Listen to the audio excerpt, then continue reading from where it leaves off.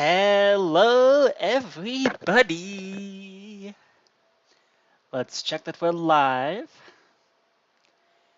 and that we are starting up. Let's check out audio. Yup, we got audio. Okay, so now we can pause this. Yeah, let's boot up the Card Game Hub world. So it is right now noon, and thus begins hour number 1 out of what will hopefully eventually be a 12-hour live stream epic marathon extravaganza. Let me just make sure that we've got all the things in place. We've got all the alarms for when to end, and everybody's been notified of everything going on. Whoop, ran into. So I was working on Monopoly a little bit, but today we are not going to be working on Monopoly, not unless we have like extra time or willingness to do so. So, okay, so real quick, let's fix that code there. It's income tax, and line number 10 is right there. Wait, really?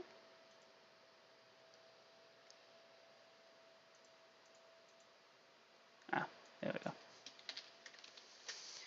Okay, there we go.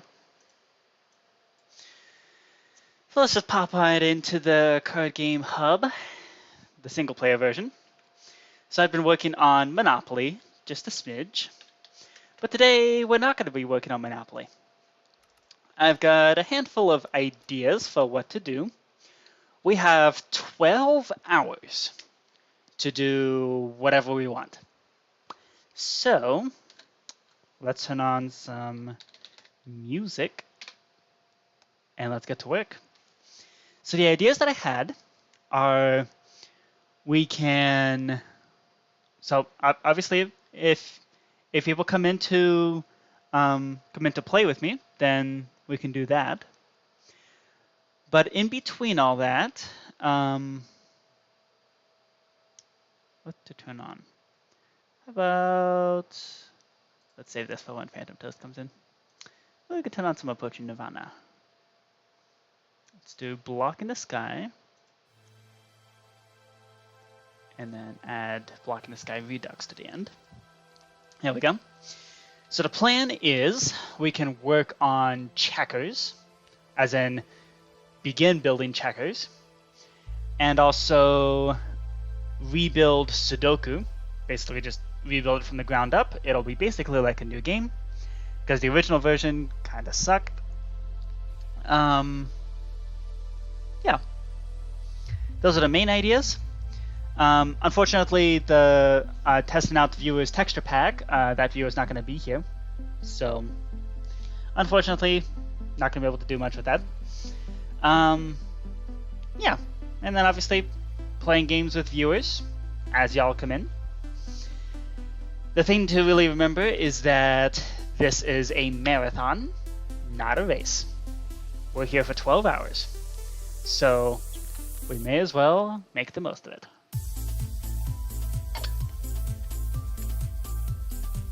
Okay, playing some music. So let's head into checkers.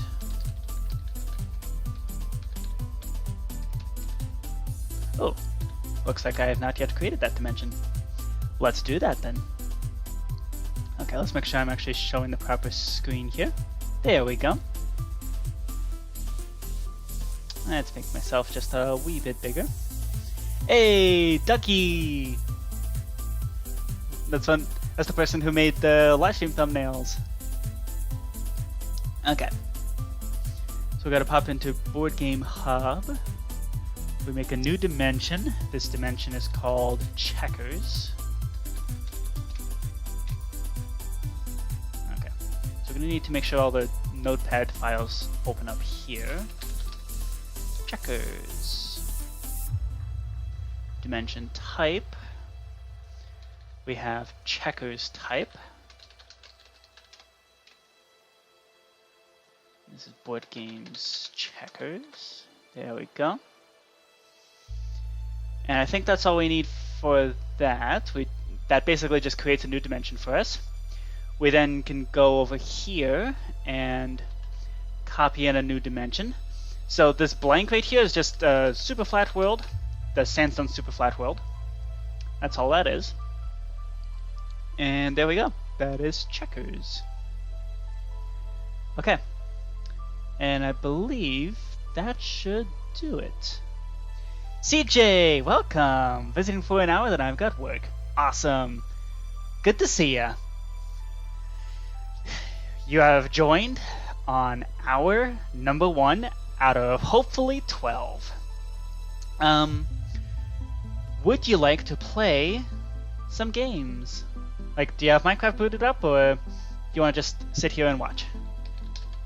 Either one works. In any case, we pop over here and we go, whee! Bam! And thus begins our journey with checkers. Pretty much ready to leave when you want to. Awesome. Let's play some games.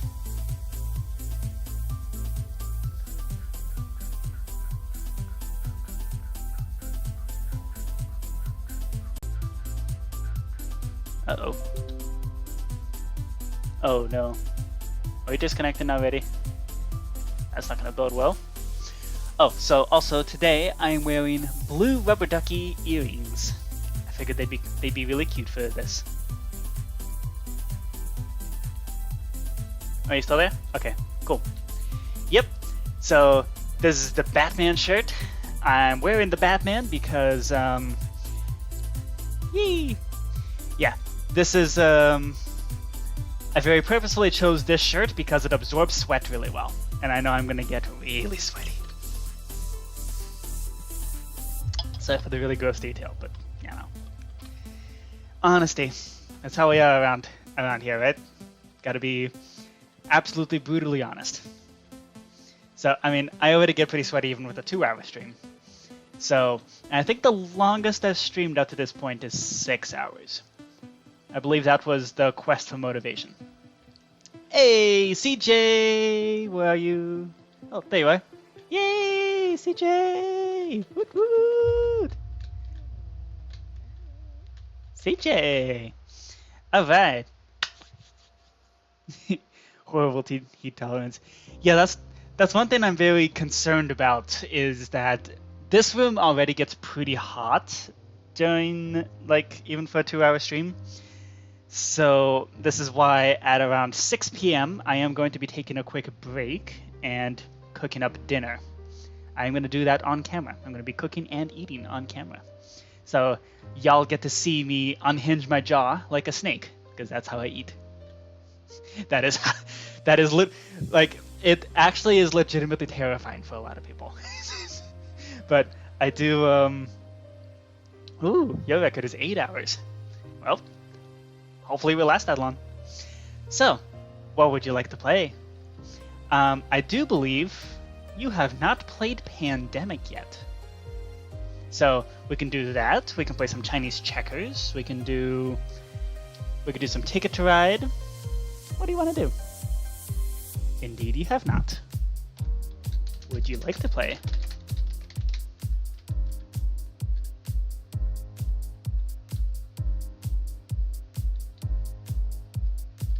Yeah, Pandemic. Okay, here we go. So this is kind of a long-form game. It's kind of like Ticket to Ride or Risk or something like that. So I hope you have time for a longish game. Now, have you played Pandemic, like the original board game?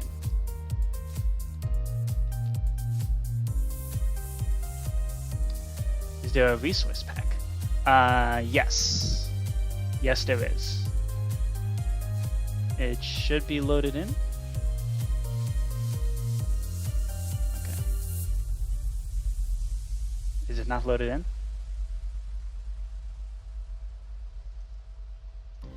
Oh, shoot.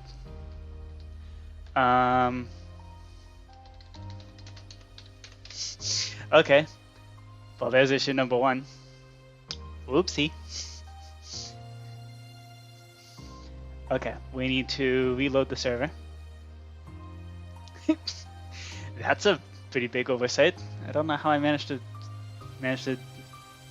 break that. Okay. Here we go.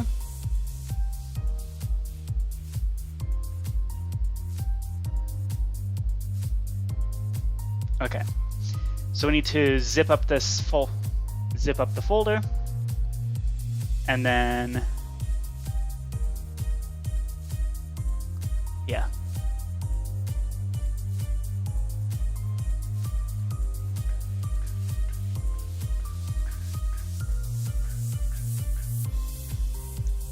So I believe I put the thing in my Dropbox.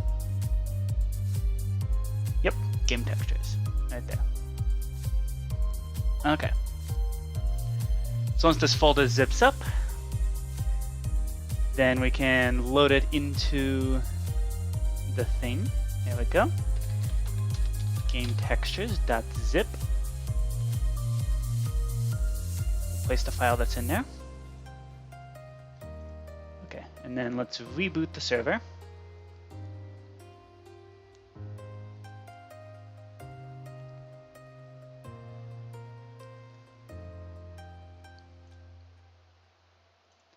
Okay.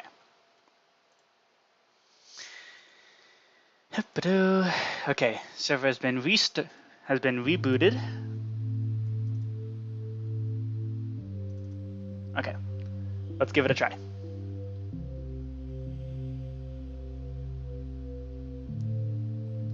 Nope, still a purple and black square. Do any of the cards work?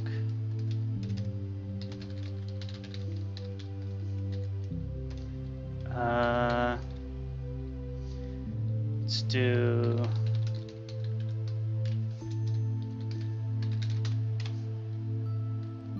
Okay. That is very strange. Because it displays just fine on the computer. But it appears we just straight up...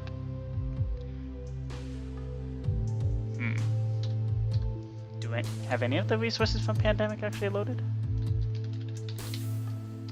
What's an example of epidemic code?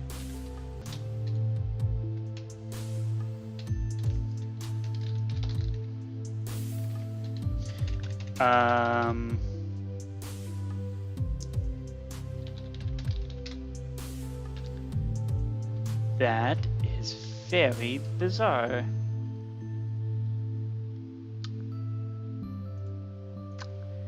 That is a pretty serious problem. Okay. Let's...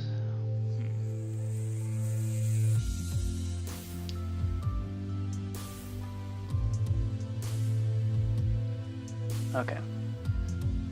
How do I get the...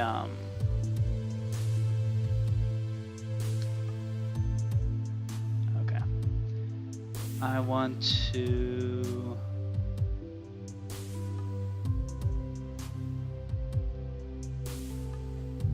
share. No, I did not want to do that. Okay.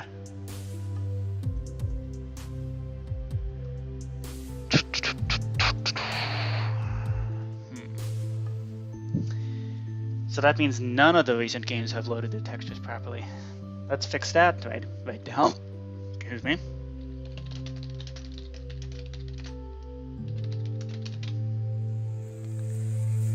Okay. Oh, you gotta go into the desktop app.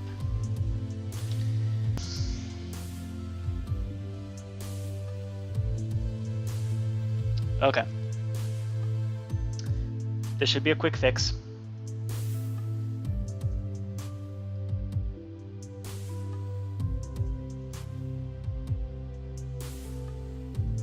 Okay. And I'm gonna eventually need to generate a SHA-1.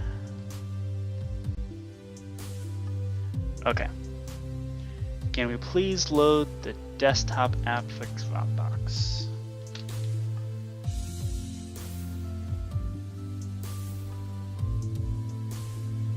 There we go.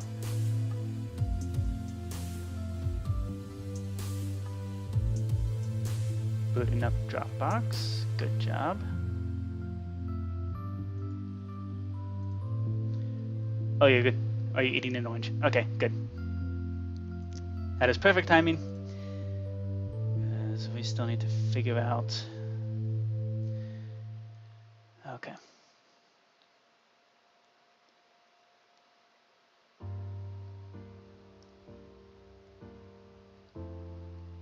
Wait, what?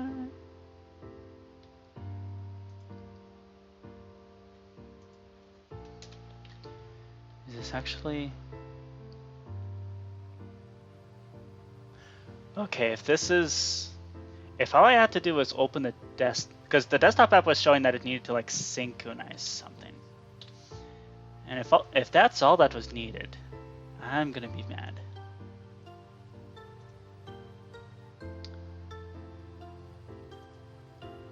Huh.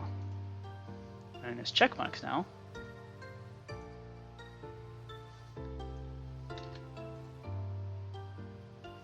Okay.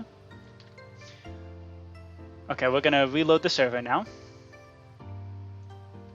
And I bet this better work now. Oh, CJ, unfortunately we have lost your message.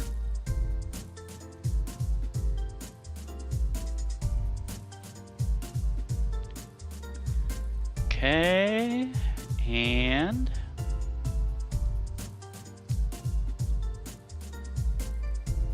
let's see. Has the issue been resolved? Let's see. Oh, that's a good sign. We have to re-download a texture pack. That's a good sign. Yes! Okay, sweet. It worked. Yay! Okay. So apparently every time I upload the texture pack, it's not as simple as just dragging and dropping in. I then have to open the stupid desktop app. Okay. Now I would like to quit Dropbox because it's gonna lag the heck out of my computer. Okay, there we go. There we go. Now we can play Pandemic. Alright, go ahead and register. Let's play. Now CJ, are you familiar with the board game Pandemic? Like, have you played it before?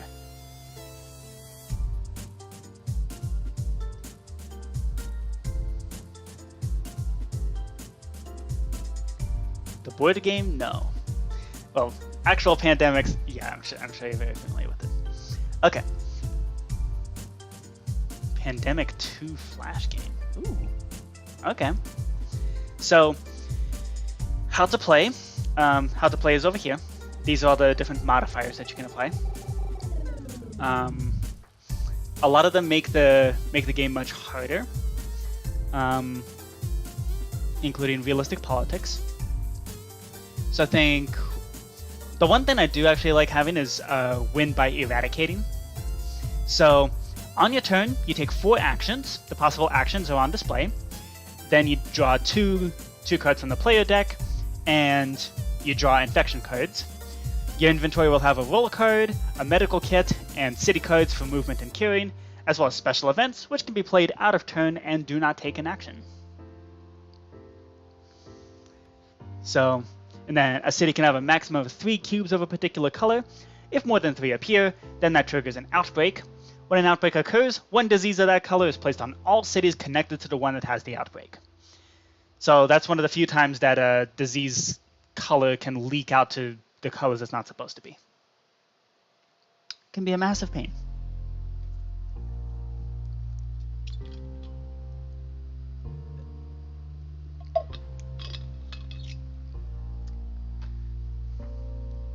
And then if a player draws an epidemic, bottom of the infection draw deck is drawn and 3 cubes are placed at that city.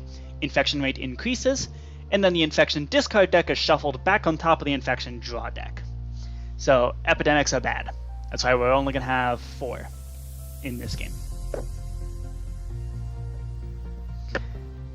So yeah, and then everybody wins if all the diseases get cured. Everybody loses if there are 8 outbreaks. And then beyond that, there's all the different displays are over here, like how many remain in the draw pile, how many in the discard pile, or player draw pile, how many outbreaks there have been, what the infection rate is, all the stats. Ooh, Forbidden Forest. And then I added one modification, which is in order to win, the players must eradicate all the diseases and not just cure them. So eradicating is where you cure the game and you cure that disease, and you also remove every single disease from it. So there we go. And then yeah, so there we go. And everybody does have specialized roles. So let's see. My role is Dispatcher. I can punch a player with the role card in hand to move as that other player. And then you may only make moves. If Unlimited Dispatcher is enabled, you make all of your actions as the other player. So that basically means I can punch you with this role card and puppet you around. Which can be really useful sometimes. Forecast. Ooh. Okay, what role code do you have?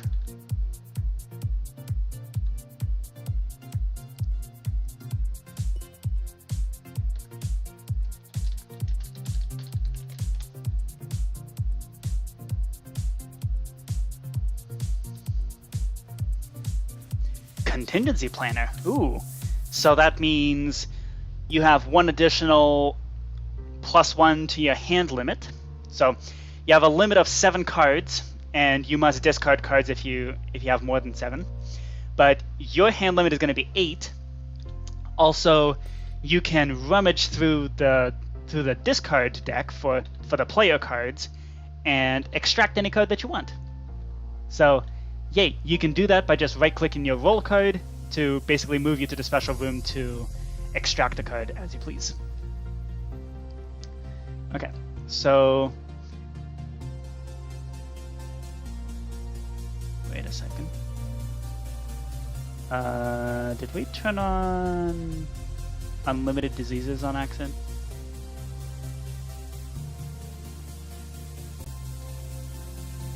Because that should not have happened. Anyways, well, I guess makes the game more difficult, right? Okay. So I'm going to pop over to Washington, D.C., and then over to New York. And I'm going to Kira Black and Kira Blue. So now I'm going to draw cards. There we go. Replace the yellow at Kinshasa and Lima.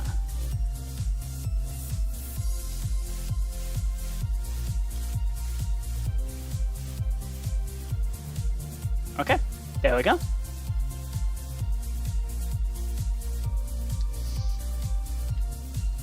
Tis your turn.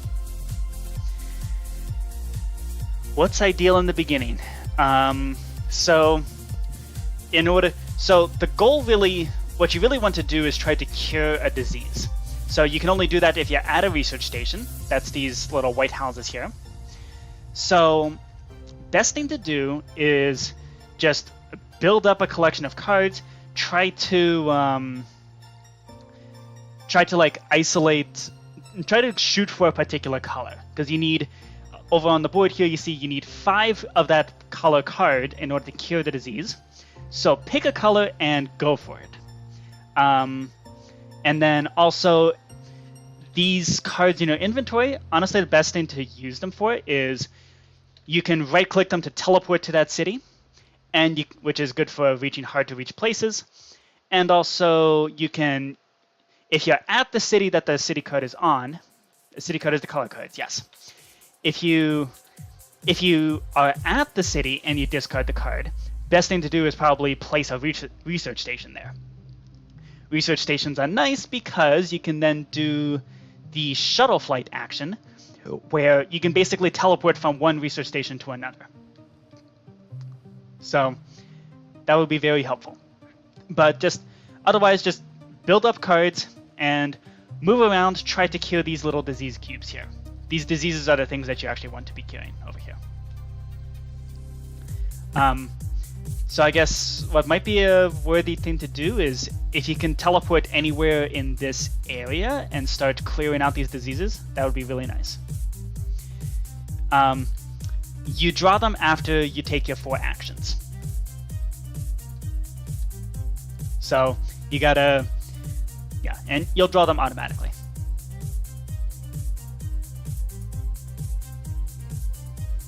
So if you can teleport anywhere in like any of these 4 cities, that would be really useful, because then you can get over to, because Johannesburg is currently really in bad shape. Ooh. There you go. Welcome to Beijing.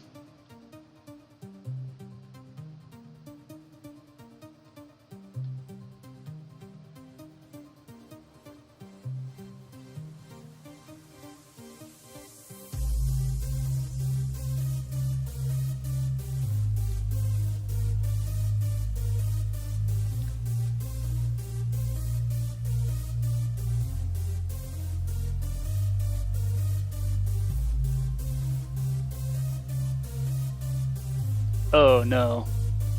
We've got an epidemic at Jakarta. Okay. And then also place the blue disease at New York and... Oh, yay. That was a very good time to do that with the blue disease at New York, because that would have been an outbreak. And then a black disease at Delhi. Okay. CJ, I trust you to handle Jakarta. Okay, so I'm now going to... Okay. So let's treat the blue at New York. Anything here with 3s, because... Yeah. Yep, you can take care of that. I trust you for that. I really need to get over to Africa. I don't have any... Mumbai, maybe?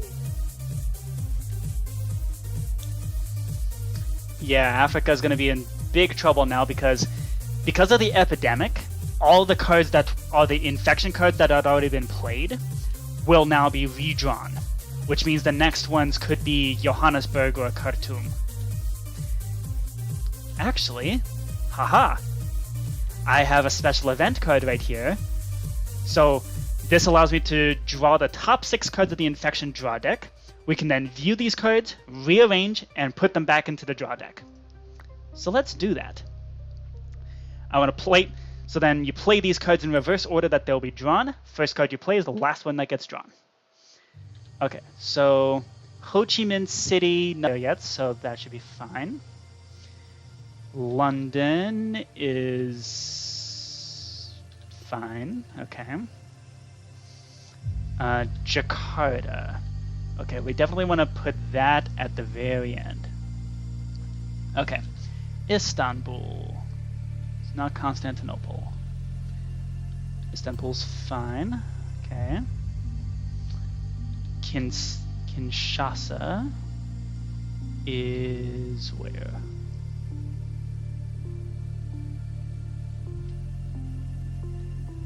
Oh, Kinshasa is in Africa. Okay. That's bad, but not quite as bad. Khartoum is very bad. Okay, so Jakarta and Khartoum should be the last ones that get drawn, because that'll give us time to actually deal with the things as they come. So the first card you play is the last one that gets drawn. So that means last 2 should be Khartoum and Jakarta. Now... all the others either have 1 or nothing, so I don't think it really matters all that much. Okay, so there's 1, 2, 3, and 4. There we go. Okay, we have now altered the future. So we know exactly which ones are going to come up next, and we know that none of them are going to be bad. That gives us plenty of time to mosey on over to Africa. In fact, that's exactly what I'm going to do here. I'm going to go to Madrid, Algiers, Cairo.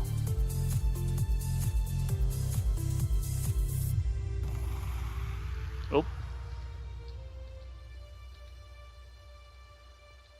Jakarta again? What? Oh no. I may have screwed up. Wait, what?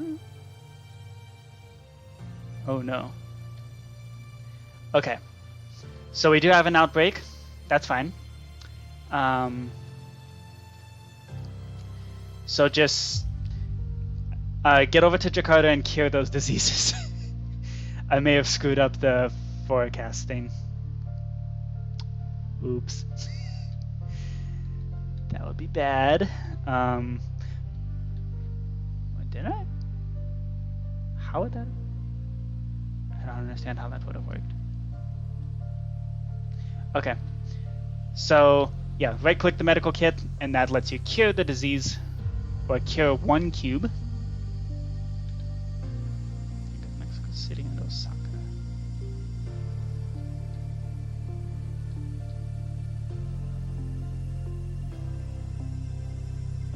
There you go.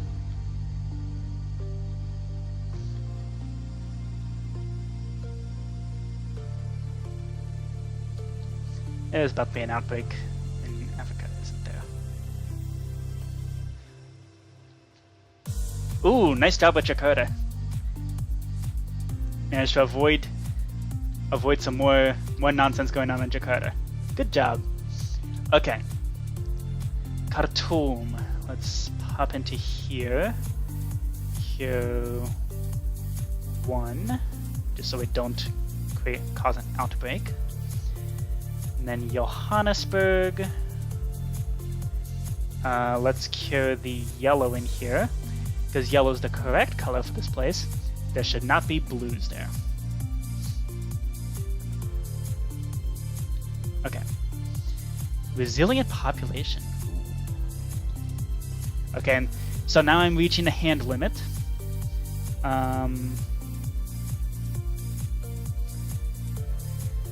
Los Angeles is not very useful. Well, okay, I do want yellow cards, because I am currently collecting yellow cards. Washington, D.C. can go bye-bye. Kinshasa and Khartoum. Hey, there we go. Good timing there. Okay.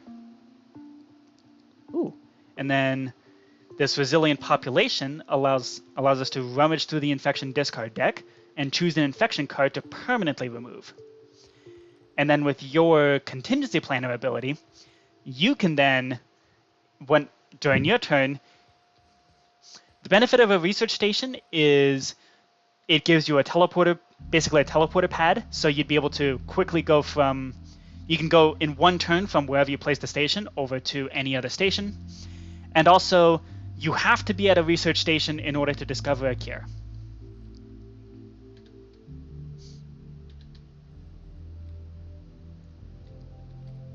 So, yes, putting a station at Jakarta, for example, would be a really good idea. Because it means you can go from Jakarta to Atlanta in one turn.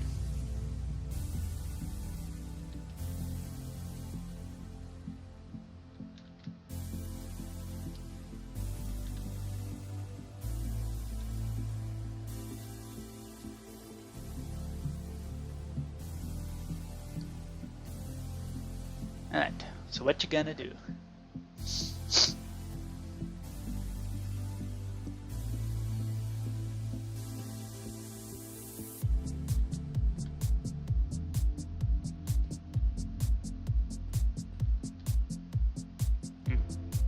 That's okay. That's okay.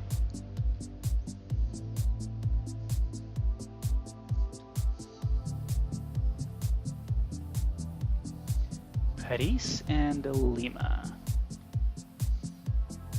Okay, Lima is over here. Okay, Lima's gonna be in a bit of trouble soon, so let's keep an eye on that.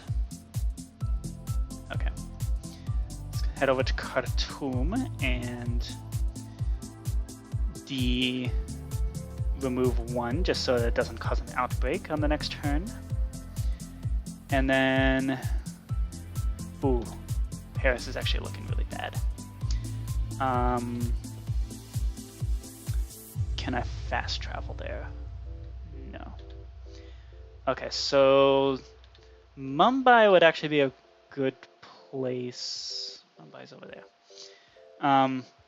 Mumbai might be a good place to put a research station.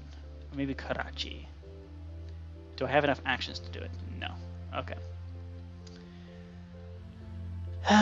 So we gotta carefully plan out what our actions are going to be.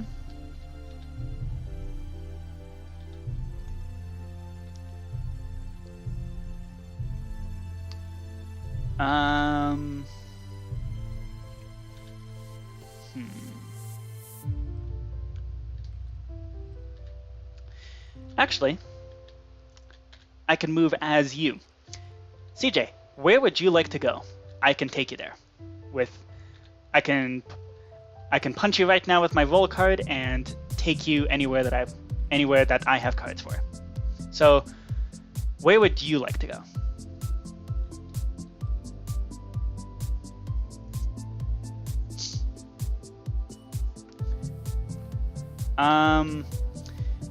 I need your help in Europe. I can take you to, closest I can get you to is like Karachi. Oh, actually, New Delhi is in really bad shape. So I'm gonna take you there. Does that sound good? Yeah. New Delhi is in desperate need. Yep, Jakarta seems to be stable. Okay. So I'm gonna do kabam. Oops. That was unintentional. I forgot I have my One Punch Man thing.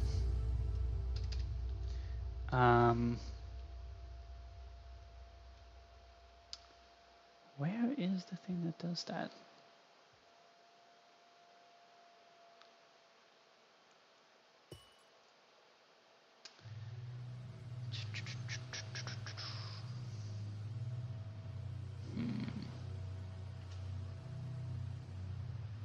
Attack damage, there we go.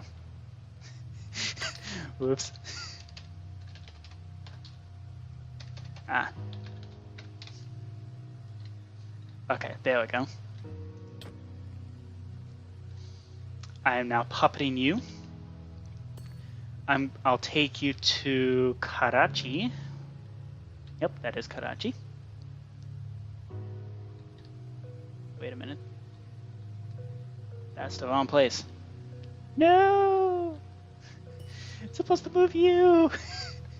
Oh no! Okay.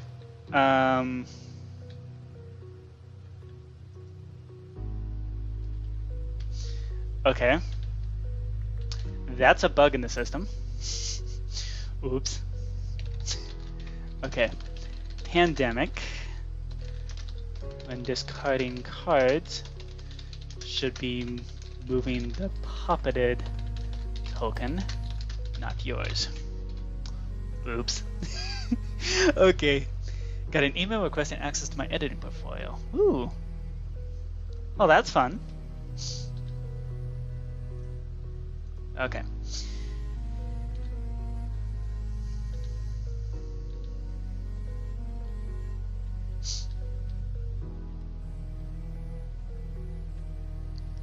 Okay, anyway, you are still needed in New Delhi.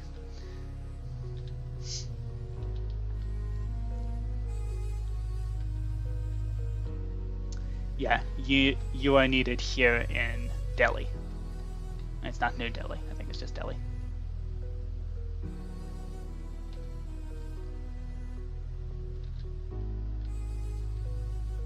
because we got 3 cubes at Delhi over here, and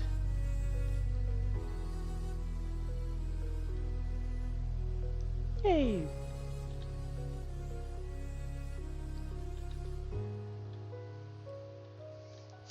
Yeah, cure at least 1. That way you can. That way we don't have an outbreak there. That's the general rule of thumb at this kind of early stage. Like, you're not going to be able to make much progress, but at least you can stop outbreaks. You can't.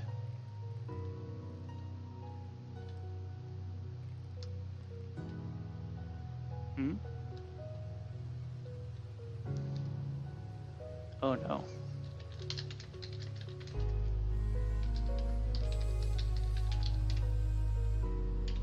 Ah. Okay, try now.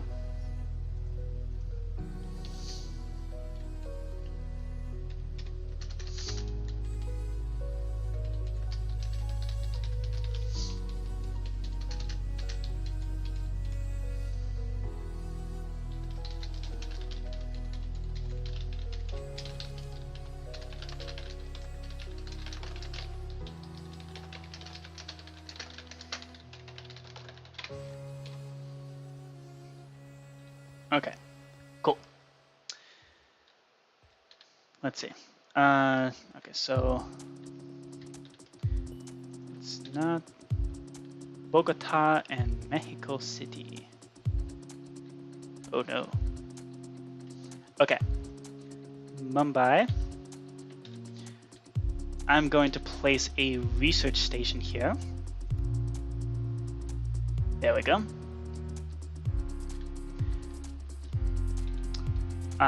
The fact that the turn moved on means that you don't have to discard.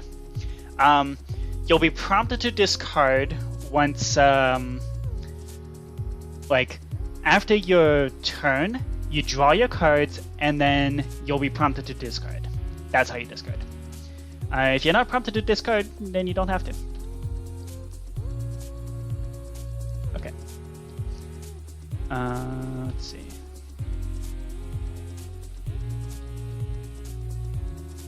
I really need to get over to Paris, because that place is looking really bad right now.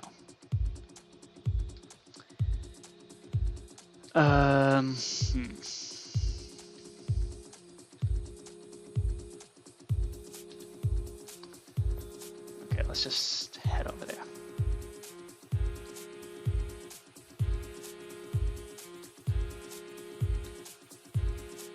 Okay. So I want to keep this yellow.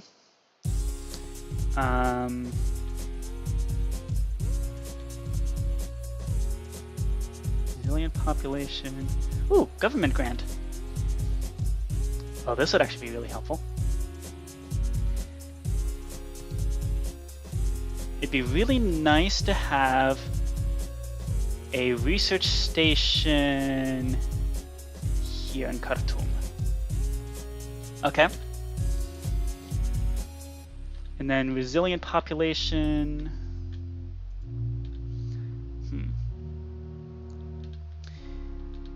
Yeah, let's play that.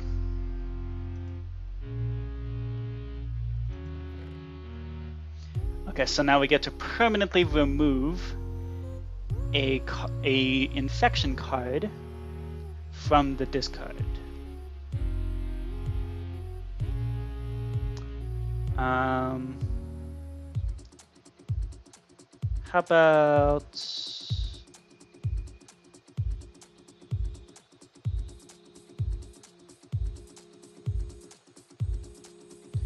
okay, that should not have continued with while I was still here.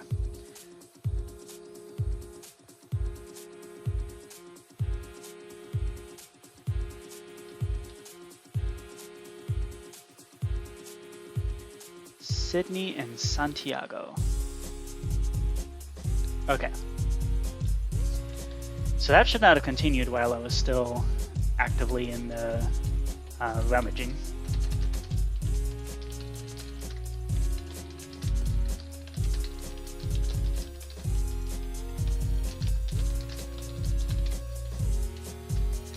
Okay, that's fine. That is okay. It should not have allowed me to continue. But it should not have allowed that to continue. So that's on me. Okay. So I need to go to Istanbul, Milan, Paris, and bam. Okay. Come on. Give me a yellow. Oop. Another epidemic at Jakarta. Okay. Let's do... Okay, so we can play this event for one quiet night, which prevents drawing any infection cards at the end of this turn. So there are no infection cards this turn. It is one quiet night. Also, that is incorrect. That should have caused an outbreak.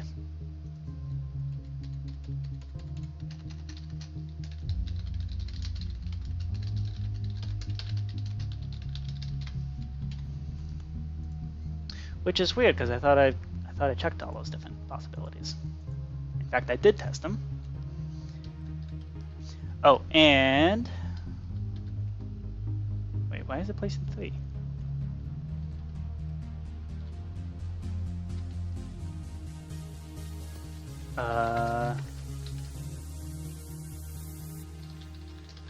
What's the infection rate?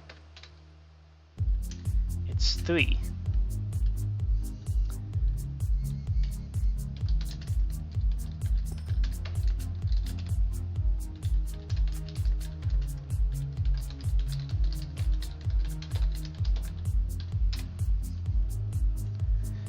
Oh, okay, that's a problem.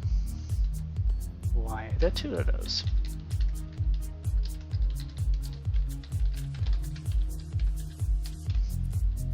There we go. Okay, so the infection rate is now 3. I don't know why there's 2 displays on top of there. That was definitely not supposed to happen.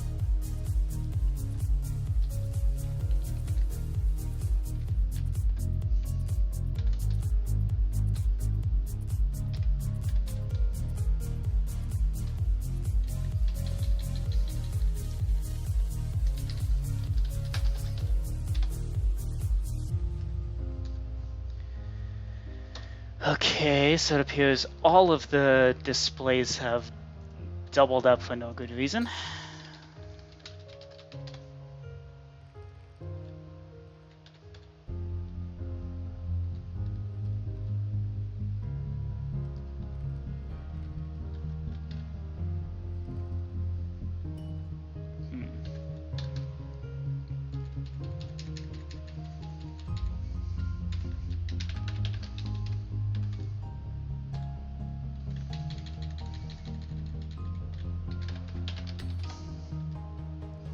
I really have no idea why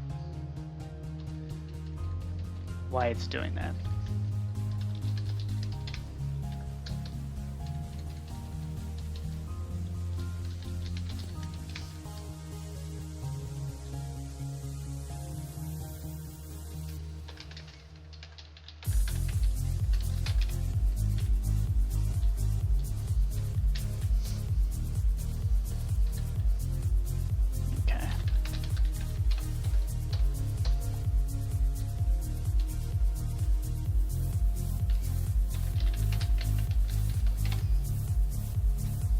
There we go. I don't know why it was doubling up like that. Okay, anyways. Let's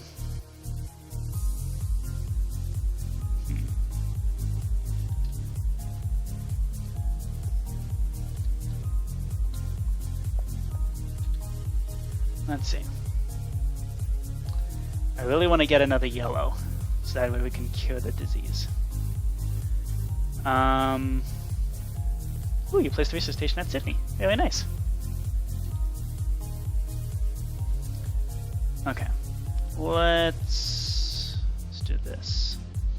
We can cure one at Paris. We can go to Madrid. And then we can treat a blue and treat a red.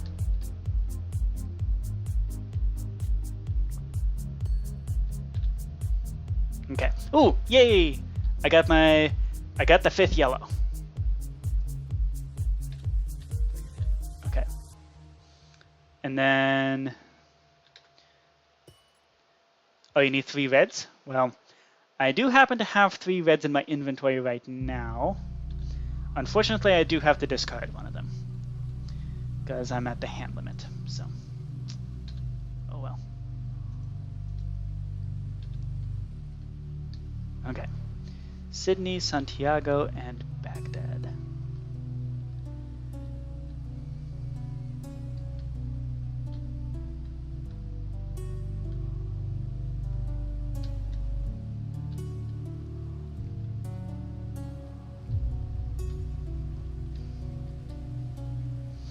Okay, so also keep in mind we have 4 research stations right now. So the maximum is 6. 0 of each. Do keep in mind that we're at 4 research stations right now. The maximum is 6. Once you go over 6, the oldest one gets taken off the board. So if you have more than 6 stations, Atlanta's going to be the first one to go.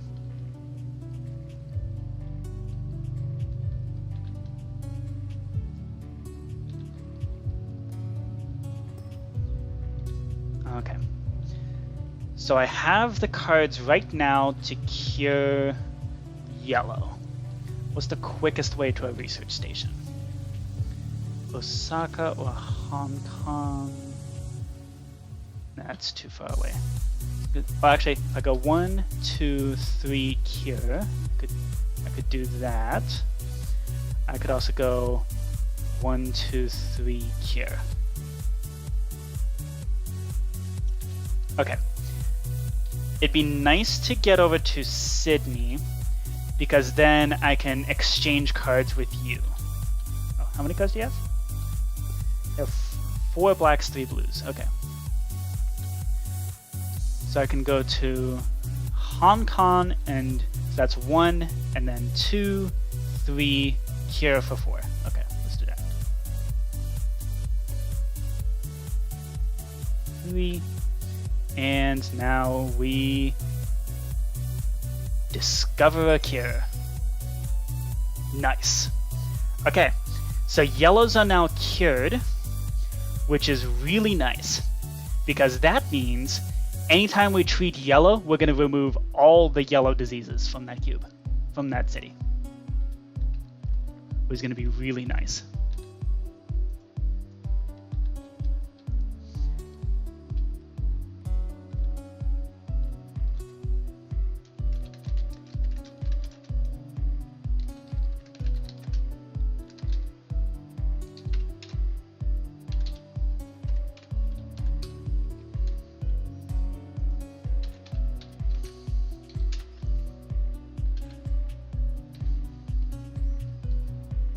Oh, so also, since we're in the same city, you can pass cards to me if you would like.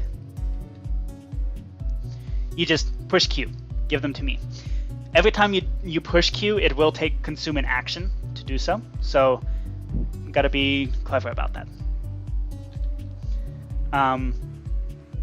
Yeah.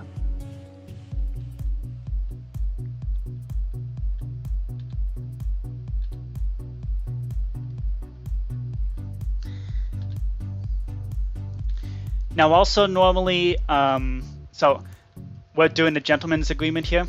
Because we're a beginner, we're not doing the restricted version of share knowledge. Normally, both of you have to be in the same city, and in our case, we'd only be able to share the Sydney cards. So, yeah, it's 4 blues and 4 blacks. Ooh, I actually have a blue for you. Okay, I will share with you a blue. Okay, I need to get to Paris, so here you go. Now you can cure the disease. I'm gonna head over to, yep. Oops. Okay. Let's head over here and let's cure these yellows.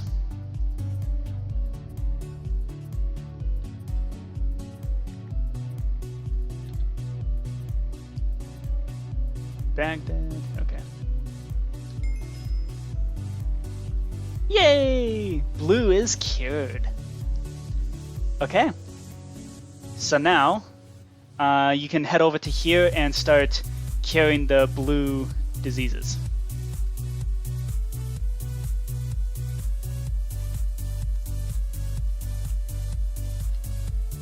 Okay, looks like black is going to be a little bit in trouble, but that's okay. By the way, I do also have a black card, so I'm going to pass that to you at my next opportunity. There we go. I'm going to head over to Kinshasa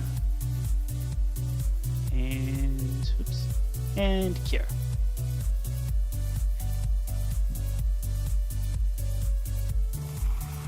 Oh.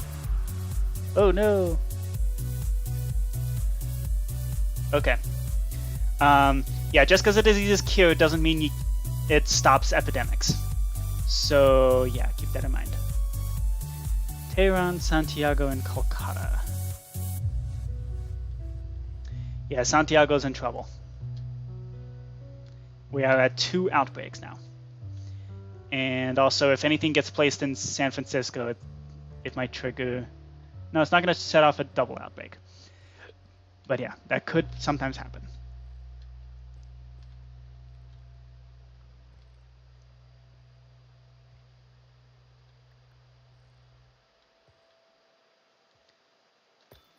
Jakarta, Bangkok, and Los Angeles. So the nice part is once a disease gets eradicated, no more of that cube can be placed, which is really nice.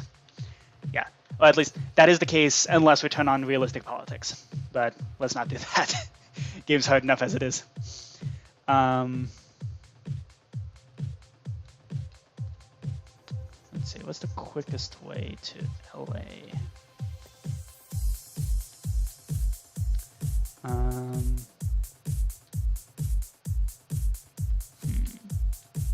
Also, are there any other trouble spots?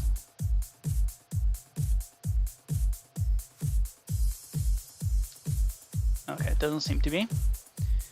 So I'm going to trust you to handle the blues. I'm going to try to take care of the yellows. So to do that, let's be smart about this. Actually, I don't think it's really possible to be smart about this. Okay. I'm going to Lagos, to Sao Paulo, to Bogota, and let's cure Bogota.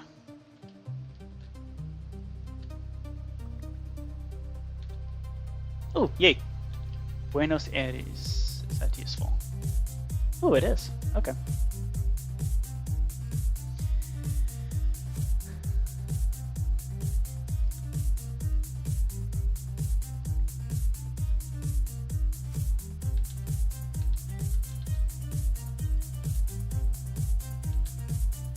Okay. Montreal, Karachi, and Riyadh. Yeah, blacks are going to be in pretty serious trouble right now. But no matter. We're going to go 1, a 2, a 3, and a 4. Okay. So we no longer have a need for... We have no reason to go back to Lima or Buenos Aires.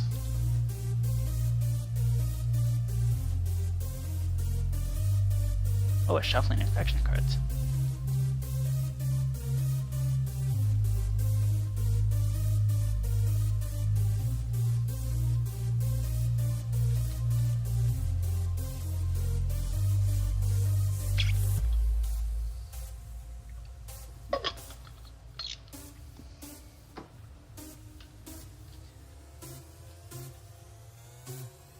Oh, okay. Shuffling player discards. Okay, that's a good thing because, yeah, normally the, yeah, that would have been normally a lose condition in the original game. That's why I have it as a setting where you can choose whether or not that shuffling player discards makes you lose. You also have 3 red. Ooh, okay. Let's see if we can do an exchange. Okay. Let's kill Miami.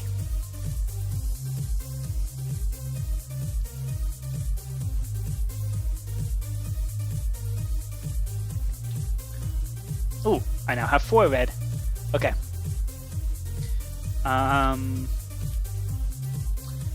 I have no reason. That's kind of useless. And I have no reason anymore to go to Bogota. And Paris and Madrid are basically right next to each other, so Madrid can go bye-bye. Okay. I have 4 red now. Yes.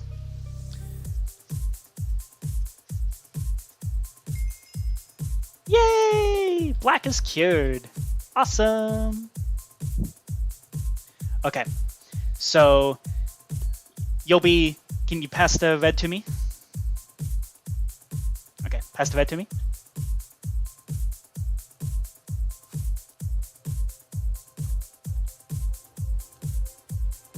Pass it.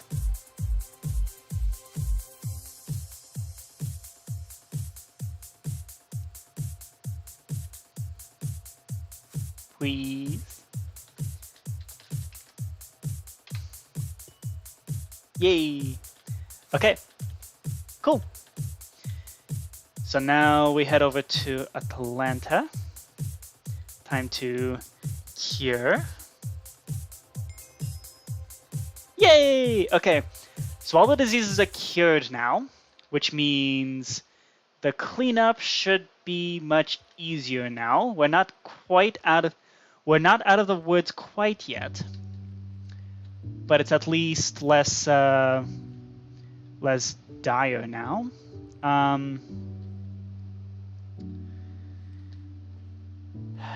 Let's see. Oh,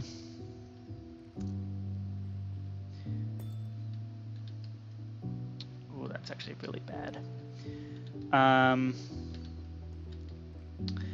gonna go over here to Europe. Can you take care of the? Let's see. So can you take care of the North and South America? I'll hang out in the Middle East over here.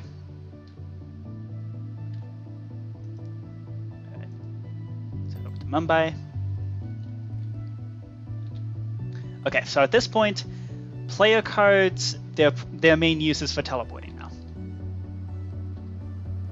So whatever makes that easier.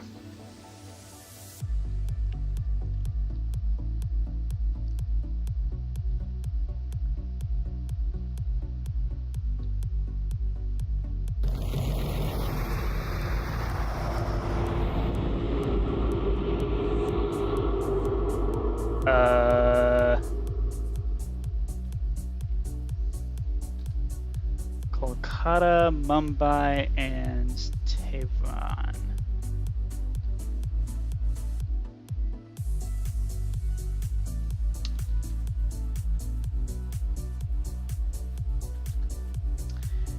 Right, so that was definitely not supposed to happen.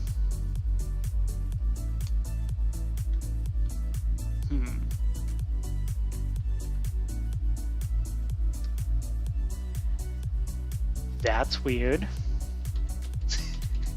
I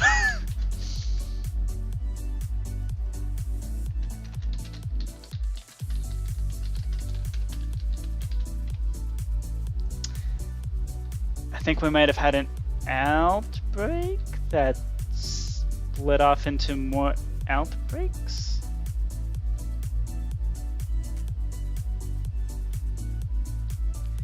That was very strange.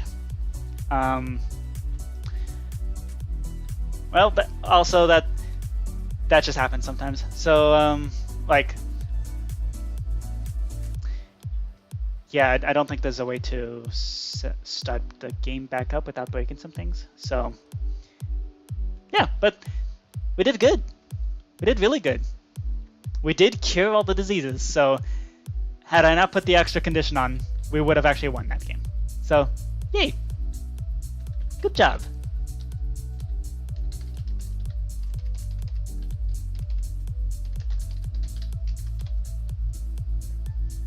Yeah. Yay! Yeah, dispatch is not... Okay, you need to head to work now. Yay! Alrighty. Have fun.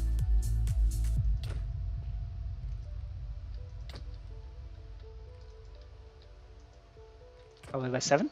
Alrighty. That sounds good.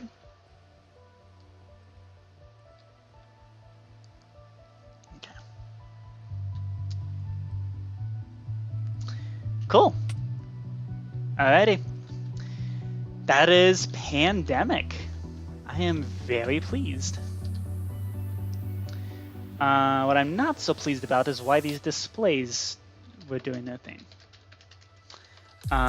Display instructions.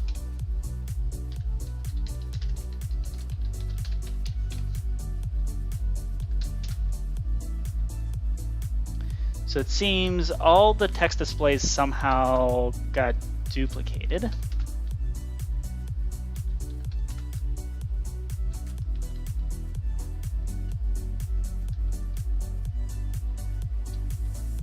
Okay.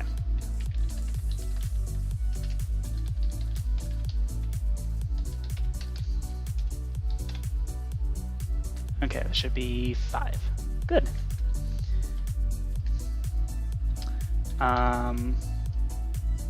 Did the armor stands also get duplicated?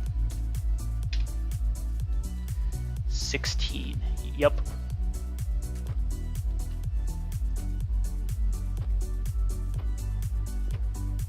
Oh.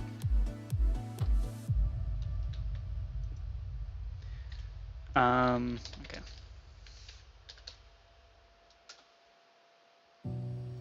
9. What are the 9?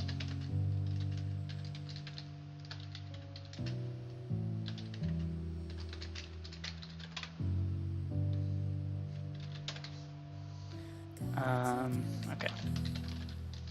Pandemic in dimension. Okay, so we have 2 player 2s. Okay.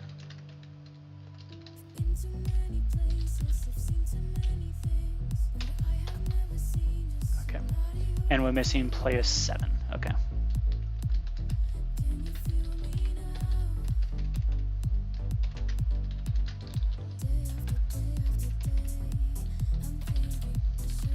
Placeholders. There we go.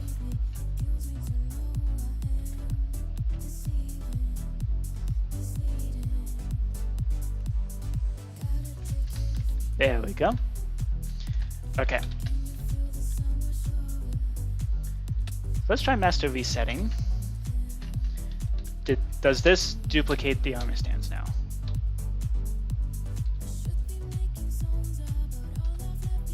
Okay, there's 8 armor stands. Good. How about text displays? 5. Good. Okay.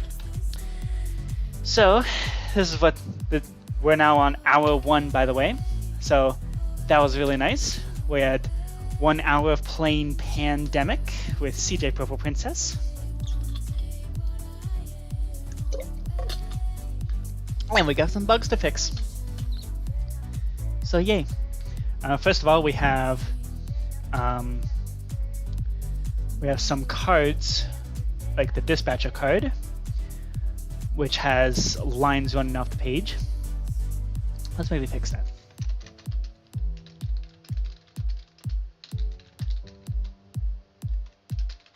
The roll cards and the special event cards have lines running off the screen.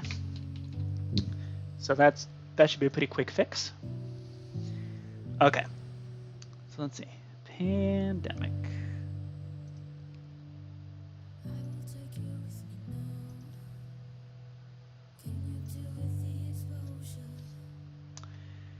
So let's do, okay, so in player actions, this is a big one. When you discard a city card, you should be teleporting, okay. Executes as the player. But if you're the dispatcher, then you should be executing as the puppet. As the puppet player. Okay.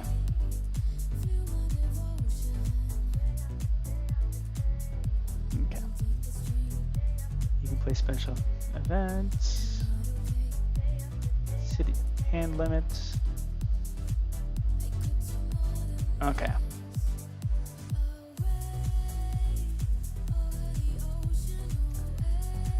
Okay. Let's see.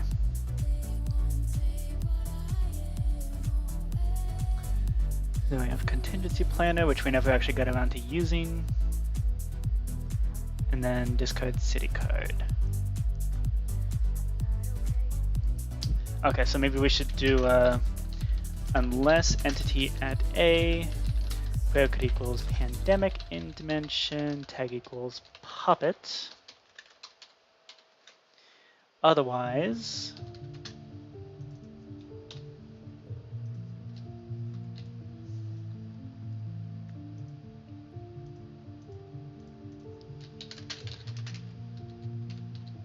okay. Predicate equals pandemic in dimension, tag equals puppet. Then we're executing as the puppet. Then we do the discard city card thing. Okay.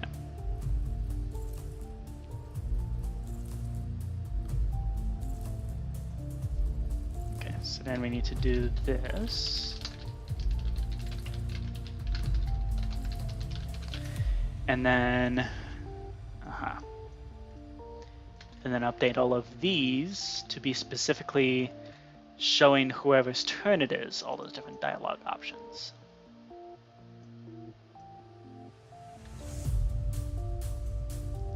Okay.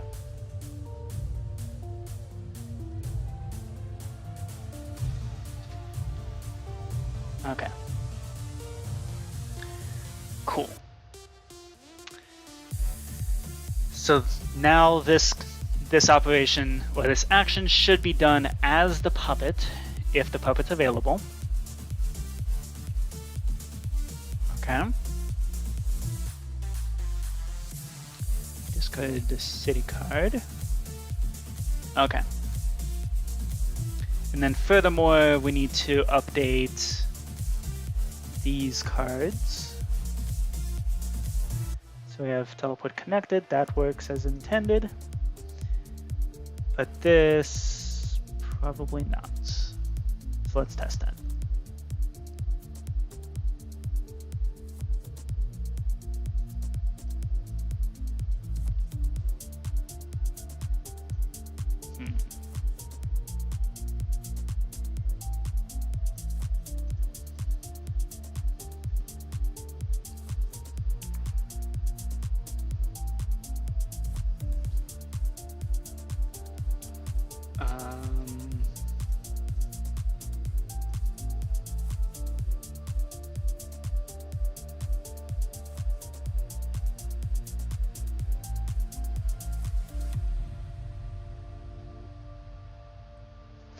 Okay, so at this point, this is going to execute as the your turn player.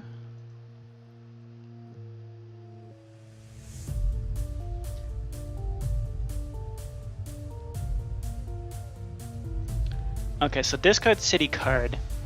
This is for figuring out what your cards are supposed to do.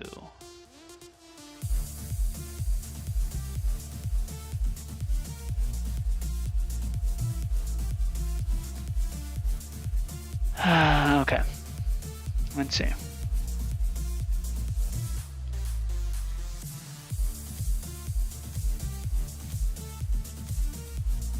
Aha, there we go. Okay.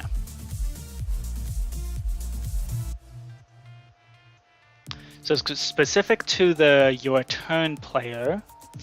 The your turn player is the one that's going to be given the cards, but the location is based on whatever player is being executed here, which could be the puppet player. Okay.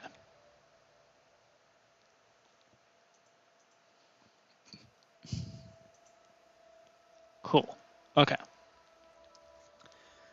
But otherwise, all of these things are being executed as the puppet player.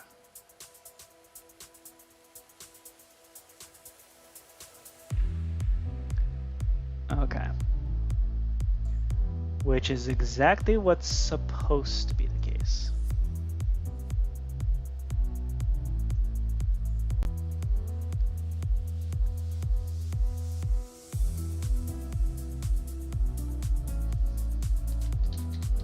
Okay. Mention tag equals your turn, limit equals 1. Okay. So this could be executing as the puppet player.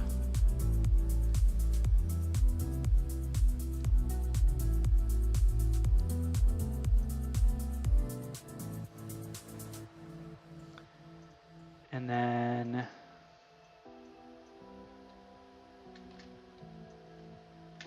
there we go.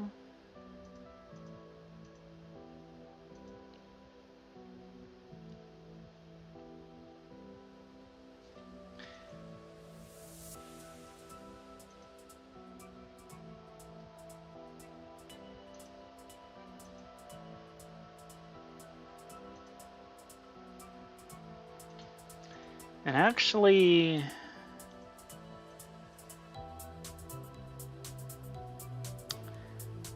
okay, let's look into the quarantine specialist. Also, this needs to be executing as the your turn player.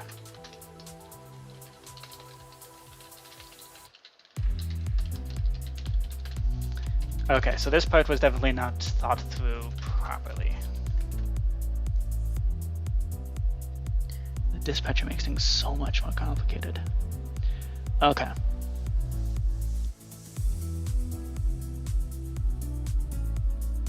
Discard city card. Yep. Okay.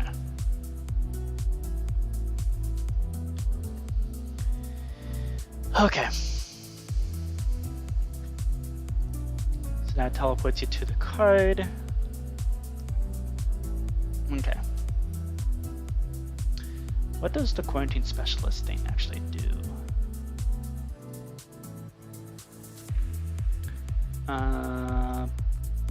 Special abilities. Quarantine specialist. Is this something that can just be executed whenever?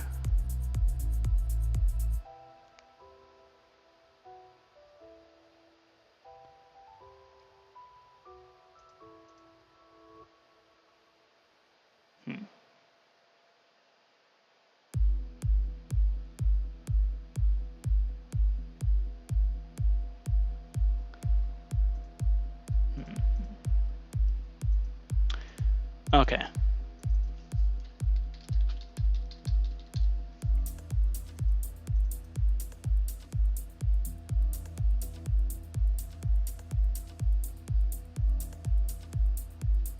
So let's just do that just to be safe. Okay. Then for teleporting anywhere, this could be executing as the puppet player, which is good. This is not, though. Okay.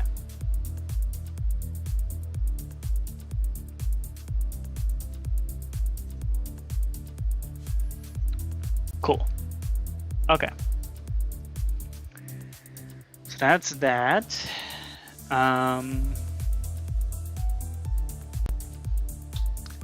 that should fix that. Now rotating the turn, we need to remove the puppet tag. So that we do the 4 actions.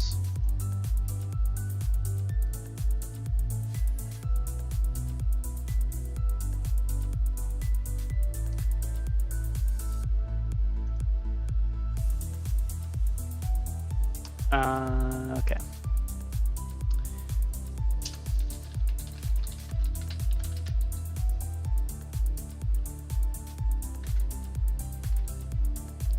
So if the non-player actions matches 0,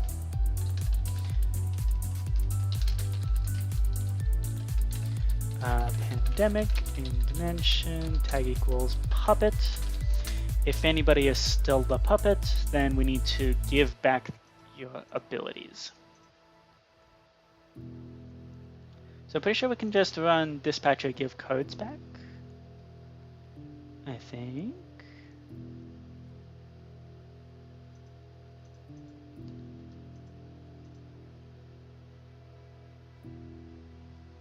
Yeah. Okay. So we run function pandemic this special abilities slash dispatcher give cards back. Okay. And that should take care of all of that. Okay. And efficient code is the best. Then you can just call the function and go boop. Let's see. For rotating the turn, we need to make sure the turn doesn't rotate if the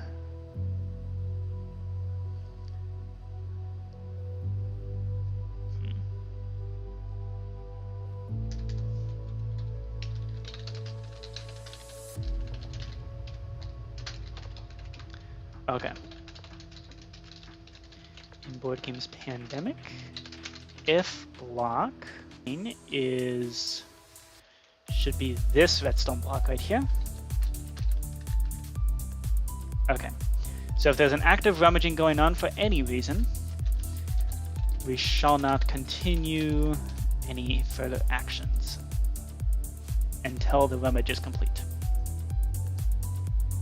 Okay, there we go.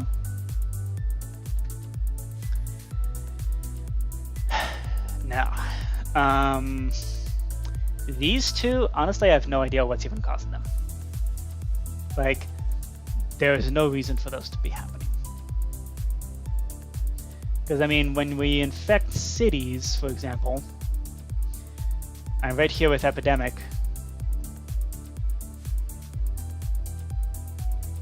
Let's see. You're right here with the epidemic. You extract the card, choose a random city, announce the city, and then figure out the color, unless it's been quarantined or cured or eradicated. Add 3 to the city that it's supposed to be at. And then if the amount of things there is more than 4, then outbreak. Like, that's what's supposed to happen. I guess it's a bit like the whole start of the game, like the black cube's just not rendering for some reason. Like, there's no reason for that. I don't know why that's happening. Alright, you can check there too, but I don't see why that's happening. Should be in the start game. Set up board.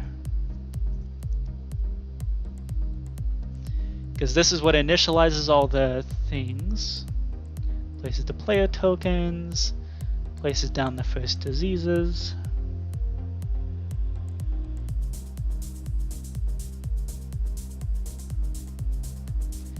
Distributes the player roles. Okay, this is where we do the actual player role stuff.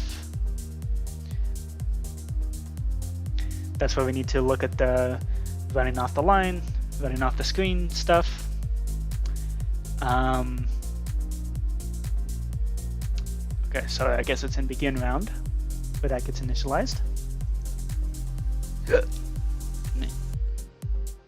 Pardon moi.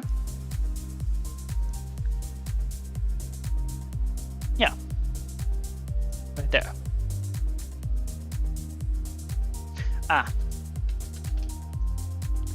I have misspelled it. Okay, there we go. Nice and easy fix. Okay.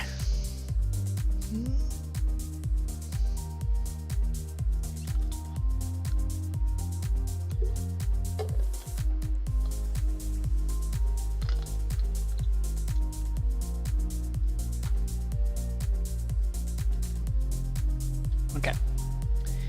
So now for distributing the player rules. This is where we're gonna have a little bit of difficulty. So,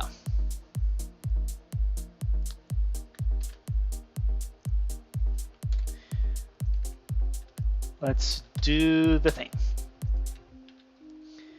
We just need to figure out where the text is running off and split things across lines if necessary.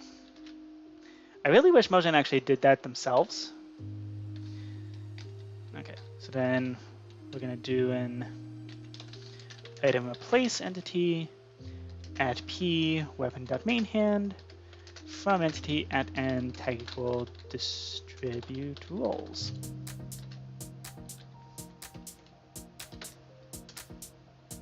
Okay, so this is the contingency planner.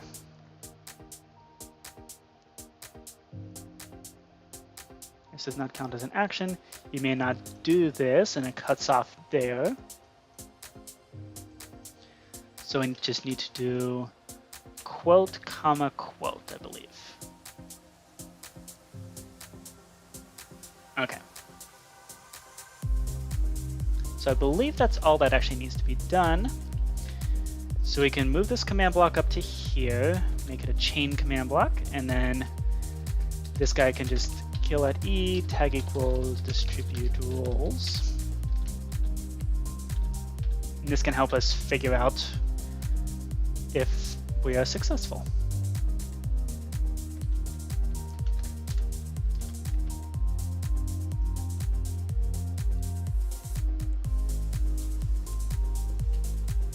Okay, and here we do item replace entity at P, weapon.mainHand, from entity at n, tag equals distribute roles, weapon.mainHand.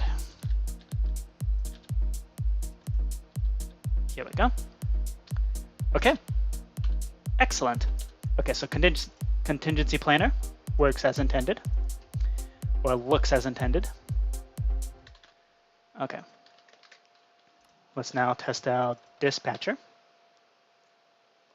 Okay, you may only make what?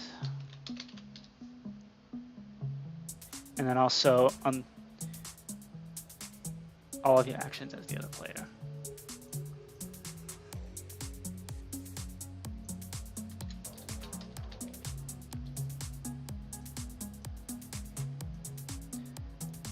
And then also I think, oh, we need to close the curly brackets with that one because we have special quotes going on. Maybe let's see if we can do something like this.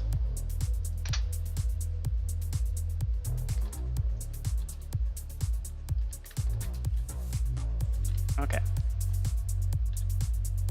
See how this looks. You may only make movements, and you use your own hand of cards for relevant card-based movements. Okay.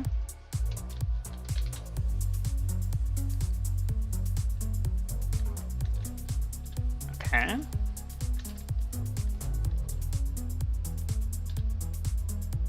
There we go.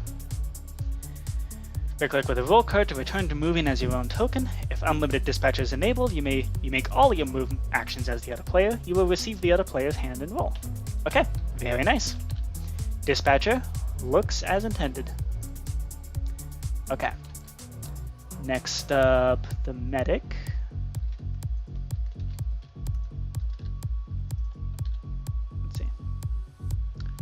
medic already looks good. Okay. I'm pretty sure that's because those were the ones that I actually got around to testing. I kind of did a naughty thing. I tested a couple of cases and then just assumed that it would work everywhere else. At the city. And the thing is, some of those tests did involve dispatcher.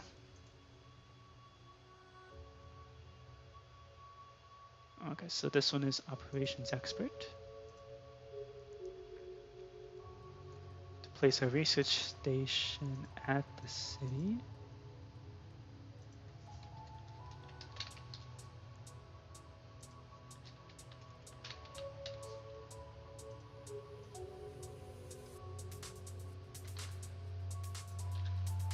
Okay, let's try this.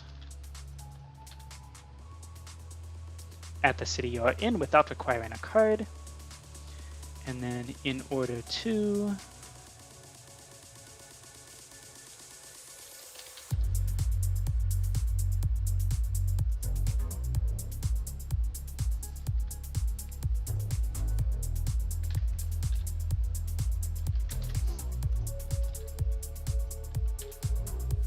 there we go.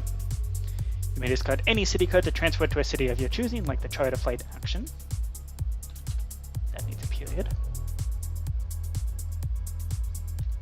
There we go. And then quarantine specialist.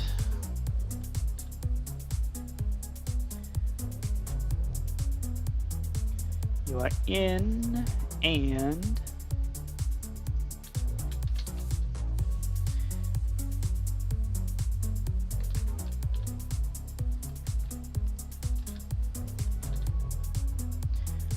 and in all cities connected to the one that you're in. Good. Okay. And then researcher.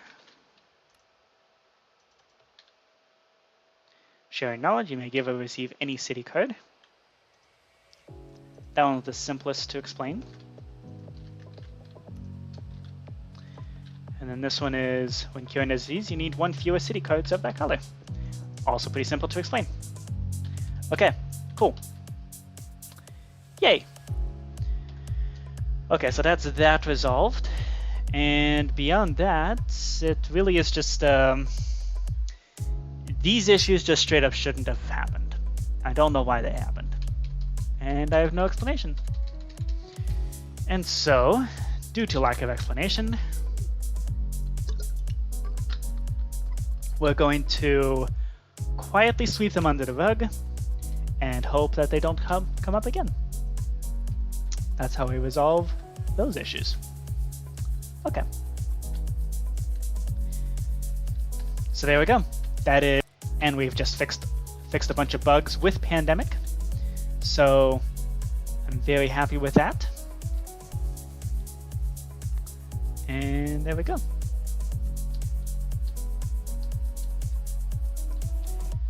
Let's hop back to the main hub area. We can power off this game. There we go. Okay, we're good. All right, let us return to work on checkers. Flower Force perfume. I know what I'm doing. I definitely don't know what I'm doing. Okay. So we want colorful blocks. Let us start by placing the first checkerboard. Hey, because it's checkers. I am so creative.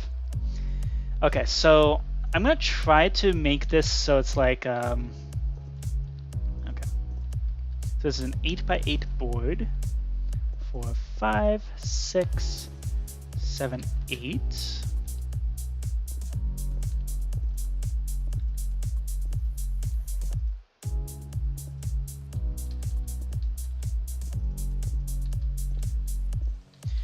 So here with checkers, the actual like which corner is the white or black corner doesn't really matter.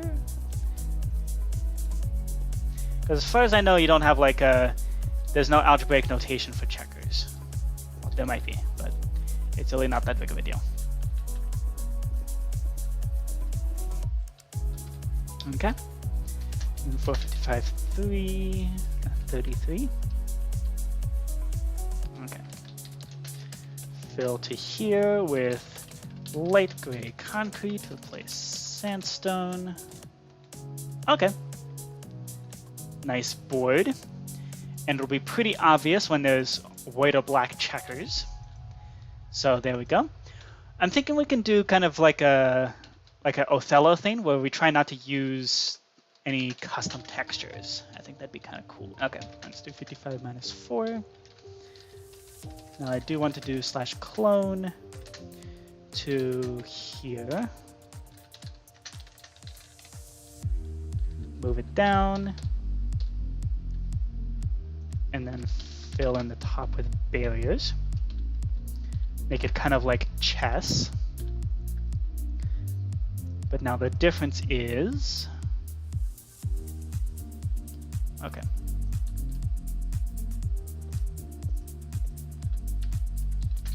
$55.6. There we go. Acacia planks, replace sandstone. Very nice.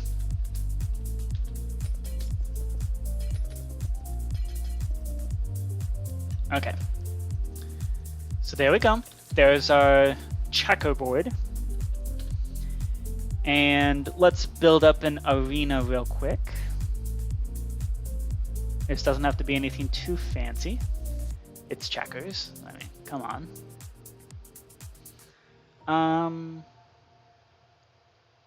We also don't want to make it like too absurdly ugly. Okay, let's turn on the texture pack. There we go. Hello, badoo, badoo, badoo, badoo.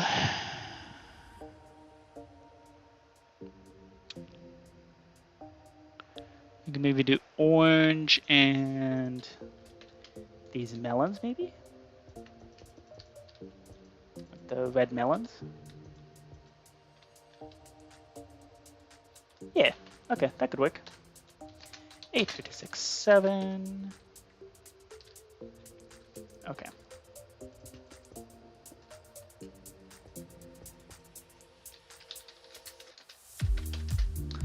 So this is quartz pillar. Make it hollow. 656 minus 7. Nice textured ceiling. And there we go. This is our checkers arena. Nice and simple. Because I don't have any better ideas, honestly. So if y'all have better ideas to decorate this room, then please do so. Come on to the server and please help me decorate. Because otherwise, this is what the arenas are gonna this is what the arenas look like. Okay, there we go. Okay, quick and dirty. Nice little checkerboard arena. Okay, so next up, we're gonna, okay. So how do we want our tokens to look? Well, they're gonna be white and black. And then for the kings, ooh, here's an idea. Glazed terracotta. Okay, white and black. Because that's going to be really clear that those are... Be nice and clear that those are like the keen version of the white and black.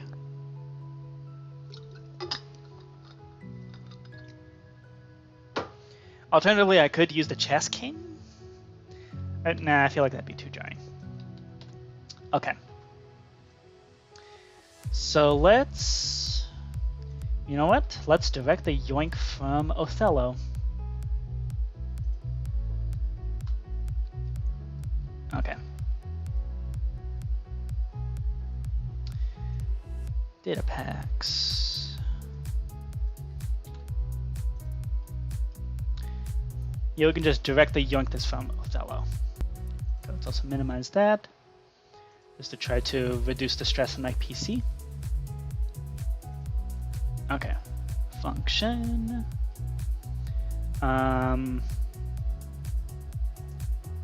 Should be in begin round where we're summoning the tokens. Yes. Okay.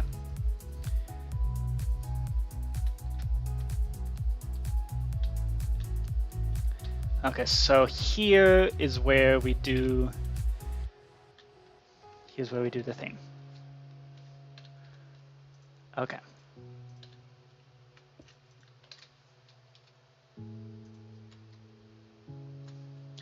So we don't want in board games Othello, we want this in board games checkers. We want a block display at -2.5 and 3.5. So that's -2.5 and 3.5. Yep, level 56. Tags white. Transformation, yeah, that should work. Okay. So these should look exactly like the Othello tokens.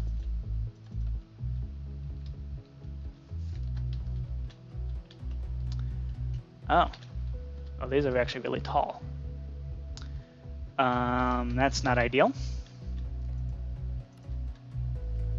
Where are the hitboxes located? Way up there. Okay.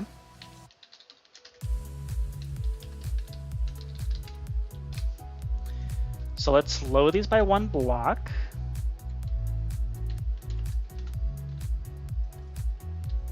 There we go.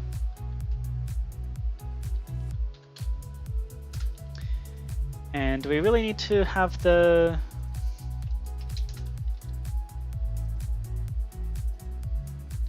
actually, yeah, that's fine.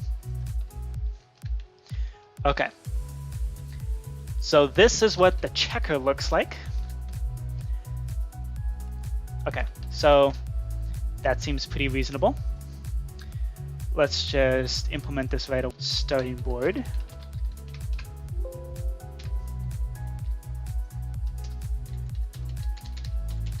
Okay. So now I just need to plop these things down everywhere along these grid areas.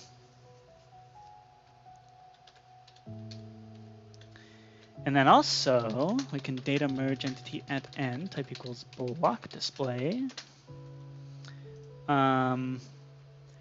We can switch this thing to terracotta or glazed terracotta, which makes it the keen version. Yay! Okay, so that works. Excellent.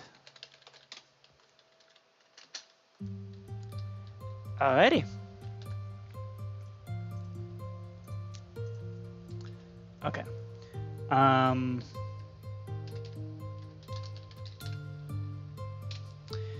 I do want a handful of different starting boards. And okay, so let's lay out what we want the settings to look like. So we're gonna have several different settings at play here. I wrote them all down. Okay. So we're gonna have ultimate king. We're gonna have normal pieces can jump backwards. We can have we'll have must take the maximum number of pieces. And then we'll also have all the board shapes from chess. Though that might get weird, since that would mean that Mobius strip and things like that can actually access the white grids.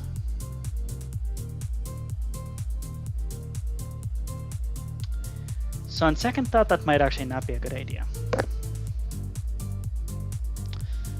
Although it could also make for some interesting gameplay. Do we add the fancy board shapes? Alternatively, we can just add normal, cylinder, and torus. Because Mobius strip and RP2 and Klein bottle and sphere and things like that, those are the ones that lets you change colors. Which is one reason that bishops are so ridiculously overpowered.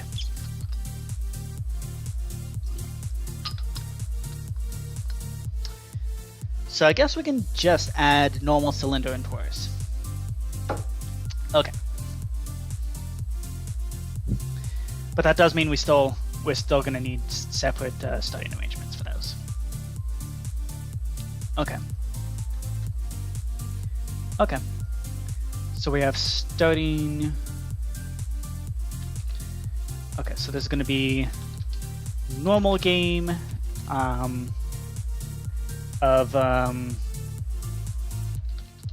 normal shape.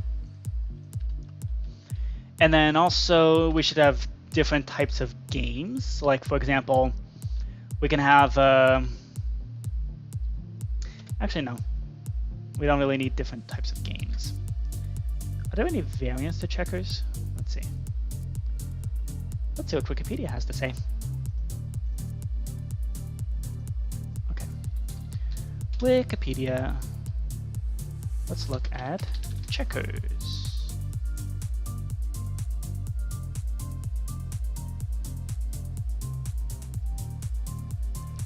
Draughts. Two players that involve forward movements of uniform game pieces. Yup.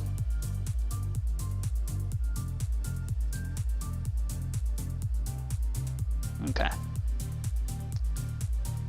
Russian draughts. Yup. And sometimes they're played on a 12x12 board. Okay. 5,000 years old. Holy smokes. Okay. Then you have the king.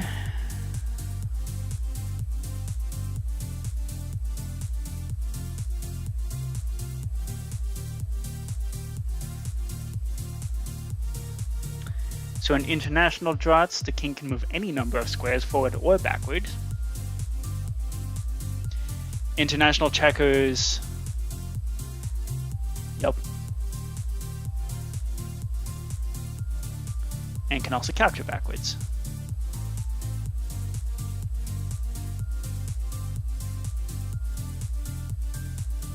Flying kings, nice.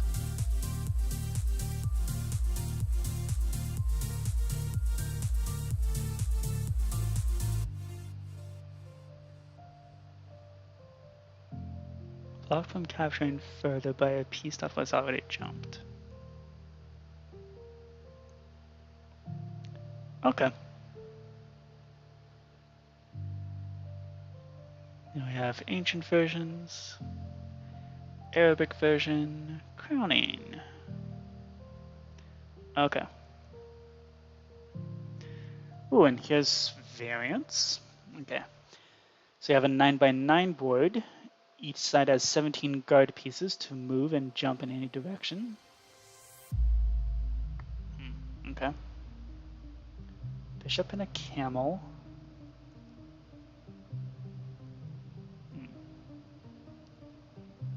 Interesting. DeMayo has diagonal and orthogonal movement.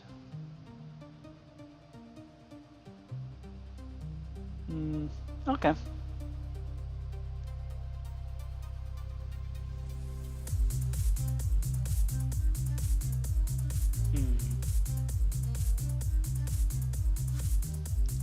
Okay. So this doesn't seem too terrible.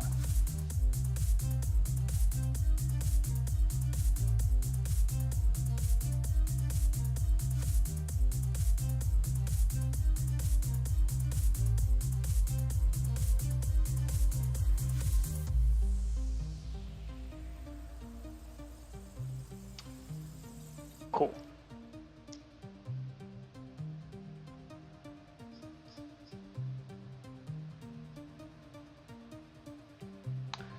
Cool, cool, cool, cool. Okay. So I think we should just have...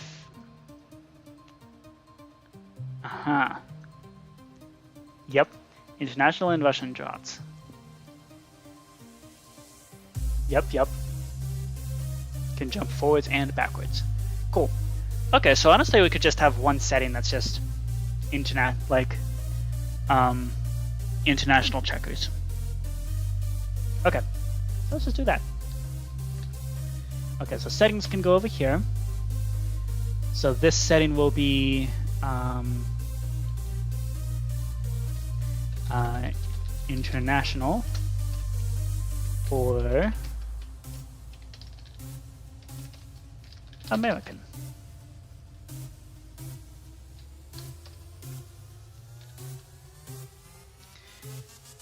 Yeah, go figure. Even the international community even has a harder version of checkers. Okay.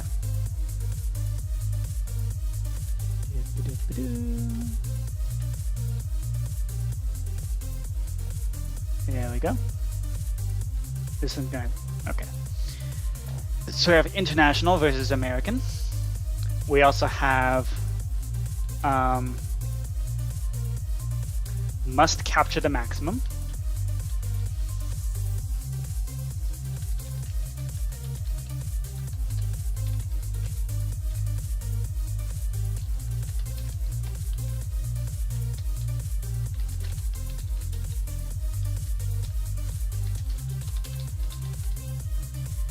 Here, no restrictions. So this basically means that you can either have you are required to capture the maximum number of pieces possible, or no restrictions. Yeah. Okay, so those are the different settings. And then the different board shapes available are just going to be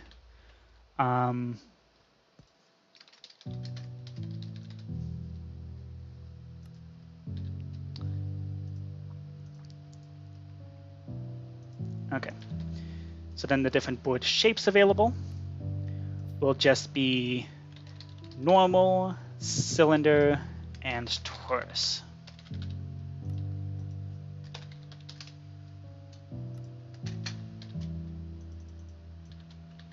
Okay.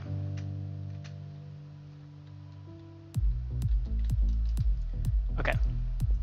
Because those are the only ones that don't skip you over to a different color of diagonal. Okay. Cool. Okay, let's break a hole inside here so it can fly back and forth as needed. Okay. Now checkers, I believe the code for it is H. Yes. Okay. Oh, and we also have we also want this to be able to be played with one player.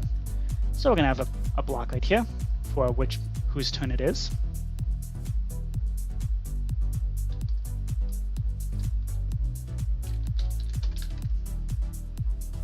Oops. Hello. Okay, cool. So, you know what? Maybe this can actually be moved over here.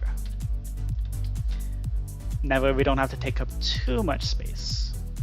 Because we don't have too many variants of checkers. Okay. So those will be the board shapes. And then we'll also have creative mode.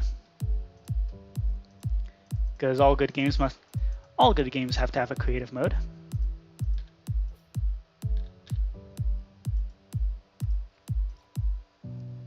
Okay. So when we enter creative mode, we have white normal, we have black normal,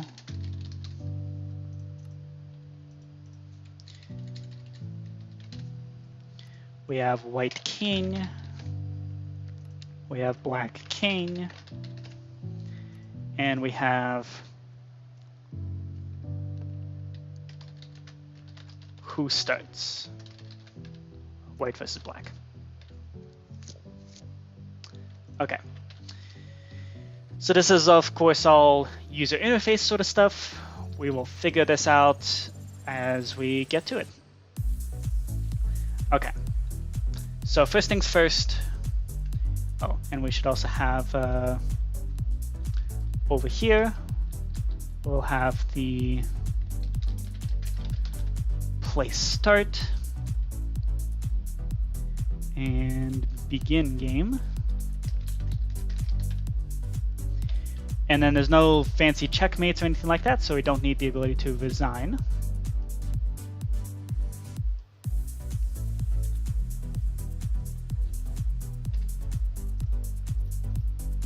Okay.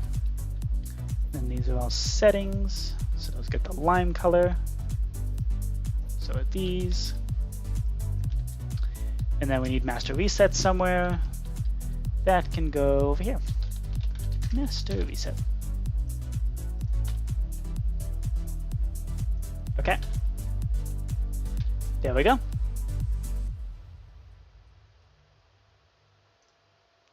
In fact, we can yoink that. And then data get block u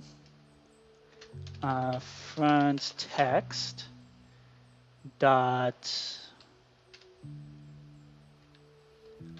messages 0 dot click event dot command. Currently it does pandemic master reset. We're going to switch that to be checkers master reset. Okay, there we go. So now we just need to figure out the actual game mechanics. Okay, so how do we do this?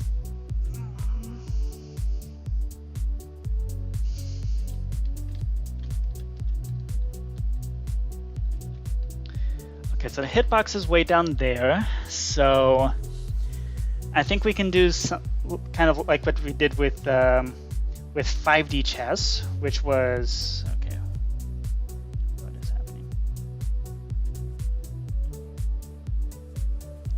Okay, so I think we can do what we did with 5D chess, where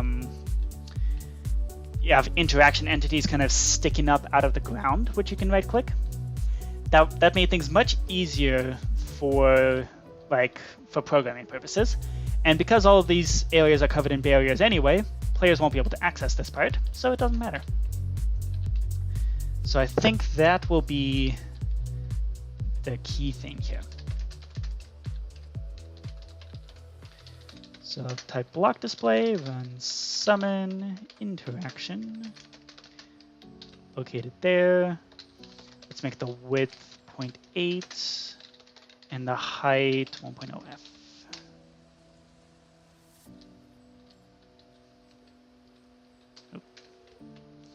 That does stick up above the ground and it covers the space, so that should be good. Okay, and it just barely peeks up. So that means that, in fact, let's test to see how far it peeks up.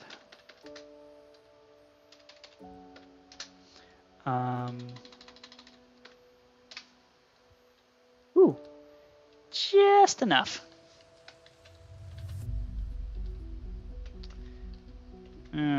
That's concerning, actually.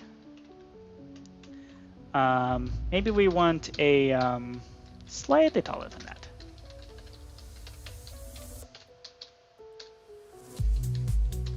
Maybe do 1.2. Nah, that's a little too high. How about 1.1? There we go. Okay, cool. So 1.1.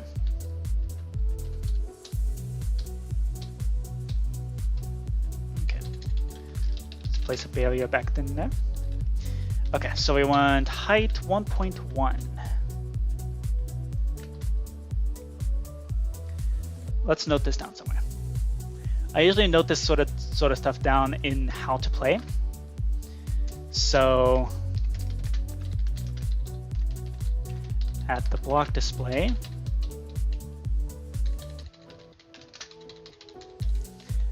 and then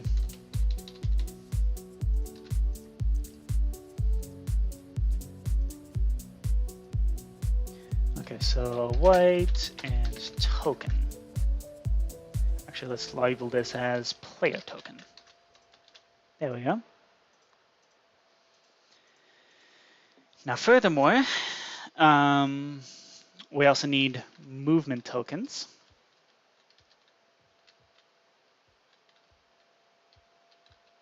Oh, wait a second.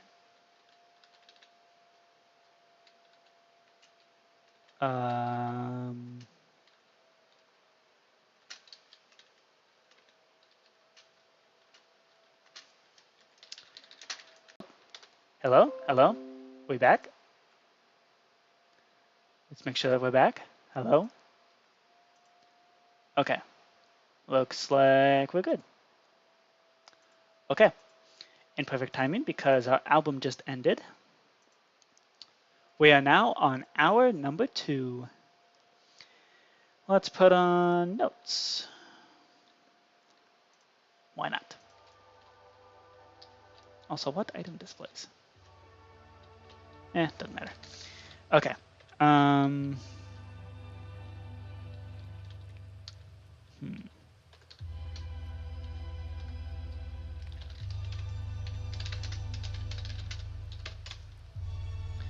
So that places that there.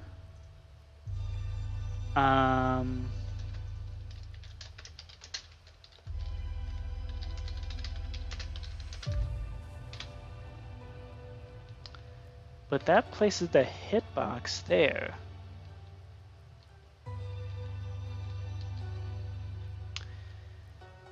Okay.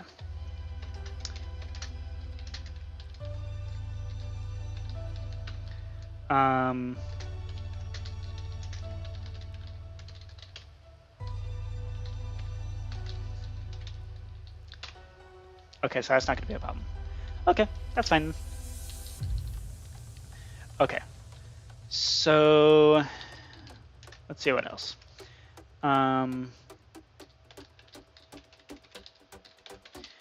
We also, oops. Okay, so we also want to be able to have custom data, which is best done using items. That's what we ended up doing with Collapsy.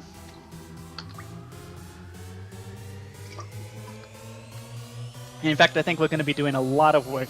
We're going to be yoinking a lot from Collapsy. So,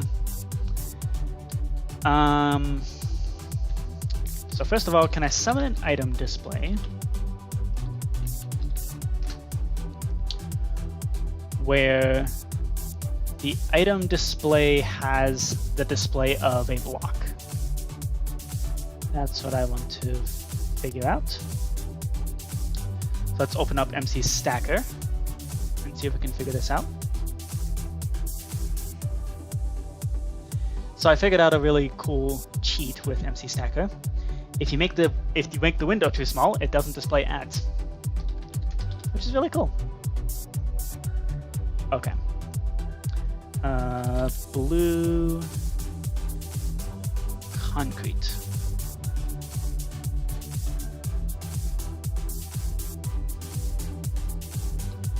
Okay. What would happen if we do this? Huh. Okay. That's a good sign. So that means we can... And it's basically just a...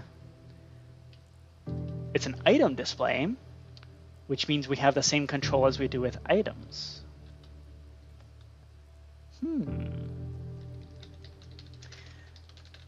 Okay.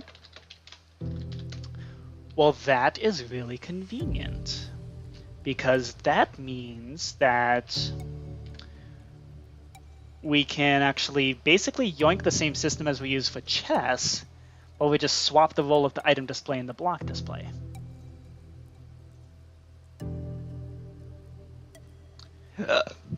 Harness. Okay, so we want light blue concrete. And actually, let's do some more stealing from myself. Specifically, okay, so we have Othello open there. Specifically, let's steal from 5D chess with multiverse time travel, because this is basically chess, but it was programmed better.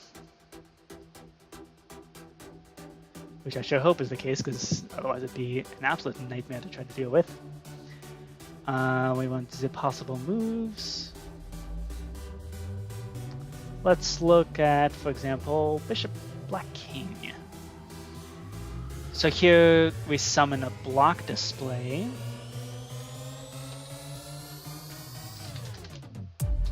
Okay. So this display right here is the actual token. Okay,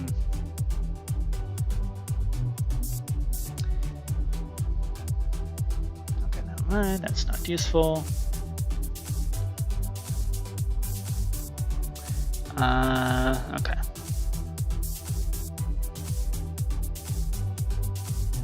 Let's look at the knight. The knight's usually pretty reliable. Okay. So we're gonna summon a block display.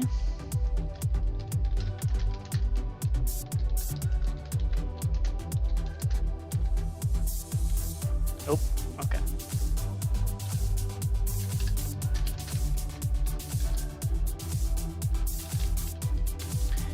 Let's see if we can figure this out. So we want potential move and new move. We don't need that. Here we're gonna have item, ID, and then just locate it at the particular thing. And instead of a block display, it's going to be an item display. Let's see if this runs as intended.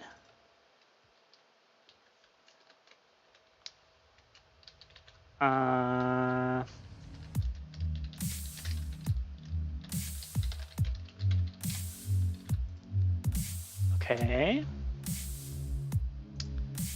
Let's see what went wrong with that. How are you supposed to summon this item display? ID, oh, we need a count. Okay. Count 1.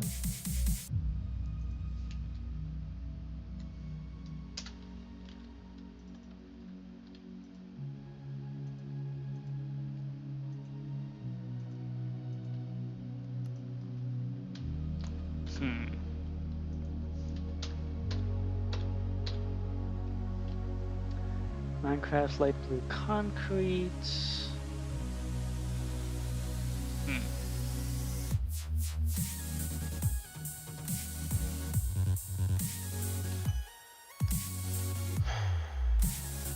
That is unfortunate.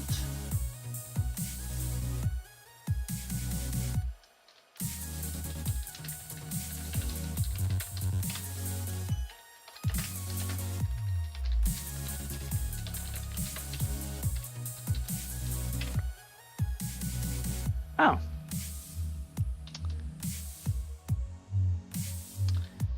Ah. Okay.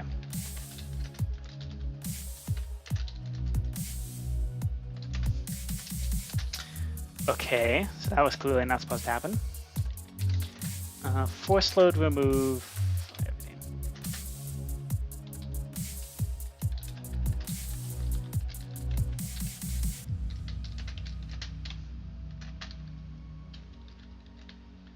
Okay.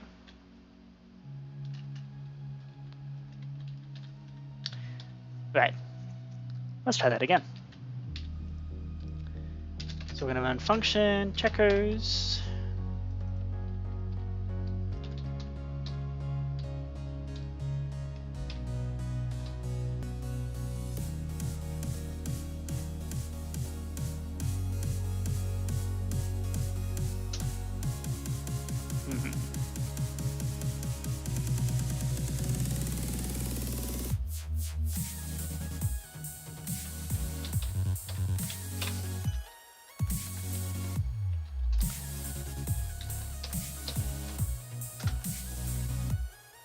That's weird.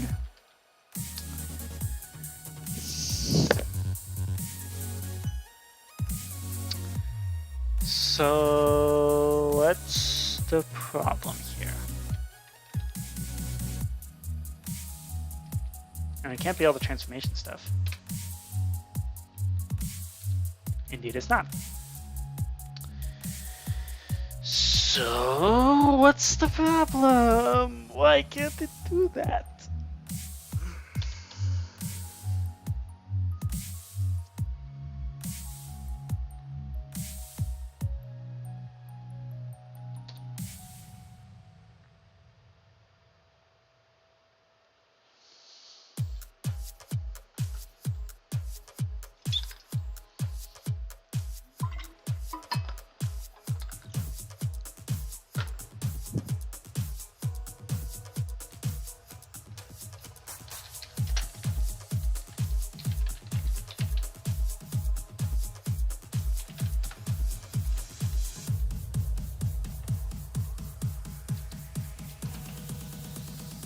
Ah, there it goes.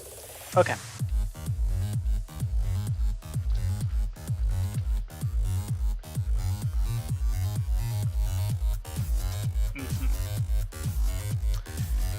Let's see.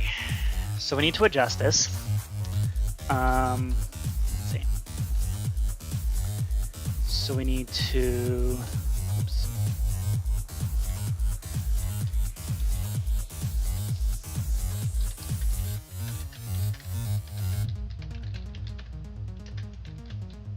Okay. So first off, there we go. Okay.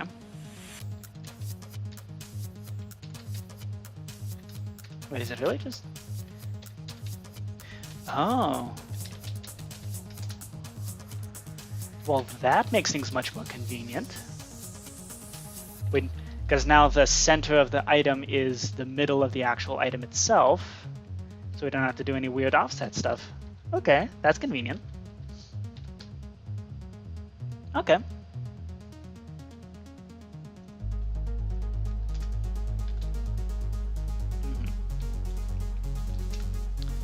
Okay, cool. Well, that makes things much more convenient.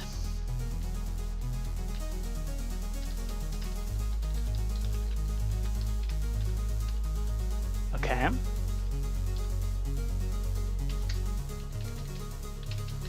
So just make this 0, 0. Yay! Okay, cool.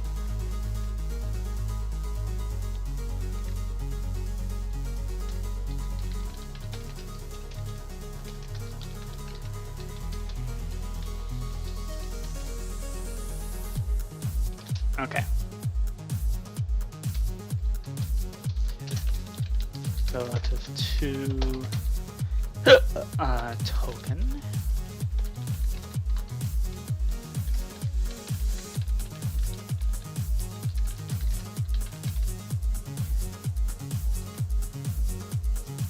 So this is for selecting a piece. Now what also I want to do is let's say we want to actually move the piece to that location. Well, can we just do this again?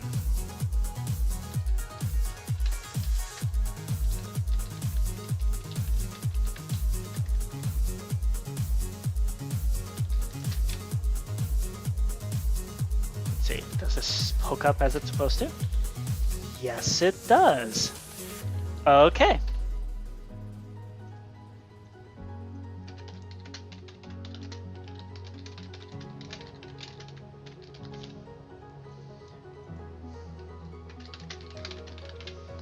Relative to the token or relative to the movement marker. Okay. Well, this is all looking very promising. So visually, it's going to be it's going to look pretty similar to chess. In fact, it's going to look exactly like chess. The only difference is that the tokens are just going to be blocks of various types. Okay. Well, that makes things much more convenient.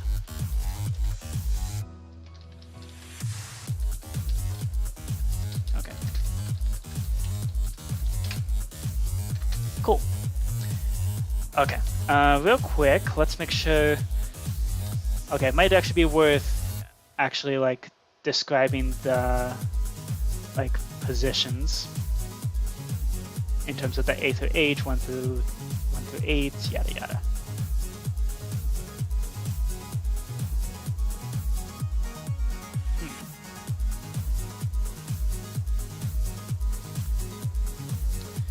So some play on a 10 by 10 board or a 12 by 12 board.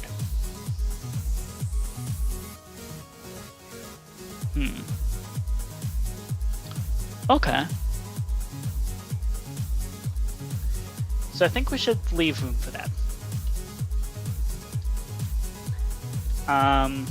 Okay, so 10 by 10 would extend out to here, 12 by 12 extends out to here, which does make the space in this room kind of tight, but not too bad.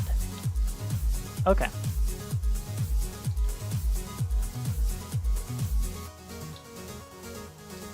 So that's board shapes, and then also board sizes.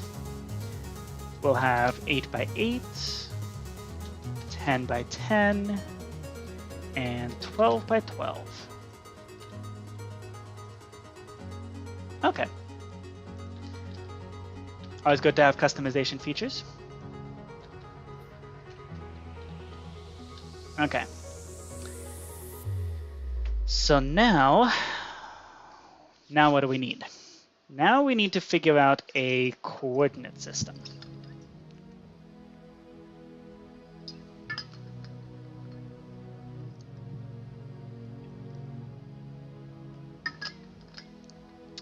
Which is definitely easier said than done.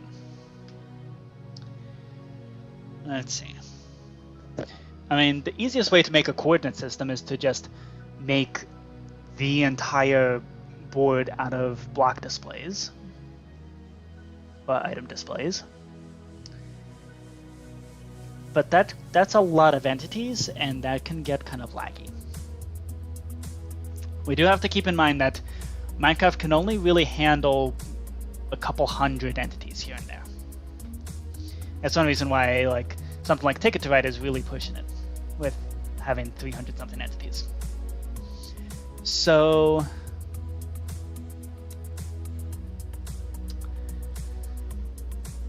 let's see.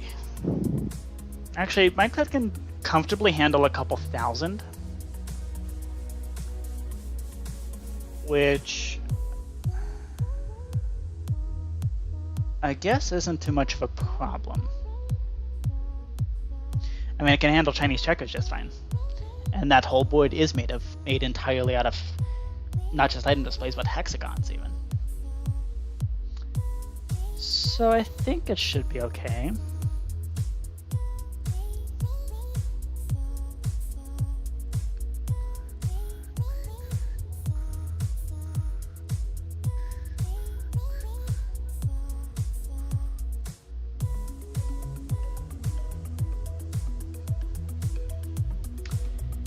And doing that would also be much easier because then we have just straight up coordinates.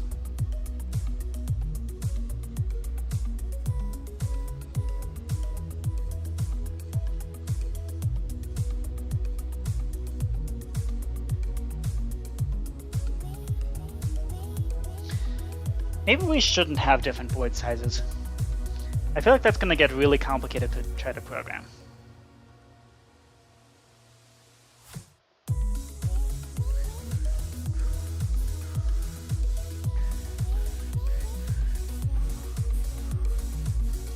And also for notating to the player. Well, actually, it's not really quite as important to label the A through H, 1 through 8 thing. Not with checkers. So, let's see.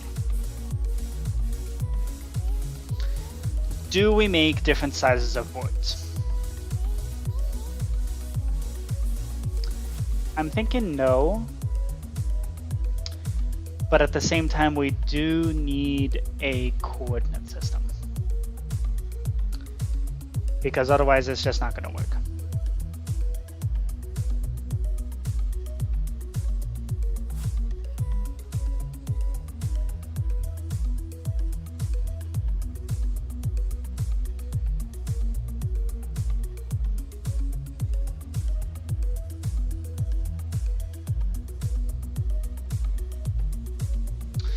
Alternatively, no,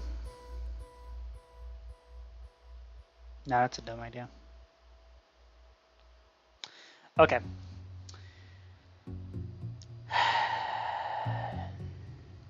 So should we allow you to play on a larger board? Yes, no, I vote no.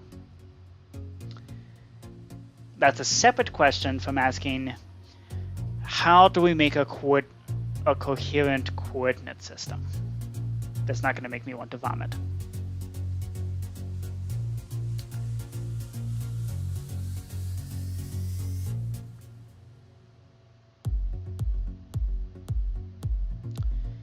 Yeah, that's a much better question. So the idea I had was we can use this kind of system as we did with Collapsy. So the way Collapsy works is it searches for paths, and it uses that kind of dark magic sorcery that I figured out with Ticket to Ride, basically storing everything as like data storage and item storage, and basically how Minecraft actually does have lists. So with that, we can have things like we can keep track of. That's why it's useful to have all the movement positions notated with item displays. Because with item displays, you can add on custom item data, which includes lists. And because of that, so one of the things I want to keep track of which pieces that you'd end up jumping over.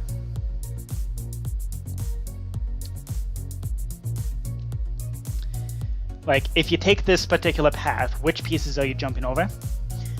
Because you can potentially have multiple different paths that jump over different pieces.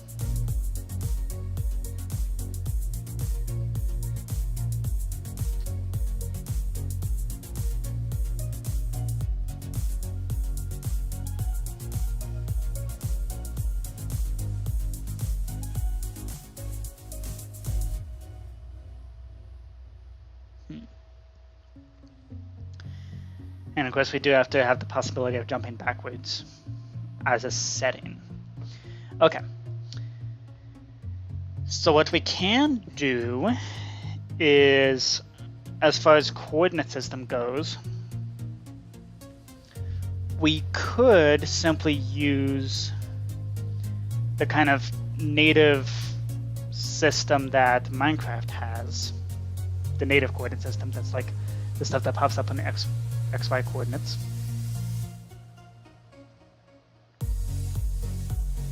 That's a possibility. In fact, I like that idea.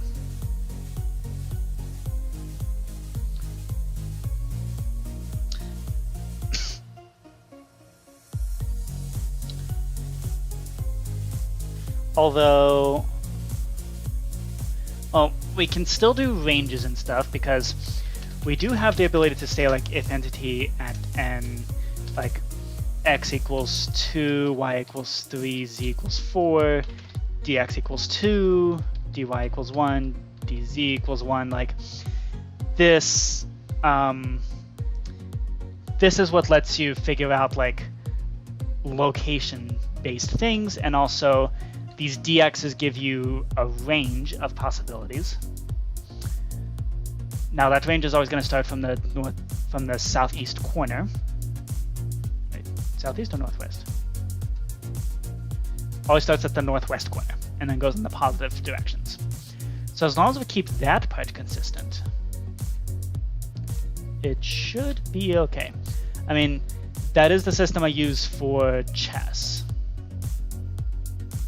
And to some extent with 5D chess. 5D chess, I don't use that system for the actual like coordinates of the grid. Well, I do use that for the coordinates in an individual grid, and then I have those text displays that handle the actual and then text displays handle the like 4 and 5 dimensional coordinates. But here and I already use that the native Minecraft grid for things like chests, for figuring out board shapes and things like that, because you can teleport things pretty easily. You can teleport things by 8 as necessary. So I think this isn't going to be too big of a problem.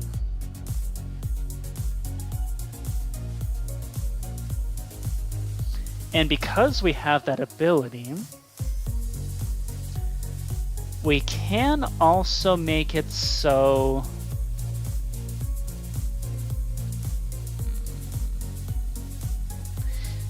do we allow for larger grids?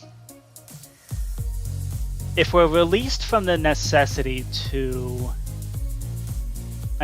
if we're released from the necessity to handle coordinates as a scoreboard, then yes, we can allow larger grids and just use the actual Minecraft blocks. We don't need to introduce new entities to do that. Okay. So what we really should do is actually move these signs maybe over here.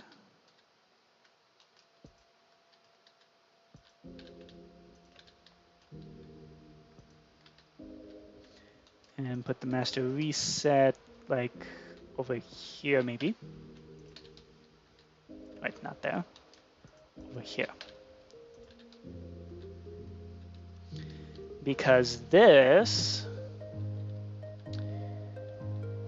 we can expand this room. So we can start from this corner and expand this way, because those two walls are clear. Okay, so we can allow for larger grids. Cool. 756 minus 8. Let's tear down these walls, Mr. Gorbachev.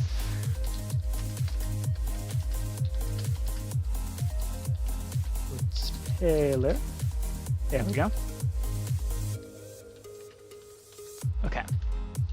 So that means we can have 1, 2, 3, 4 further out.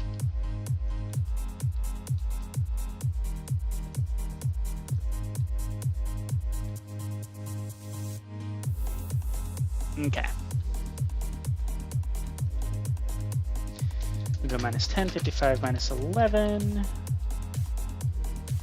Over to here. Achacha planks, replace sandstone.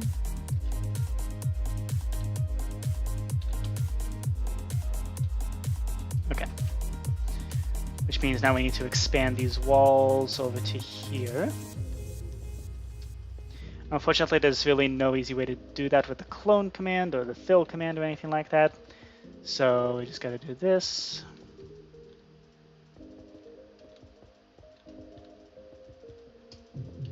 But that's fine. I do quite enjoy this type of building process. Okay. And that's the maximum size that will allow this board to go. So I'll just have a...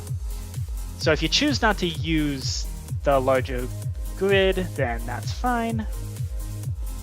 It'll be a bit like Collapsy, where the room is significantly larger than it needs to be, but it's fine.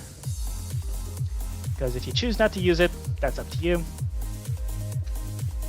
But if you do choose to use it, it's there for you.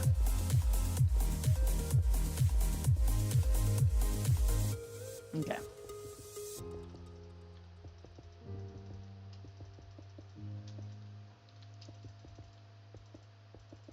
There we go.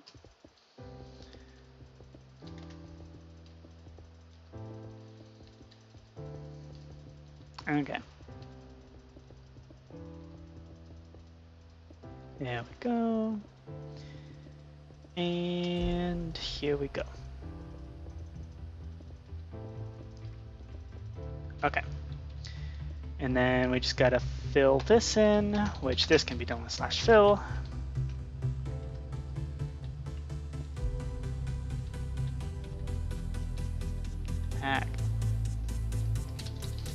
That was a weird lag spike.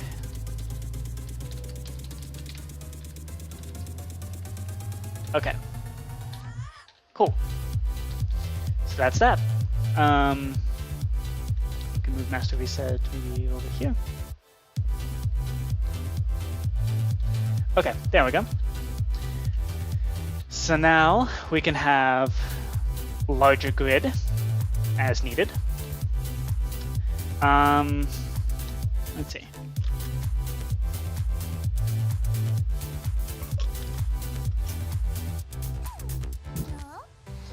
Okay, so from there we can just use the native coordinate system to actually handle all these checkers. Yeah. And then black and white are always going to be symmetrical. So that part's fine. It doesn't really matter what corner we're using. So we can place... We can just place the signs over here. Okay. So we go register as player 1. And over here, register as player 2. There we go. Nice and easy. Yeah. So that's most. So all of this stuff we're gonna have to figure out like panel things, which is always the biggest. It's very tedious to work on these panels. So let's not do that right now.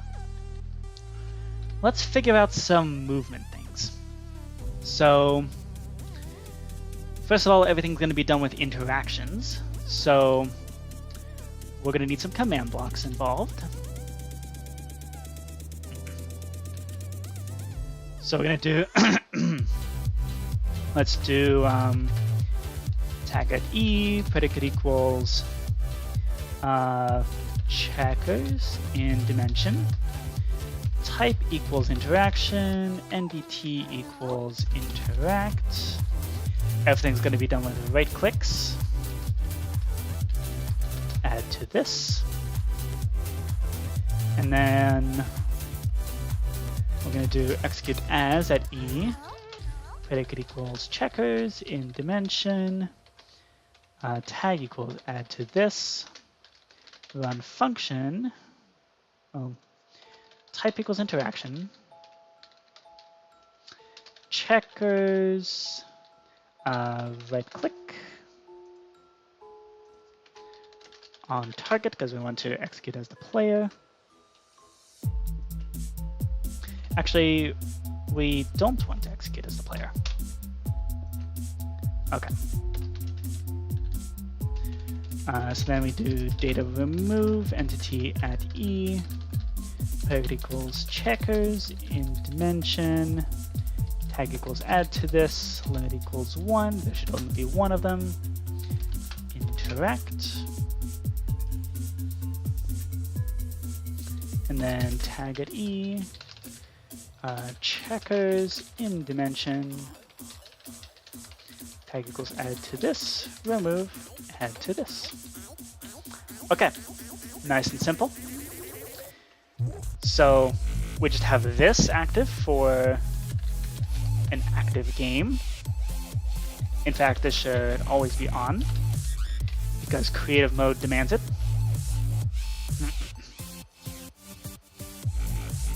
Okay. So now we got to figure some things out.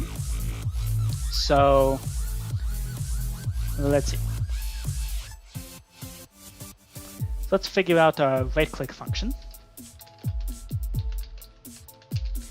This is where we get into kind of the basic UIs, the basic interfaces. So first of all, if entity at E, so first of all, executes as the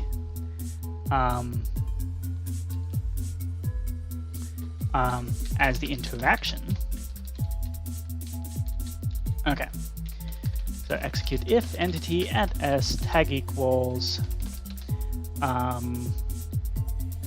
creative place, run return run, function, checkers, z creative mode, place. So that means we need to go into here, open up the creative mode, and go into here and do place.mc functional. And also part of creative mode should be erase.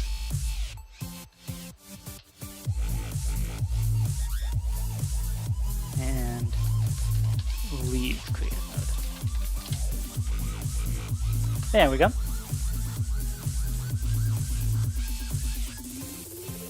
Okay. Function place. Hey yo, snowing, good to see ya. Welcome to hour number 2.5 out of 12 for the ultimate 12-hour mega live stream marathon. Welcome to the stream. How are you doing? Yep, this is a 12-hour stream.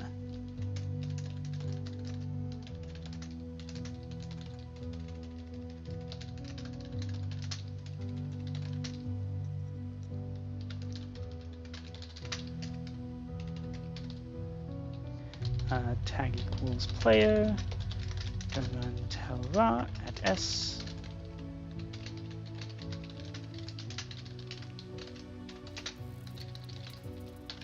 Yup, 12 hours. This is going to be the longest stream that I had ever done, and it might be a while before I do anything like this again. Although, we haven't gotten quite to the point where I'm just straight up going insane yet, so yeah. So snowing, would you like to play on the server? We've got some fun new games, and also I'm currently working on checkers per your request. Okay, so it's not your turn, and then we go execute if entity at s tag equals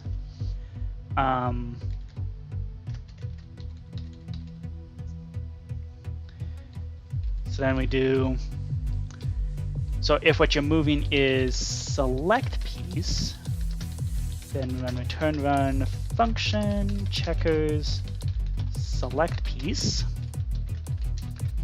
And then if what you're choosing is move piece, then we move the piece.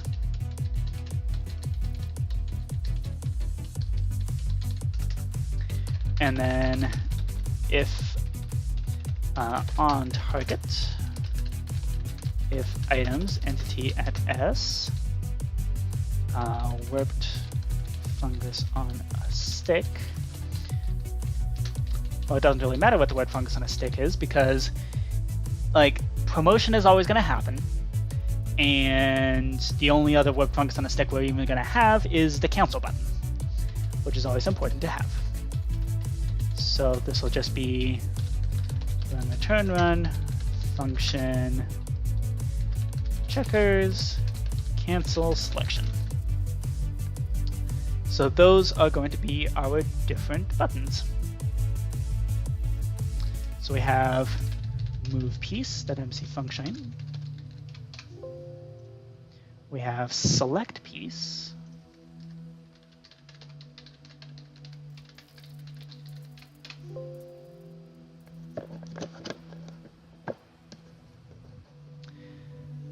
And then we have cancel selection.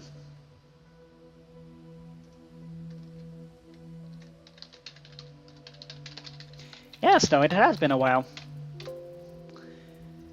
Lot has happened since last you joined.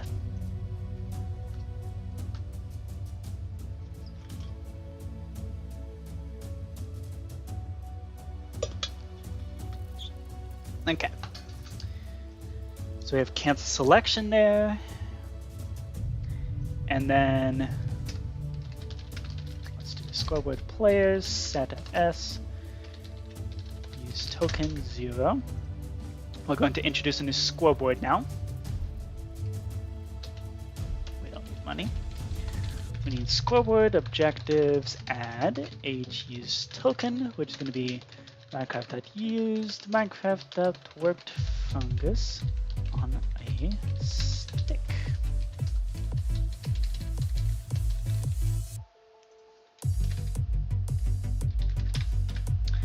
And then we should maybe also have a jumps, because this will keep track of how many times. Actually, do we even need that? No, but we do want a num of tokens.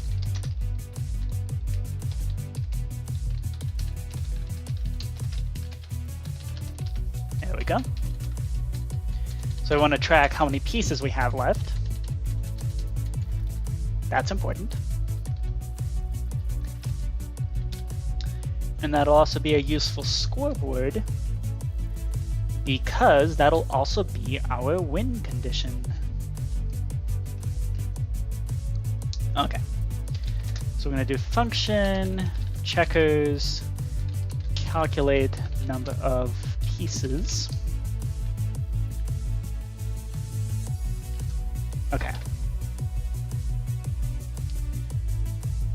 So what this will do, we can actually program this right now. Calculate number of pieces.mc function. So here's what this will do. It's just going to store with the player. Oh, but what if...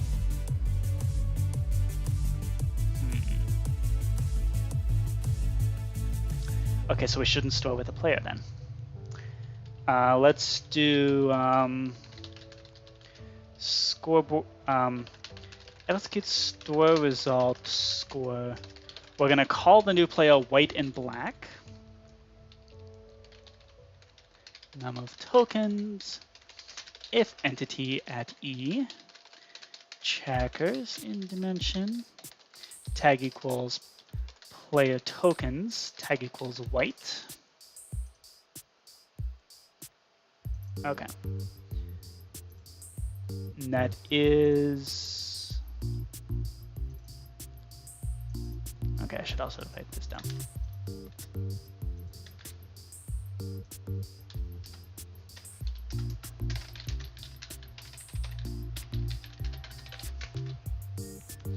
Okay. Player token labeled white. Okay. Cool.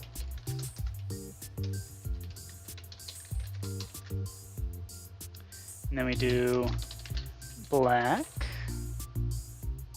So we'll just straight up name the players white and black. Okay. So if any player shows up whose name happens to be white or black, then that's just gonna happen. So be it.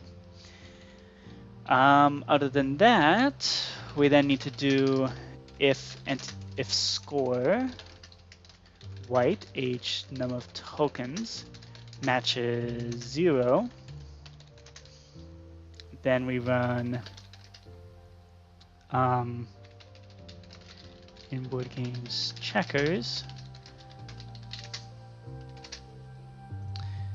Then we're gonna place a white block here and label it as a win.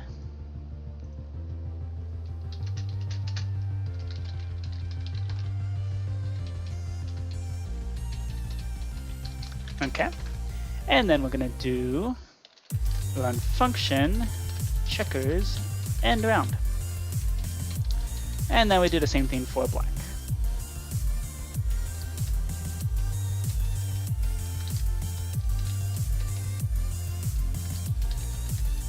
There we go. Okay, so that's calculating the number of pieces. Nice and simple. Alright. It doesn't allow you to join. Are you on update 1.21.8? It's got to be the latest version.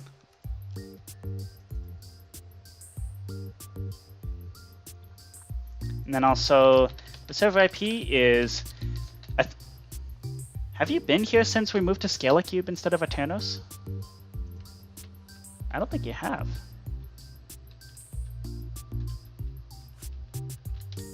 So this whole thing is going to be very new to you. Oh, here's the new IP. games.javamonk.scalacube.live. Yeah, it's no longer on Aternos.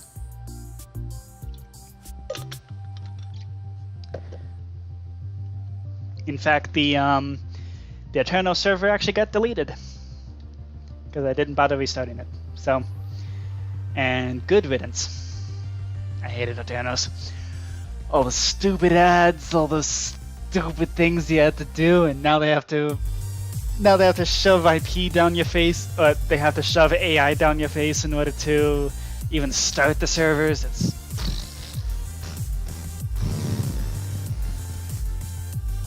And you also have to pay money for the server, but it's basically a streaming service. And it's one of the few streaming services that I'm actually using, so it's a good investment.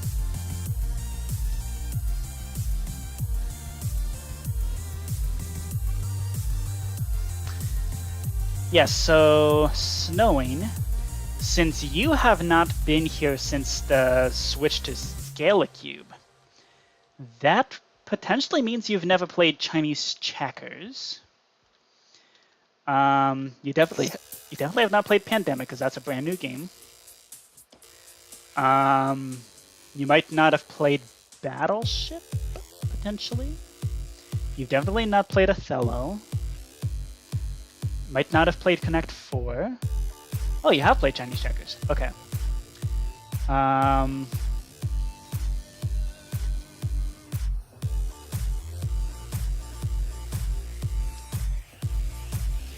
Yeah, I guess you definitely haven't played Collapsia, potentially Oh No 99. Bedwars kids, welcome. Bedwars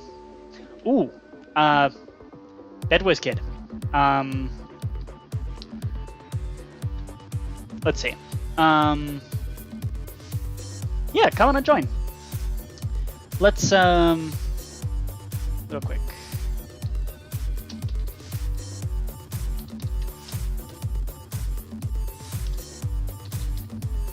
Okay. Okay. Need to do some backend stuff. Yeah.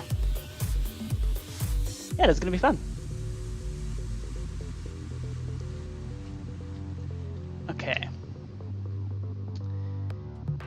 Yeah, it's just occurred to me that I haven't made too many new games. Like, I've been working on games, but like, actually fully coming out with new games, like, haven't really come out with anything too new as of late. Like, I got Collapsian Oh No 99, I think, are the most recent ones. And also Pandemic. Well, also it's because I'm taking on larger projects. So it's not like it doesn't mean I'm like getting lazier, it just means I'm taking on larger projects.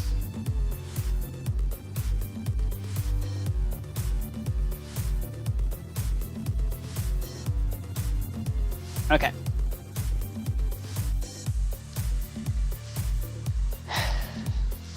Hola, Mr. Panda, welcome. Good to see y'all. Konnichiwa. Ooh, Bedwars kid. Would you like me to check out your, I did promise that during the stream. Oh, yeah, that's fine. I understand what that means. Well, buddy, I'm pulling up your custom PvP texture pack right now.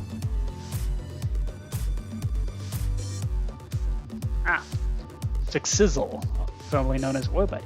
Ooh. Cool.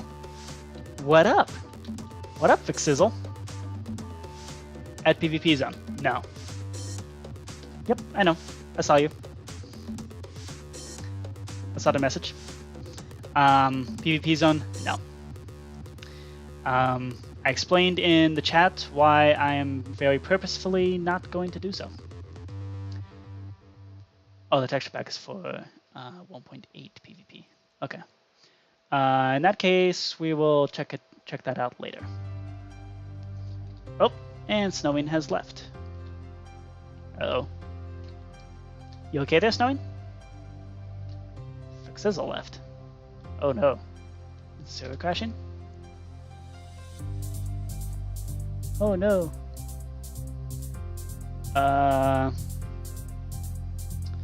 Try again. I mean, it might be, what's going on?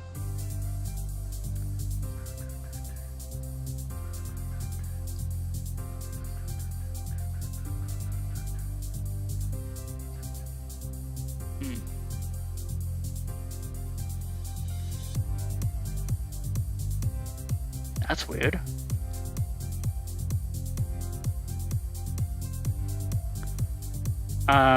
Try coming back. It might be having an issue trying to download the texture pack, because I did have to update the texture pack.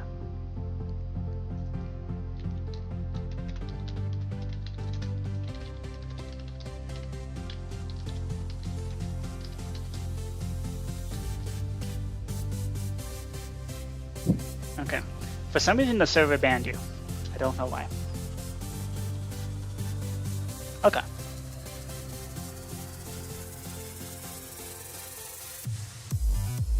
Okay. Let's unban you for a sec. Okay.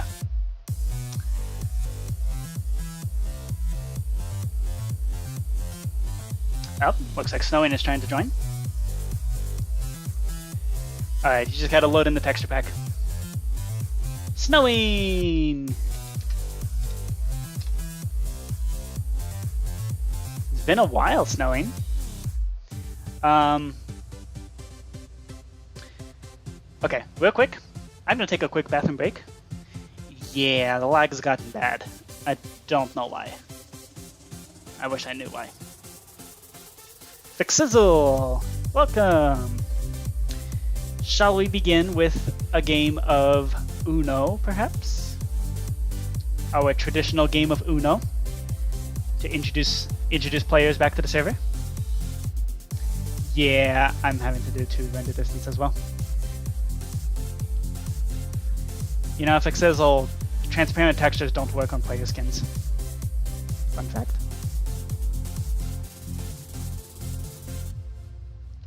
So, Fixizzle, you'll notice that the sign above Uno says, inspired by Snowing Yippee, because Snowing is the reason why we have Uno. Snowing's been there since day 1, basically, of the server. So, Snowing, you are a legend around here. And now, we also have the ability to actually place the player names on the signs like this. Yep, Snowing's been there since the release of Laser Tag. And Snowing was not actually the reason why Laser Tag was made. That's a different story. Oh, hold up.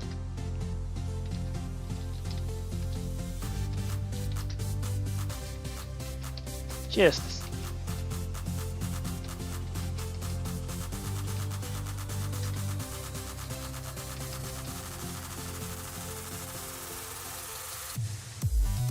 Okay, I think the last game that you played wasn't resetting properly.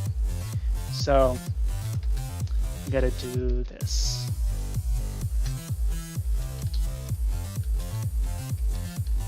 Okay, try now. Yay! Wait, why are you labeled twice? Fixizzle? Can you register real quick? Yay! Alrighty, cool. Let's play some Uno.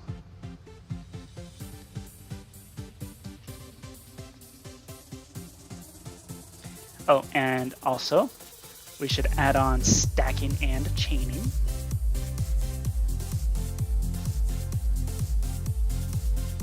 You like which card? Oh, word phone is a mistake. That's just gonna happen. I've been trying to resolve that problem for months now. Oh. What?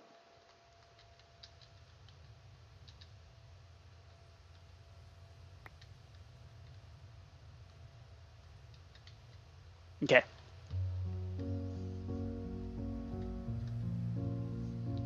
Alright, Snowing, 'tis your turn first.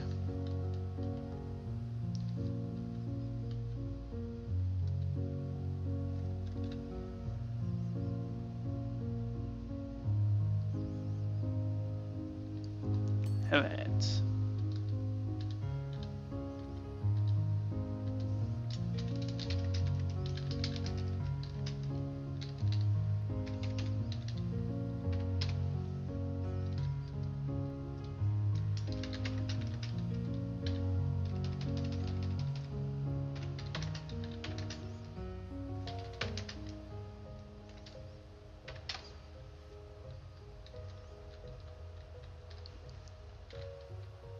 Alright. Boop.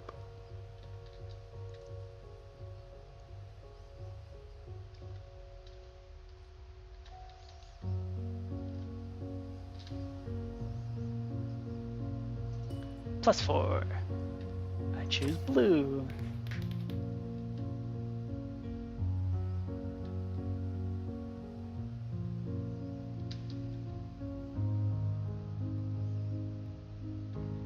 Now you could have played that +4 on top of the +4 and given Fixizzle a +8 if you really wanted to. Or Uno reversed. Because you can do that.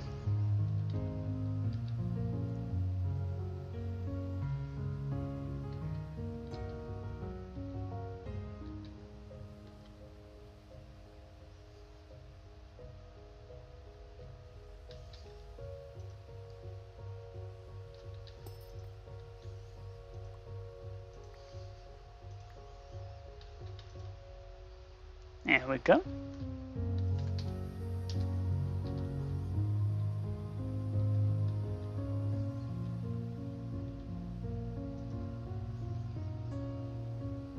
$76.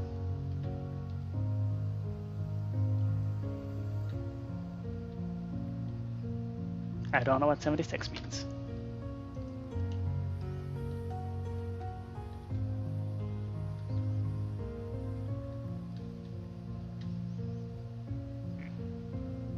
Okay.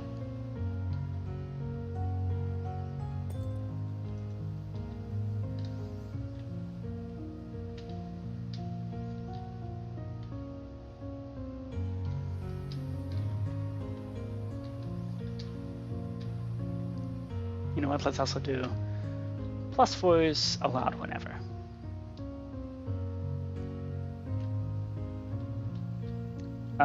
Somebody gonna pick that up?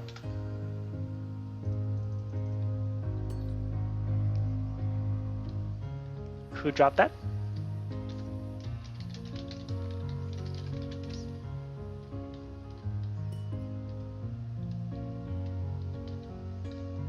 Okay.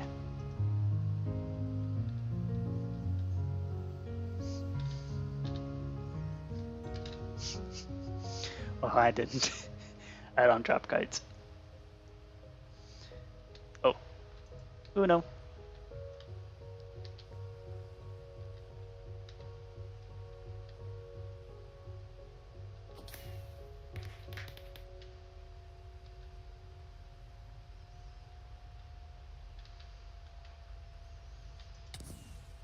Yay! Stein, were you looking at my screen? Is that how you know to choose green? Ah.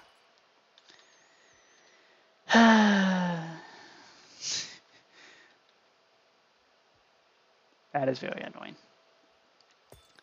I choose yellow.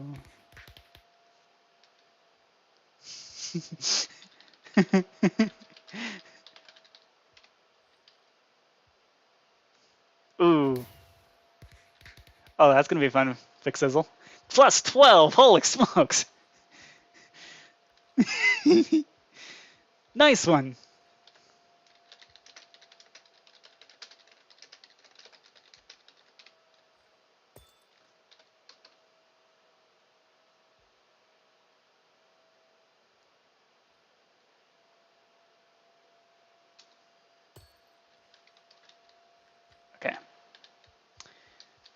And of course we end on a green.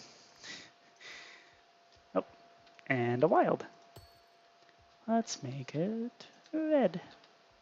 I said red. There we go. Alright. More music. More! Let's do evolve.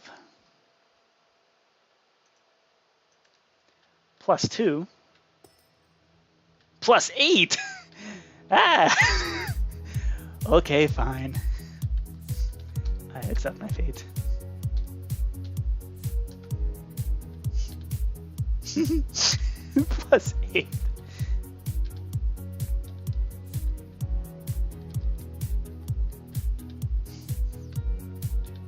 Unfortunately, all I got is skips.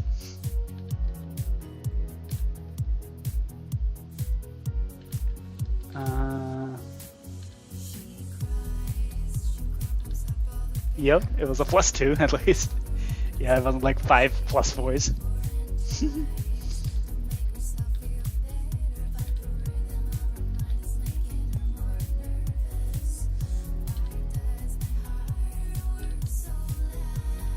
There we go.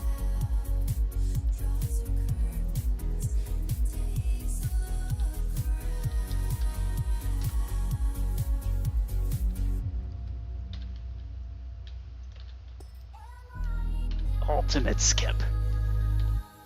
It's like skipped like 4 times.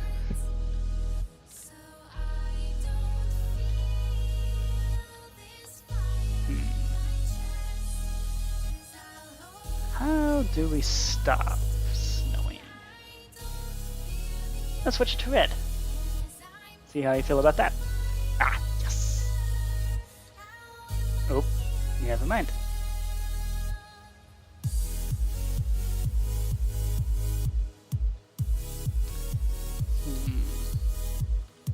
Only get 1 shot.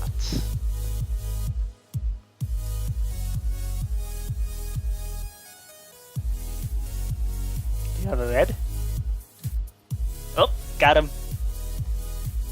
Got him.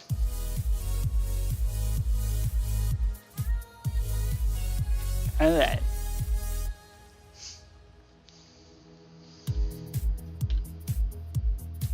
Boop.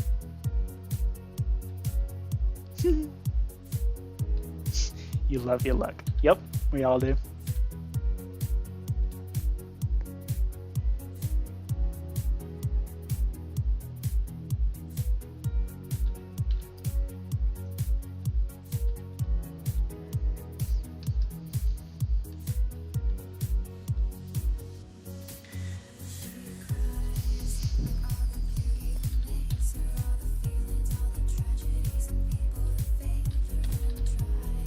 Ow.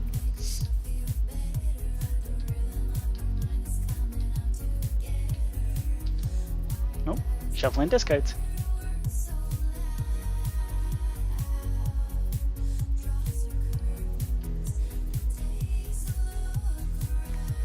Yep. Oh, +4.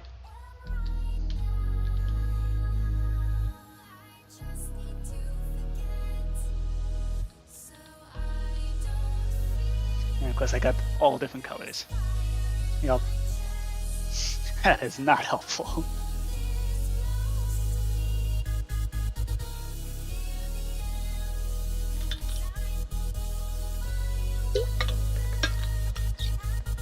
Oop. Fixizzle's at Uno. So am I.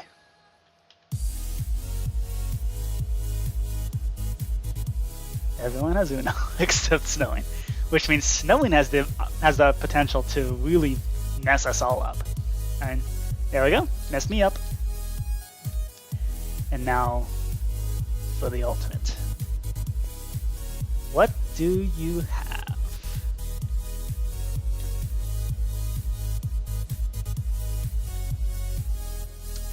Eeny, meeny, miny, mo.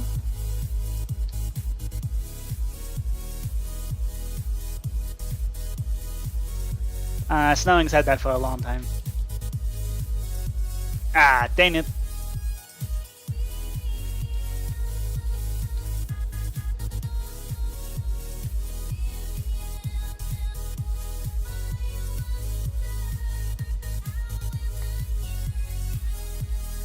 Alright. Play some Donut SMP. Okay. That works.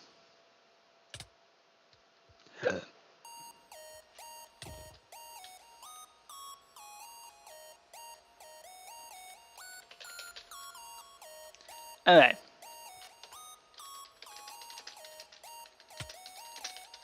Nope. What do you want to play next? Chess. Sounds good.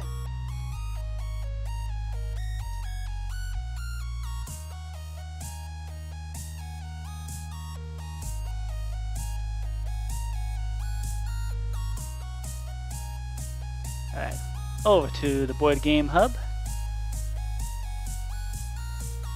Open up chess.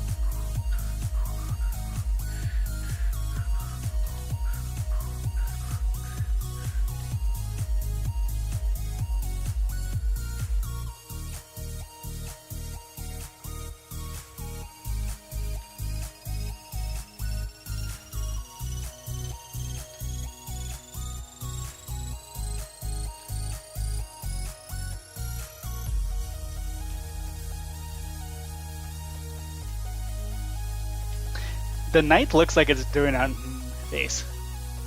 And unfortunately, it looks really goofy without that one single pixel. But that extra pixel just looks like a Tom, like it's going, I don't know. I just think that's kind of funny.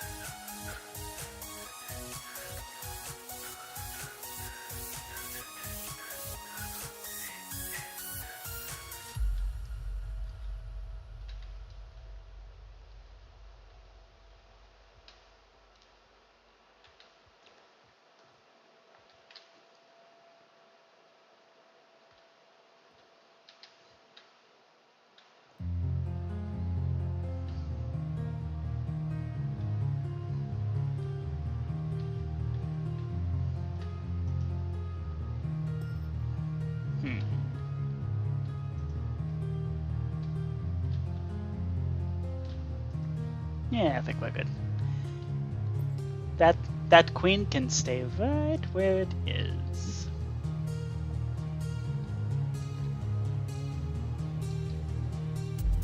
Okay. Let's do one of these.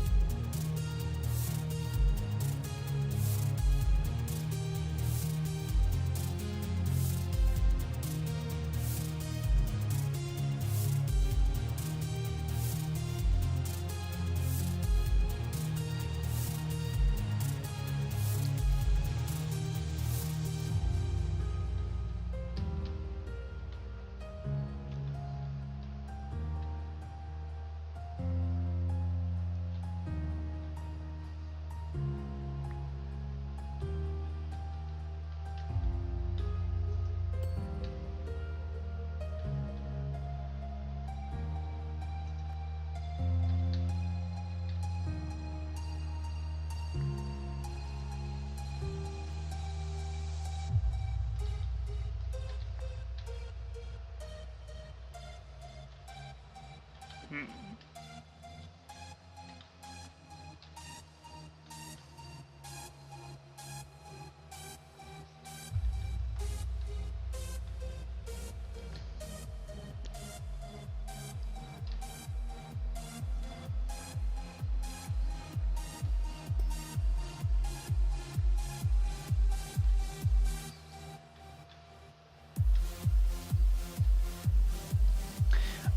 By the way, you are in check.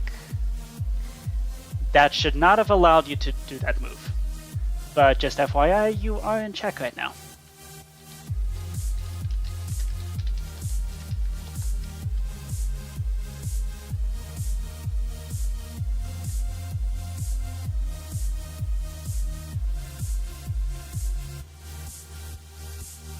Yay!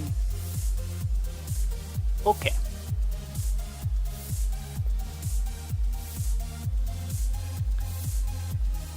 Let's see.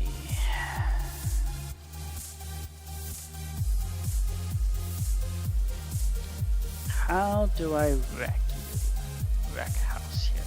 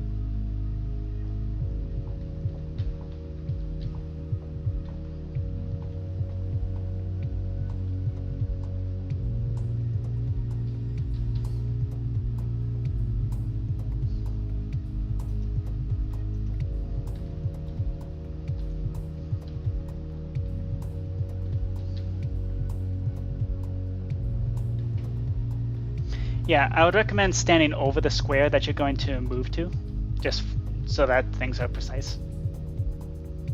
That can happen.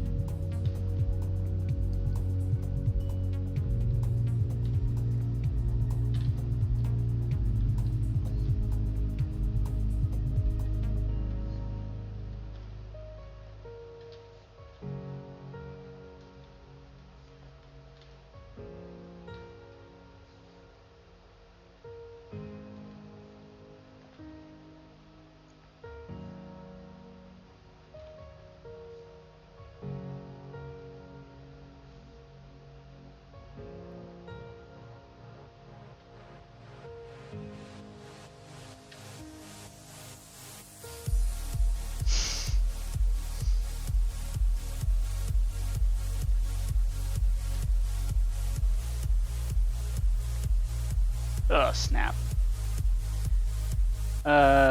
Oops. I did not see that coming. Whoopsie.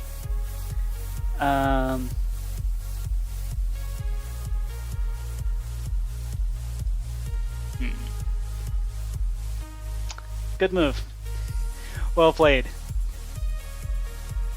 I have missed that. That is an oopsie poopsie on my part.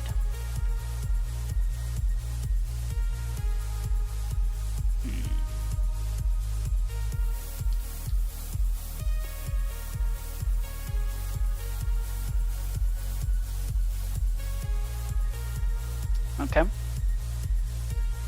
Well, then I guess I can go here.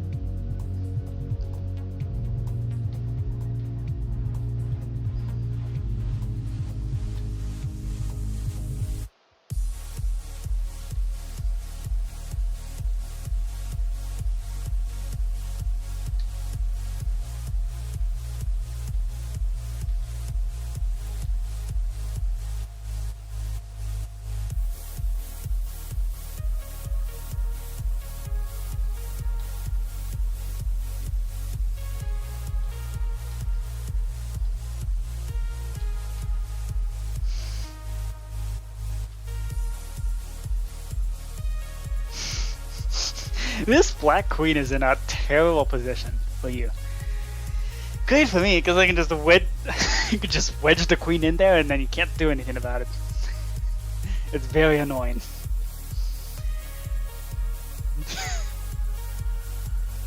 Yeah, I recognize that. Yeah.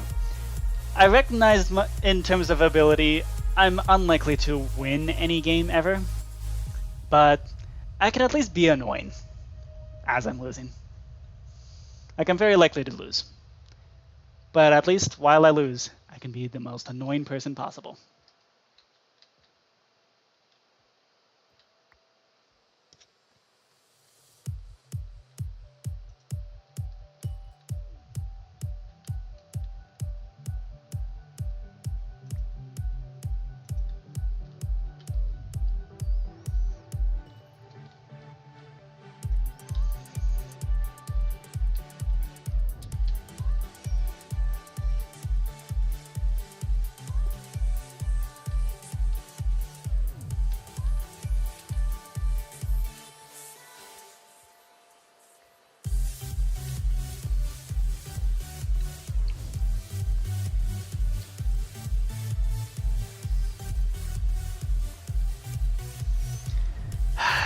This white bishop just can't do anything.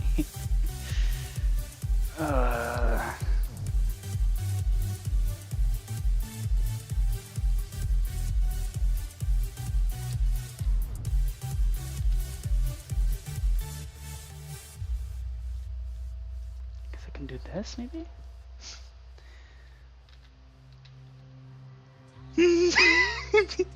Queen in the middle of everything's making it 100 times harder. Yup. Yup. That was on purpose. This queen right here is making things 100 times harder as well. So we're both being equally annoying to each other.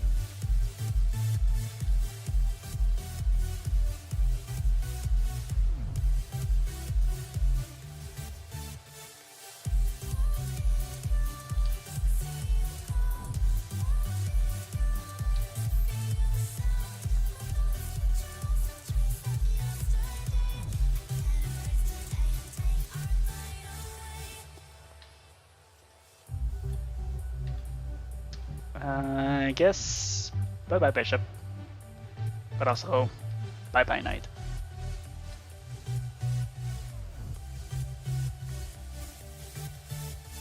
Worth it. Okay.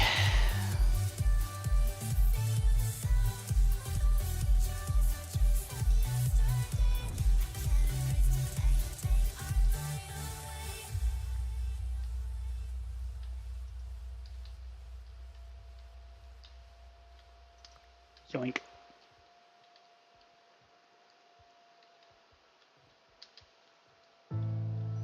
Don't mind if I do.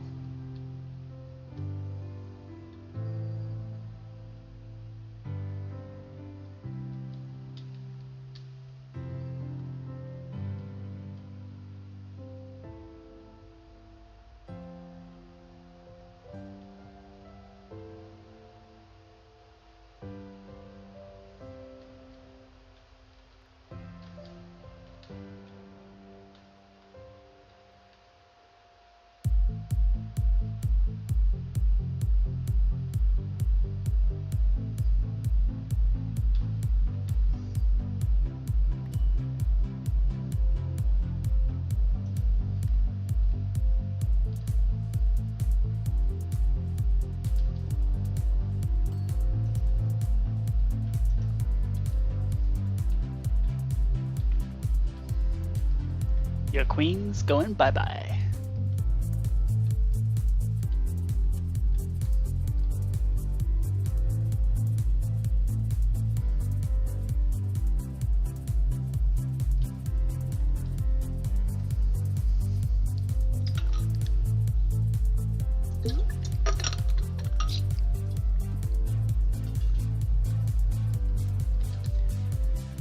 Or not.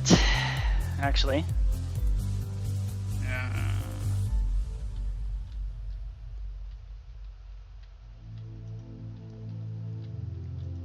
You know what? Let's make it a Mexican standoff.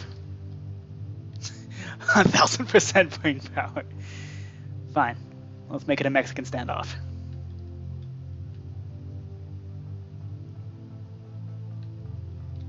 Who shoots first?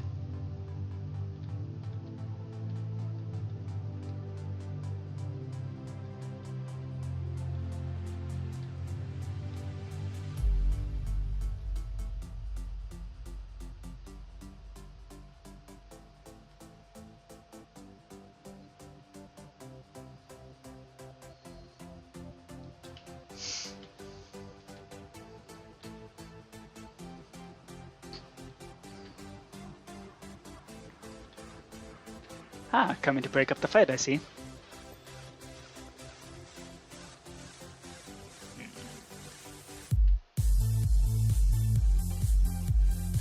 Now you're not getting away from that easily.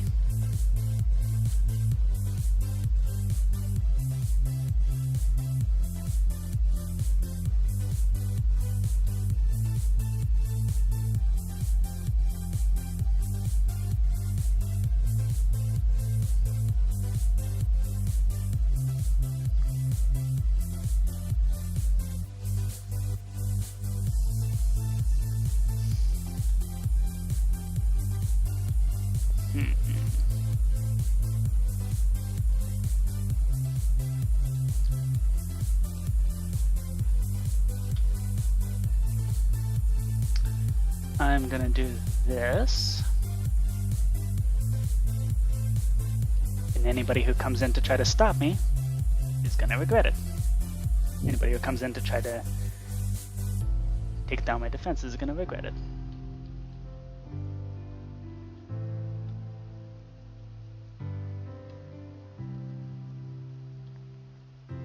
Come on in, why don't ya?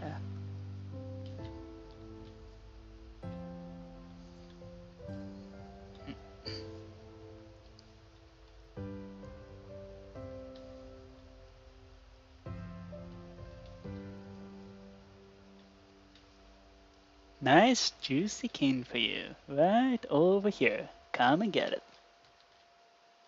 It's wide open, just for you.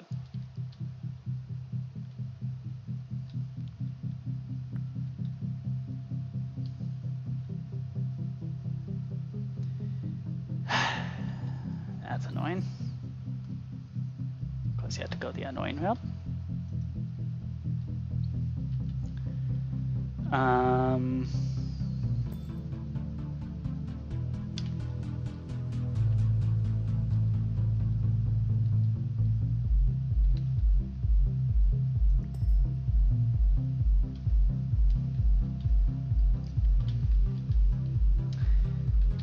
See, this is the part where in the Duolingo lessons that I've been doing with chess, this is the part where I'd start checking the king to purposefully get a one-up edge.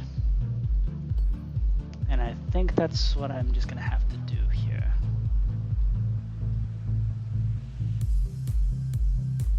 Yep, Duolingo has chess. It's exactly what I've been using to learn some chess moves, pro strats. Okay, let's see if I can plan this out. So you of course picked a very annoying place to plop down your thing.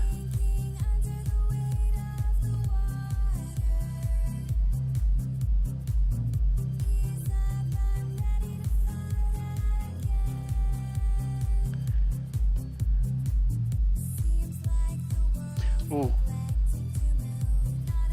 Okay.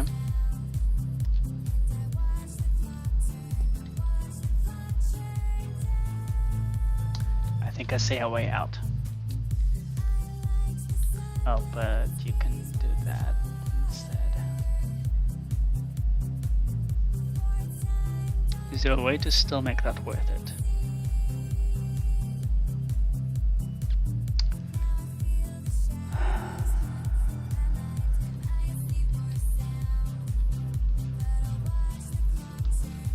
Now I'm going to add a little escape route.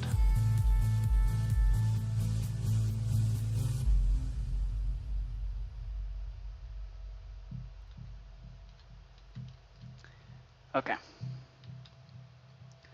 I'm not confident in my abilities to pull off this maneuver, so I'm going to add a little thing.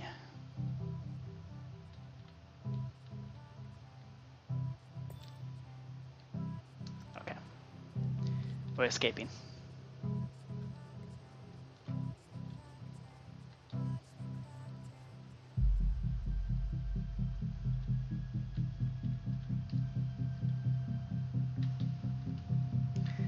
Yep. Yeah, I don't think I was going to be able to pull off any programmer strats with that. You just gotta get the anchor to escape.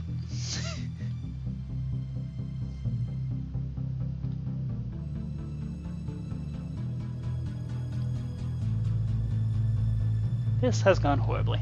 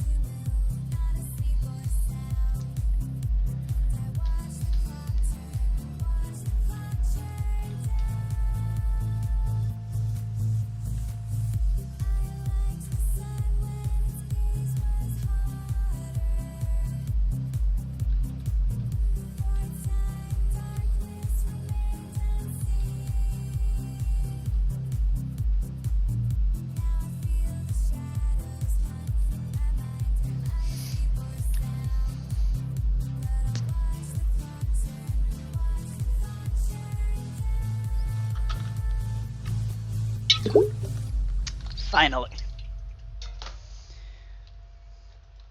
Finally. Okay. Good grief. That took forever. Okay. What now?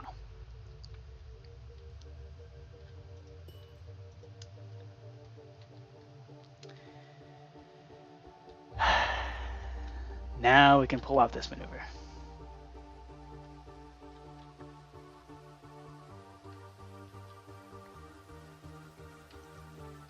Get wrecked. Okay. Cool.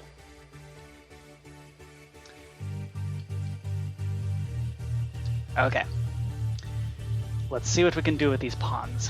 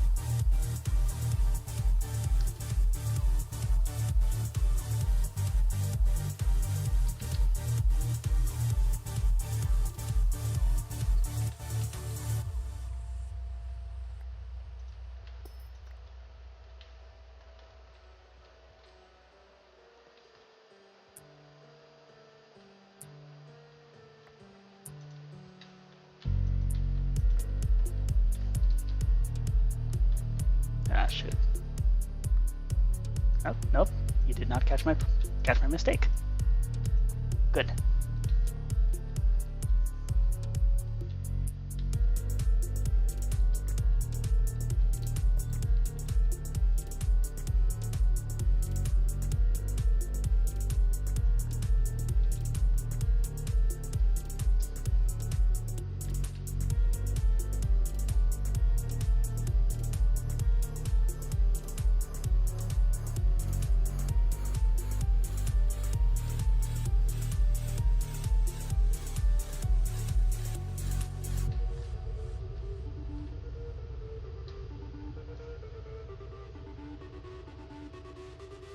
Put you in a bit of a bind. Okay, not sure what that's supposed to do.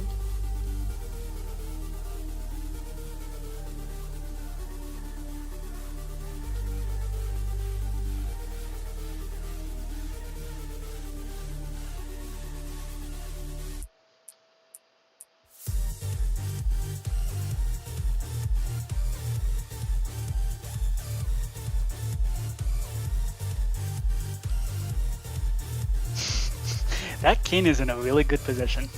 Oh, my king's in a really good position.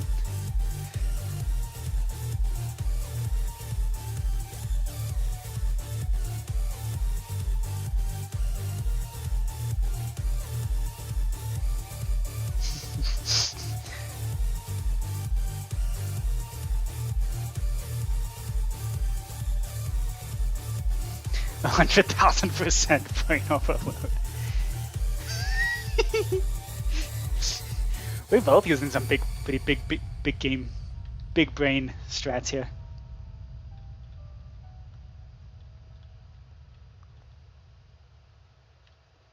What you gonna do?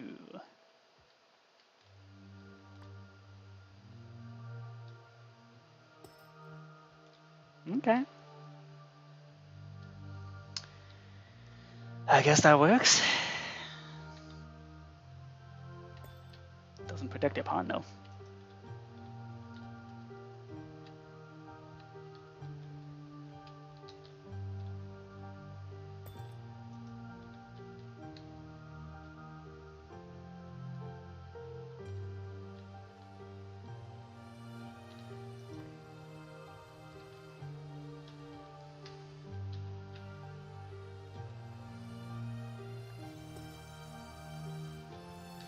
Oh, man.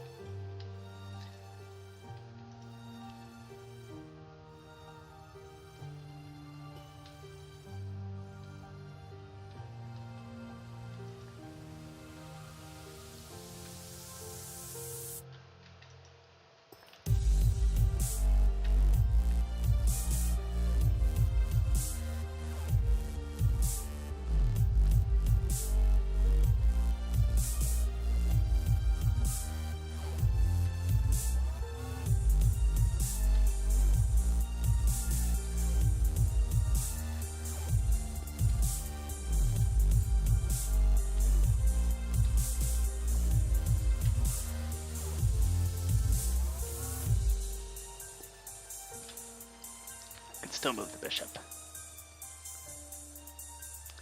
In fact,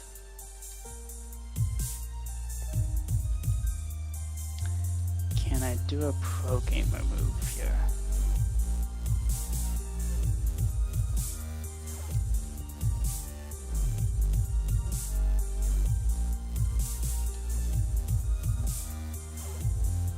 Scoot.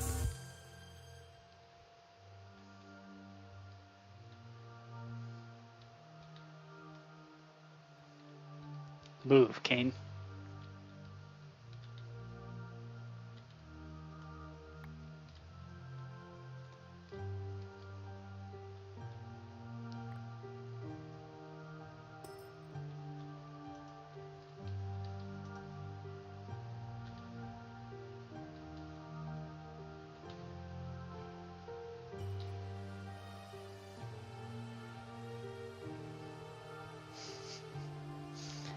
Gotcha.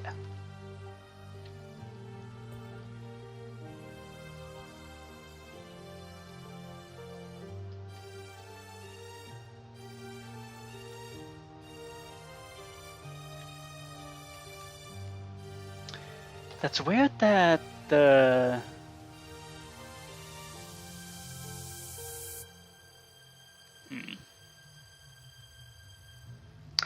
I think I might have...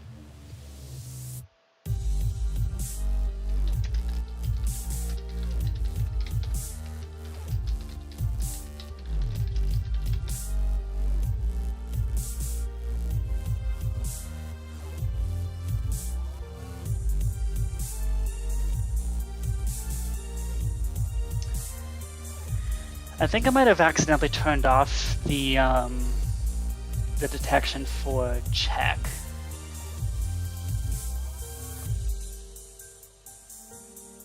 Yes, you can. Yeah, GG. I also realized that I have accidentally turned off the detect in check feature. Yeah, I know, usually you checkmate.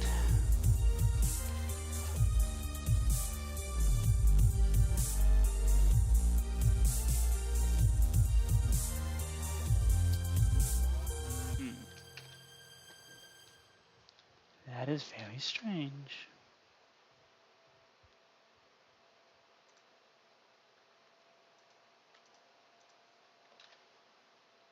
Oh, maybe it was here where I turned it off.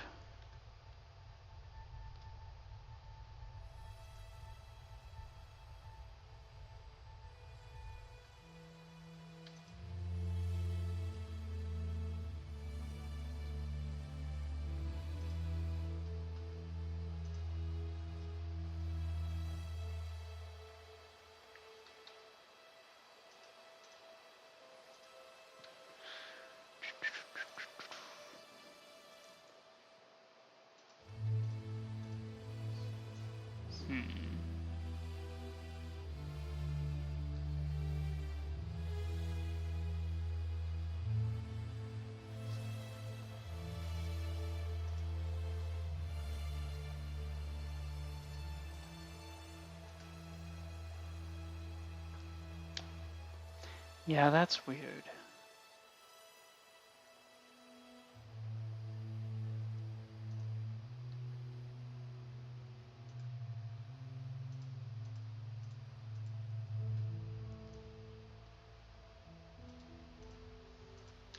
Oh, I see what's going on here.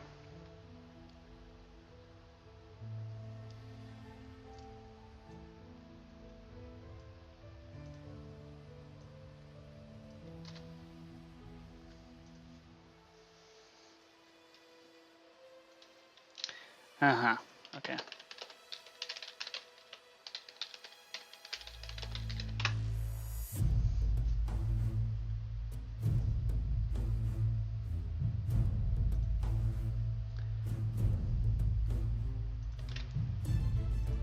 Yeah, okay. I have realized I done goofed.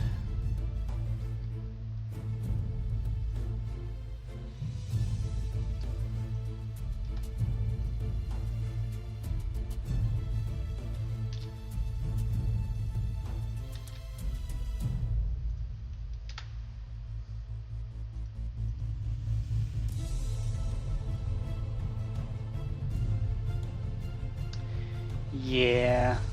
Okay.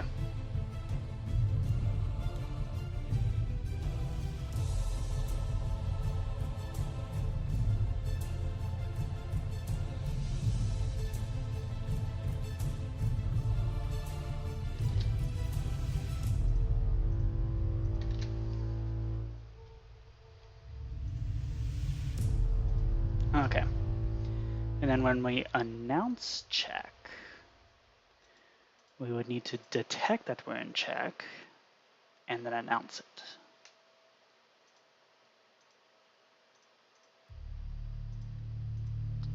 So actually it's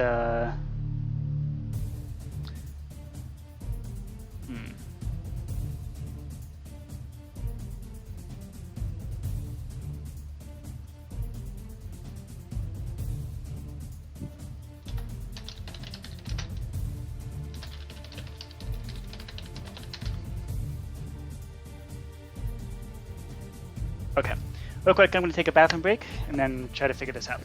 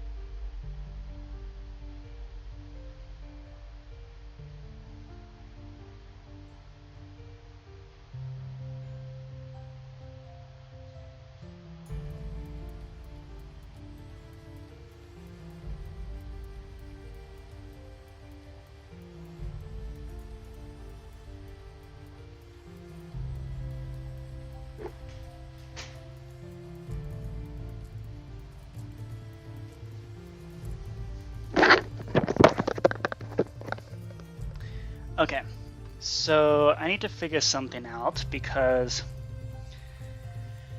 yeah, this is a pretty serious problem.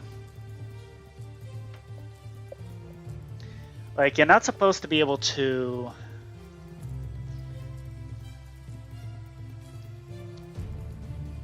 let's see. So what's happening is that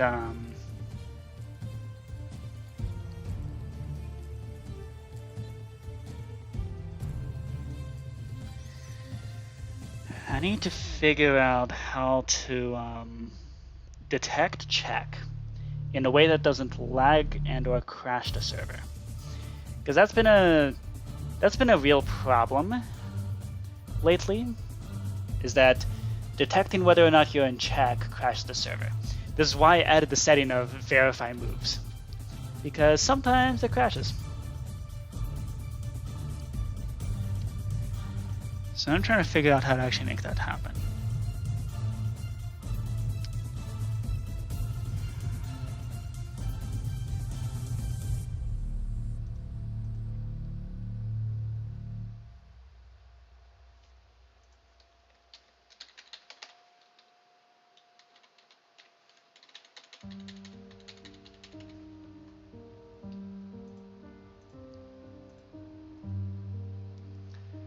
Okay.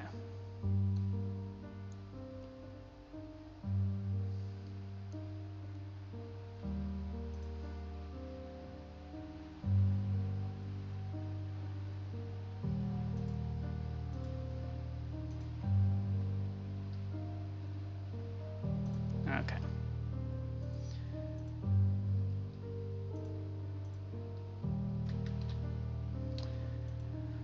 Let's see here.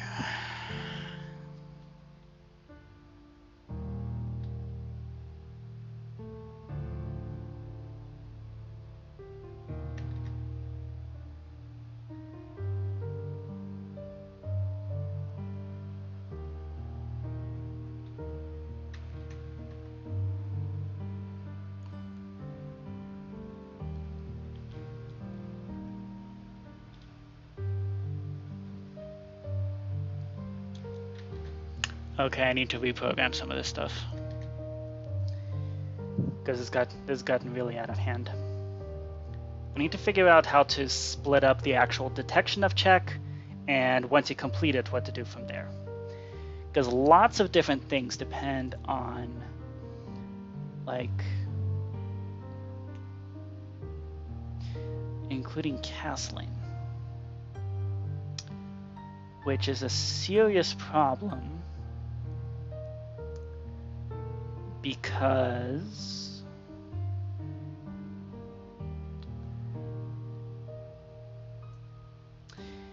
that's a serious problem, because whether or not you're able to castle depends on whether those particular spots are in check,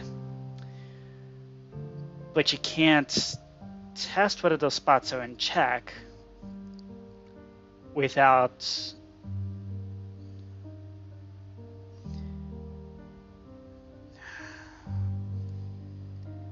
this becomes such a headache.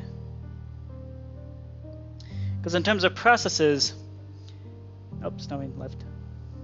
Because in terms of the process, the before detection and after detection need to be separate.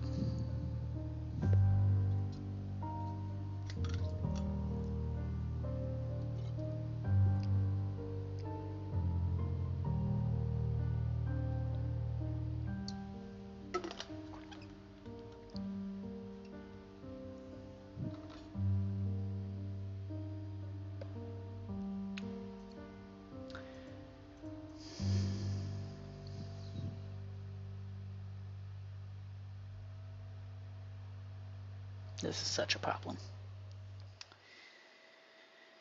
Okay, what can we do about this?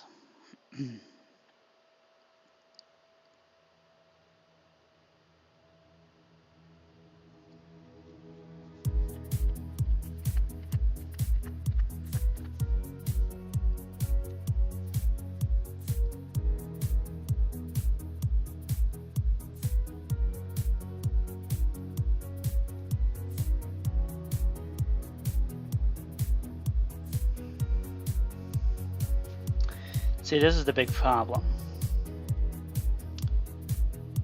To see the possible moves, that includes castling, which involves detecting if you're in check.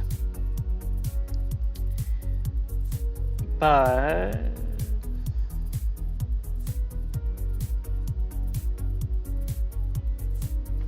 okay, so maybe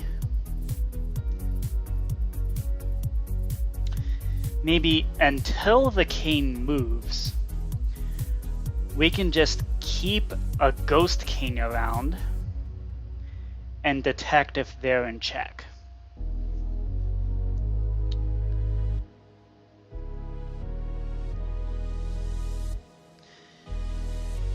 Because from there,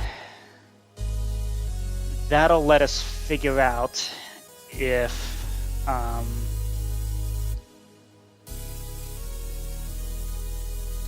and then based on that, figure out which castling is legal.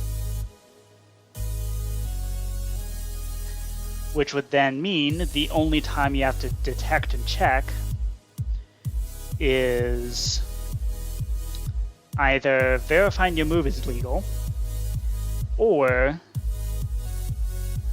after somebody moves, basically at the beginning of the turn. Yeah. Okay. Let's see if we can figure this part out. Okay. So what we want is a system where we verify the move is legal.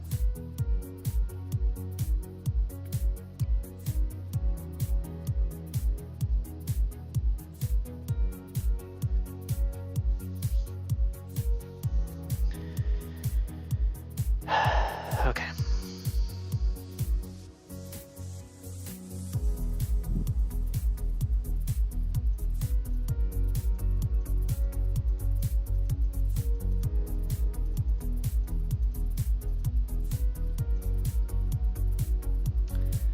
Okay, so when we detect that you're in check, we need to, okay, so we have detect possible moves and we have detect and check. Let's actually move this maybe over here. That way y'all can see the programming that's going on. Okay. Snowing will be back. Good. Hopefully that gives us enough time to figure out how to fix chess. So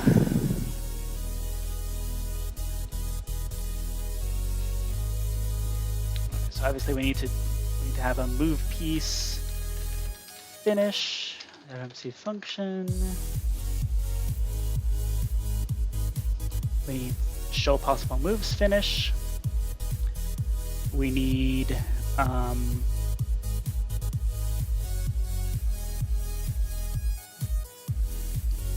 okay.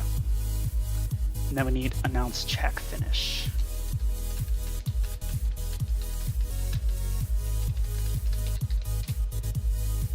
Okay. Let's master reset. Okay. So we're gonna place an indicator block right here. So this is what is detect possible moves being used for.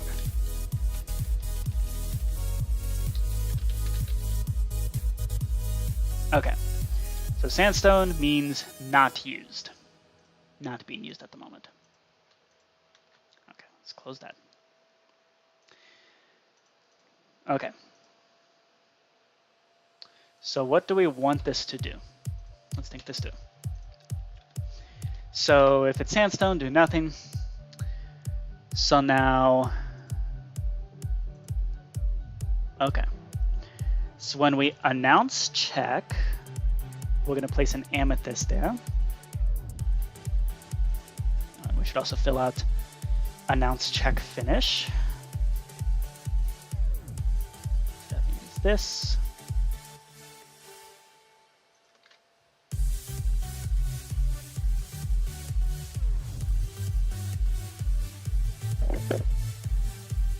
Okay. Okay, so now we have move piece, and we need move piece finish.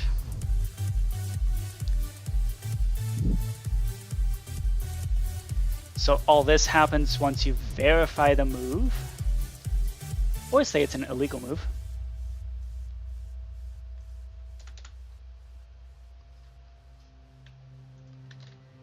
Okay.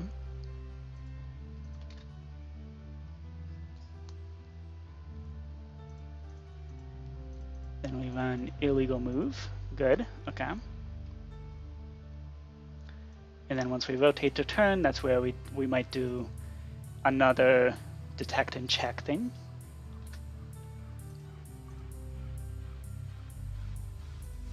Okay. Move piece. Detect and check finish. Okay. We should delete that.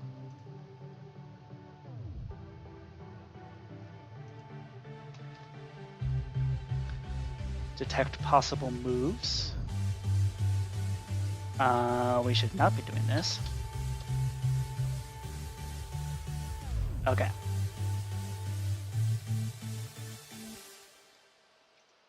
There's announce check finish. Okay. So sandstone, not using. Amethyst, announce. We can do red sandstone is going to be for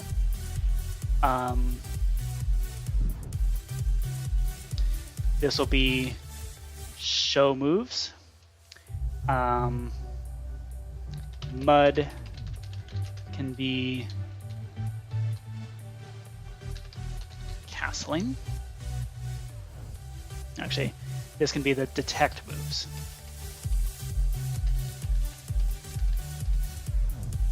Okay. So I have detect moves, detect and check, move piece, show possible moves. Okay. And then general detecting and check. That'll execute the detect possible moves function, which then does this.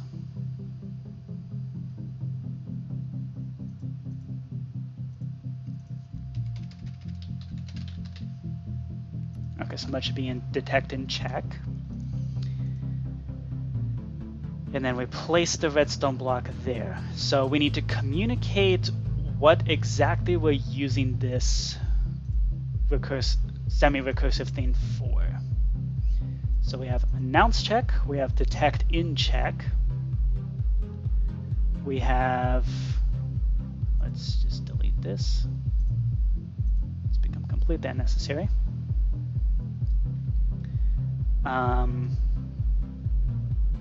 We have show possible moves, and we have move piece. Okay, so that's another thing. We need resin move piece. Okay.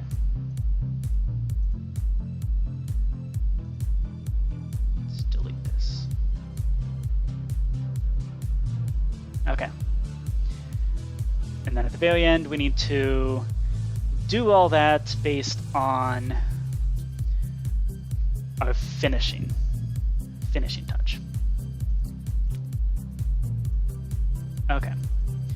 So we do execute in board games chess if block. We're looking at this block right here, 1456.3.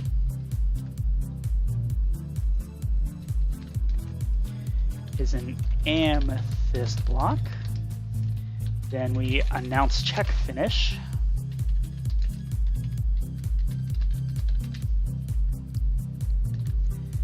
if it's a red sandstone,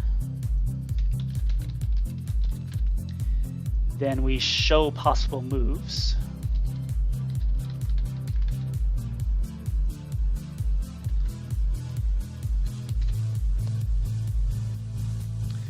Well, actually, yeah, okay. That's a different thing then. Red sandstone, if we have mud, then that will be detect in check finish. Let's do a return run.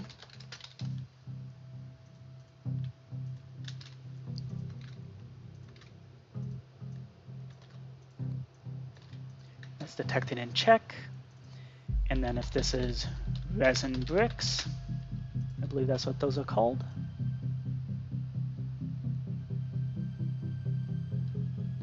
You know, if we can do resin block. Then we do move piece finish. Okay. So now each of these things need to place that respective block at that location. So when we move the piece,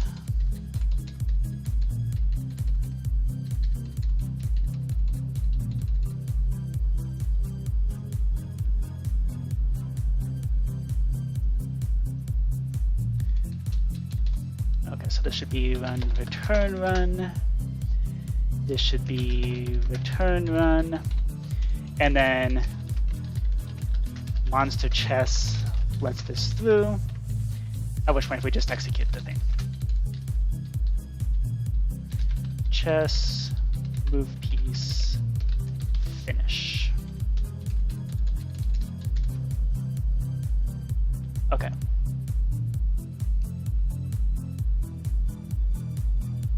Okay. So if we have to detect that we're in check, it'll do the thing. Monster chess will just let it through. Monster chess move number 1. Okay. Cool.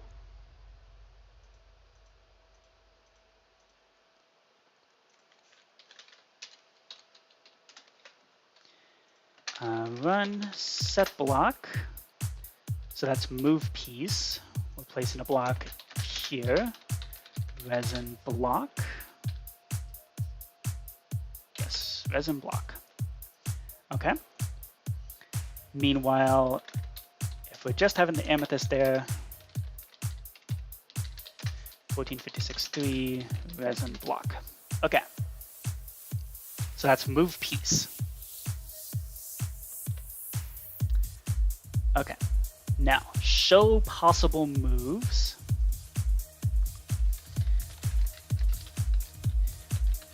We are instead placing a red sandstone. Red sandstone.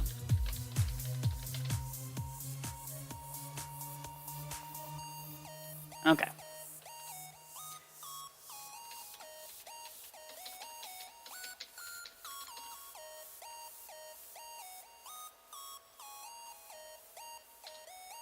Okay, so they shouldn't be return runs.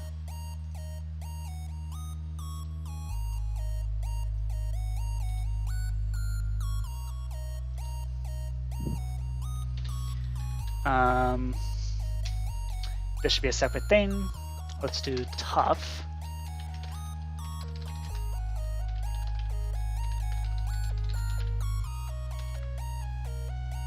Okay.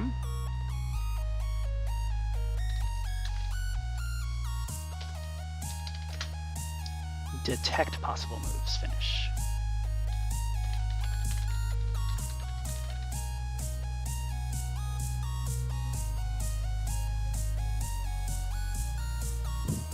Okay.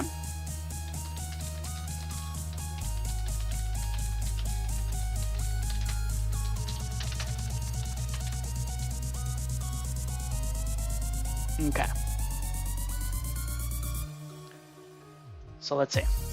Then we have announce in check.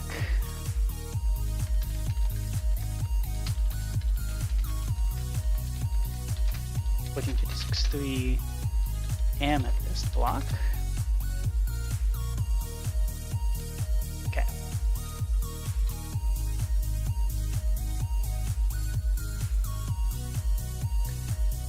Okay. Let's announce in check and then detect in check.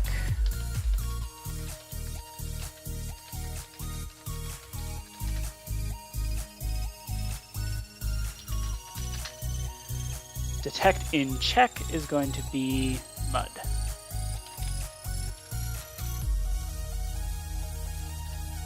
Is it called like mud block or anything? Nope, it's just mud. Okay, cool. Yay. Okay. So, let's see. How would this go, ideally? So, announce check.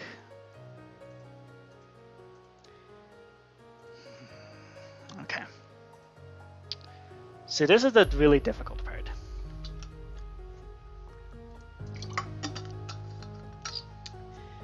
Because now that we have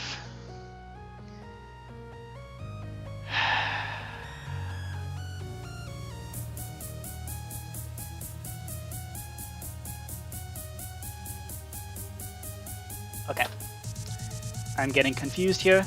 Let's draw. We're on hour number 4. This is the point where I start to lose my mind. So maybe rewriting everything was a bad idea around this time. Okay. Let's plan this out. So, here's all the player actions. All the pre-check, and then we need to run the thing and post-check. So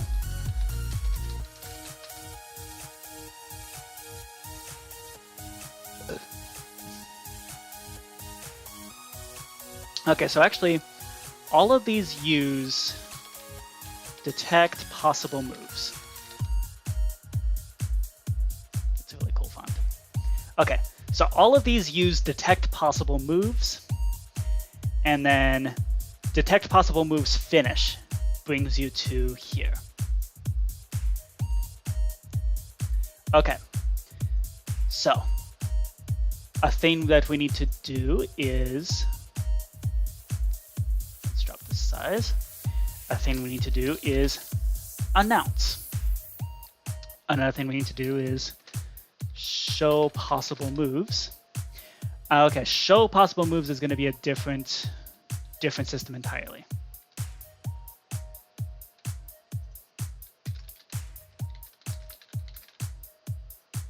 Okay, that's a separate thing. That has nothing to do with detecting that you're in check. So this needs to get its own pass, its own system. Okay. Now, before checking, we can announce. We can do castling, and we can do move piece, legal for checking for legal moves. We can do so we want castling. We do announcing that you're in check, moving the piece, so checking to see if it's a legal move, and then. So announcing happens at the end of turn.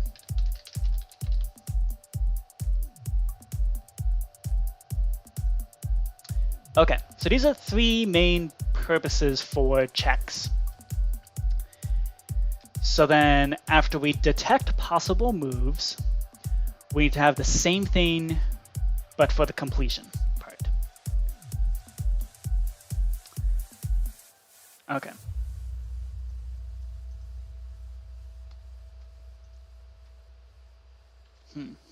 Okay.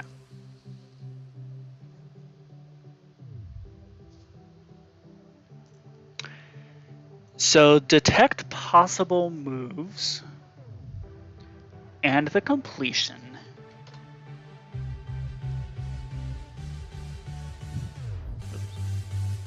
page. Okay. So, detect possible moves. This is garbage. Well, not completely. Detect possible moves is going to flip all the blocks around.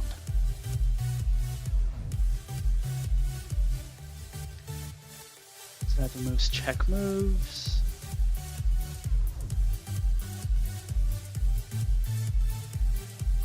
And it also detects if you're attacking a king. Okay.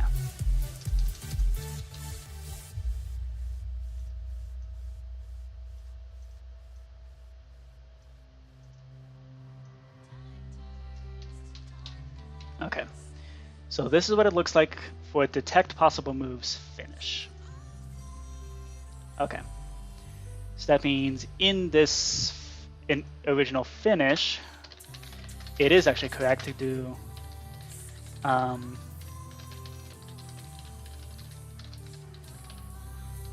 move piece, then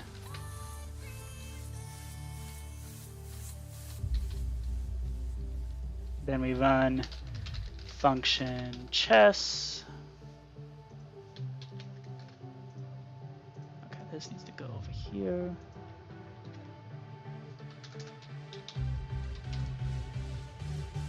Okay, function chess show possible moves finish, and then otherwise we're doing detect possible moves finish. Okay, so that was correct. We should not have messed with that. Now, let's clear all that because that's clutter.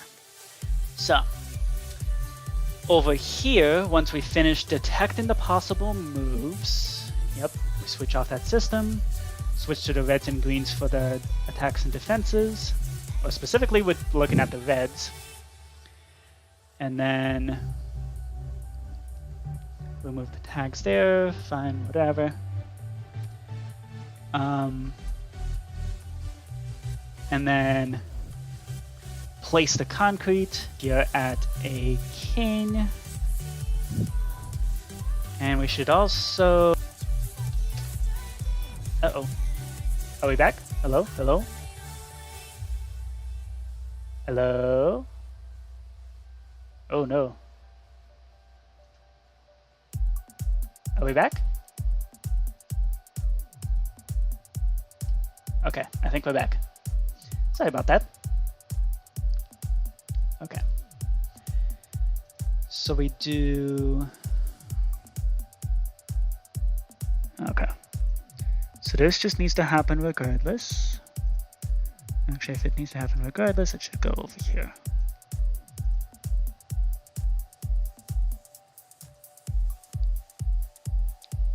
Finish.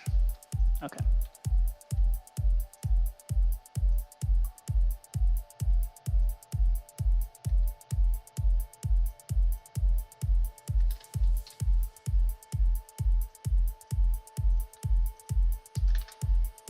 Okay, cool.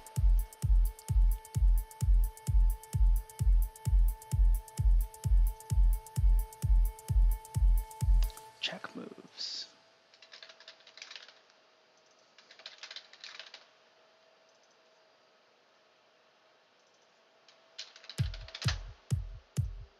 Okay, cool. So this is the universal, oops, this is the universal finishing. From there, we want to detect possible moves. So, let's see.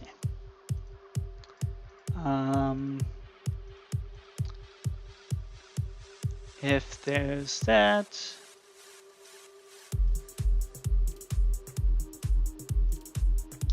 then we place a red concrete.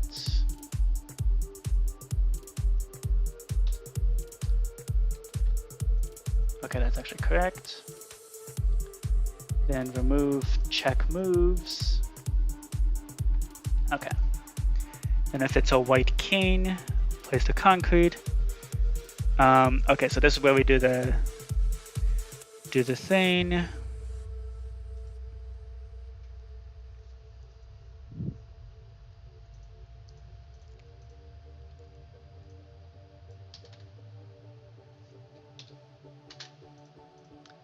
Okay.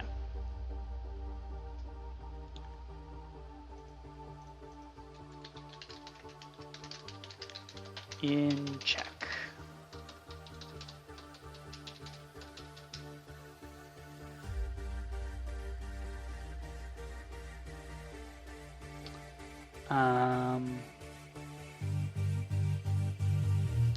So I think this can actually be replaced with Ghost King.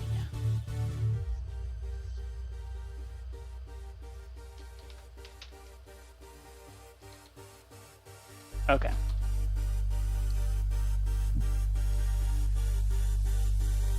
So we have Ghost King, and here we also need a Ghost King.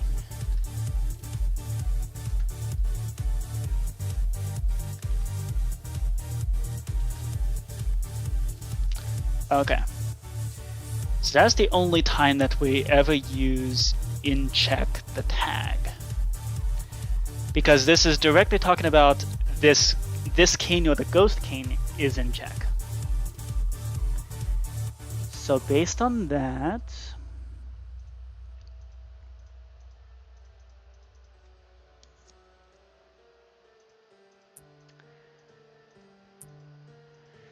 oh, but the show possible moves depends on that. Okay.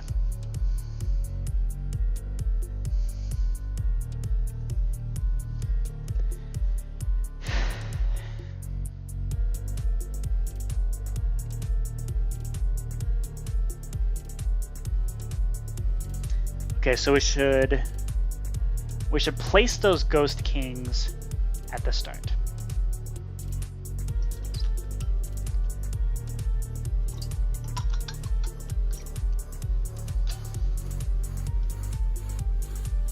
Okay.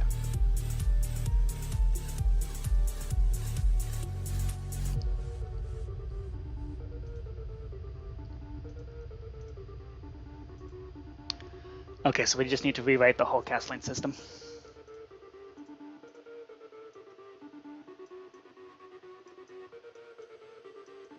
We just need to redo that. The shoulder's choking me.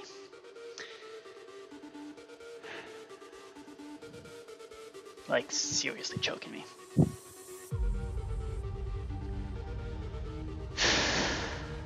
It is so hot in here. Okay.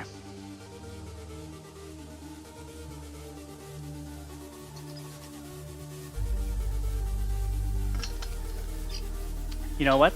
I'm gonna change my shirt. Because the shirt is strangling me and it's actively giving me anxiety. B.O.B.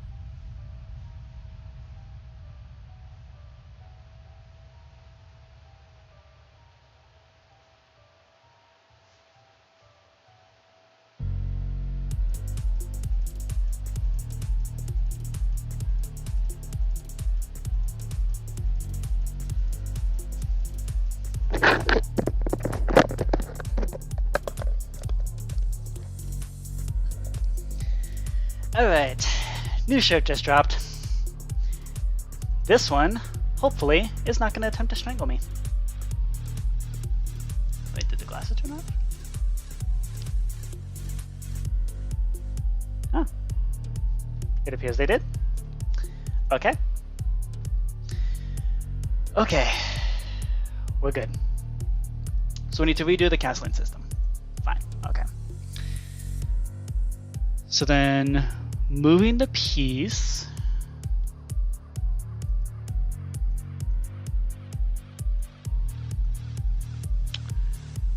Where else do we do detect in check?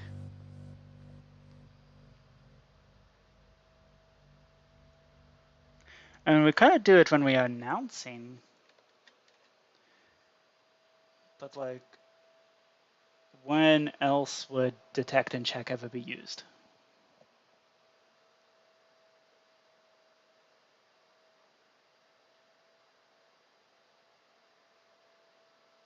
I don't think it is here. I don't think it is actually used. Okay.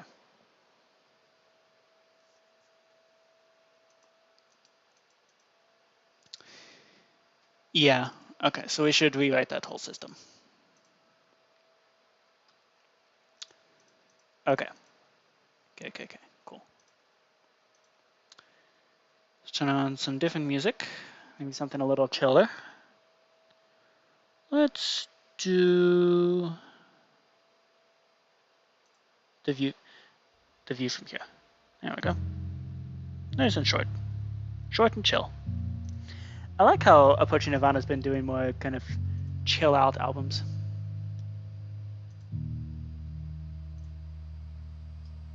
It's 5 HS, right? Yeah, okay. We can close that. Do I have any other tabs open? I have checkers. That's fine. Okay.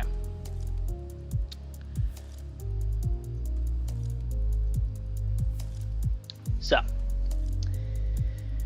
we really badly need to rewrite this system. Actually, didn't we already do this rewrite when we made 5D chess? I'm pretty sure we did. Let me check. Or is that the reason I added the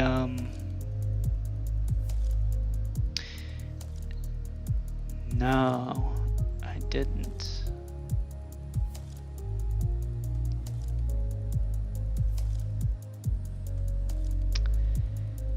Yeah, okay. Mm-hmm.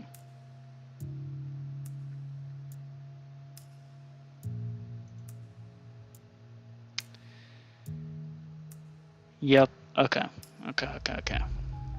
So,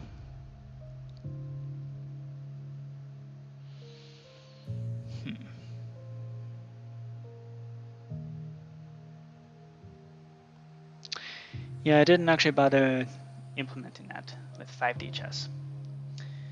So this is actually going to be a new system.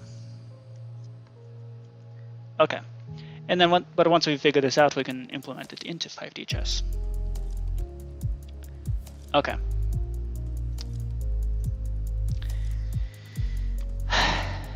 So let's think this through.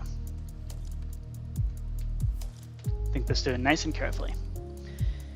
So how do we want this to work?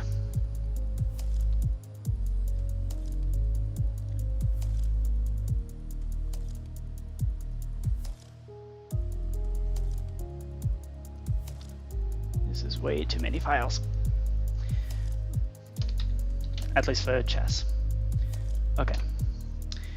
In fact, you know what? Let's pop this over to the single player. That way I can manage multiple files at once. Let's take this outside. Oops. Wrong thing. Okay. Data packs. Okay. Let's quickly download all the stuff for chess that we currently have.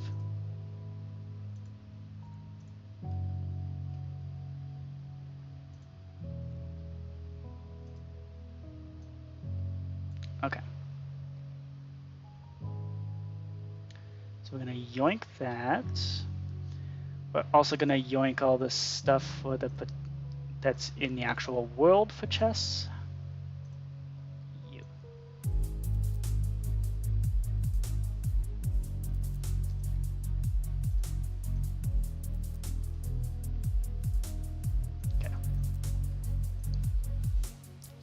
And also override everything related to the structures.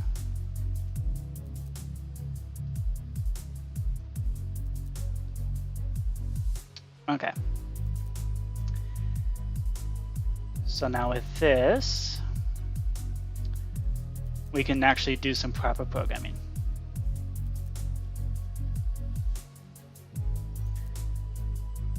At least we don't have to do it the Ternos. That would be a nightmare. Can you imagine doing this at the Ternos too? I don't think I would have actually bothered to fix it. Okay. Skip.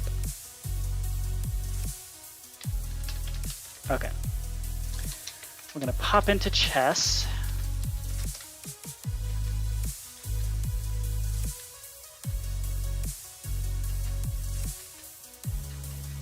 Okay. And now we do some actual hardcore programming. Okay. So now that we have everything downloaded and backed up, let's pop into the data pack. And I'm tempted to just reset that. Like just delete and retry. Because it is garbage. This whole system is garbage. Okay, we can just copy it back if needed. So nope. I do want to keep move piece and show possible moves.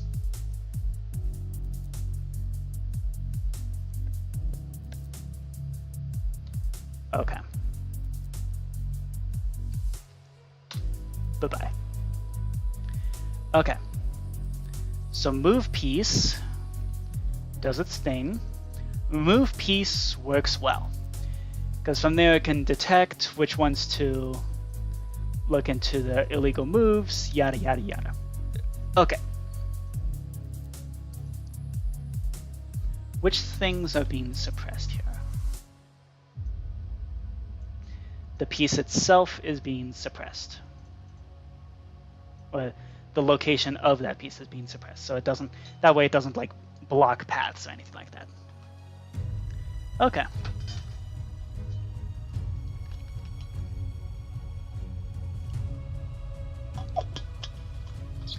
And this basically moves the piece where it already was. Wait, why are we?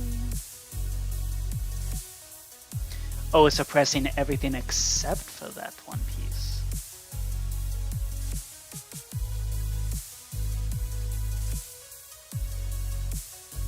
Why are we doing that? That feels strange. Why the heck is that the case? Did I do this with 5D chess?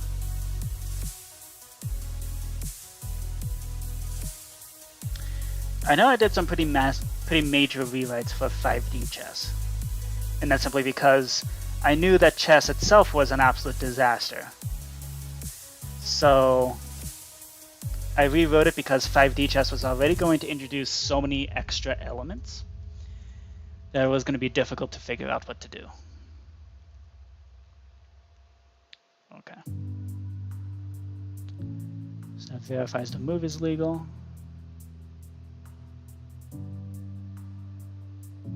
Oh, it is actually used. Huh. Okay. Let's see here. So what we do, well, we're never using this anyway. Okay. So summon a marker for the previous position, move the piece to the new position. Okay. Good there. Now we want to verify that this move is legal.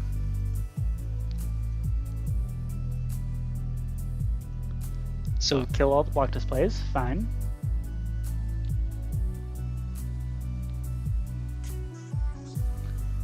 And then, what is this doing?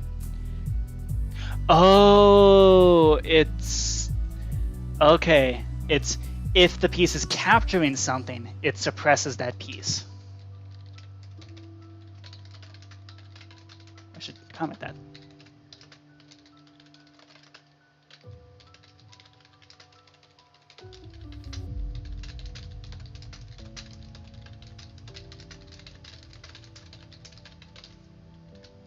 Okay, yep. Okay. We're good now. And then also we do the monster chest thing. Okay, cool. So now, when we finish moving, we then do the illegal move thing. Kill the previous position. Then we do the en passant, open the pawn up. Detect if the king moved.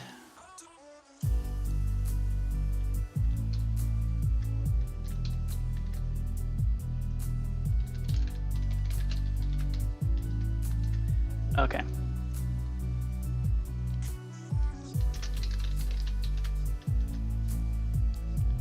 Okay, and then we do. So then, if the white king has been moved, then we want to kill chess in dimension, tag equals ghost king, tag equals white. And then for black, okay. And then for actual castling, we move the rook. Okay. Update the fuel for the assassin. Capture the piece. Okay.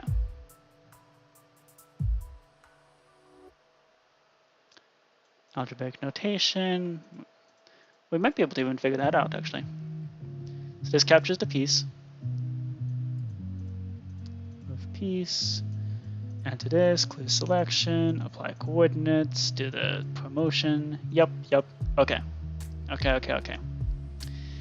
So this is good.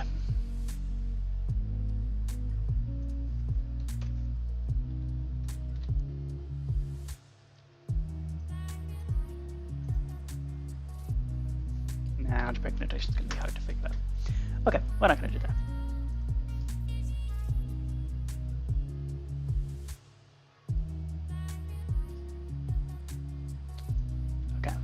Cool. So that's move piece. Executes as the player moving the piece. Okay. Cool. Locked in. Okay. And then move piece needs to communicate, and it places a resin block to communicate the fact that we finish off with the legal move stuff. Okay. I'm gonna check this off. We're good here. Okay. On the other hand, we need to announce if we're in check. So we called it announce check.mc function. And then we also have announce check finish that MC function. So this happens when we rotate the turn, right? Unless it's monster chess. Yes. Okay, cool.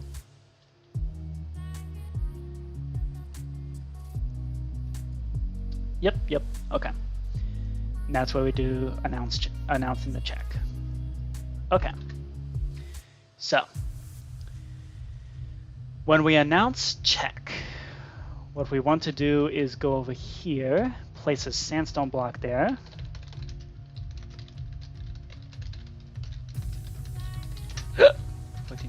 1, place a sandstone there. Okay. And then, so now we just want to detect all the possible moves that all the pieces could make and see if any of them attack a king.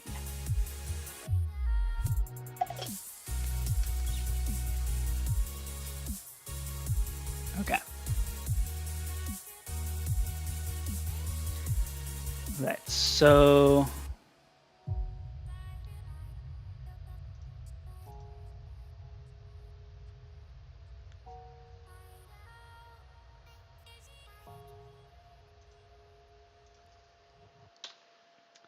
we don't have stalemates implemented.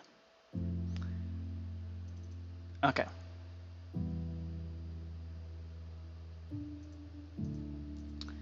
So, set block of sandstone.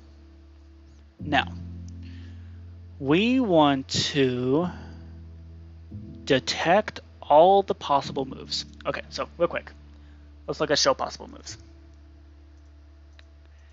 Okay, add move piece here.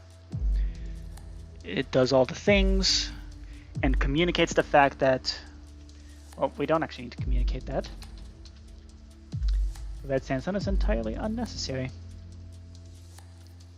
because this already tells us, because at the end we switch to red and green for attacks and defenses, and then assassins are special. These tags are automatically getting removed. Then this doing the en passant. Then replace the interactions.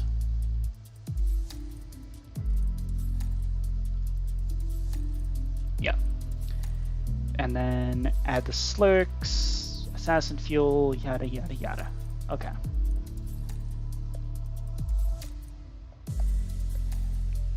Cool. So we have showing the possible moves, and we have moving those pieces.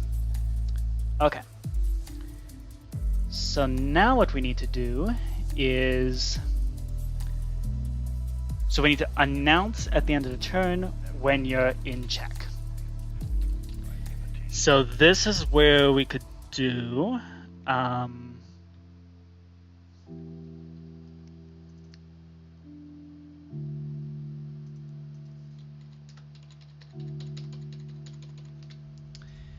this is what detect possible moves was supposed to do.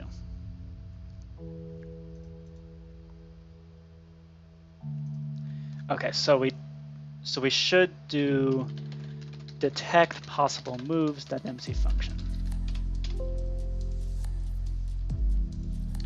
And then detect possible moves finish. That MC function on. Okay.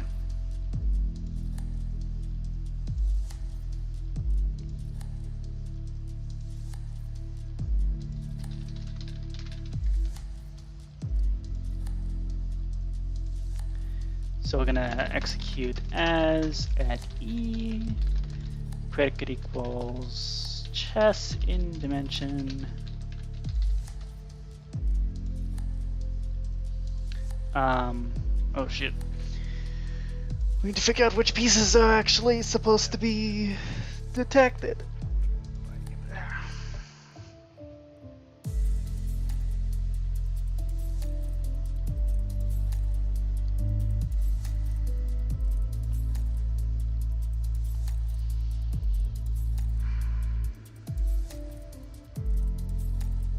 Well, we know whose turn it is. Okay, so we don't actually need that. Never mind. We're good. Okay, so detect possible moves. So what we now want to do is function chess.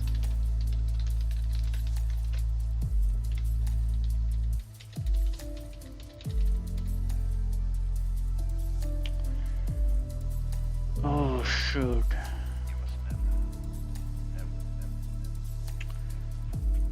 Shoot. Okay.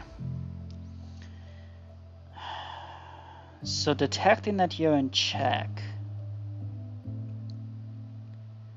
could happen not necessarily on your turn.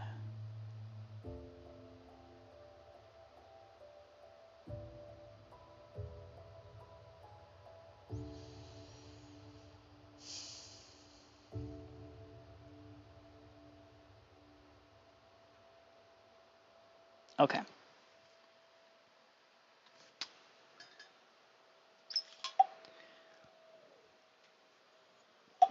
I'm seeing now why this system was so complicated.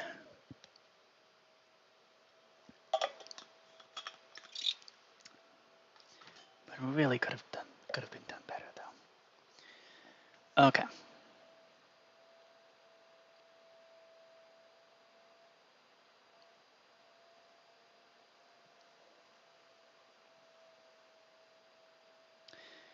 So maybe we should communicate who we're checking is actually in check.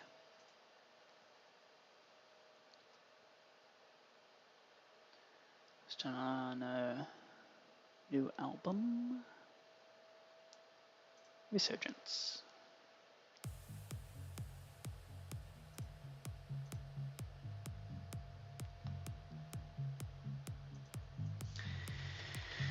Okay, so we need to figure out who actually needs to be detected. Whose moves need to be detected?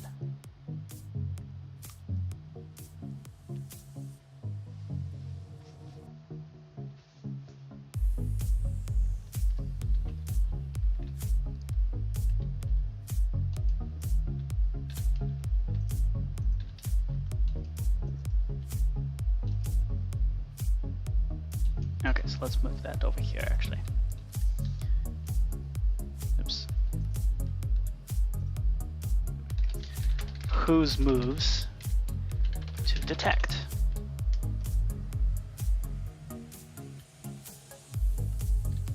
So whose moves do we need to actually detect? Now if we're announcing check, then that's fine, we can just direct the carry it over. And then announce when someone's in check. So at that point, we do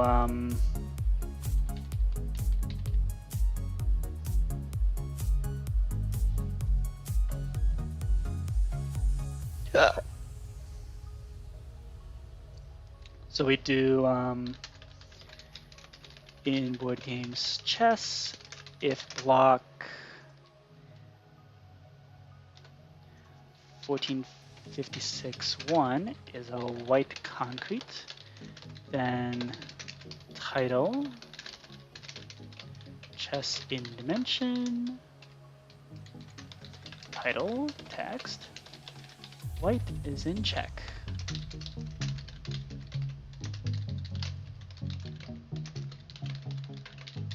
Okay.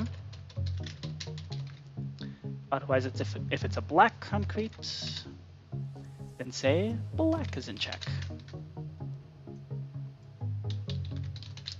Okay. Now from there, okay. So this is a generalized detecting possible moves. That's what this is, right? Yes. Okay.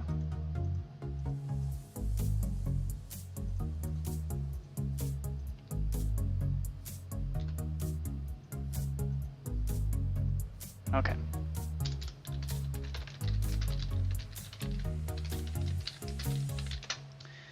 Is it always going to be the player's turn whose move is being detected? So if you're moving your piece,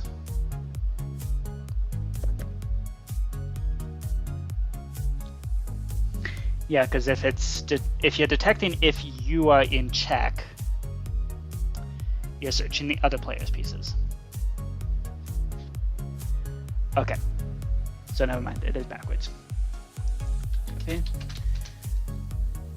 We want 1457.0, 1456.0.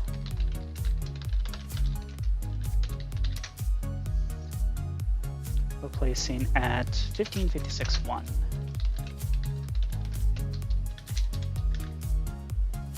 Okay. We want to detect, so if it's white to move, actually we want to detect that the other player puts you in check. Okay. So if white is currently moving, we want to check, can black check you right now? And if it can, that's an illegal move. Okay. Cool. So this is backwards. And then we're announcing that we are in check.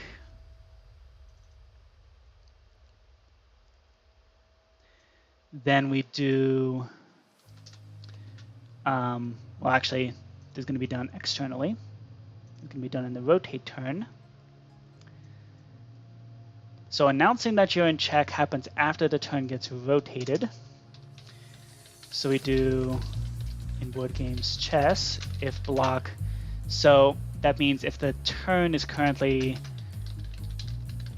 it is now white's turn, then we want to, it is currently white's turn. We want to detect, can white, oh, whose moves are we detecting? We're detecting white's moves. Okay.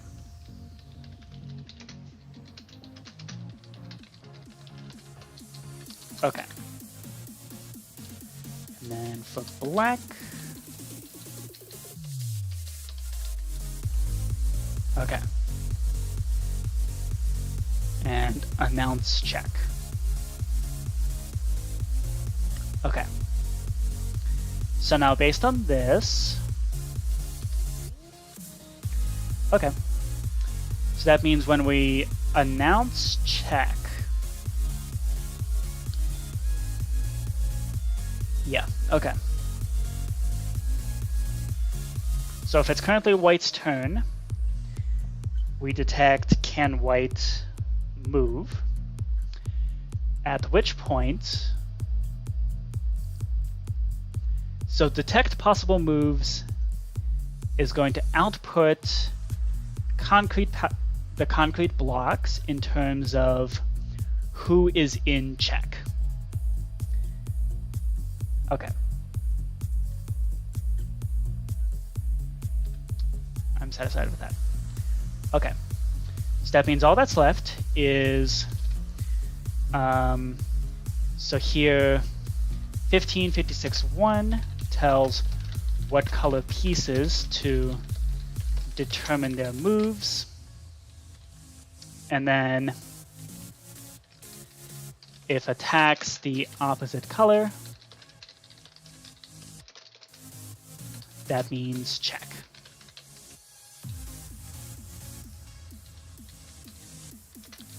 Place that at 1456.1.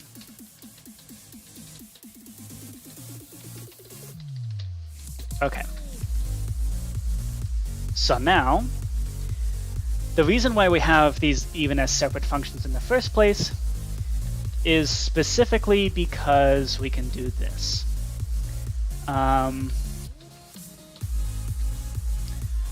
So we're going to do execute as at E equals chess in dimension, type tag equals piece,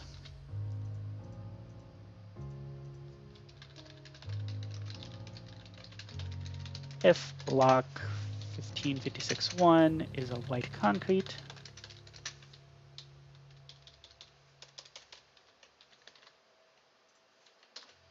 Okay.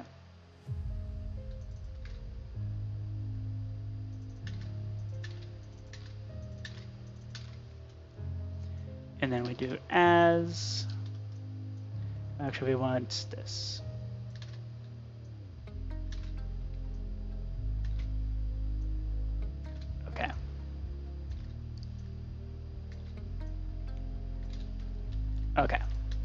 So there we go.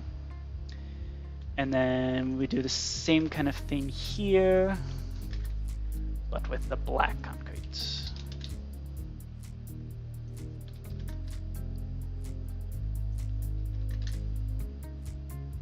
Okay, so we do want that comma.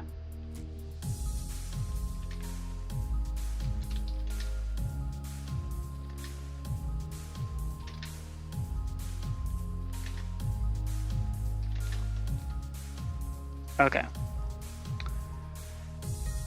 And then we do the thing. Okay.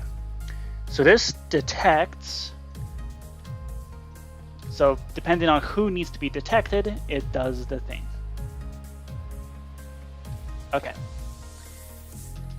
So now we run the function detect possible moves finish. And here's where we need to figure out what to do as a result. If we're going to the continue, okay. Okay, cool. So we detect possible moves. So now we need to do the flip everything to red if you're attacking the opposite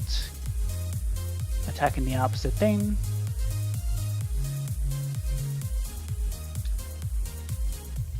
Okay, but here it's not 1456.1, it's 1556.1.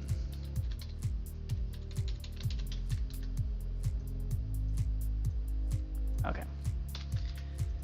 We only care about the reds in this case. And that's 1556.1.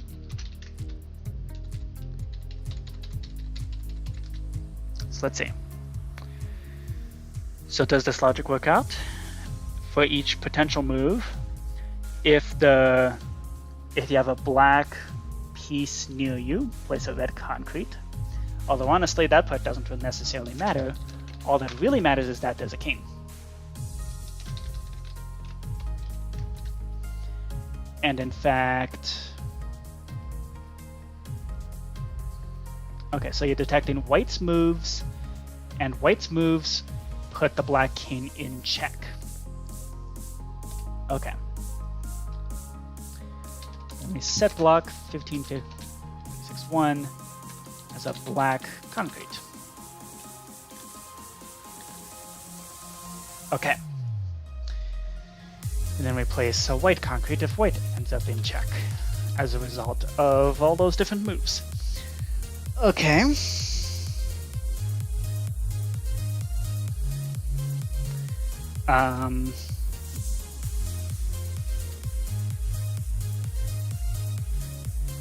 Oh, and we should actually do, okay. And then as any item display that has tag ghost king and tag of white, run add in check. Okay. So we also add that just to make sure that, actually this should be black. Because this is black king is in check. And then if you run into a ghost king,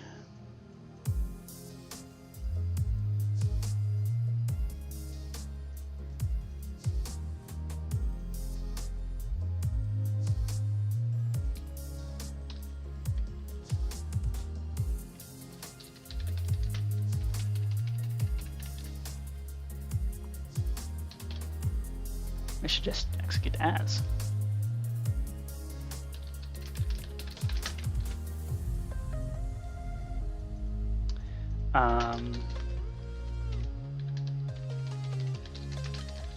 Execute unless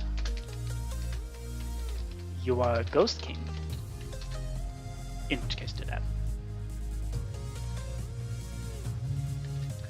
However, if you are a ghost king, you are then in check.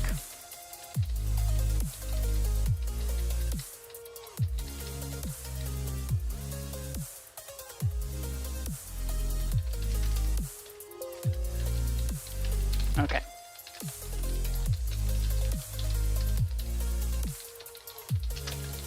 Move in check. Okay. Okay, cool.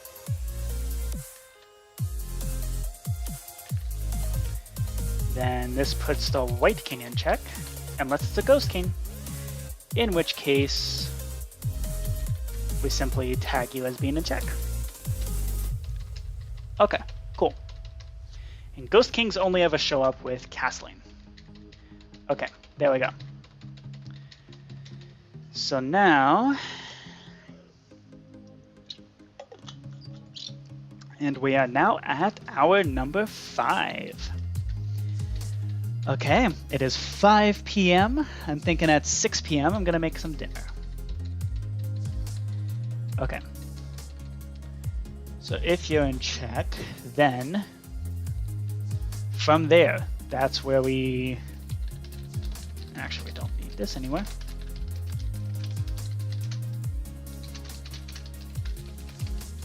So now we consult this board here for what exactly we're detecting possible moves for.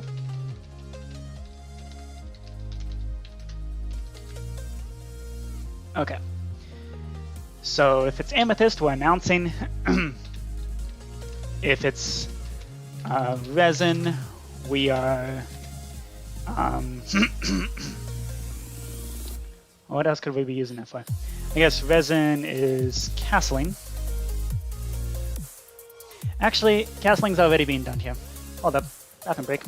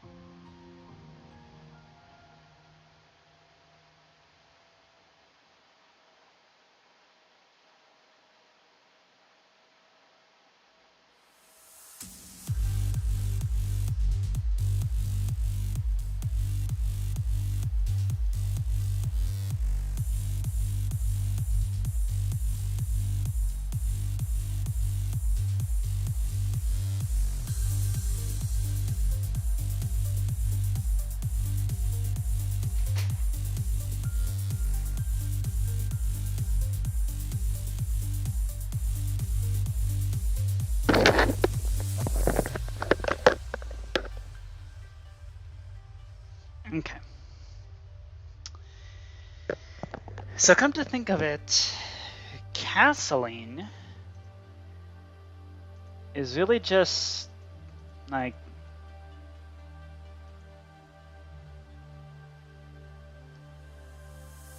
yeah, so really all we really care about is just the move piece. Okay. That's really the only use for this. Amethyst, announcing, or move piece. That's it. Castling is actually just handled with this, ideally. Okay, so then we just consult this.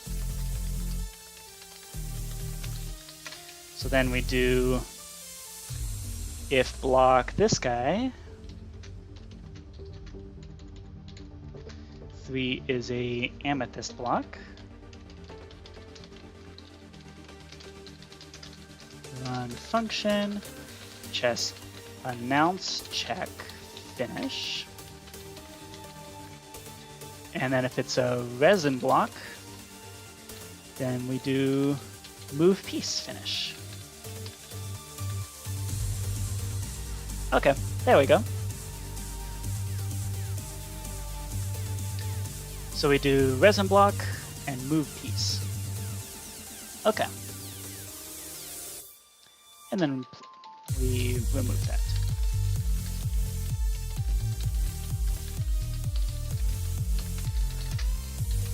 $14.56.3 with sandstone.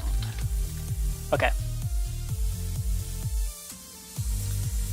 Cool. And these we know will do their thing. Okay, cool.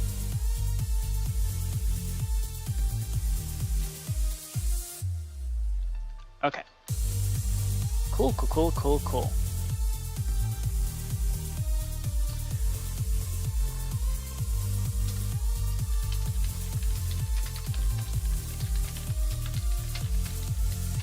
And here's where we reset this thing.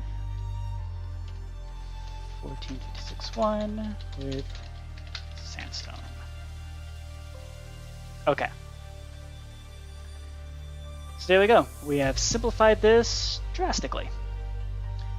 We have announcing, and now we just need to redo how the castling is done. So let's see.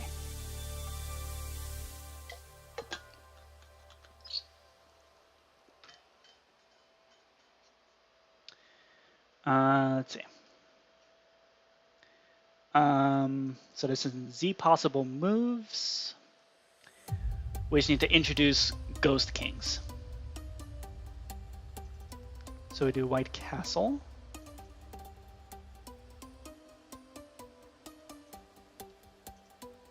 Okay. So if you have not moved and there is a rook that has not moved, then, and you're not in check, then you may castle. Okay. Or at least test if you can castle. So now we have this.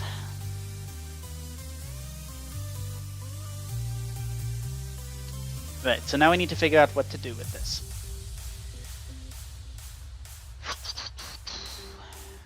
Okay. So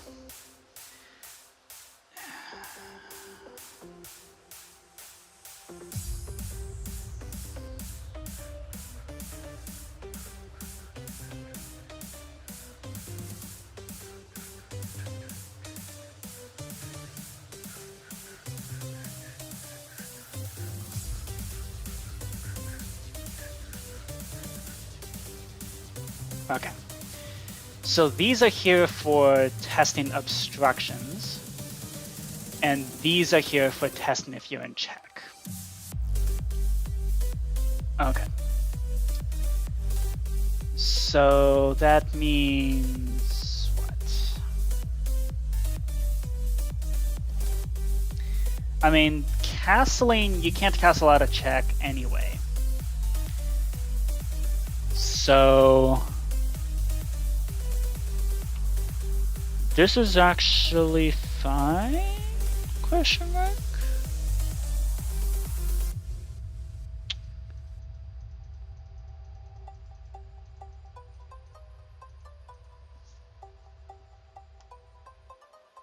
No, it's not. Okay.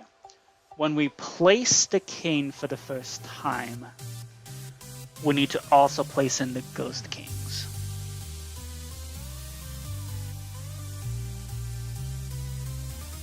Okay. So this actually goes all the way back to the start of the game.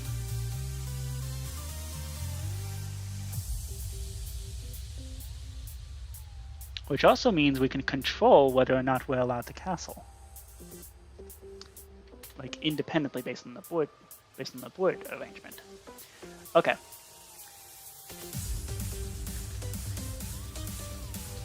So all the things related to the king.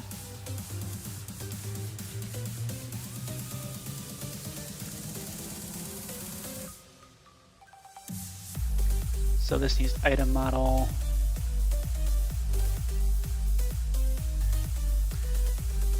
We don't need item model.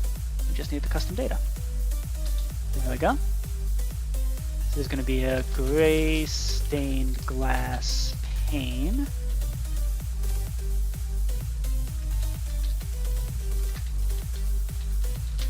This is tagged Ghost King and white. Okay. And we should also tag it castle left. Okay. Let's make sure that we get this right. Okay. So, if you're on the white side, that means your king goes here at 4.5, 0.5. Okay. So, if you want to castle left, we need to place one at 3.5 and 2.5. White and a king. Okay.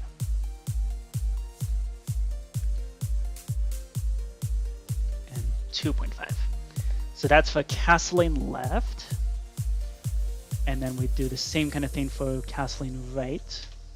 But this time we need 5 and 6.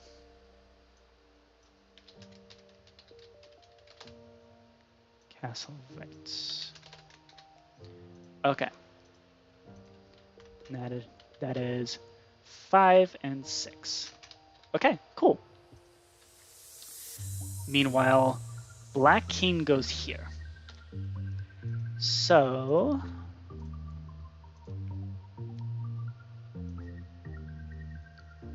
okay. So this is the actual king piece. These are all the ghost kings to handle if you can castle. Okay. Now the black king.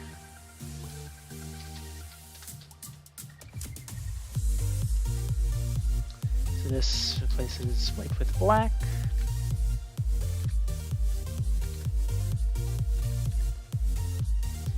Okay. Minus 6.5. Okay.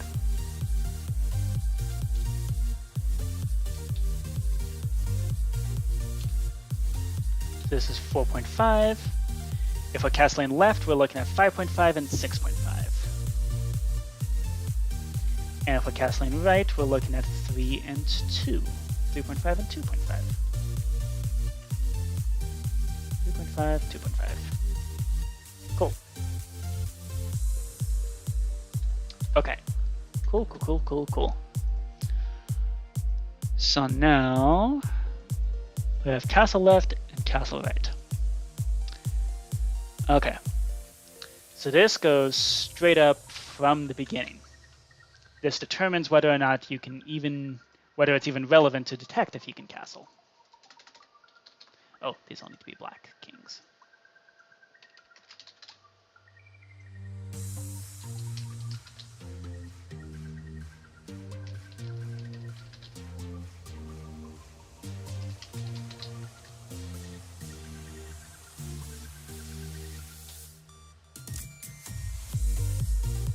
Okay. Maybe this should all be moved to like maybe the very end here.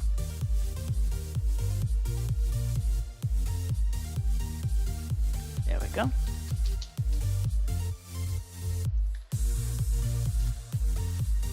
So we have white kings and black kings for all the ghost king stuff. Okay. So now we can copy this. So this is normal shape, normal game.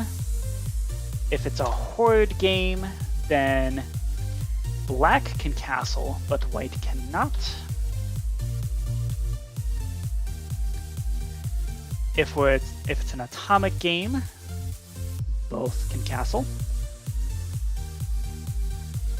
Not that you'd want to. For monster game, black can castle, but white cannot. And similar seems for the cylinders. Okay. So normal game, both are allowed to castle. Monster game, only black can castle. White has nothing to castle with. Horde game, only black can castle. Again, because white has nothing to castle with. Atomic game, both can castle. If they want, if they so chose. Taurus, neither can castle because neither of them have useful things to castle with. And same goes with Mobius strip, RP2, well, Mobius strip, potentially. But we'll have to figure out what the starting arrangement looks like, whether or not you can castle. Okay, cool. And so with that,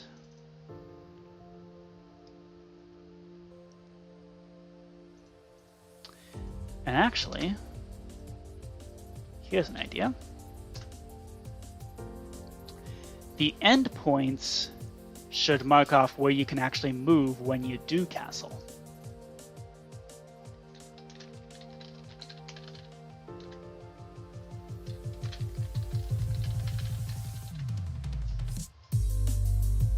Okay.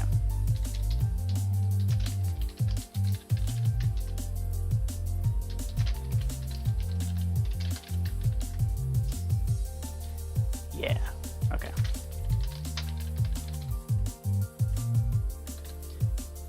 Okay.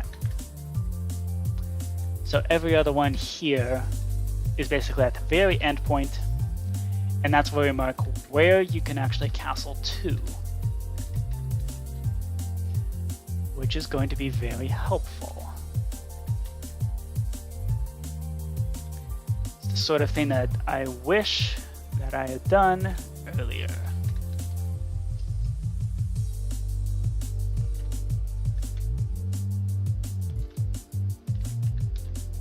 There we go.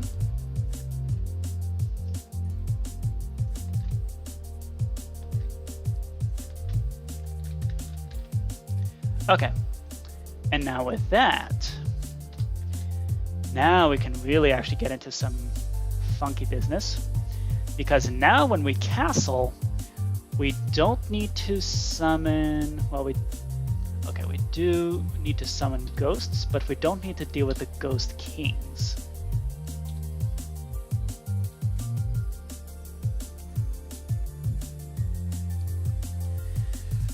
Okay.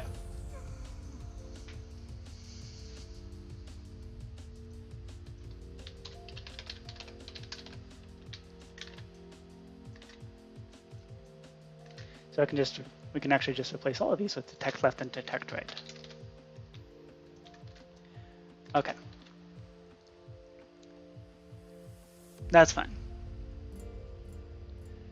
And here we don't actually need custom data.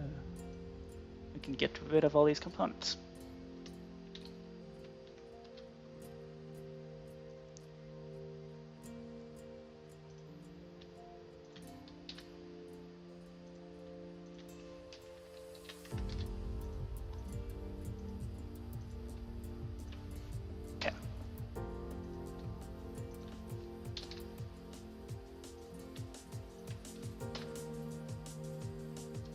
This is detect left, detect right.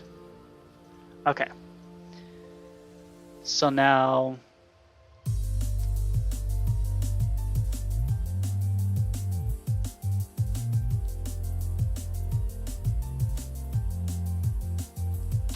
we don't need that. So if there is no rook that has not moved,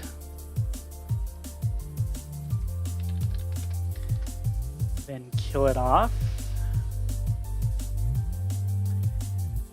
Meanwhile, if there's no rook on the left, kill that off.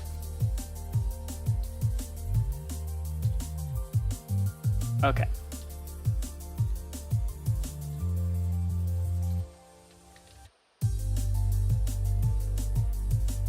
Okay. And then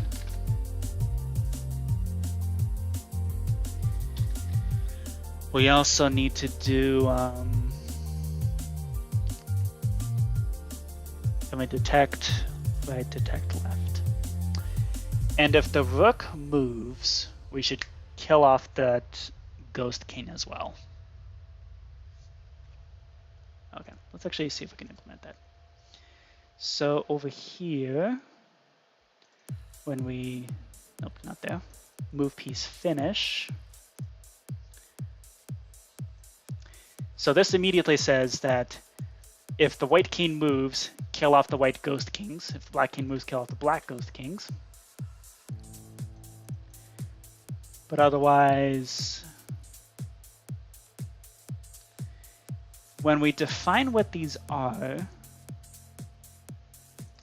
how do we tag them as? Castle left and castle right. Okay.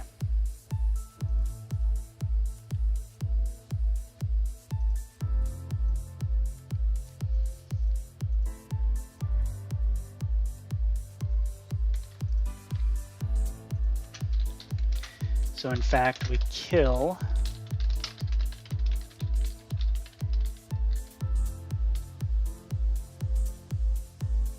so unless there's a white rook there that has not moved. Ghost king, tag equals white, tag equals castle right. You have now 100% lost right castling privileges, and this makes you lose the left castling privileges. Okay. So from there, okay. Has that rook moved? If yes, we stop. So we do execute. Yeah, okay. Chess in dimension, tag equals detect right, unless entity at E, chess in dimension, tag equals detect left. Okay. So this stops it immediately. Okay. Meanwhile, is the path from the king to the rook obstructed? Actually, you know what we can do? We can actually make this even more efficient. Because when we move a rook, that immediately kills off the castling privileges as well.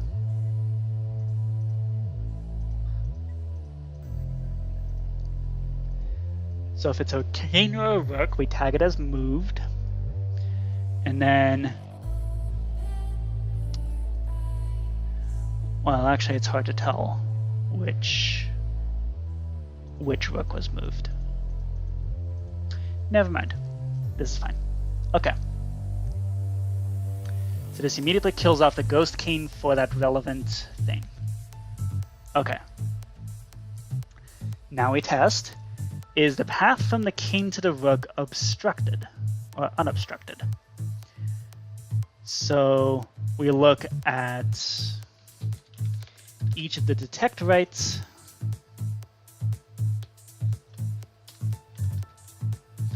Actually, we do ghost king, castle right. So the ghost kings are actually relevant here. So if there's something there that is not a ghost king, then no castling right for you.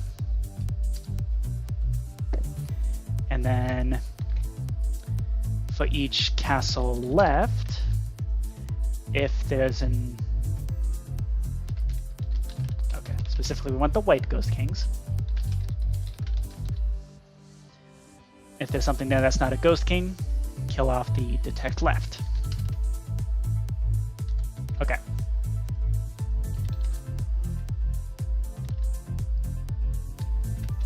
Cool. So now we get to the real kicker here. Are you attempting to castle in through or into check? If yes, then stop. So here we don't need to do any kind of ghost in check or any funny business. In fact, what was in here before? So this is ghost in check. Yep, none of this is relevant. Bye-bye. I'm so happy to see those functions gone. Those things were a mess. Okay. predicate equals chess, we just directly check it. If entity at E, predicate equals chess in dimension, tag equals ghost king, tag equals white, tag equals in check, castle right. If the castle right ghost kings are in check, then we run kill at E, predicate equals chess in dimension, tag equals detect right. And then if the castle left guys are in check, then we do that. So we don't need to do any of that. And this, once again, has simplified things tremendously. And you've made it this far, which means you are, in fact, allowed to castle, which means that, so detect right, then that means, I guess that already takes care of that, doesn't it? Okay. That's fine then. Okay, there we go.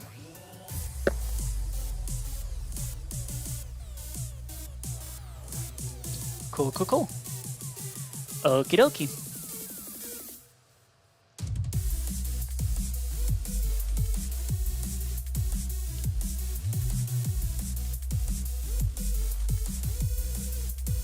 Okay, so detecting moves is exclusively done for the purposes of detecting if you're in check. So that means we also want to turn it off if we are not trying to verify moves.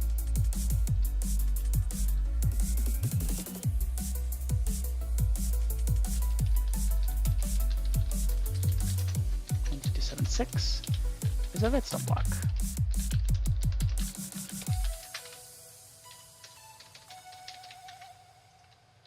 Okay. There we go.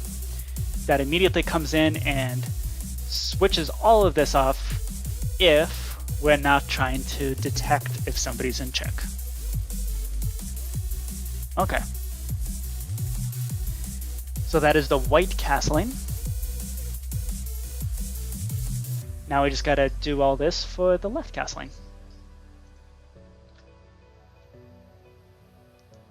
Okay. Black castle.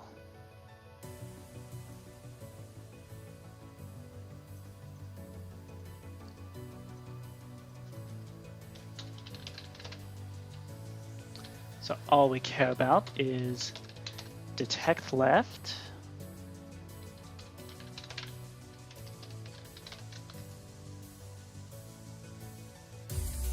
And actually, I think we can...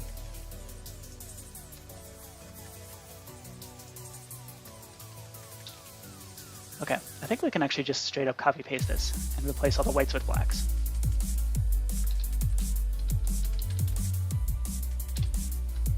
Let's test that. Let's test that theory. Oh, but we do then need to swap the detect right versus left. Because on the black side, castling left is the easy one, and castling right is the difficult one.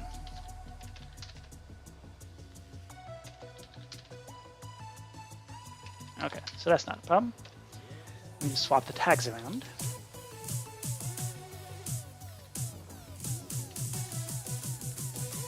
Because this is still correct. Yes, okay.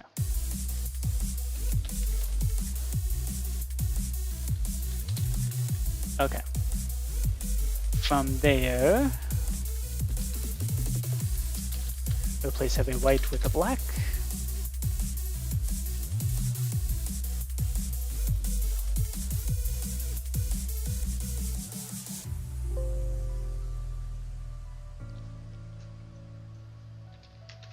Replace here every white with a black.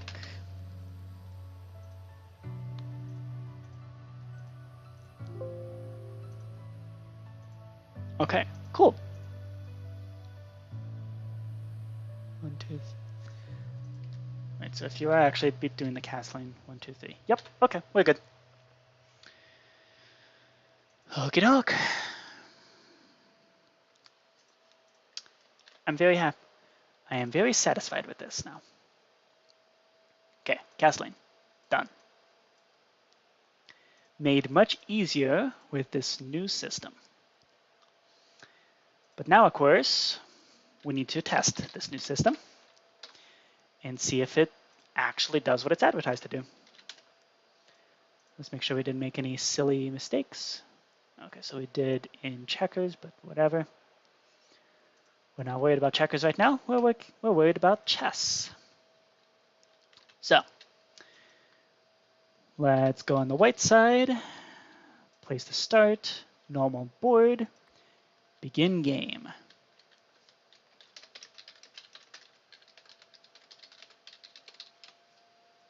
There are 8 ghost kings, 4 for each player. That is exactly as expected. Oh, crap. I need to save this before. I need to save all this block stuff before I accidentally master reset and kill everything. There we go.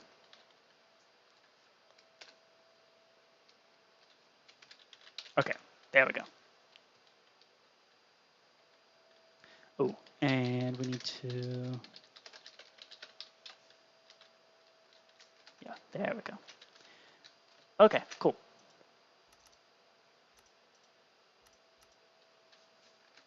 There we go. Okay, and that's that.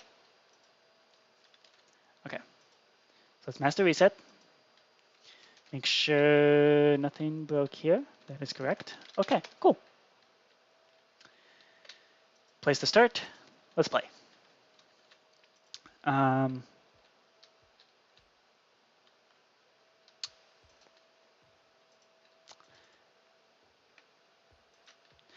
Oh, I see what happened here. Whoops. I need to actually initialize. There we go.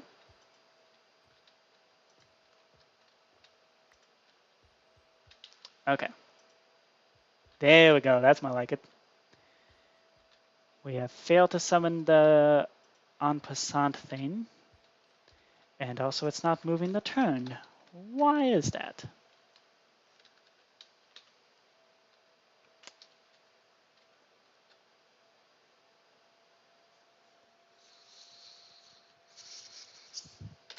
Oh, because as part of rotating the turn,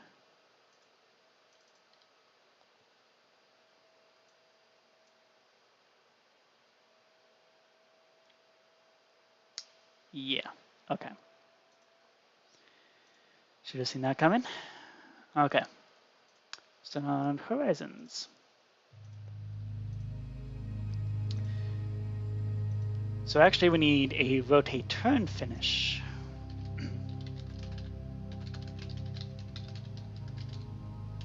Actually, no, this can just be stuck onto the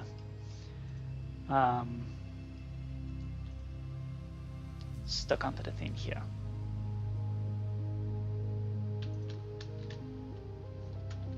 Okay. This is announce check. Oops. Announce check finished. Does the thing. Okay.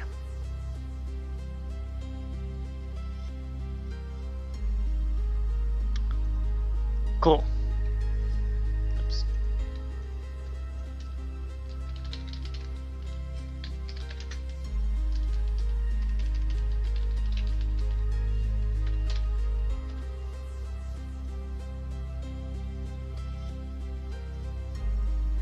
And as far as detecting possible moves, we need to place that back with a sandstone, and that with a sandstone.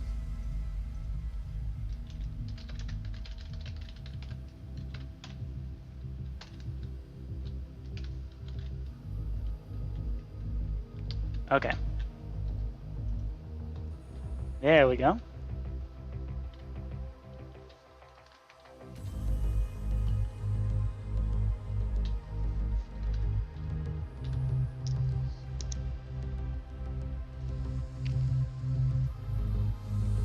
Oh, reload.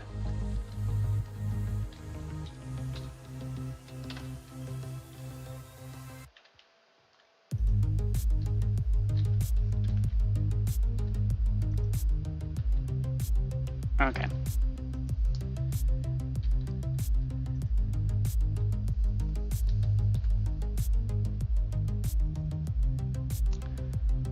Why are you not doing that? What the heck is your problem? So do the monster chest thing. Remove your turn.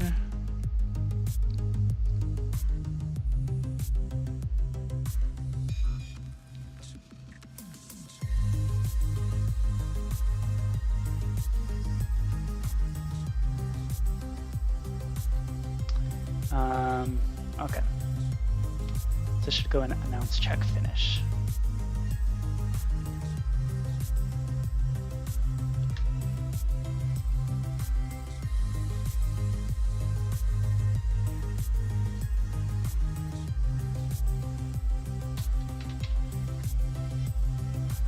-1456 -5. Where is that?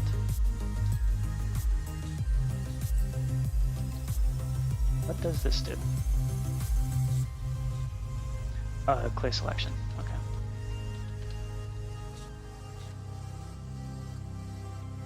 Sure. That might as well happen.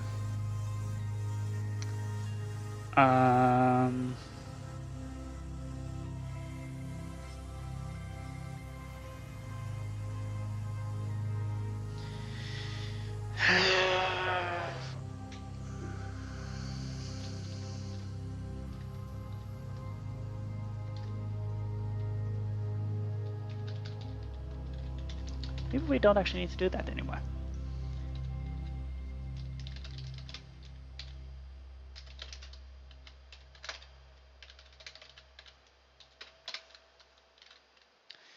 Okay, so it does the thing, but it's not doing the thing. Why is it not actually finishing? Nope, not board shape. We want the possible moves, the continue, finish.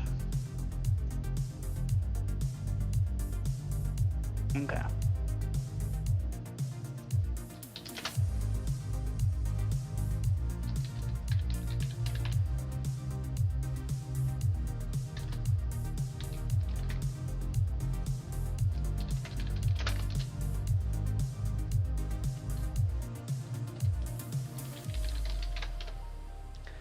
Also, what part of place sandstone there did you not understand?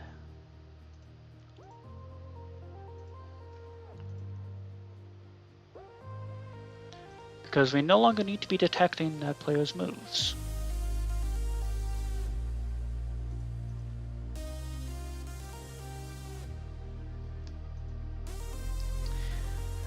Oh, you know what would have been happening?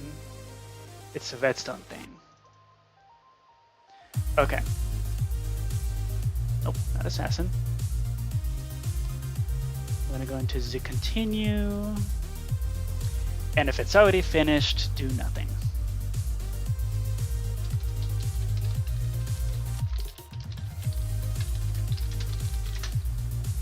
This is a thing that just happens on occasion, is like these sorts of command block things execute multiple times for no good reason.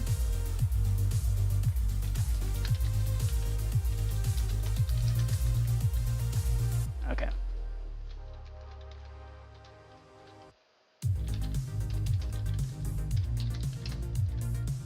Okay.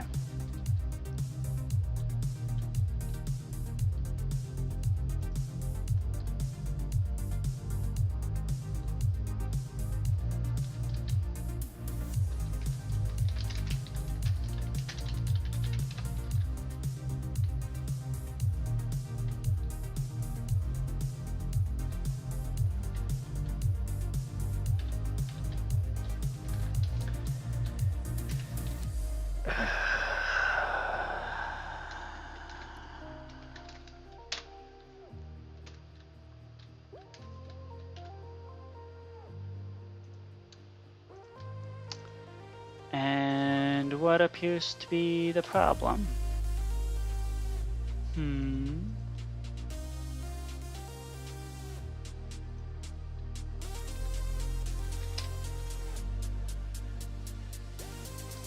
Ah, I see. Oh, I see. Okay. So we need to do... okay, so first of all, we need to do some detection here. We need to do any piece that's not tagged as suppress.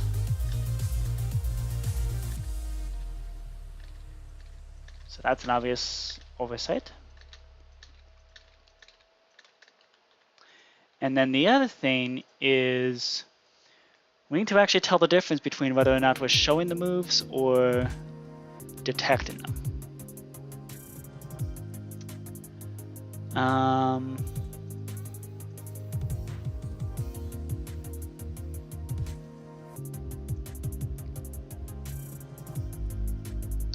Okay, so when we detect moves,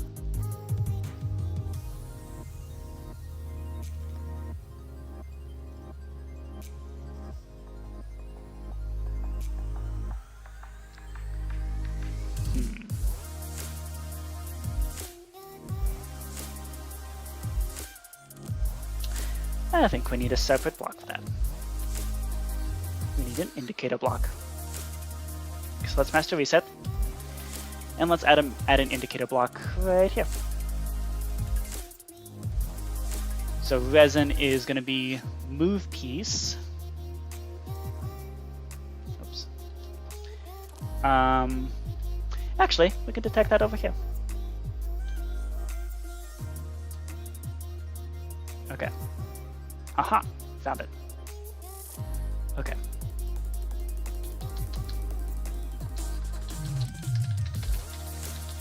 In board games chess, if block.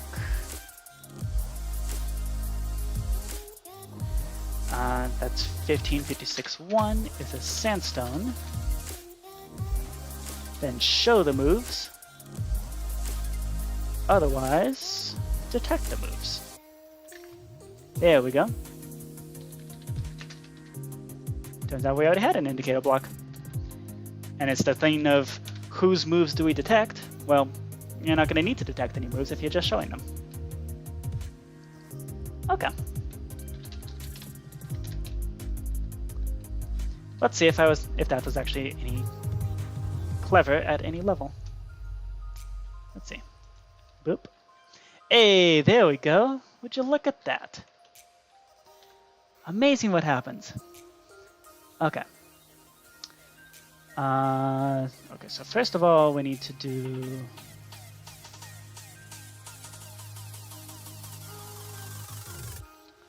what is happening?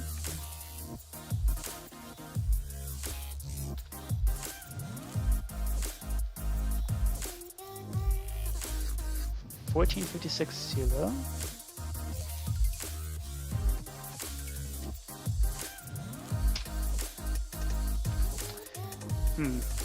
So that's not executing, like at all. That is very strange.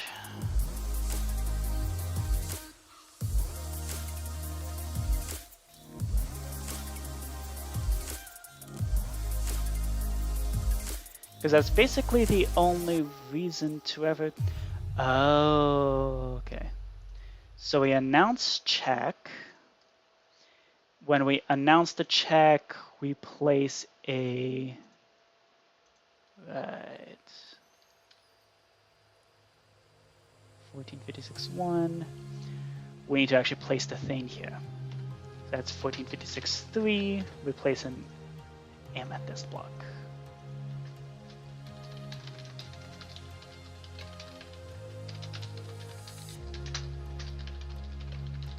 Okay, there we go.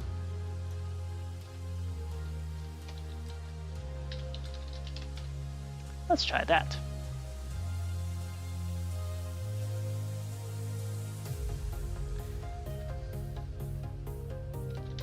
Okay. Now, why the en passant isn't showing up is a different story. Also, it's still not working. What is your problem?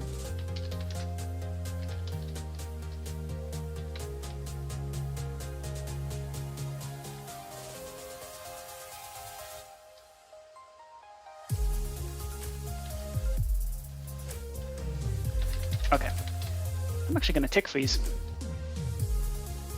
So I'm going to click that, and we're going to watch as all this actually executes. Okay, so we placed the resin block right there.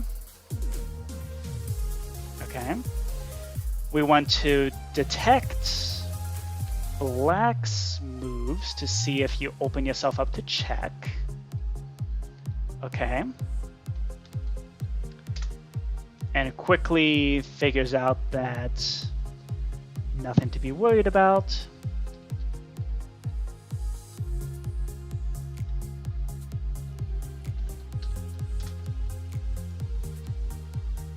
We don't need to detect anybody's moves again. We place the sandstone. What?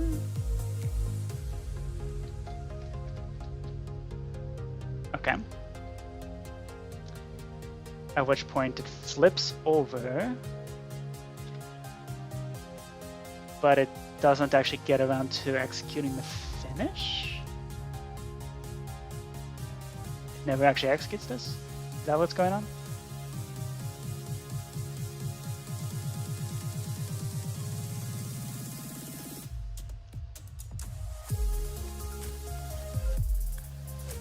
So it does move piece finish.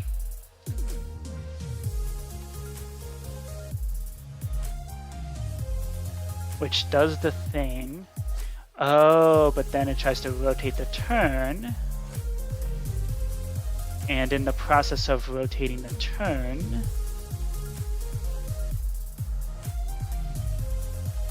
is that actually what's going on here?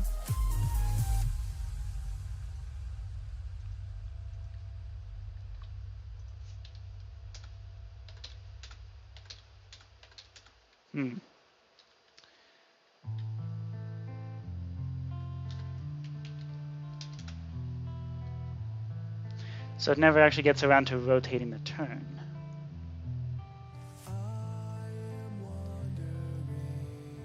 So we move piece finish.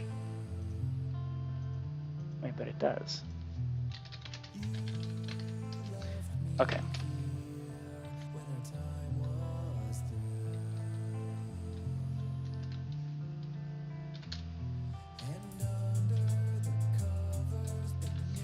Okay. So now, okay. So I'm going to click this bishop right here. Okay. What do? You place the thing, which lets you actually detect what the moves look like.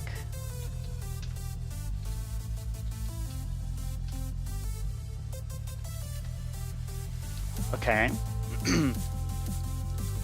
Exactly as intended. And that basically snaps everything into position.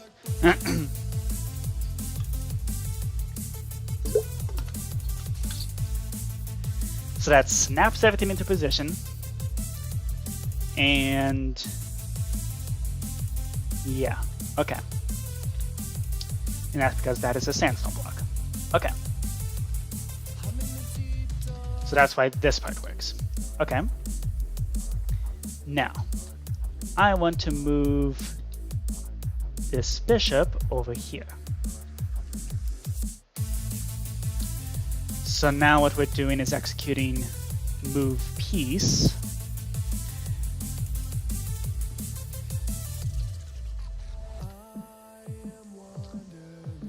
Okay.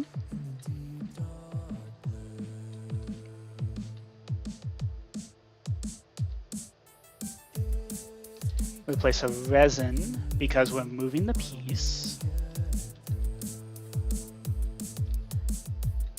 Also, why aren't we seeing the thing?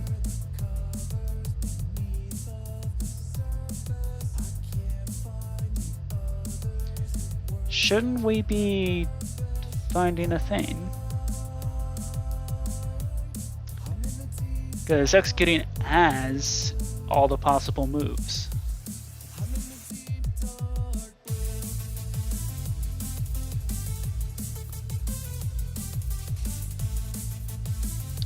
Okay. So as you continue, keep going.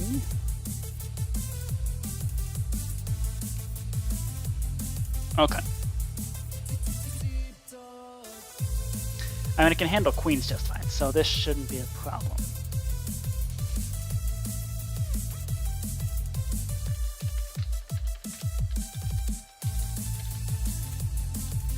There's nothing to suppress. Okay, good. So we want to figure out, do any of white's moves put you in check? Well, let's see.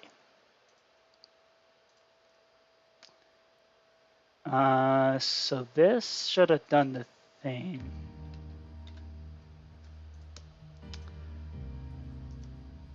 Wait, what?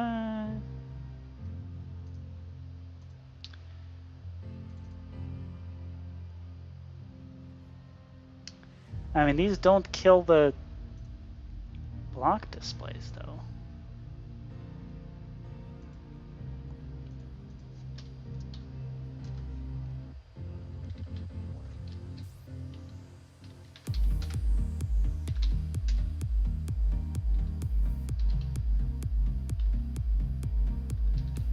That's weird. It's like it's just straight up not even doing anything.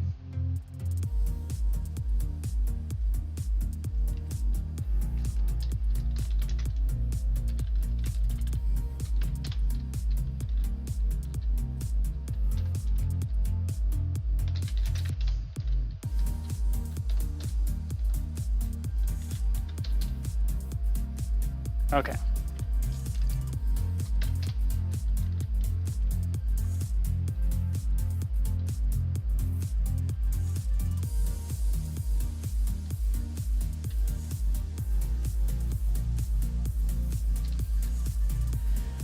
Okay, so what if we do,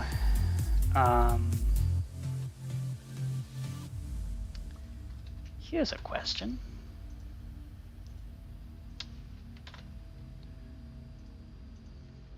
A question that I never thought needed answering.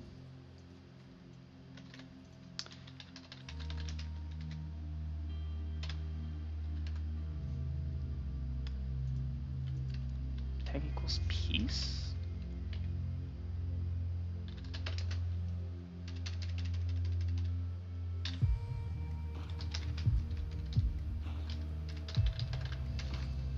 Item display.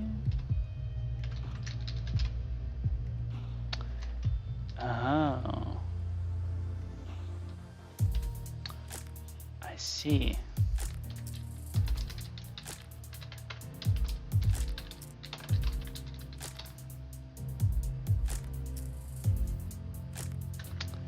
That would do it.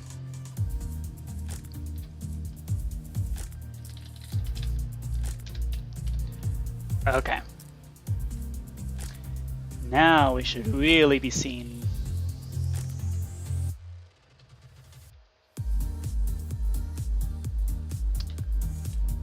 we should not be seeing that.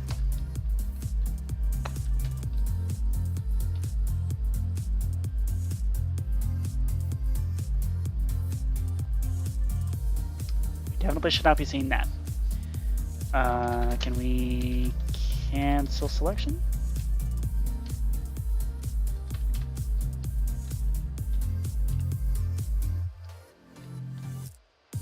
And it still screws it up. Okay.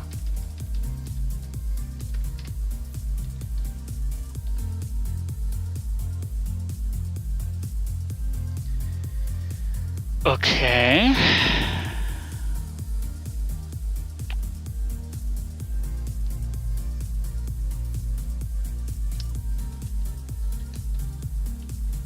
Okay, how about this?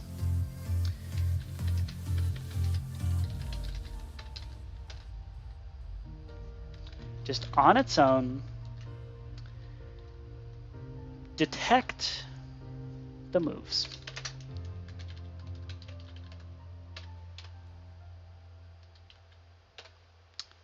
Incorrect. What are you doing? I think we've identified what the problem is.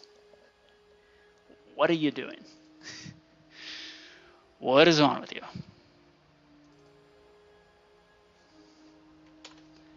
Okay.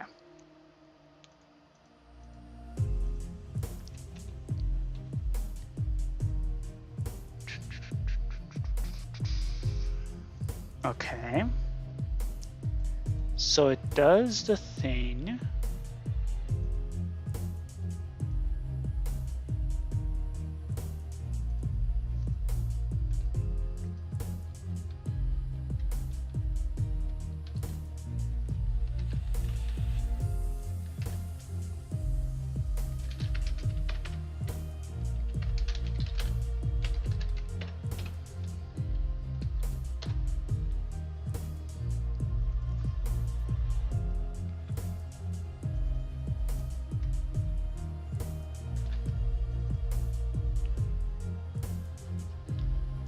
Ah.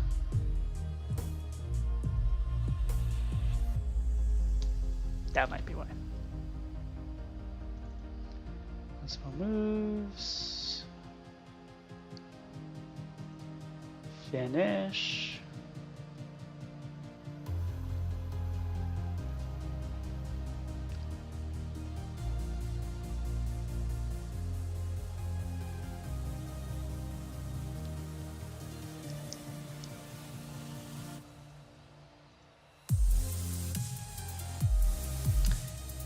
That is not a sandstone. Can you confirm? Yes. Okay.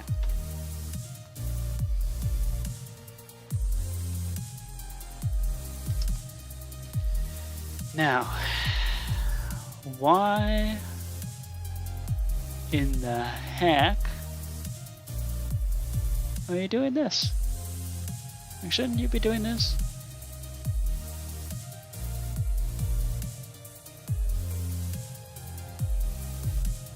Okay.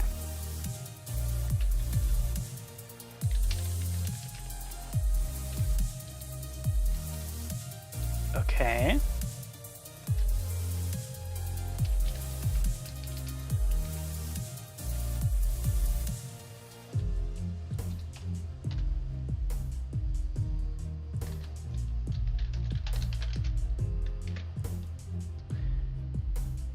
Oh, this is where we go wrong, isn't it?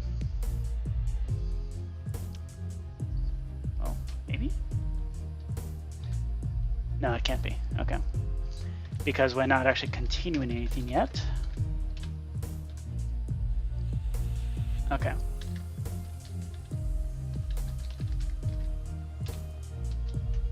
Yep, these are all the blue concretes for now.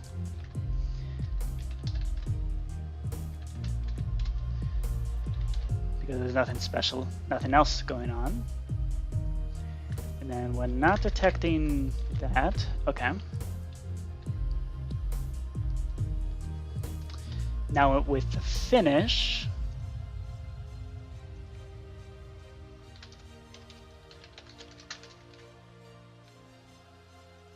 okay, so reload. Oops. Why did I type that?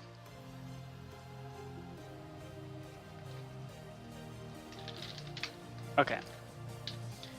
So now I want to execute. Well, I want to set block right here. Okay. So it has continued all the stuff. Okay.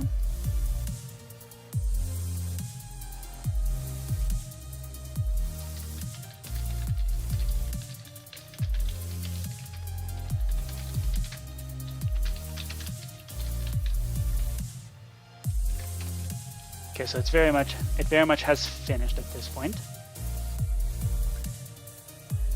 Okay. So now we run this. That is not a sandstone. That is correct. So that means... Okay. At which point...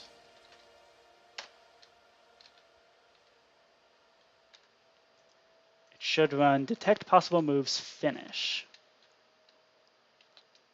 which does the thing. Oh, but it doesn't kill the block displays. That's weird. Okay, let's fix that right now.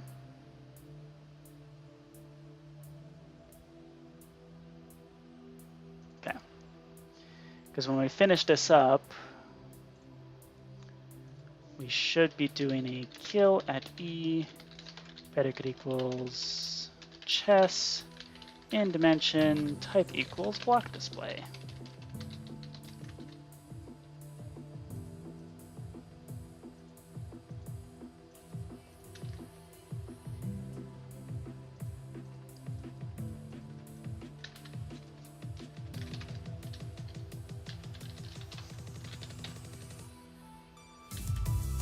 Okay.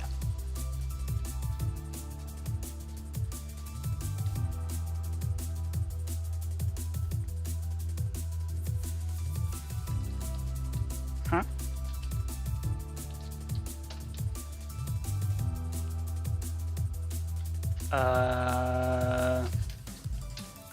Now that's not working? Excuse me?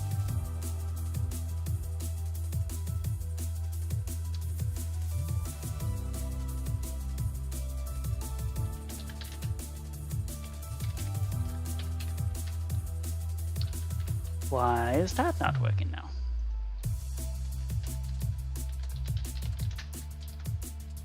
So we placed the redstone. Oh, because I forgot to remove the return thing.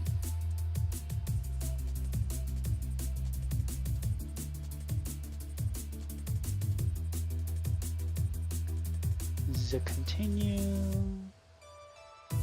Okay. Need to remove this thing.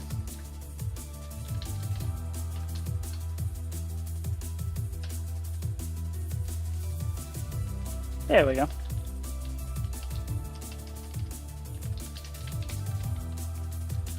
Okay.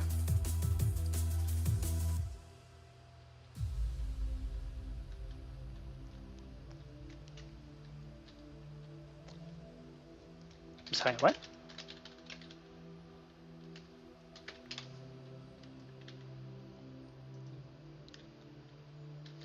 So it does that correctly.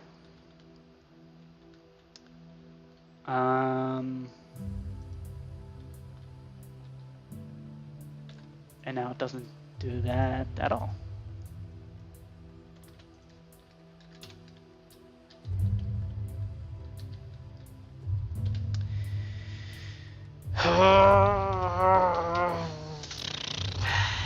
Okay, what is your problem? Okay. Tick freeze. I want to go here.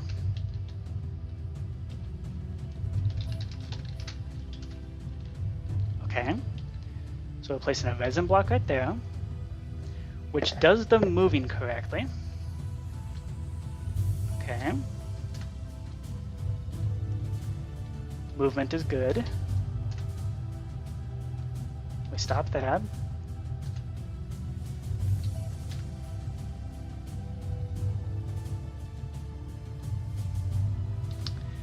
Oh, okay. Detect possible moves, finish.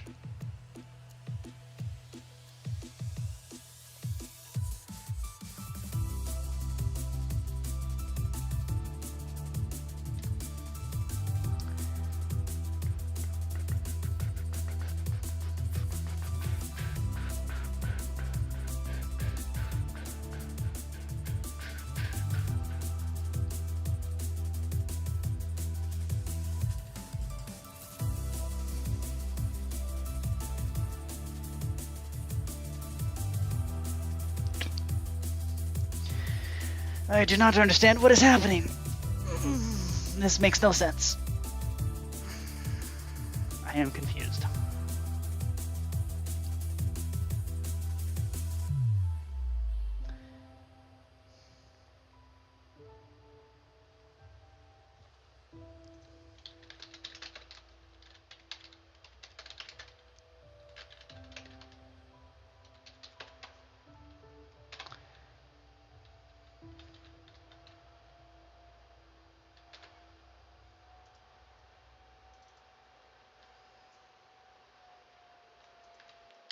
Oh.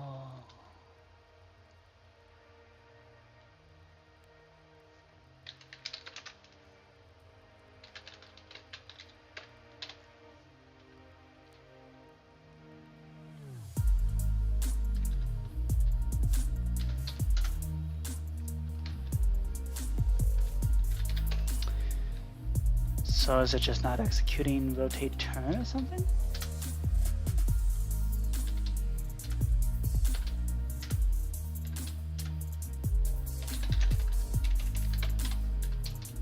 What happens if I hit rotate turn? Okay. They talk about another kind of world. So it does the detection, which immediately stops. And it does execute everything correctly. I'm lost in old ways. So is it the fact that move piece is the one that's executing it? Or move piece finish? There goes nothing. Is that what's going on here?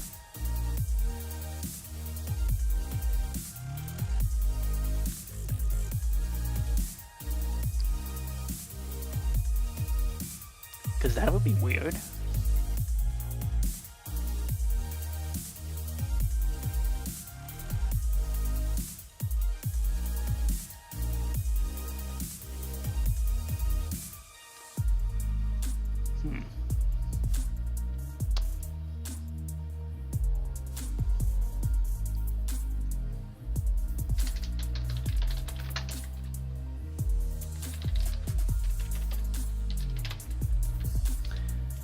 Okay, let's try this.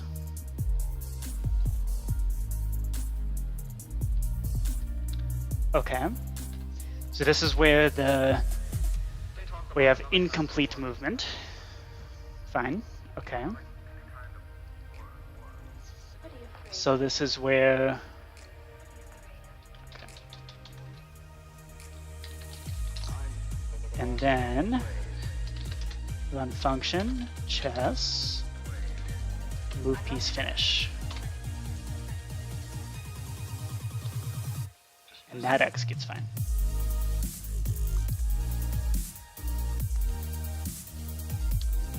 So why does that not do the thing though?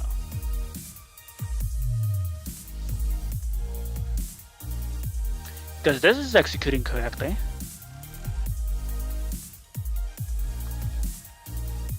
But what is happening?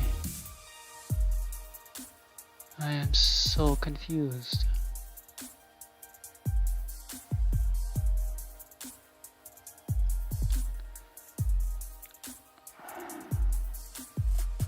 I am so very confused.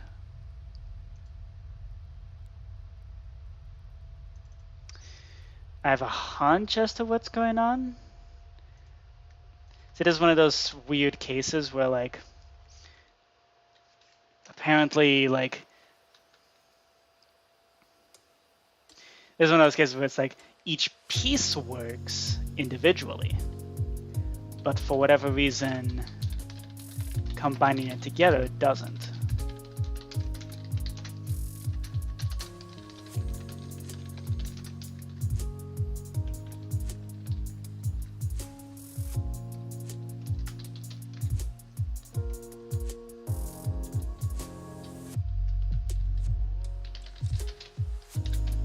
Let's see if this does it.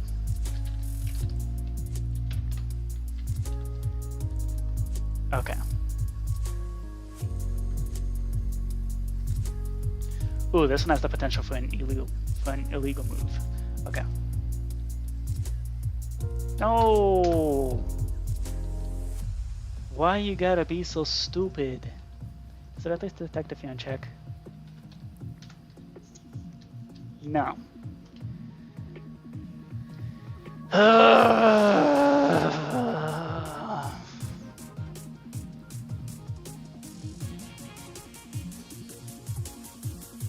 Why? What is your problem? By the way, how many ghost games are left?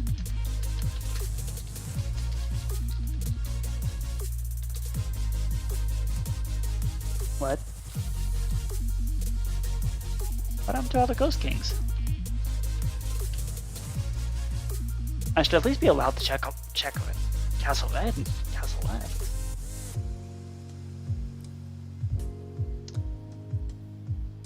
Okay, I think that is a separate issue. We're at hour number 6 out of 12. So I'm going to take a bathroom break. And then, as promised an hour ago, let's go cook some dinner. Be right back.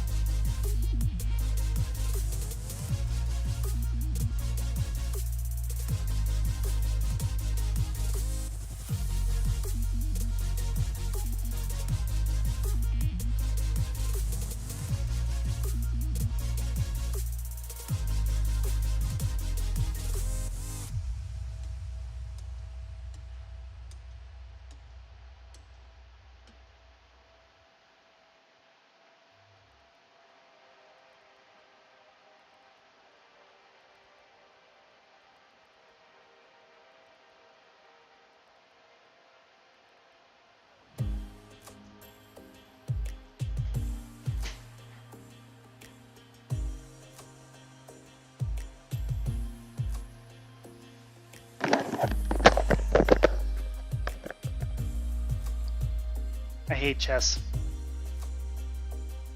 I absolutely hate chess. Since its inception, since its addition to the card game hub, it's been nothing but pain.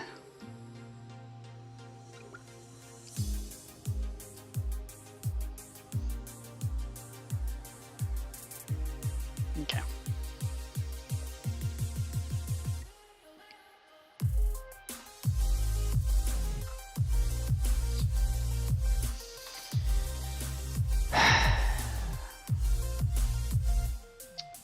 So what do we do? You know what? Let's cook something and then figure it out from there. Okay. So I'm gonna close Minecraft. You can close the launcher.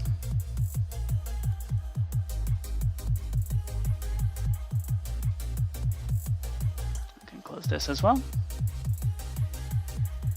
And let's see. I'm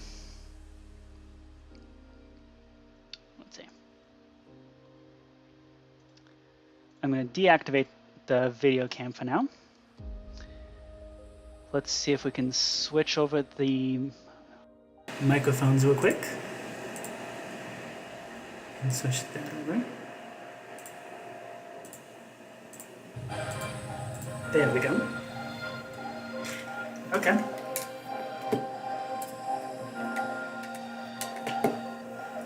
Okay. Now for the careful maneuvering that this is going to require. Flash. Okay, that's to be expected. Oops, that is way too loud. Ah. There we go. Okay.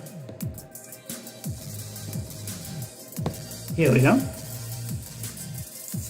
Let's turn on the camera. And there we go. Fill up the whole screen. Very nice.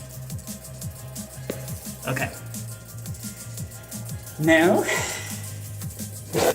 my laptop is now mobile.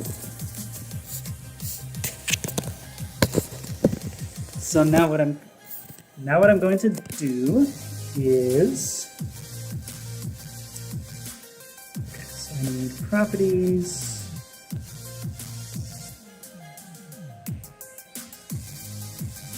With regularly. There we go. And then BRB.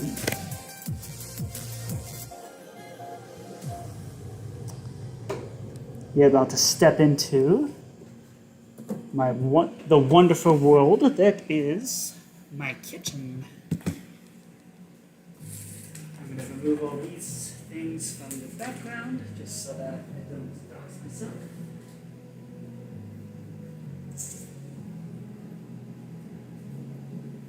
Okay. So let's see. My kitchen is pretty generic as far as kitchens go.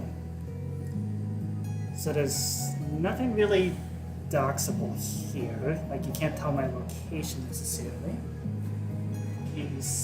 The real better question is, can you see out the window? Yes, you can. Damn. Okay. Can I make it so you can't see out the window? Let me see here. Okay. Let's go just a little bit lower. There we go. Let me see. Yeah. Beautiful. Okay. So if I open the window, you cannot see outside it, so you can't tell where I live. Because this kitchen is super generic. It's one of the few times that I'm very happy.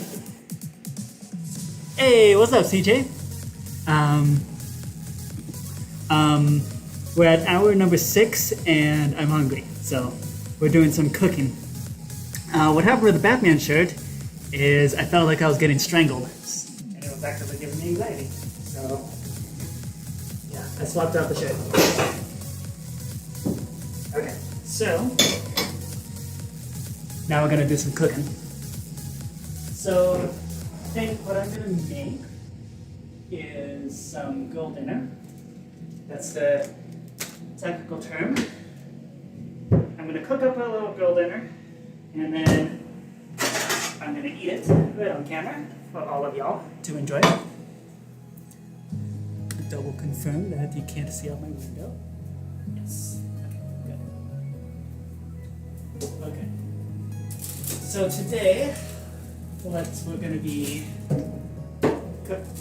making today is something that I absolutely love to make, and which a lot of people find weirdly horrifying. And that is the cursed sandwich. Okay, so this peanut butter can go this here. We'll take that out later. Okay. So in the meantime, butter. By the way, this butter is amazing. So my favorite store to go to is called Smart and Final. It's a West Coast chain. And they give you things in insane bulk. This is like a brick of butter. You get bulk like this without needing like a Costco membership. Like, who needs a pound of butter? Yeah. Okay. A 5 to 9 was actually a 5 to 8, so that's on here, so I'm gonna, whoo, yay! Yeah, so, Smart and Final, if you have it in your area, highly recommend. It is amazing. However, we're just gonna be making use of the smallest stick of butter, which I kept the wrapping from one of the sticks because it has measurements of tablespoons like this. which is really useful for when you're doing precise measurements. But of course, when you're cooking, you don't need precise measurements. Sometimes you just need a pound of butter. Yeah, the thing is, I'm not from the South, so I have no use for that. Now,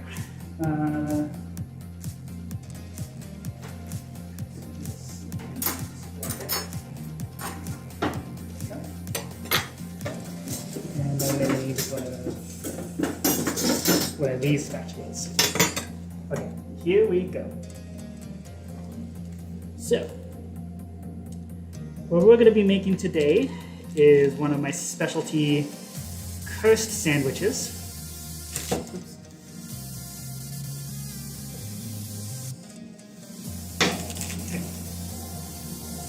We're going to be making triple stacker.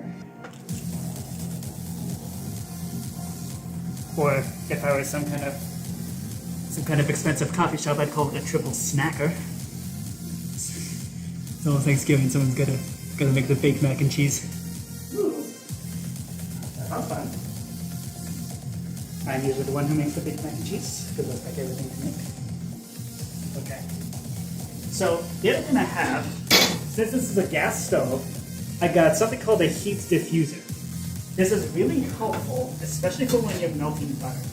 Because the thing is with the gas stoves, okay, so also, same with gas stove, you gotta make sure you at least turn on the low setting of the fan and then open the window. You do that because gas stoves actively spit out like toxic fumes. So the hood plus the open window. This is why I wanted to make sure you can't see out the window, is because I need the window open. Otherwise it makes me feel lightheaded. More lightheaded than I already feel with having streamed for 6 hours straight. I can't believe I'm doing this. This is the first time live on camera I'm actually. Okay, so we're gonna do a triple stacker, 3 pieces of bread, and we're gonna do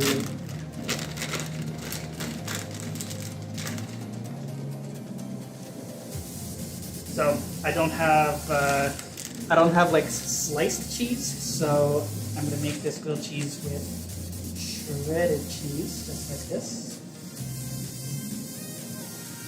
Okay. Now let's turn on the stove, and actually for this, it's best not to have it. Sometimes the diffuser is because even the lowest setting of the gas stove is still pretty high. Like, you're about to watch this butter melt pretty quickly. Yes, I have gas. I hate gas stoves. They're the bane of my existence. They cook things too quickly. And also, they spit out toxic fumes. And they suck. I don't like them. Okay. Here we go. Yeah, see, the butter's already melting. So we'll put it in the can and spread the butter around a little bit.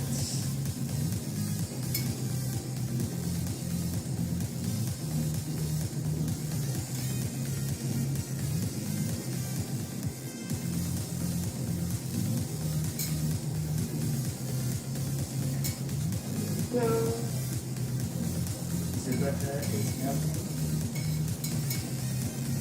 It's melty butter.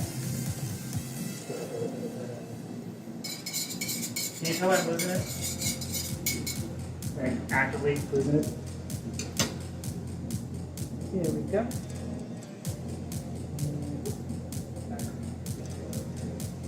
Bunch of cheese. Okay. That can cook right up. In the meantime, that's the first slice here. The cheese, you know what? Let's just use it as this. Never mind, that's too much cheese.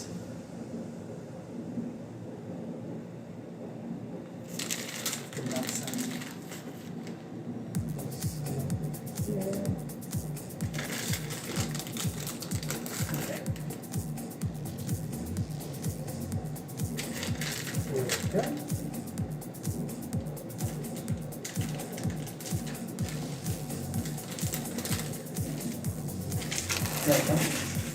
leave what's left in this cheese packet.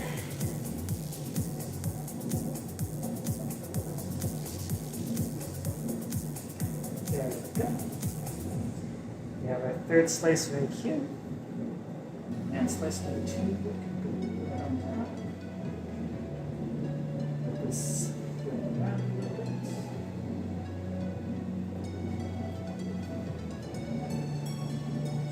Alright, there we go. Let's see what CJ has to say. So do you have gas? I just came back from my Wendy's job. Ooh. So I make a Java Monk's truffle. Iconic. Cheese. Yes. I'm gonna become a cooking YouTuber now.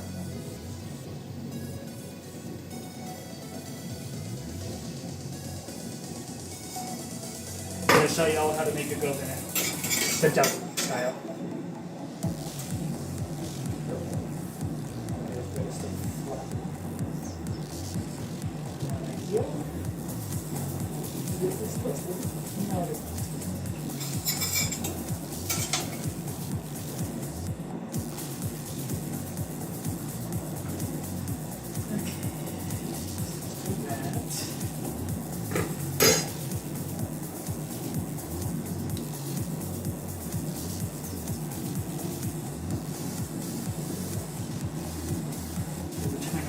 Just a smidge. See if that comes with a twisting a little bit.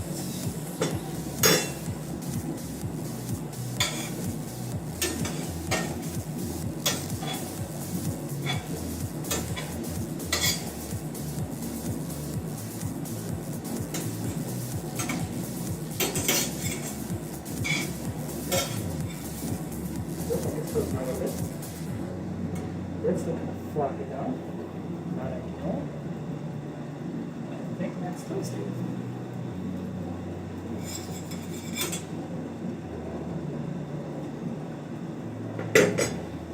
Look, I'm all about not being an expert, right? Like, that's why I build these games. Not because I know I'm going to be good at them, but just because I enjoy them. So the weird part is the opposite goes with food. Like, food, take it or leave it. I know I have to eat it to survive, but like, it's in that quadrant of things that cost money and things that not really advantage. But at least, that's not. I mean, some food is absolutely amazing. But the thing is, the food that tastes amazing also takes a ridiculous amount of time to make.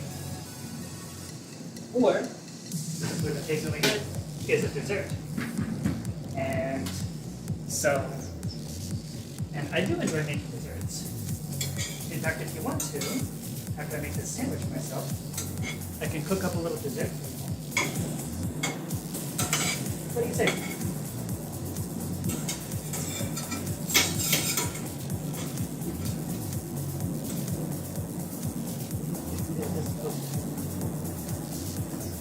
It does in my hand, so, yep. Okay, that's supposed to. Okay. Let's put in this. Number 2.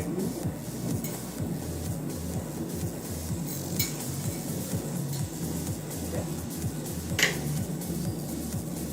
And we need to launch this on here.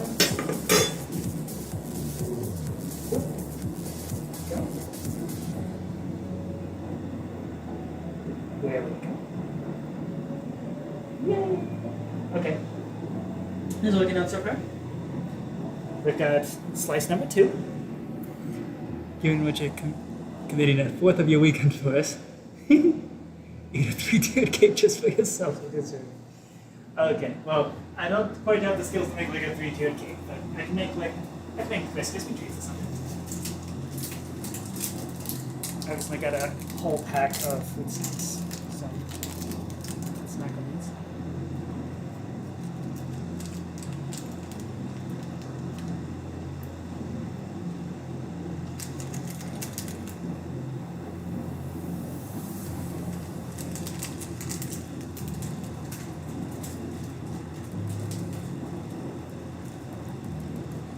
Hey, what's up, Ed Whiz Kid?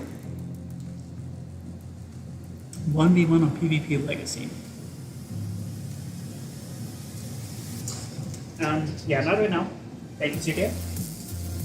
I am cooking dinner.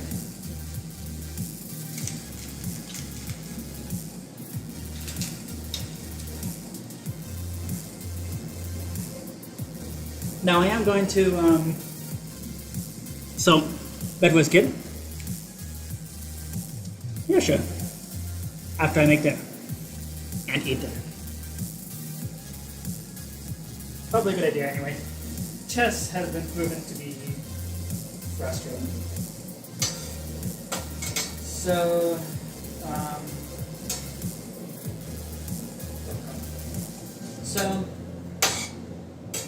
yeah, that was good. I think you might enjoy this sandwich that I'm cooking up for myself. You seem like the kind of person who would enjoy cursed sandwiches.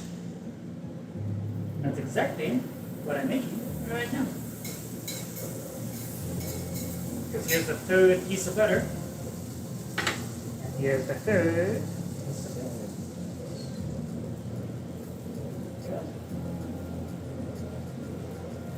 Trying very hard not to touch the sides of the pan. And now, we just take this. Okay, which side looks better? Oh, that side's tougher. So let's stick this as there we go. Triple stacker. Welcome to the Java Monk playlist. Yup.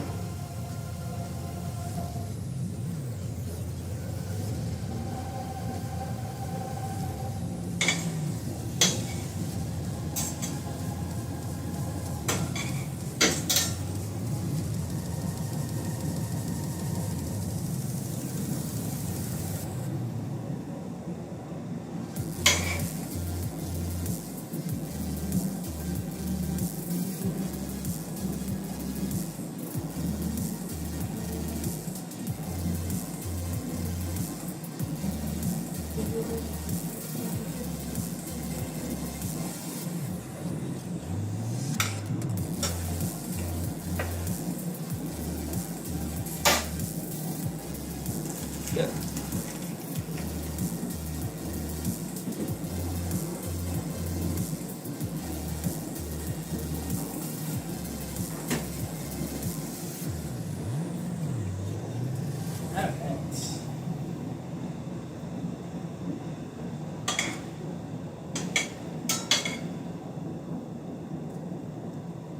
See how the sandwich is looking. Got a triple stacker. Oop, there we go. Okay, always cooked. I'm gonna turn off the heat. So this right here is a triple stacker grilled cheese sandwich. There we go. And of course, the final step, as always, is to take your 1 pound jar of peanut butter and put some peanut butter on top.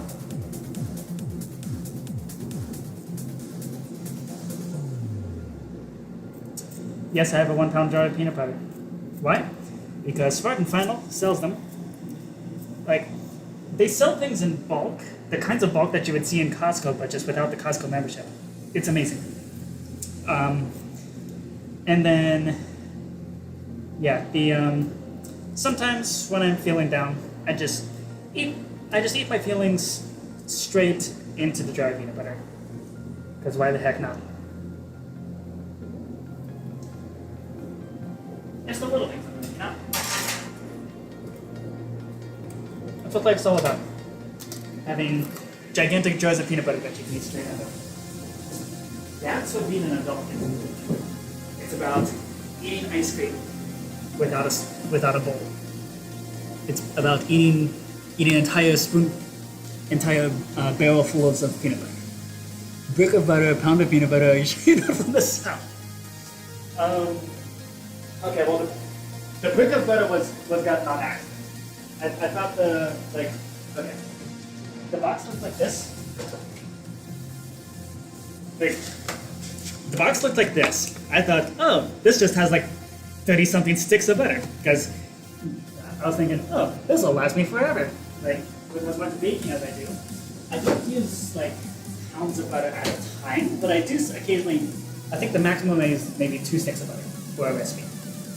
But what I was not expecting was that they would come in bricks. It's actually incredibly inconvenient. But, yeah. That's just how it goes.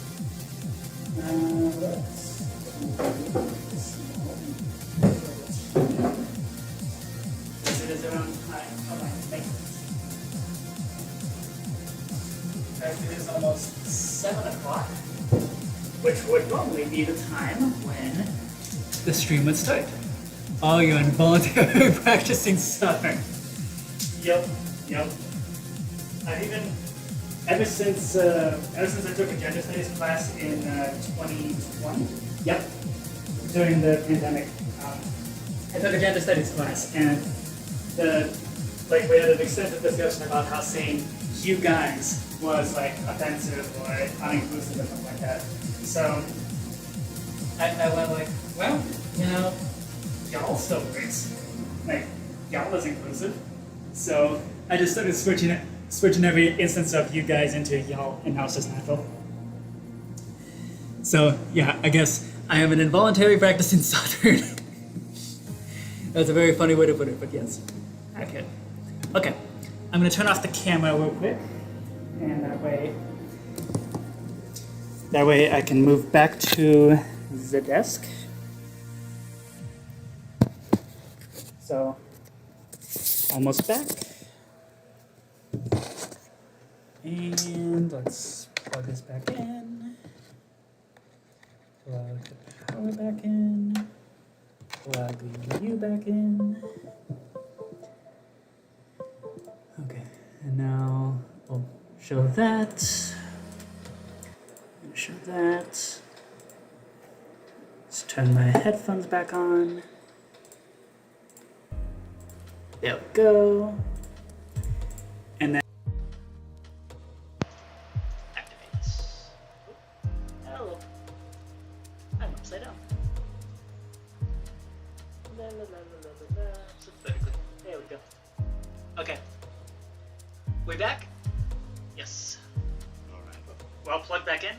I'll tell you the truth. Got it. Everything that we need? Okay. I'm gonna grab the lunch and eat it right here.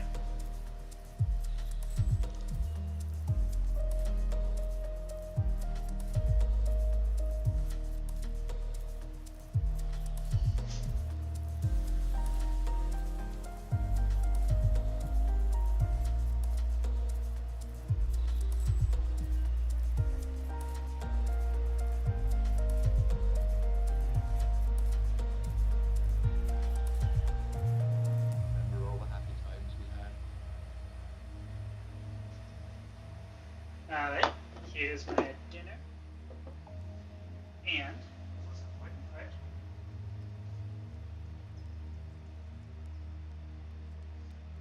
Very much alike.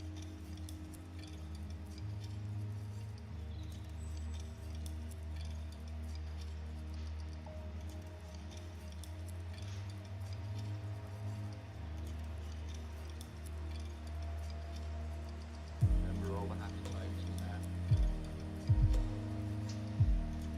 and of course, the most important part is making sure that you do drugs on camera. In my case, my drugs are estrogen. Because that is what I take every single day. And that is how I'm getting such a nice bod. Drag me with you. Can't exactly extend my arms to the screen. Alright, Yup. I'll tell you the truth. Nice. Oh. Uh-oh. Did I lose one of the pills? Uh-oh.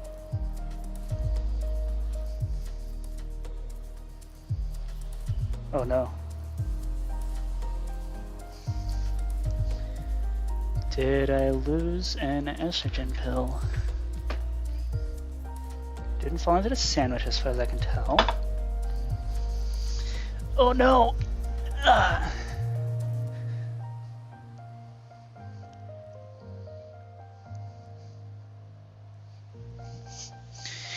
I'm sure it's fine. I'll just grab another.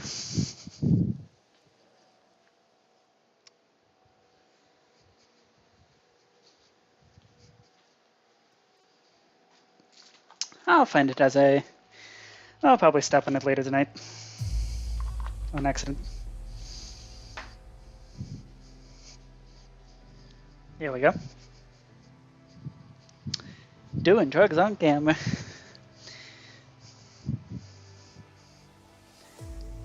NAO. What's NAO?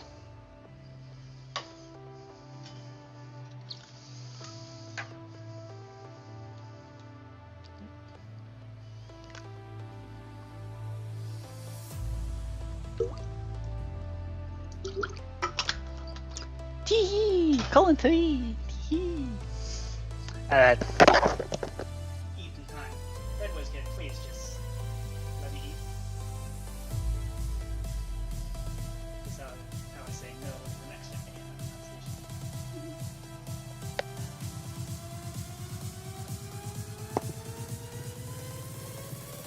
Red was good. I see you calling me. Calling me multiple times is not going to get me going there any faster.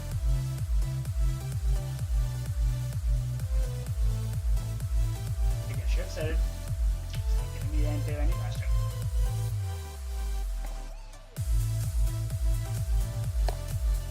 Nope. Sorry about that. Just saying, Bedwars kid, you calling me over and over is not going to get me there any faster. I gotta eat this one. I gotta eat my dinner.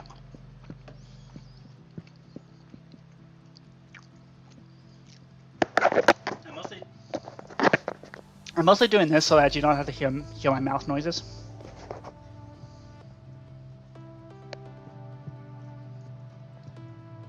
I know mouth noises can be really triggering for a lot of people, so yeah.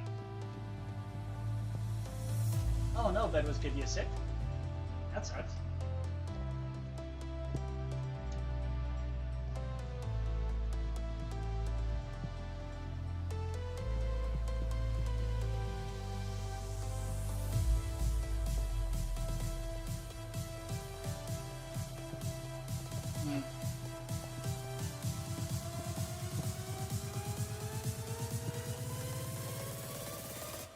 Oh, that's fun. There's like a bubble of peanut butter right there.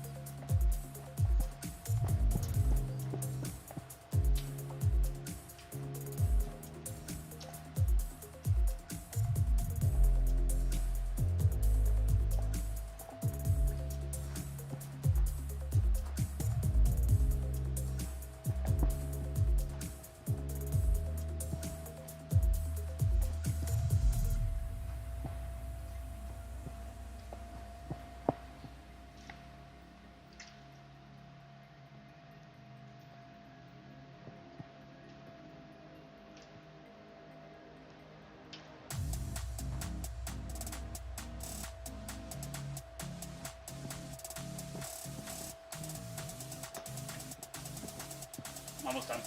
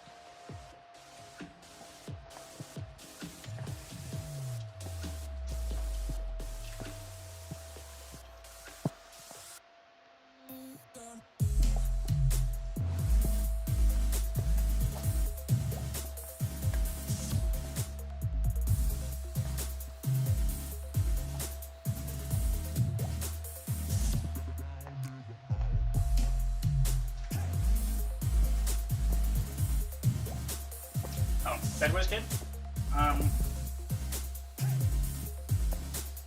Can you put the server IP in the chat? Because, okay, here's the other thing. I'm not going on voice chat.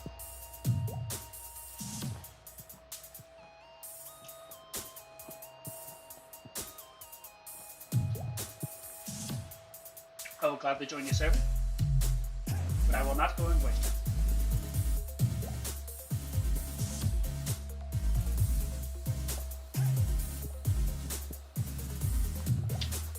Not on stream, anyways.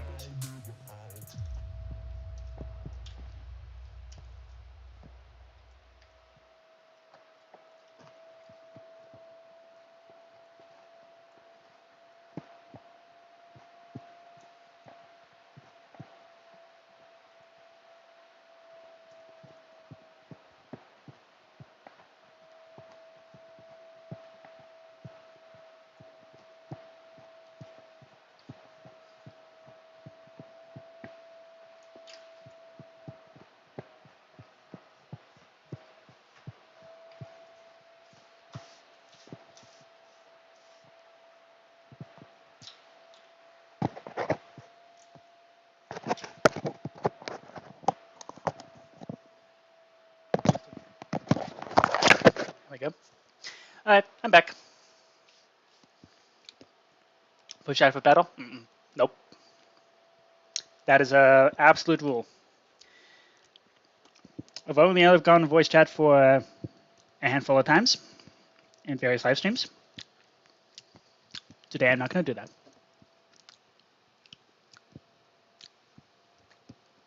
Well, the game version is also useful. But yeah, please put the server ID and I'll hop on. I am now finished with my sandwich.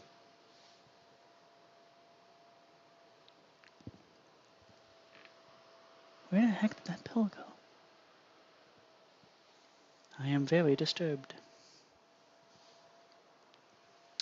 Okay.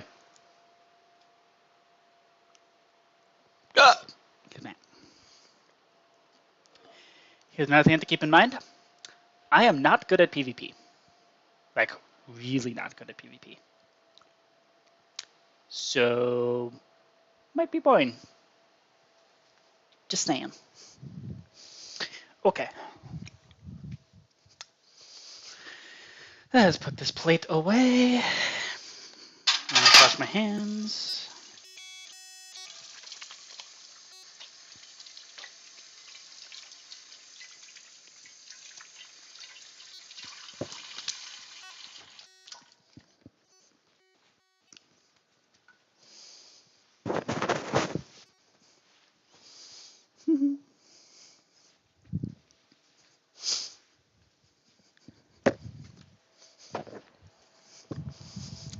And Bedwars Kid, I know you're, I am not calling you, but I know you have a whole, like, your username is Bedwars Kid, but I think I've only been on Hypixel maybe a handful of times, and one time during the, was when I was streaming. That was one of my earlier streams before I started doing weekly things. And that went terribly. I got absolutely blasted by everybody. And it was not even fair. Okay. Let's put on animals. Why not? Okay. So you want version 1.13 to 1.21.1.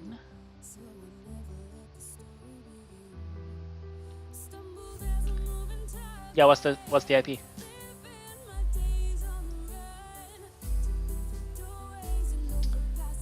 want 1.21.3? Huh, okay. So I should be able to go in like the latest release.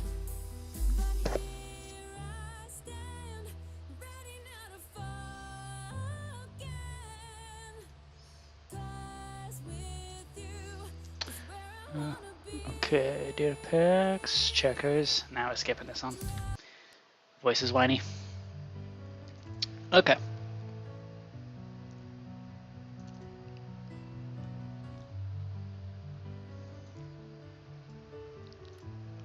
Ba-do-ba-do-ba-do-ba-do.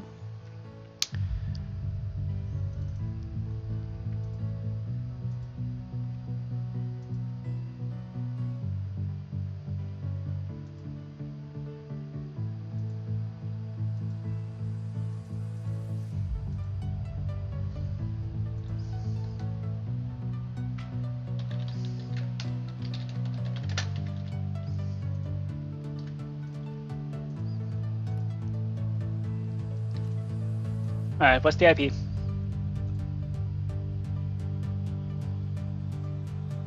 And you're saying Hypixel's become quite the server nowadays. Okay.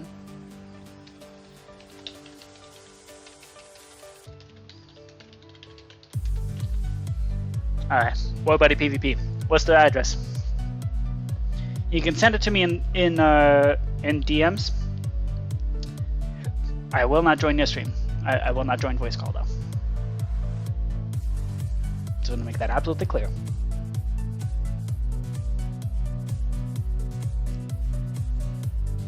War Buddy PvP. What's the IP?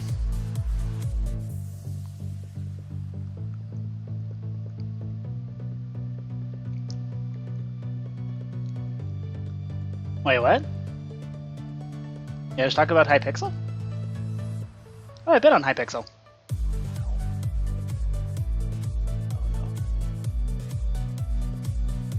I've been on Hypixel. Oh, that's a different thing. Okay.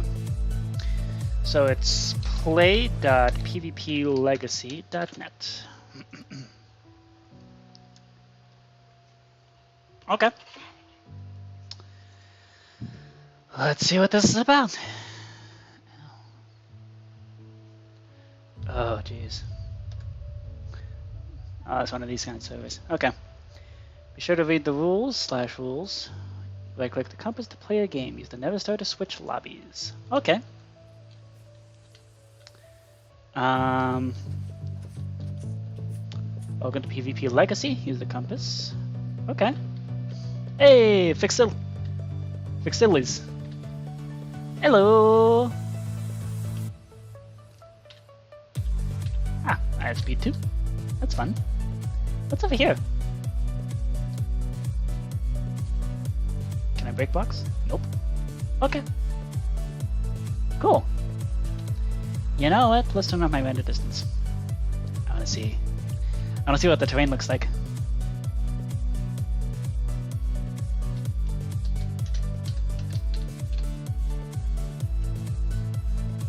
So it looks like we have UHC.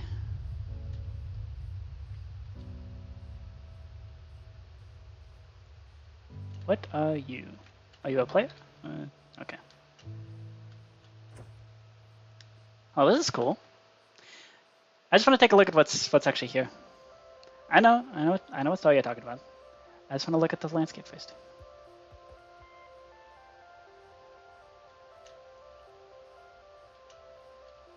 Okay, this is cool. I like this. Very nice castle. Like that kind of pink and white. Looks cool. Okay, which one? Oh. And Fazil is left. Okay.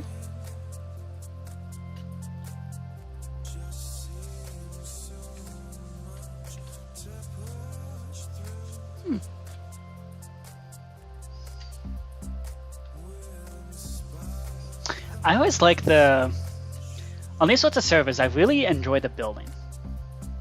Okay, you want to play versus 30. Okay. That works.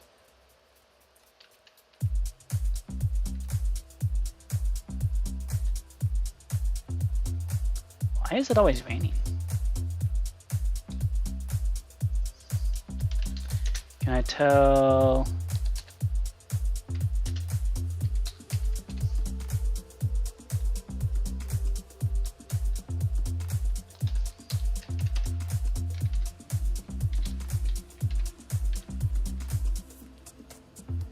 Join lobby versus 30.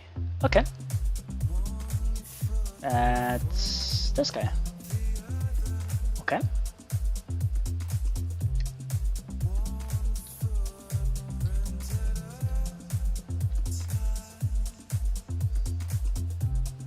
Where? There you are. Hello!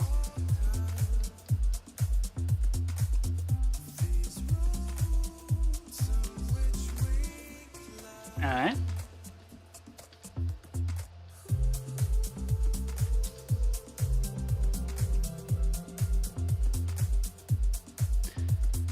Wait a second. There's two of you.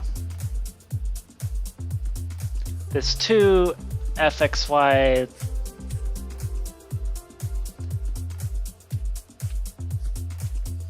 Which one? YLZ is what, buddy, right? What is happening? So YLZ, what? YZL. Which of you is what, buddy?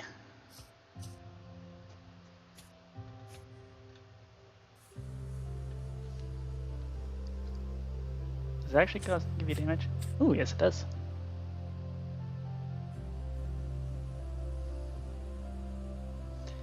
YZL is what, buddy? Okay. Okay, who's the other one then?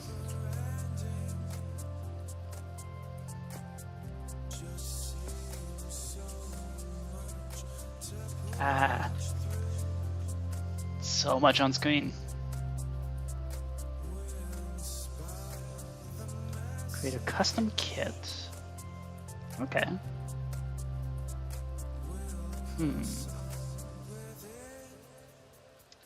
And this is cool. I like it.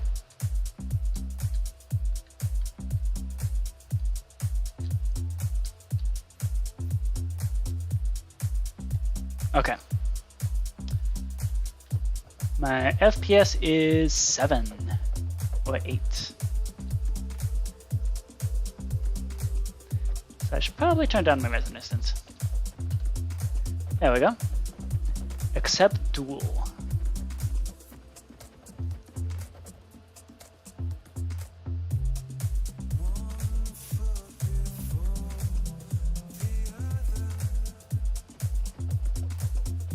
Okay. What's going on? Accept. How do you accept?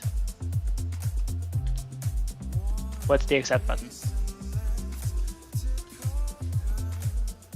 How do you do that? Ah, click here to accept. Ah! There we go.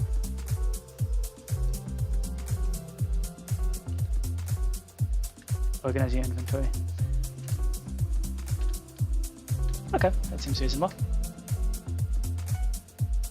Oh.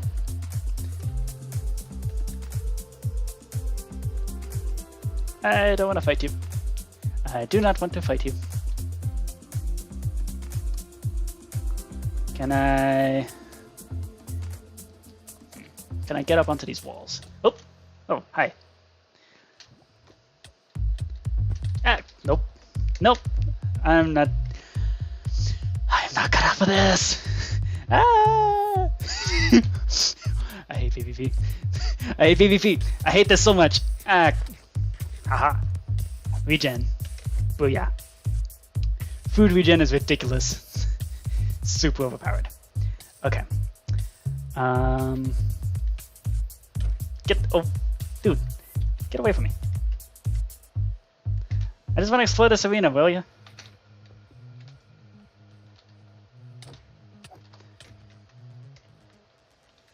Okay. Ooh, I have ender pearls. I forgot about that.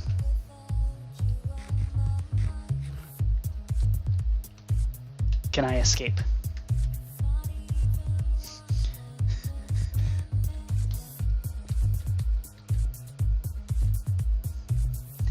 Please, can I escape? Ah! Bruh. Oof, that hurt.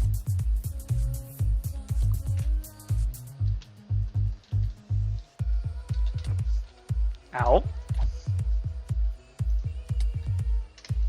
the heck, man?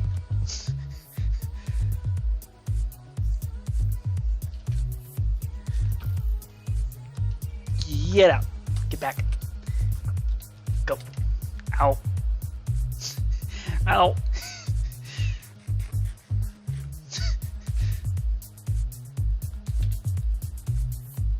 Okay, I have a shield.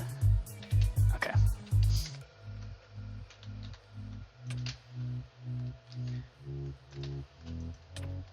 Ow.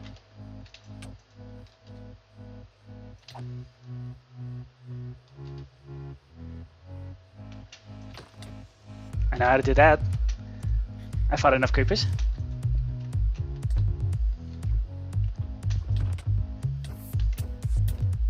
But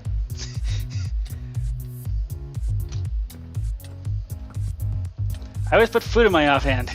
That's how I know to heal up my food.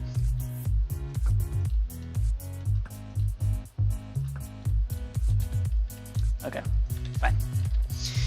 Fine. I shall follow your suggestion then.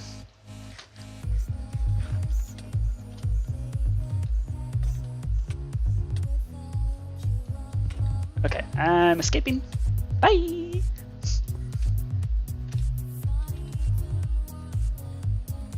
Oh, now you're gonna try hard. Okay.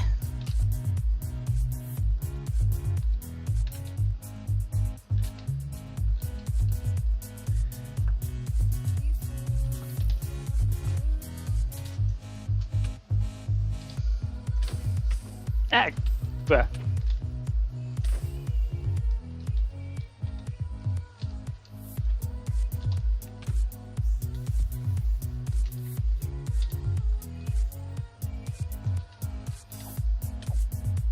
Ah.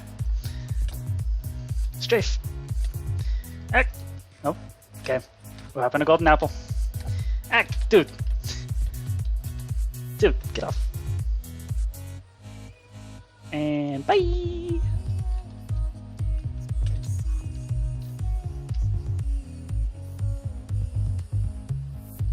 What? Ender pearls. I told you I'm not good at PvP. Also, it's over, Anakin. I have the high ground. Boop. Get out. Get off here. Ah, no! Dang it. Ah, where's the button? Okay.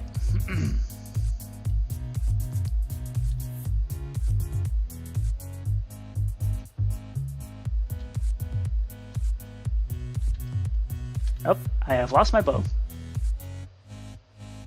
Can I get to the top of this tree? Yes, I know. I dropped it out of a panic. Okay. No! I do have an additional lava bucket, though. Skip.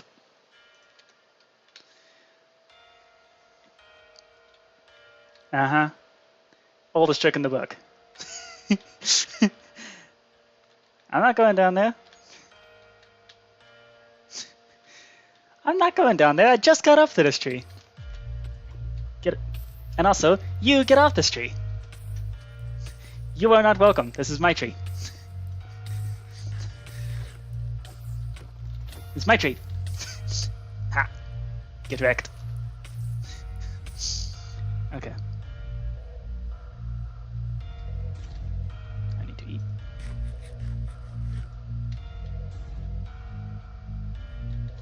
Bye!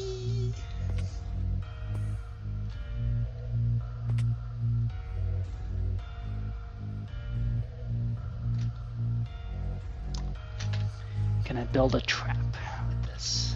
No. Nothing useful anyways.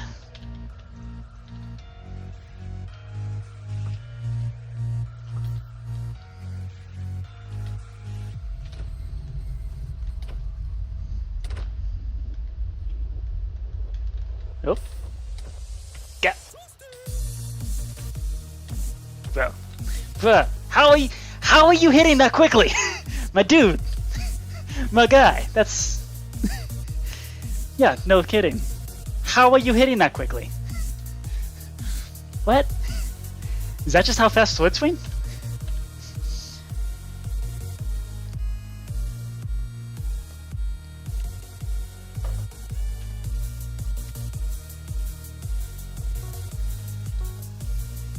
Ooh.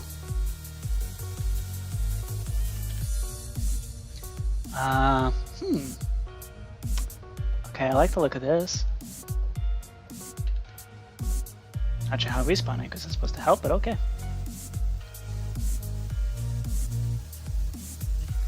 Now this is something I can get behind.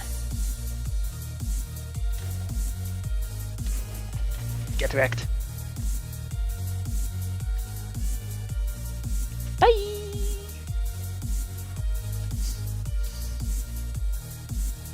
Not what? Oh, there's a wall here. Ah. Bruh.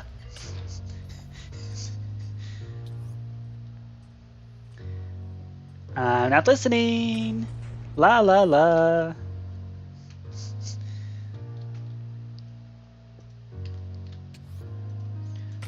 Boom.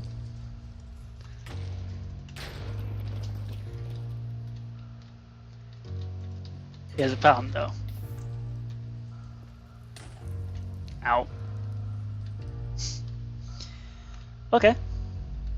Oh man, I wanted to explode it. Oh yeah. Oh well. I have earned 3 XP. Okay.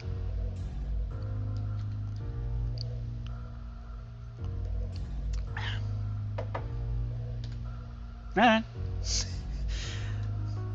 I will continue to get beaten up for your entertainment. Ooh, it's this place again. I have a mace. Okay. We're swapping that thing out right now. Use a flight duration. Okay, good. Bye! Later.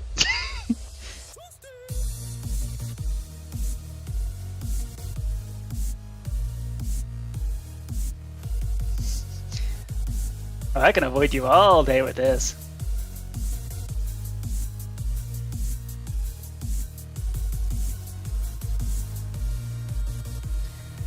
Why not? I'm not gonna beat you. Best I can do is outlast you. That's how this goes, you know? What's bottle of enchanting supposed to do? How does that help? Curse of Vanishing. Bleach 4. Okay. Oh. I like this one actually.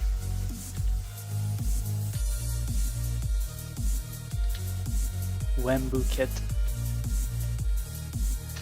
Oh, dang it.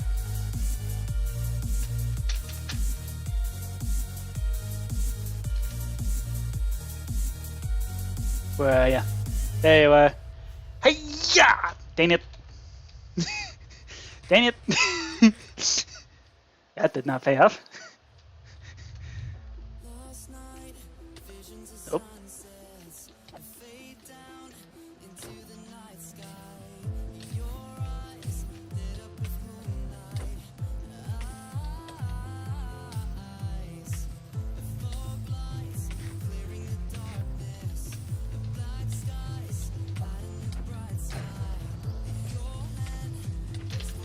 Yep. Dang it. Okay.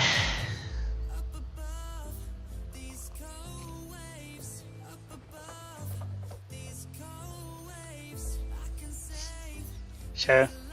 I'll keep getting beaten up for your entertainment. Okay. Maybe let's try not mace. Can you teach me some stuff? Like? Ooh, I like this. Okay, this is gonna be helpful. Okay.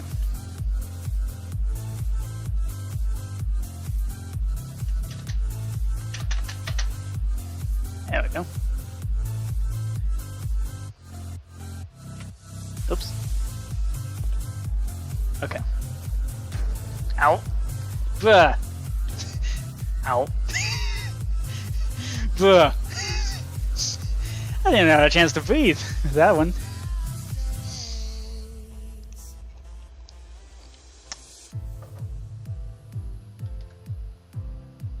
Okay, what do you want to teach me?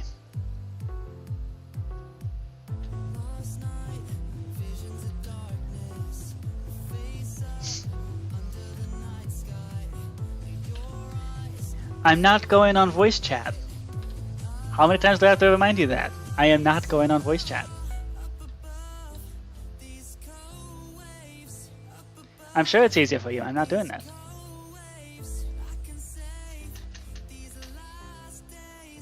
Okay. If I can land up here, that would be epic.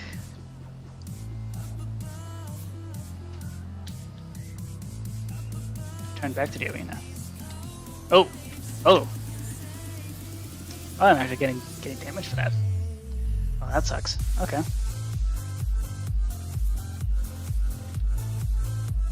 How high can I fly?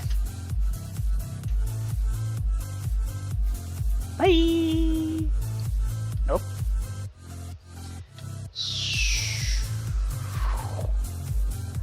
Whee! Dang it. I'm out of here.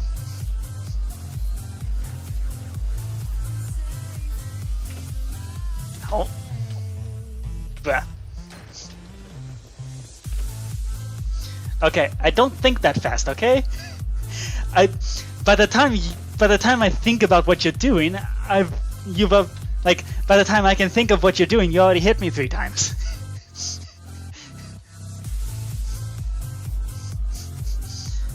This just straight up isn't fair.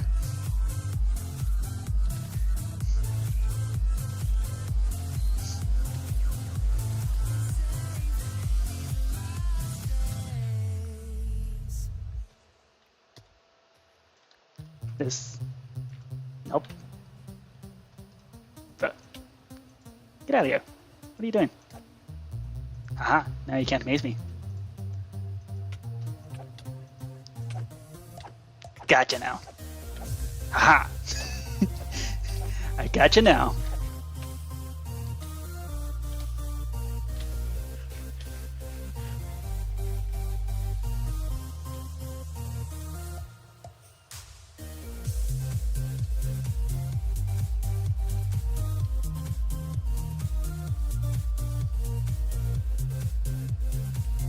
I gotcha now.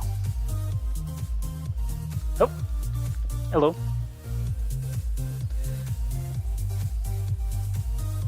Lol. Get wrecked.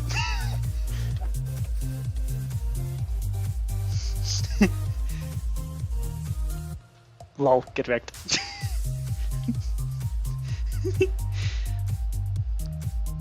Now this I can do all day.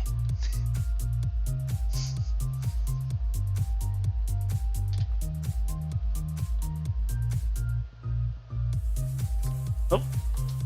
Haha. Can't escape now, can ya? Haha.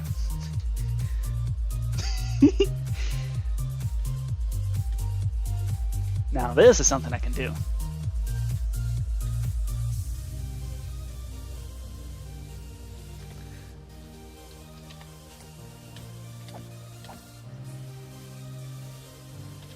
Where are you getting that wood? And also because I keep missing.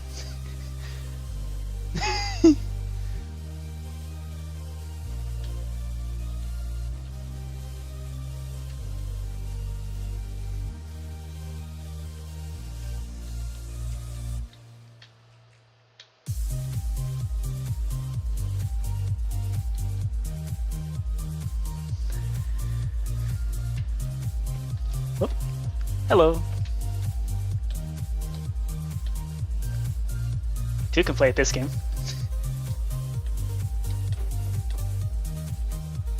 Oh, dang it.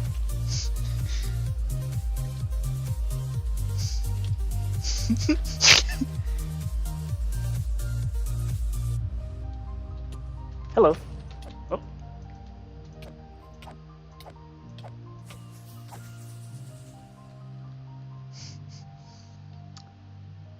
I can just outlast you.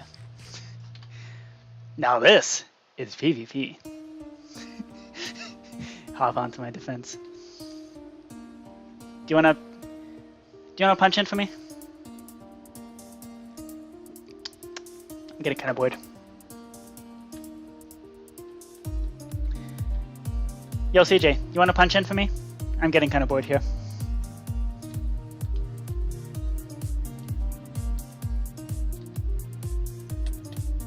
I don't know, PvP is just not really that interesting to me.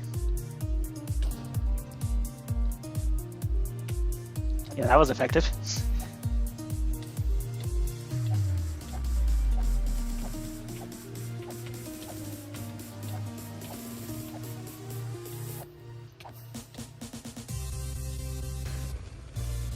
Oh, you're already here. Yay!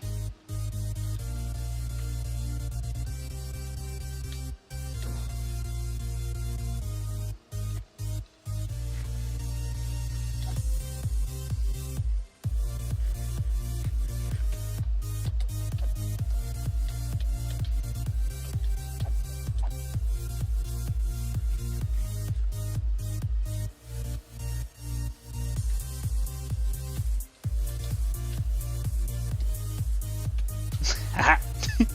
Nice try. You're not gonna mace me that easily. Ow.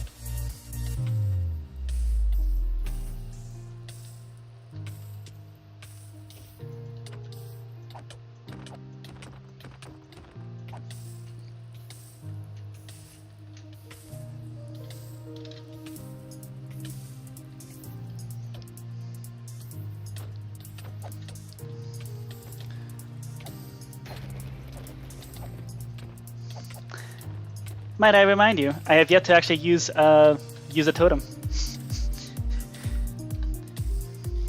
So you've gone through how many lives at this point, basically? And I have not yet used a totem.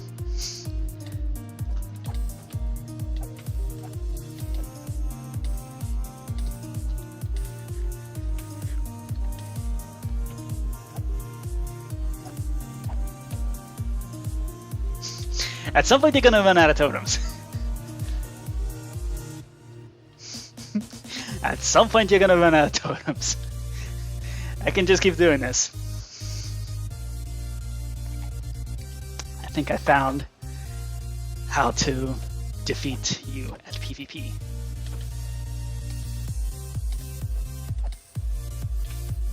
Hold up, CJ. I gotta wreck this fool first.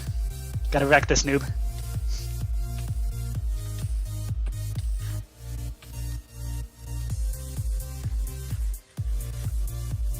I need to go wreck this noob first. Bye!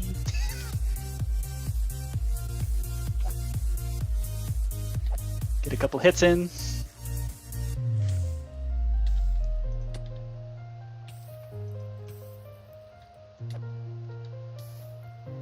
All I gotta do is just nip ya.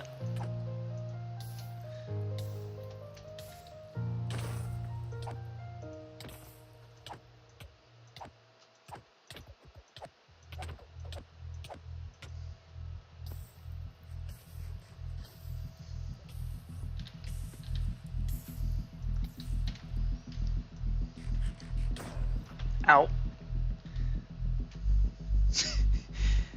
Okay. Yeah, that was almost close. Okay. What's up, CJ? Do you wanna just take over for me? No, I don't wanna duel you. I'm bored. Duel CJ. Also, I don't know how to spectate, so...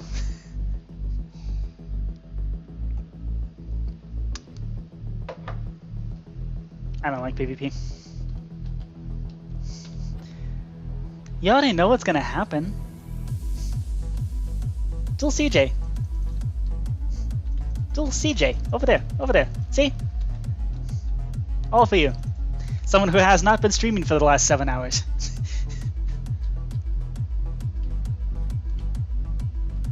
So, how do you spectate?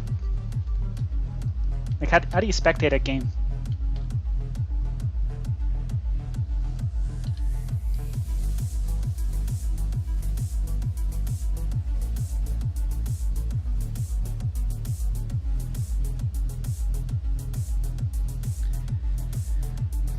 Tab completion. Direct messages.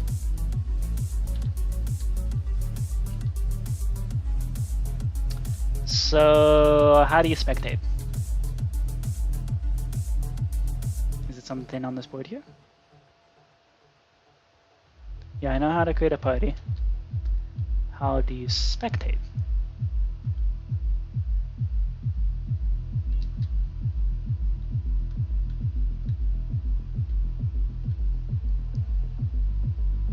Like, how do you tell where the people are? Yes, you did.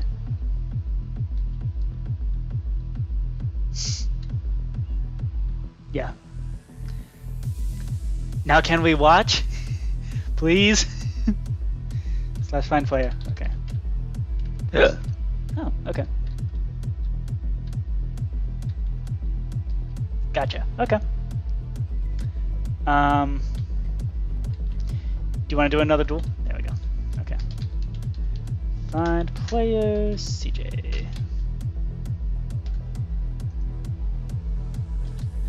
Ooh, spectator.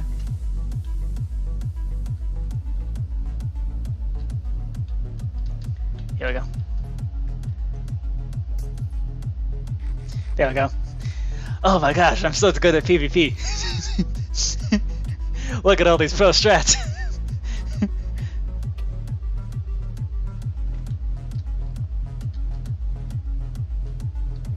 Ooh, Windburst. I don't remember having Windburst in the game. Or I don't remember getting those in the game, in our game.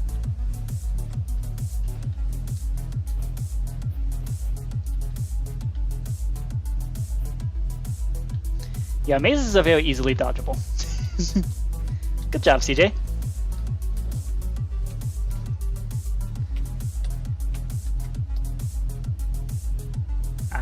You appear to have given up your sword.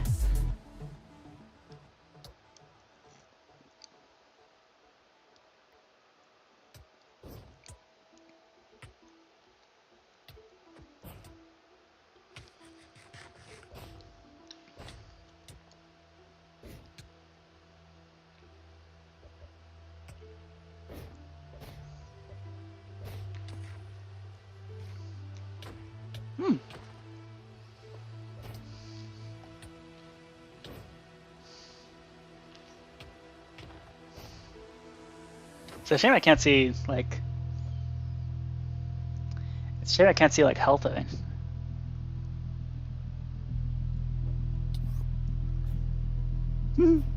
Swap places. Very nice.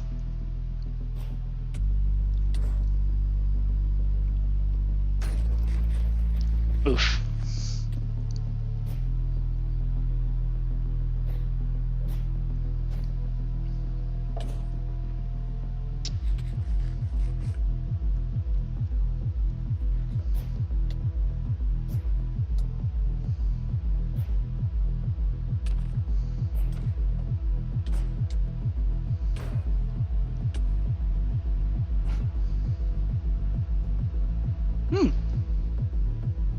Damn. It was better than I did.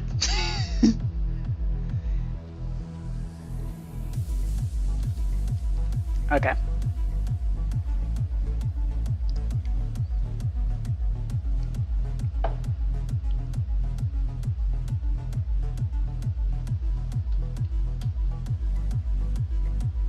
Okay, I'm gonna refill with water, with tea real quick.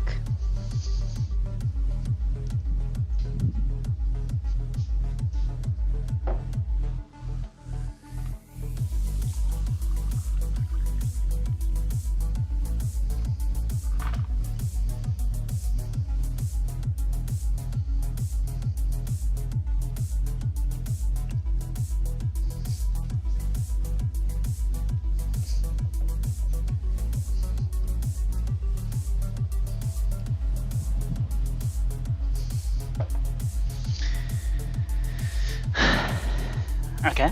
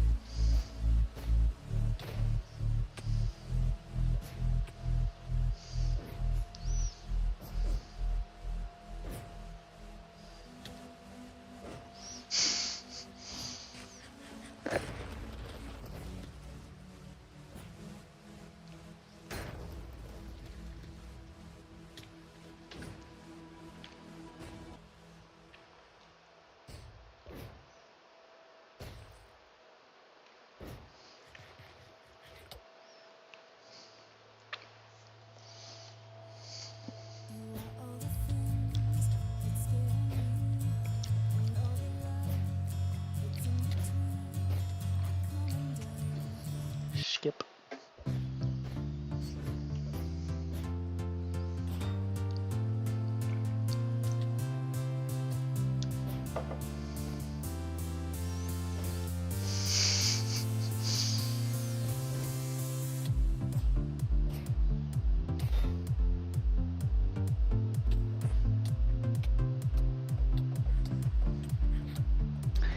I don't know.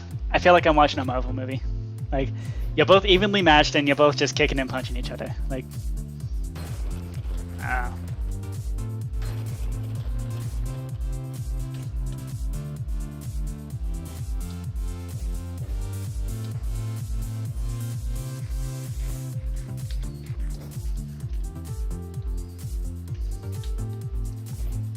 Can I spectate, fixsizzle, whatever?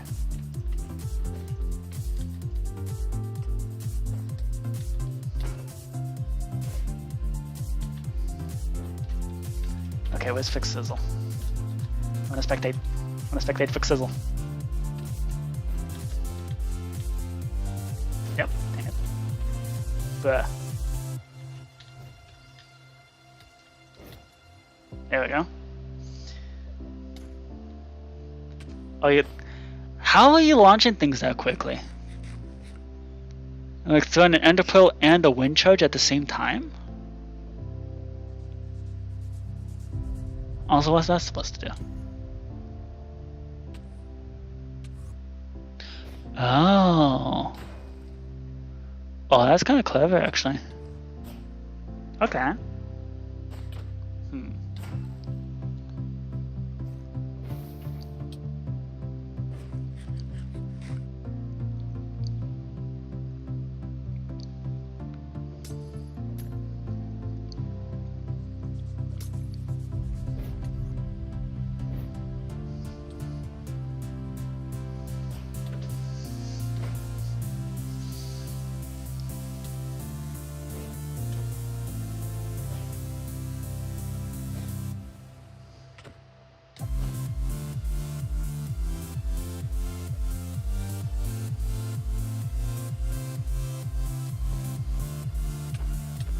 Yeah, I don't think those are gonna hit. Good attempt, though. Also, you dropped your sword.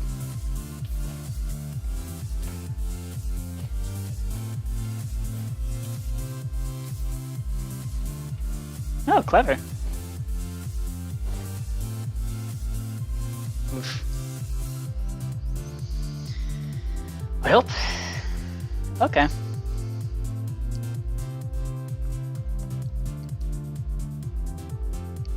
Feels like a Marvel movie. I don't know. You're all evenly matched, and all you're doing is just kick, kick, punch, punch, laser beam.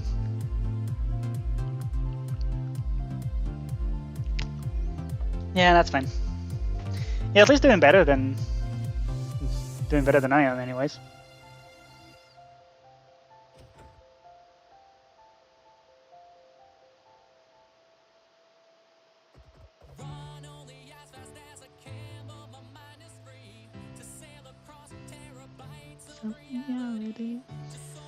across the land in a rocket to the night made of megabits. Ladies and gentlemen, leave the world and bring your friends. And close the door. Shut it out, plug it in, press start and we're flying. No use for your words, it's love. We build digital castles in the sky. As we float on science and science, 'cause virtual is where we live. Virtual is where we live. 'Cause virtual is where we live.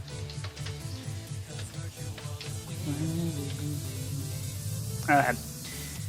One last game. I am currently very thoroughly bored.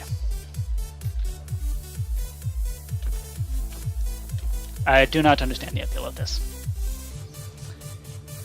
Ooh, yay, flying. Wait, what? Holy smokes. How? That was fast. Did you miss the landing or something? Wow, okay. Okay. You know what? With that... Nah, I'm not dwelling you.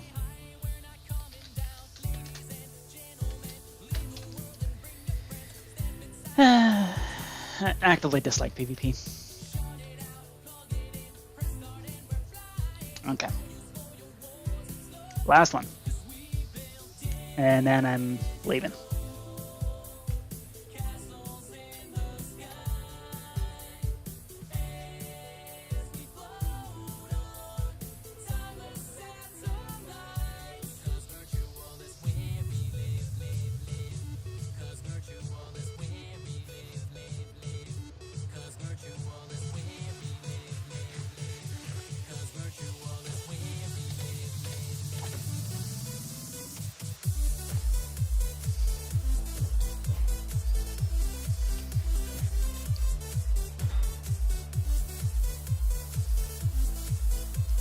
Yikes. That was fast. Okay. Yep, I'm done. Good game. Cool. Bye. Let's go chill out. Play some real games now.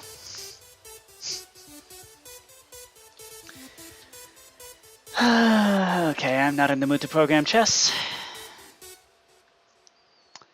We're gonna... Chess has become just such a headache. Okay. Let's turn off chess.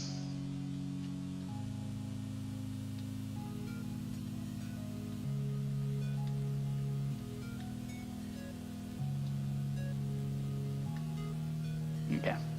In fact, I'm gonna block it off. Okay.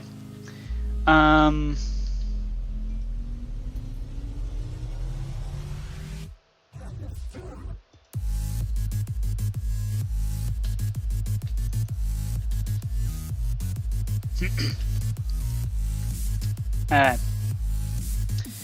Let's see. Do we want to work on... So CJ, would you like to play some games? Or maybe we can work on chess or checkers, or maybe even work on Sudoku a little bit if you'd like. We're coming up to hour number 8. So yeah. I'm actually feeling weirdly refreshed. Like, I don't know, I could go for another 12 hours.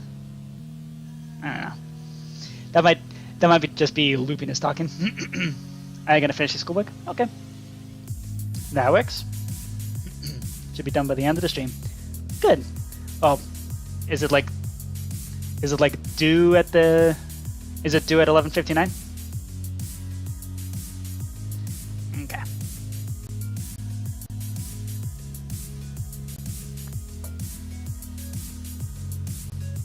Okay. Oops. Let's fix that. Boop. There we go. No more purple and black squares.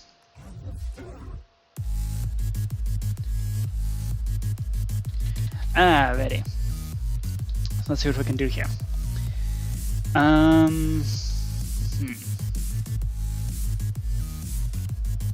Okay, so where did we leave off? Last we left our heroes, or villains, I suppose. We were trying to figure out how to detect that you are in check.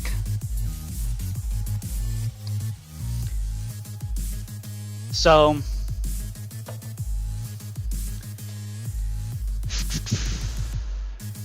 let's see here. So let's hop into... Ow, my ears hurt so much. Okay. Let's hop into the chess data pack here. Okay, one thing I was not expecting was for my ears to be hurting so much from the headphones. My headphones are squishing my head. Okay. Let's see. So the issue appears to be in this detect possible moves. Excuse me.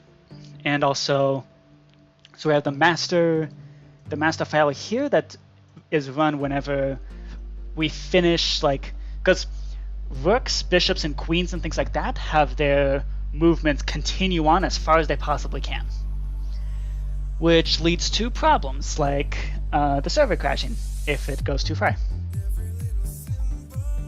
So once again, I did the whole isolate everything to command blocks that are run perpetually. However, yeah, problem is it doesn't work, and I'm not sure why. Super curly, real simple programming language. What? I'm sure I could. Here's the thing though. I've already done everything with data packs.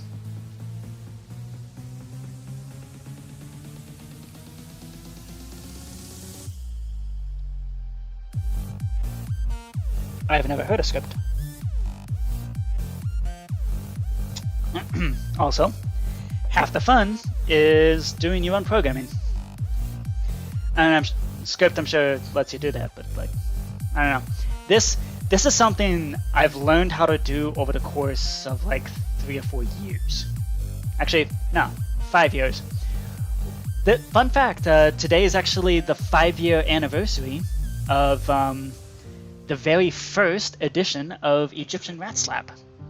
The first edition that started it all. So, yeah, and today we do a 12-hour live stream, which is very fun. Version 1 of Egyptian Rat Slap is not available. Yep, 5 years is how long this has been in the works. Yep. Well, I finished Egyptian Rat Slap, the first edition, in around this time in 2020. So, yeah, it's been 5 years. In that first summer, I was inspired by Phoenix SC building Among Us in Minecraft, and I was like, oh, that looks really cool. I bet you can make other games in Minecraft. And at the time, I was trying to impress a girl who really liked Egyptian Rat Slap. So, can you believe it? All of this started because I was trying to impress a girl.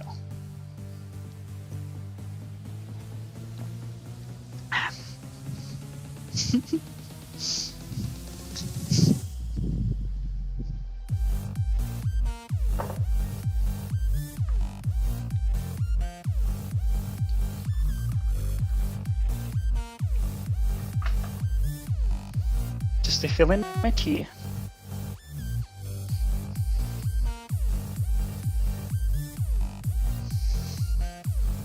Yeah, This whole server, all the card games, they all started with me trying to impress a girl. And it's now at the point now where the girl I'm trying to impress is me. Yep. I just saw that message. I remember that for sure. Now you're trying to impress yourself, girl. Yep. Okay. So.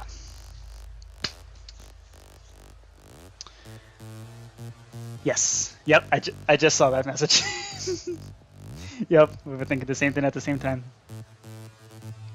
Great minds think alike, or something like that. Something smart. Insert something smart here. I am in no state to come up with anything smart right now. But yeah. We're at hour 8. Holy smokes. I'm about to beat your record, CJ. Okay. Okay, so let's see if we can figure out what the heck is going on.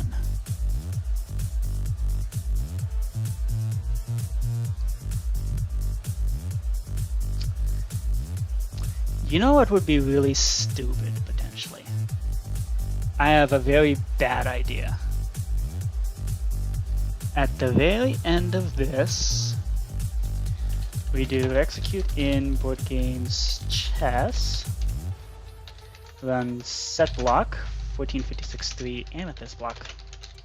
We get ahead of the game. Great girls impress alike. Jajia. Yep. And more intelligent wording. Yup. Girl power. Girl power! Now let's see if this girl power is enough to actually make chess work. Okay. So whose turn is it? It's going to be black turn. Okay. Let's see. Oops. Okay. Let's see. That's an... It detected it! It detected this is an illegal move. It didn't tell me it was an illegal move, though. Let's fix that.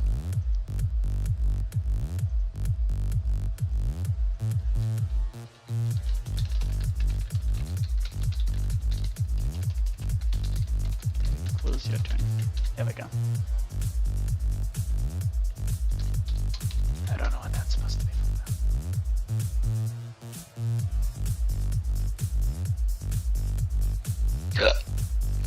Okay, it just detected that we're dealing with an illegal move. Okay, that is very exciting. Illegal move. Okay. Now, what if the move is legal? Does it rotate the player? No. And why the heck not? Okay, I'm gonna add some debugging text just to see if we can figure out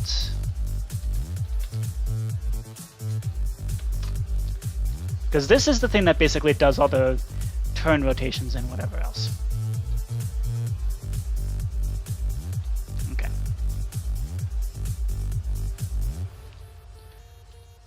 Okay, so it is rotating the turn. But why is it not finishing, though?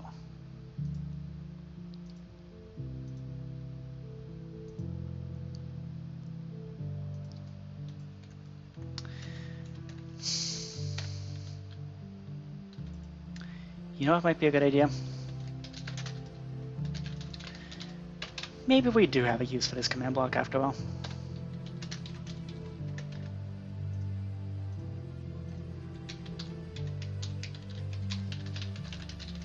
Maybe we just need a tick of delay. And as stupid as this feels to do, because it's exactly the kind of thing that you shouldn't have to do, I bet this will work now.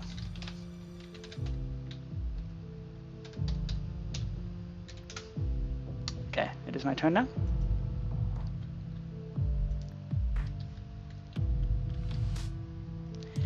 Would you look at that? Would you freaking look at that? Ah. Oh, but it doesn't announce that you're in check. Let's fix that.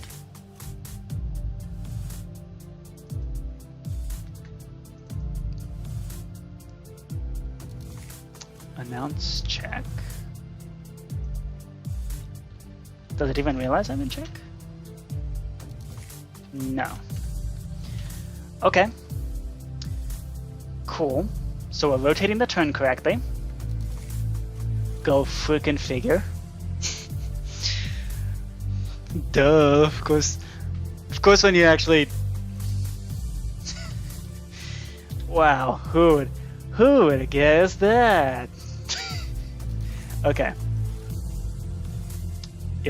Okay, so it does detect that we have an illegal move here. That's good. So now we just need to actually detect the possible moves and announce when we're in check. If we're actually in check.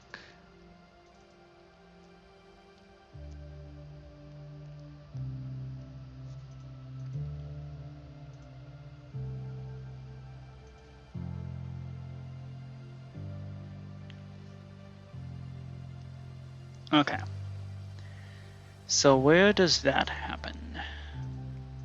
So this announces who's in check.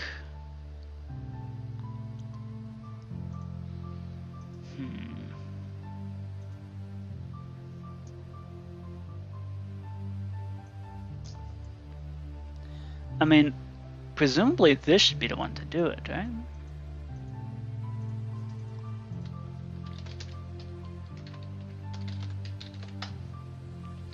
Okay, so maybe we need to remove the tag of Ghost King.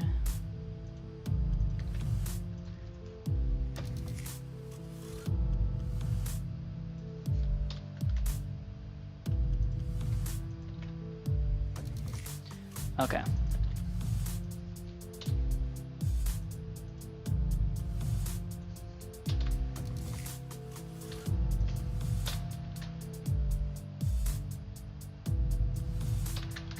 Okay.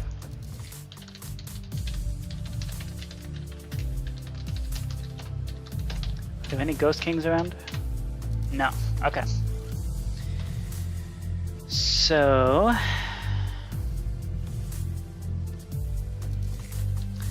this should be... So let's detect the black's moves.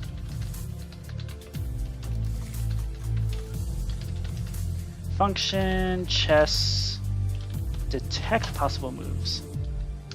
Aha! So white is in check. Okay. So it did detect that correctly.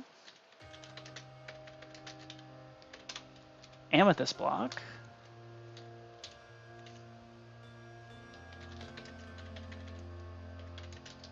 Sandstone.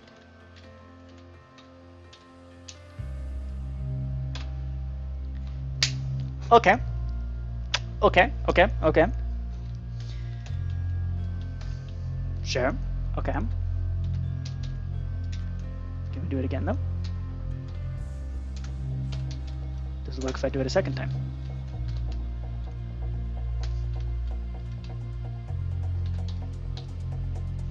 It does not. Now why is that?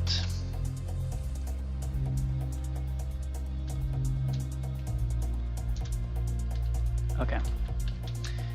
So I want to detect black's moves. Okay, white is in check. Okay, which is correct. White is indeed in check. So, it still allows me to move. Okay. Okay, I think we can stop So I think rotating the turn actually works as it's supposed to. So we can stop saying rotating turn. And this no longer has us in check. Okay, cool. Let's try a different way. Okay. I can't put myself intentionally in check. Okay, that's good.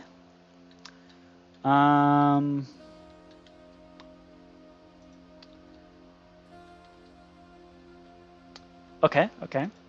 This is a good sign. How about now?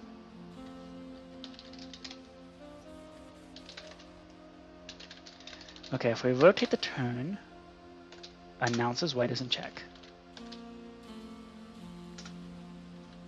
Oh. So it just does that whenever we rotate the turn.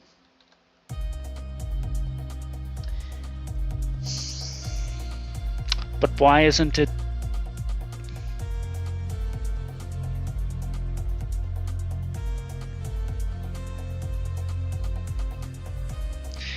Because, like, this is clearly doing its thing. Alright? Like, clearly, this is in fact doing its thing. Otherwise, this just straight up...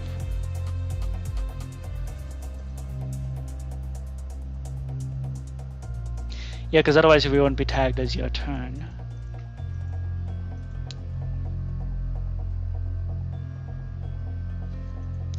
Actually, that's a good test.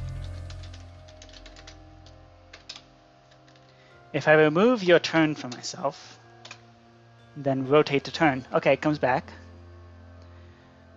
But why is it not doing the thing?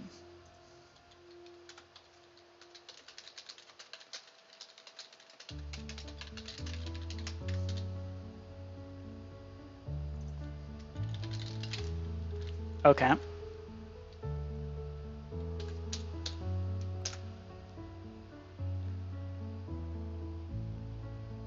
And now it does it.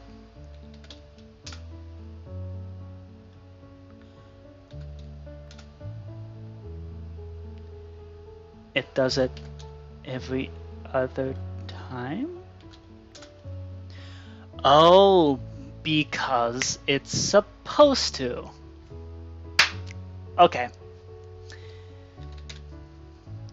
So maybe this does actually work as intended.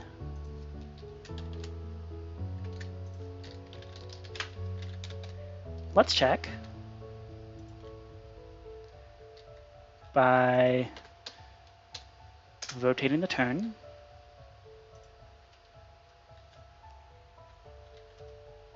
Okay.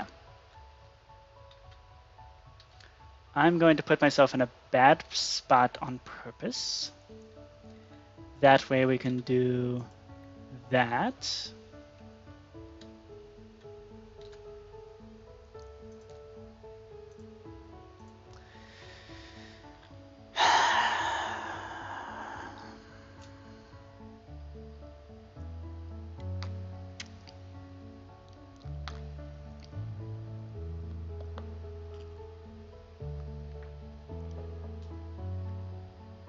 Whose turn is it detecting?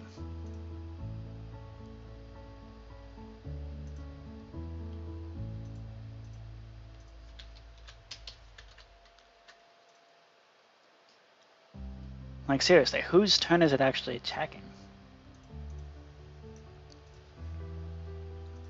So this would be in detect possible moves.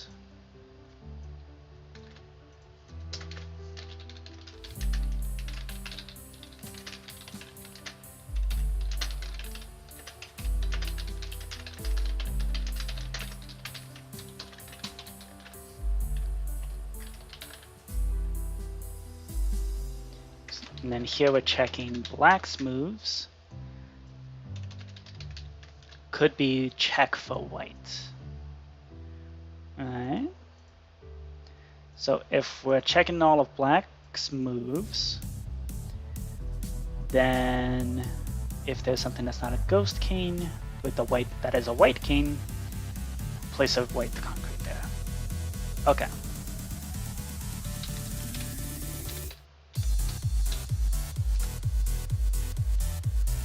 Okay. Cool.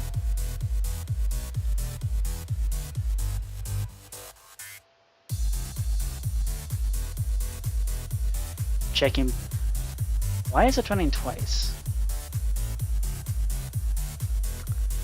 Once as the player, the other... Oh, I guess it's because of the moving pieces. Okay. That's supposed to be. That's supposed to happen. Okay. Let's see.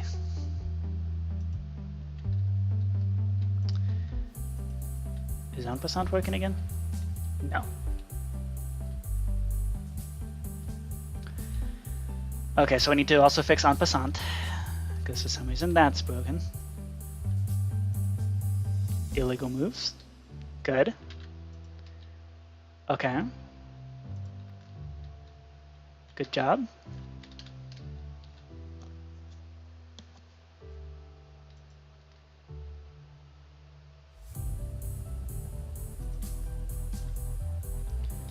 Could be a check for black.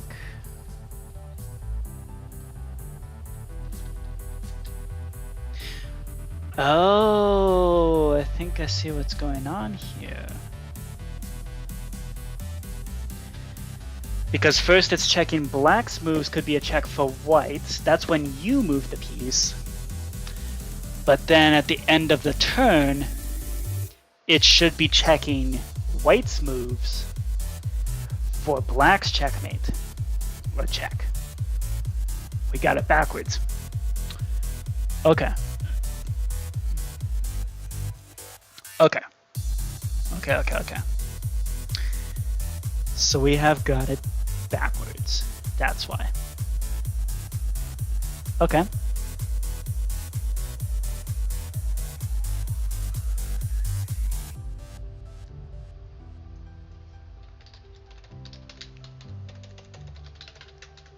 So if we just do this,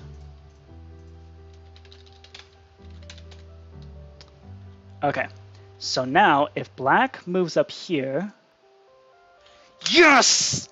Okay.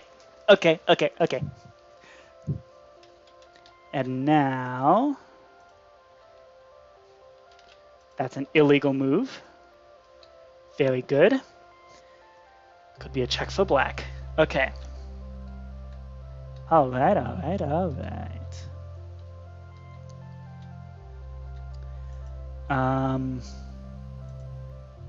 White is in check. Beautiful. Still an illegal move. Nice. Okay. Now I want you to make a meaningless move here. And black is in check. Booyah. Okay.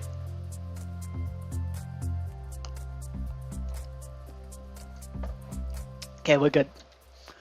We Gucci. Bam. Okay. All right.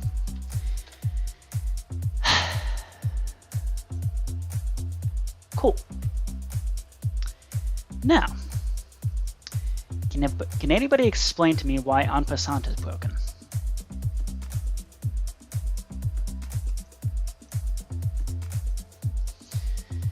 Data merge, en passant,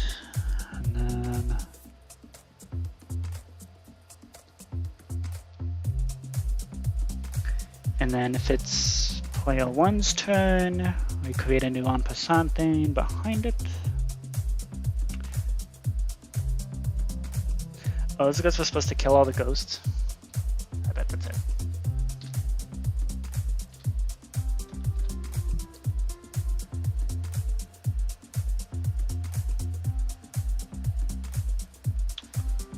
Okay. Ghost pawn.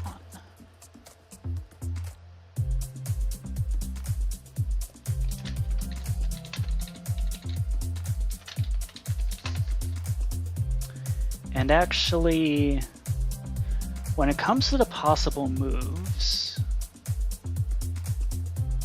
that's the ghost pawn. Well, actually, it should best be general ghost.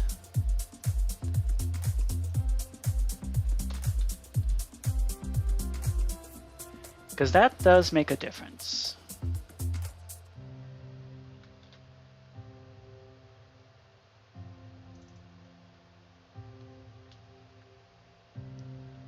Yep. Black Knight. Okay.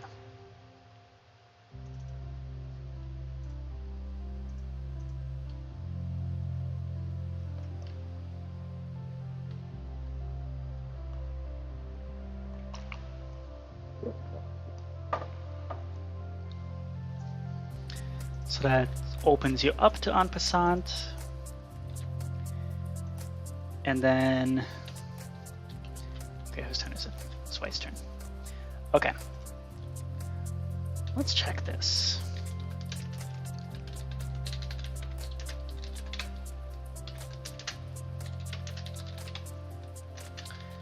So that tags as en passant.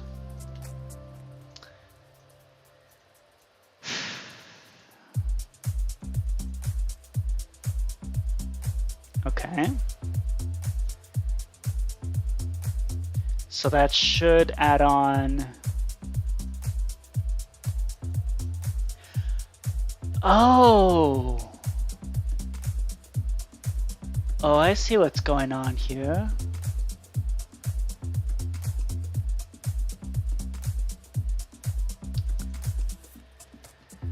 Right, it's removing the tag from the interaction as soon as it gets placed in. Okay. Okay. Cool. So how do you do that? So how do you deal with that? It basically means we can no longer use the actual interaction of add to this. Oh, but you know what we can use? When we first move the piece, we can tag, add to this, add move piece here. So then if it's an illegal move,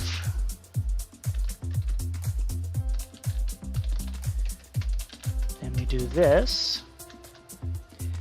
Now everywhere here, we're going to replace add to this with move piece here. There we go. And then at the very end, we remove the tag.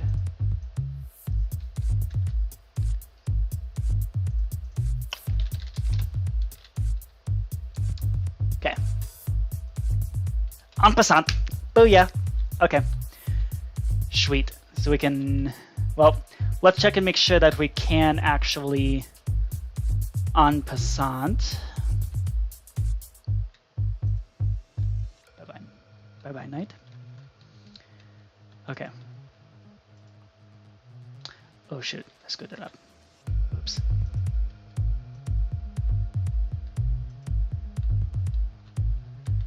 Okay.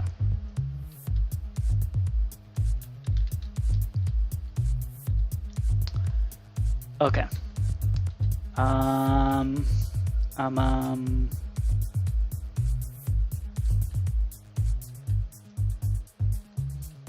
Okay, here we go. En passant. Nope. That opens you up to check. I really want to get this bishop out of the way. Well, actually, this is a good test. Can the bishop up. Okay. Oh, but the bishop does not do the en passant. That is useful. Okay. It's not quite as dire. It did not delete the pawn. However, that does. Booyah. Okay. Okay, we're good. We're good. This works. This freaking works. Kablam. Kablam. Okay, I really want to try a pawn promotion. So let's get this. Oops. Okay, king can't go there.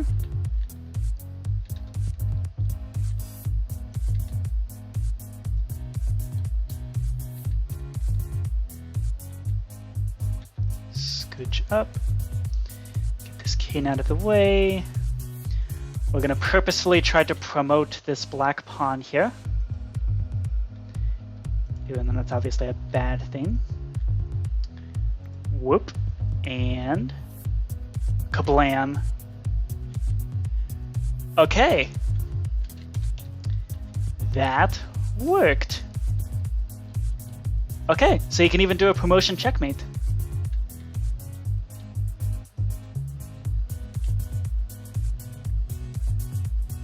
Now white is in check.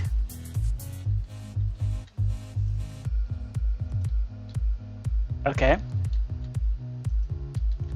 White is in check again. Oh, this is so good. Okay.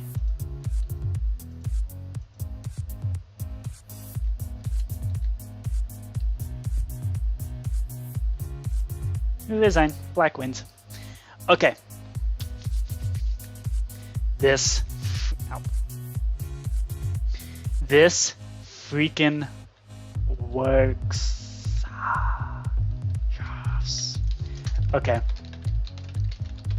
So let's kill off the item displays.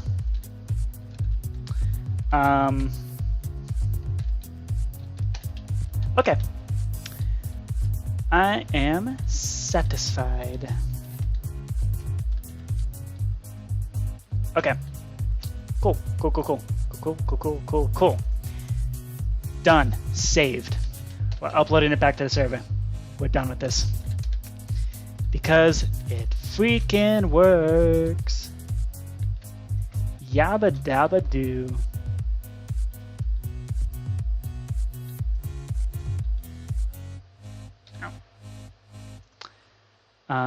Okay, we need to fix that real quick.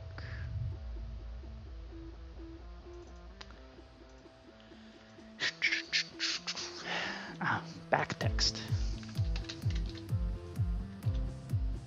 There we go.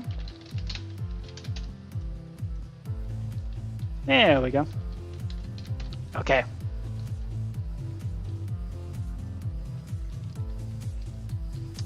Okay, I am happy. Also added Klein bottle because that's another shape that you can have. Yeah, more mathy stuff. Oh, that is disgusting. Let me wash my hands real quick.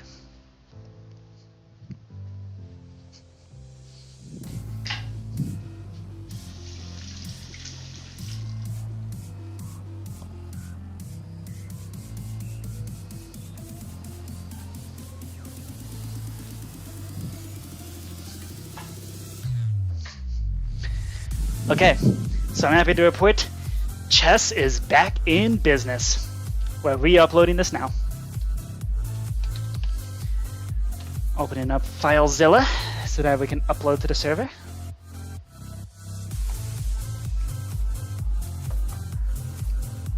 Okay. Bloop.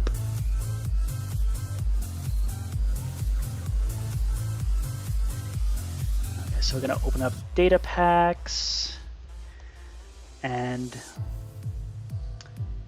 let's move chess back over. Kablam. Copy everything over. Need to copy the dimensions. Copy in chess.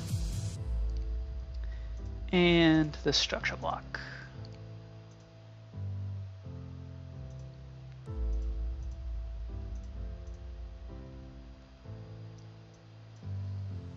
Override. And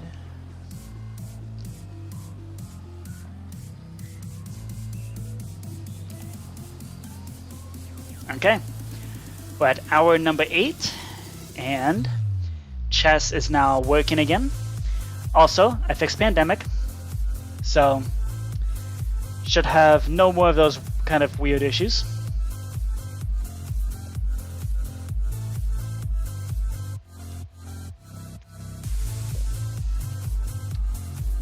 Okay. And then we're going to need to restart the server. And then we can return to working on checkers. The simple version of chess.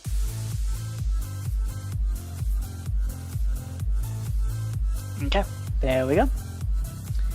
And reboot. I'm gonna take a quick bathroom break.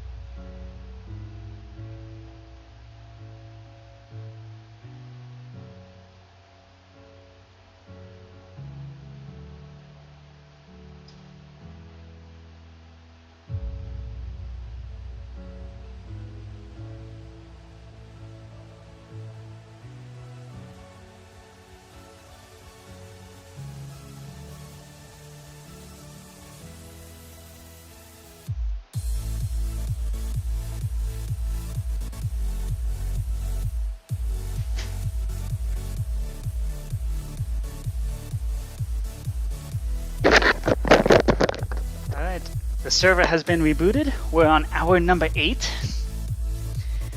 And I do believe I have now beaten CJ's record for the longest stream that she's ever done.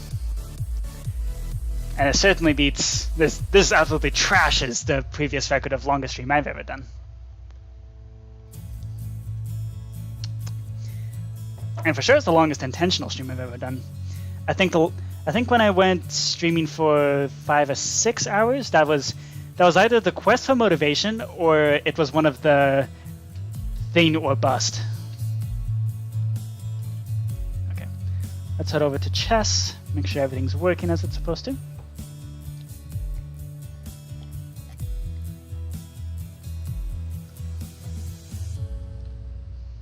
Okay.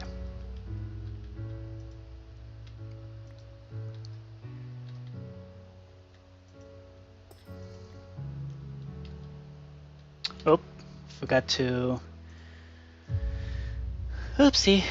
remove the debug messages there. Oopsie poopsie. Let's remove those real quick. Oopsie, I'm so silly.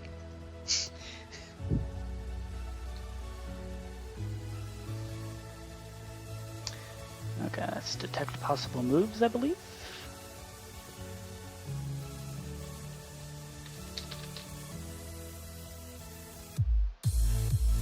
Okay. Yeah, I have 13 minutes left to go before you beat my record. Well, okay, bye everybody. I'm just kidding. Nah, we're going the full 12 hours. Okay. Let's see if we can execute the ultimate gotcha.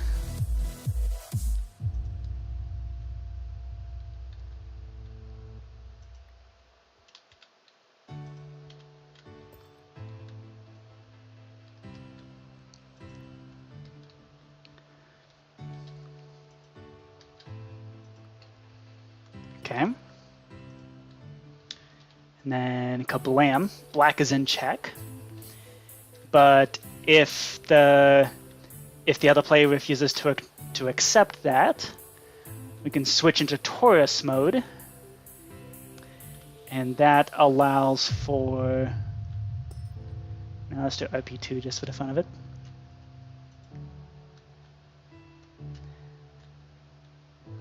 Okay. So that's already a good sign, which is that all the optimizations that we did were done for a very good reason. It's specifically so that that no longer crashes the game. How about sphere?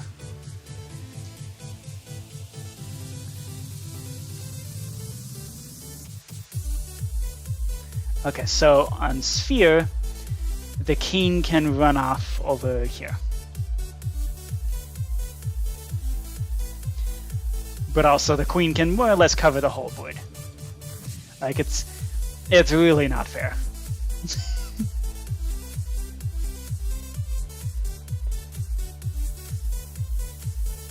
White doesn't check.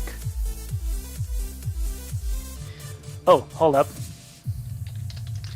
One thing we have failed to test.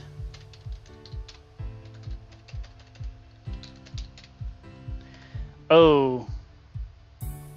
5 of that was with you. Call that practice. Okay. Wait, when? Was that when we were playing Ticket to Ride Minesweeper? Or was that a different thing?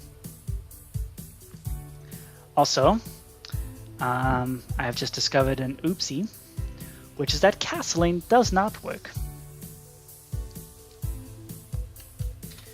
So we need to fix that ASAP as possible. Okay.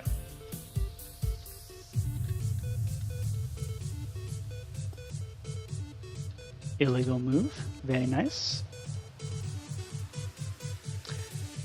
Okay. I'm gonna resign and master reset. Okay. So, we have a bit of an issue, which is that gasoline doesn't work. Now, why is that? Let's find out.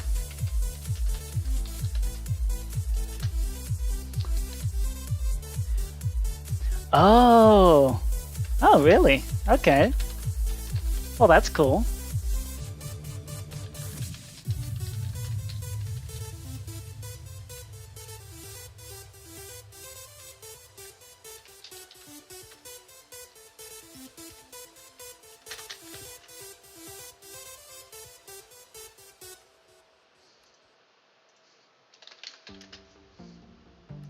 Oh.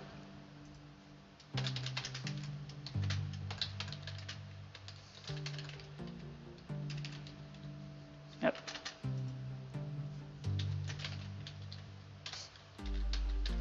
Okay.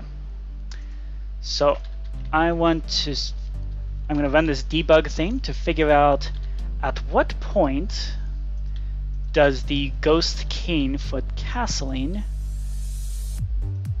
vanish.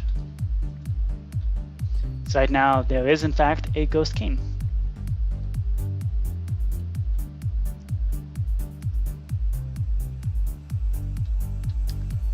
Okay.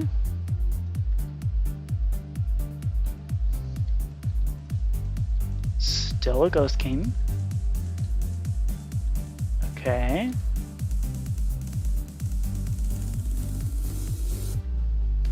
There's still ghost kings.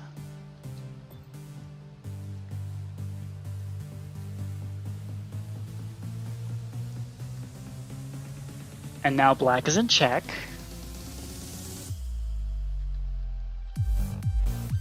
Okay.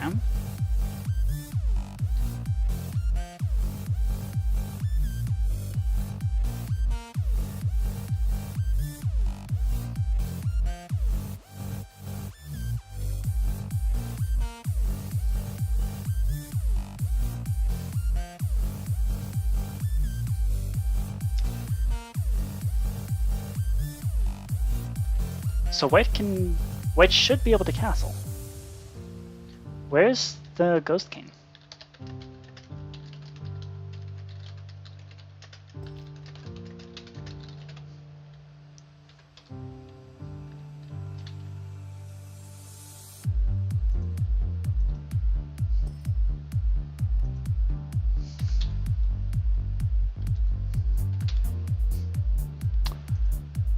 This says there is no ghost king.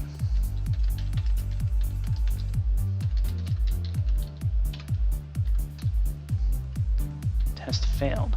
Oh, is it because of... Bastard. Okay.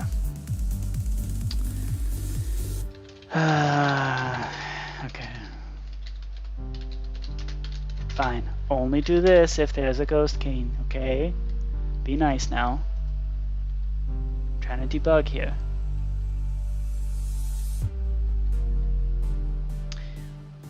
Well, that's a bad sign. There should be a ghost cane. Where did it go?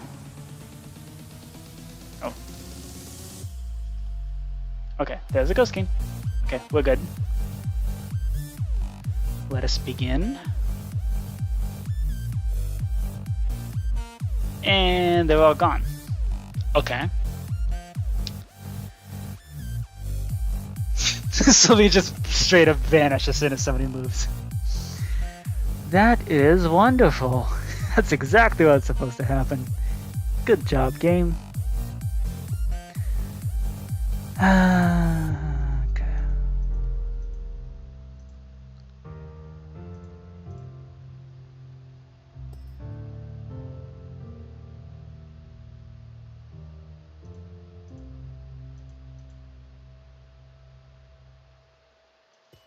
Huh?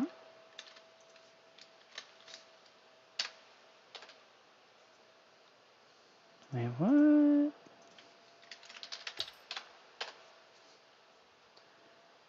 Well, then what happened to the ghost cane then?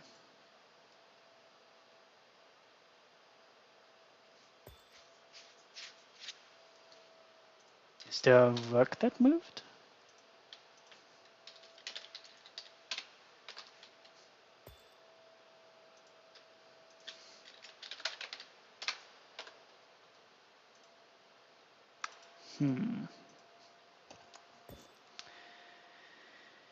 That is unfortunate.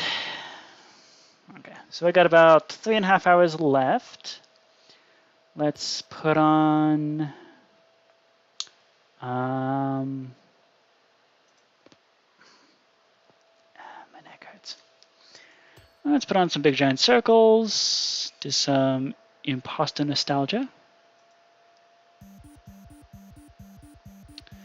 And then follow that up with some glory days. Why the heck not? Okay. So clearly what's happening is the castling. The castling detection is way too sensitive and it's not doing what it's supposed to.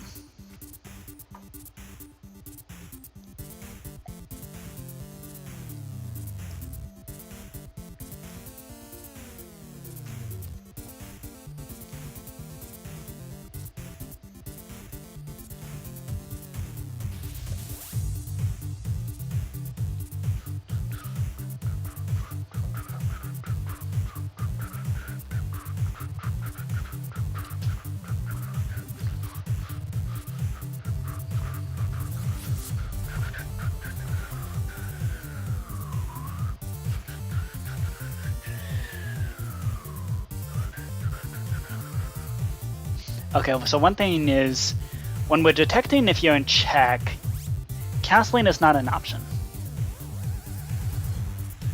So,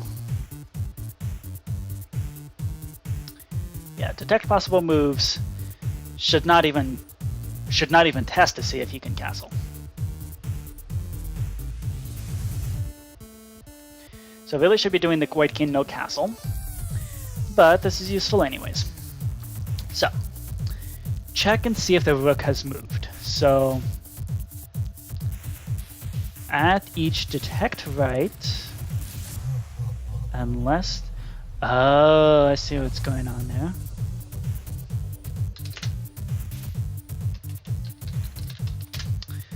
Okay. So actually we should be checking the far edge.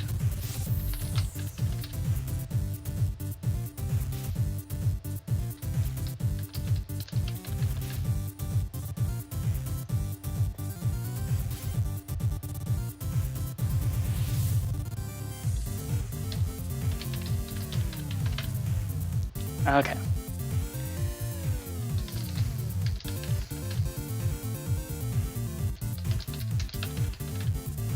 Yep. Okay, so this should do it.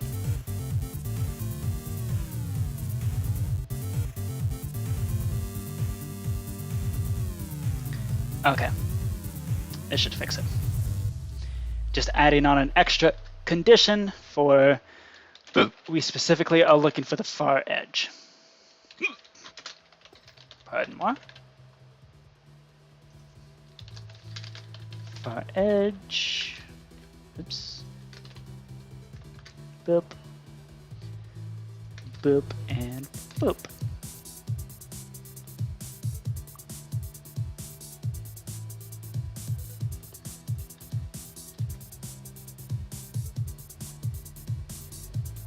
Okay.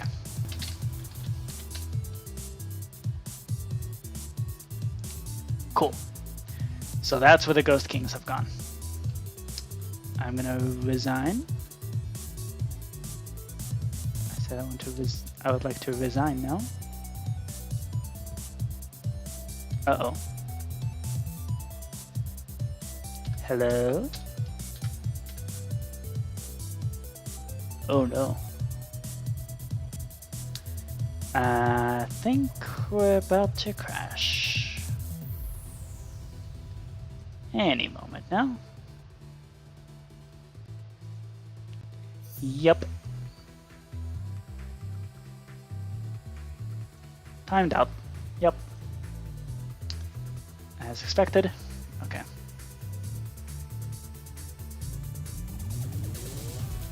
Okay. Let's give this another try. I'm gonna resign. Okay. Place start, begin game. There's a Ghost King! Okay. So actually what I really want to test is white Ghost King versus a black Ghost King. Okay. So far so good. Now if I move my... Actually, let's see if moving the rook does anything. Oop. Okay.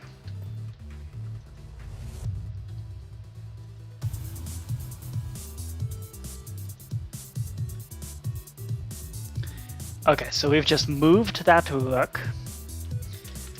So how many Ghost Kings are there actually? There are 2. Okay. That's a good sign. Okay.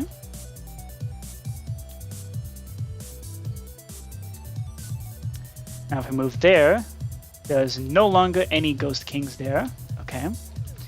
But there should be some on the black side. That is until...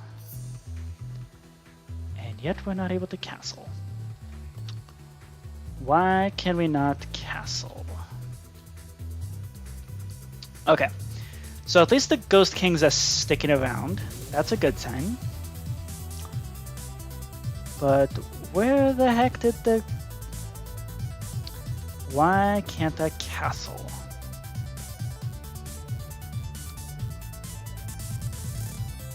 Okay.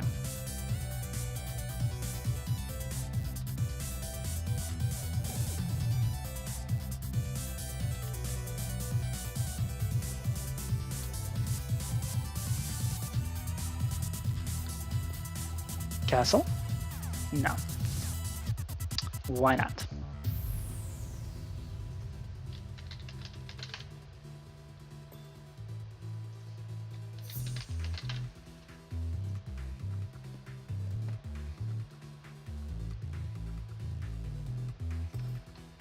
Okay, so first of all, this is actually a valid function, right? Black king, no castle. Good.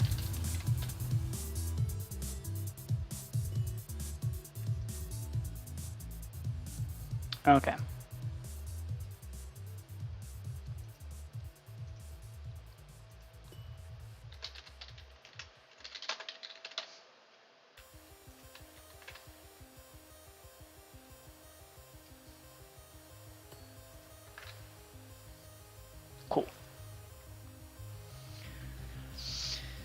So that works as it's intended.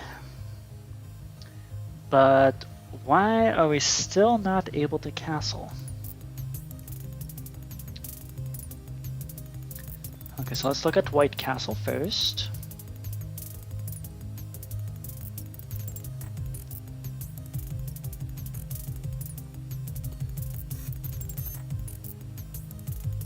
Let's see. Okay, so first up, let's just try brute force. And function, chess, the possible moves, White Castle. Returning 0. Okay.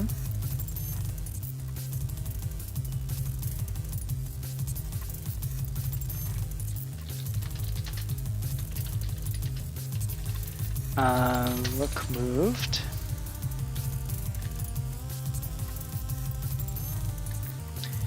And then path obstructed.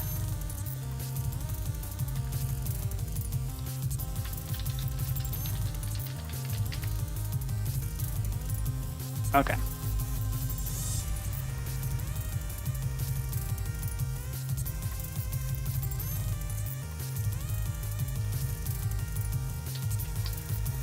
Okay, let's try this.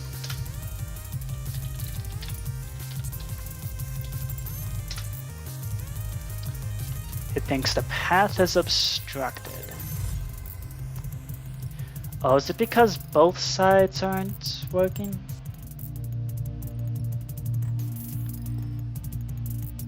I bet it is. Okay.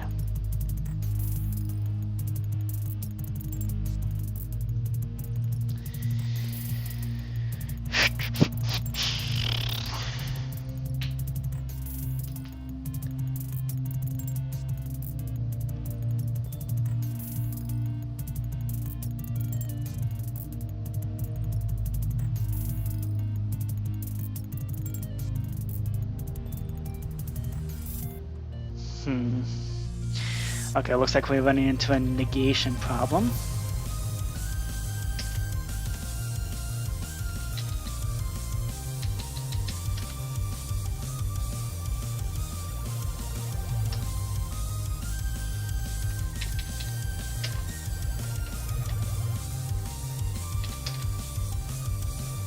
Okay, let's try this.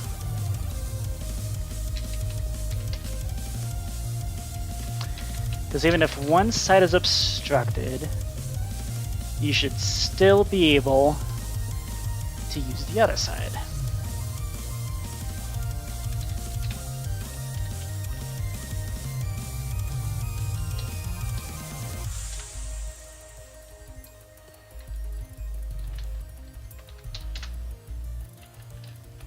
Okay, still not working. Why is that?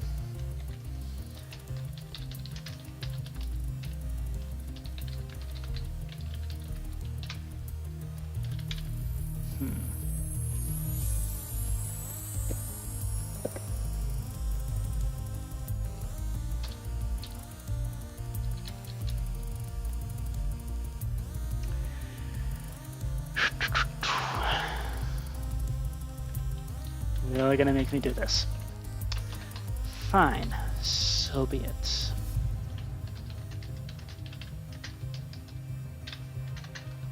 Okay.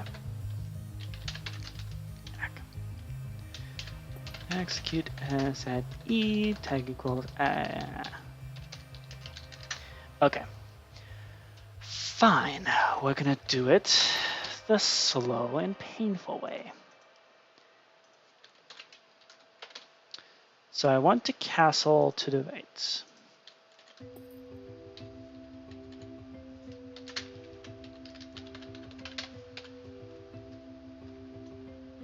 Okay.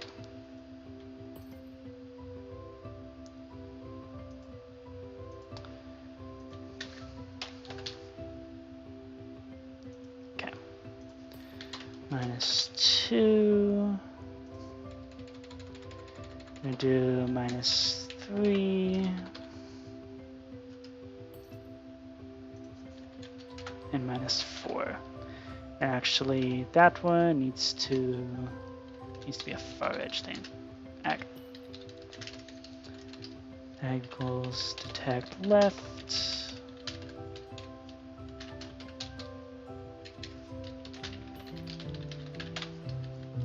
Okay.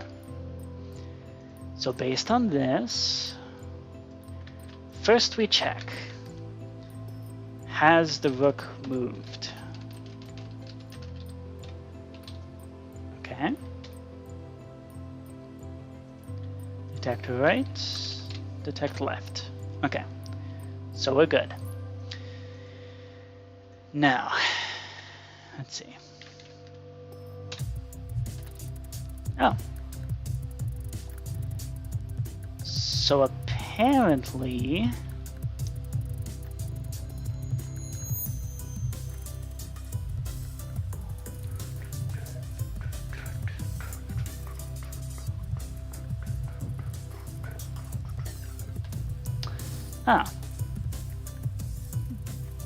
so that's a problem.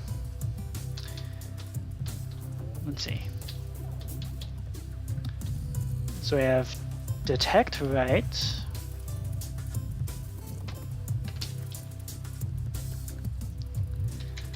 That's 2. There's 1. And far edge at 3. Okay. So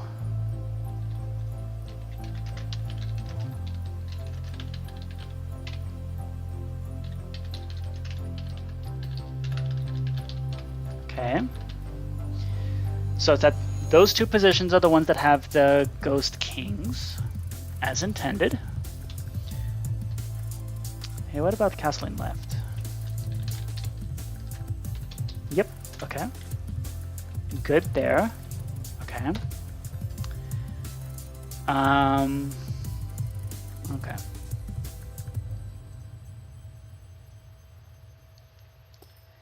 So then we want to test, is there anything there that's not a ghost king?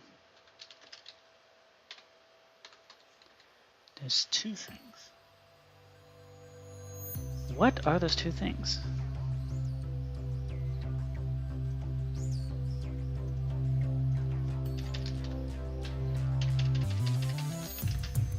Pray tell. Oh. I see what's going on. It's detecting itself and then getting spooked. It thinks it's obstructing itself. Okay.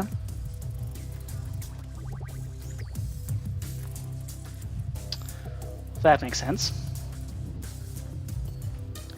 So it was getting spooked. Okay, there we go. Detect left. Okay. That's all that was. Okay. I bet this will work now.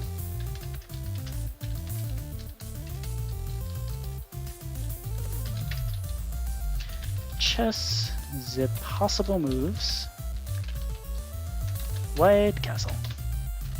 Yes! Beautiful. Okay. Yep, everything works. Okay, so that means we need to also update the black castling.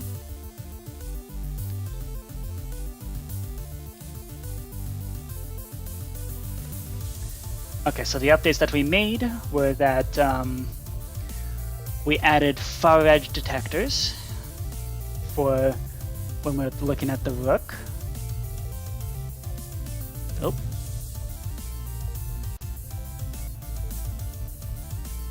Connection reset.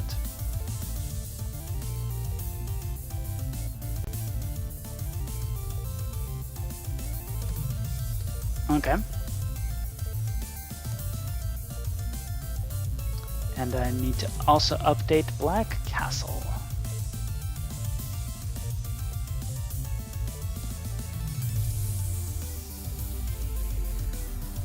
Okay. We can also delete all our debug options.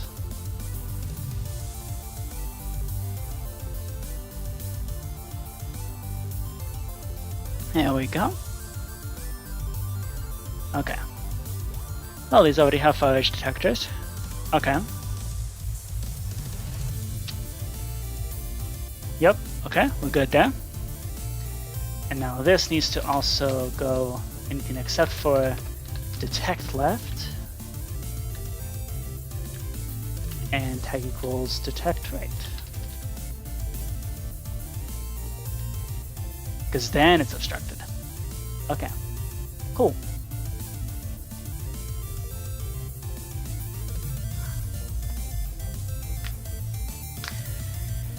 Alrighty. And with that, okay. Chess is now fully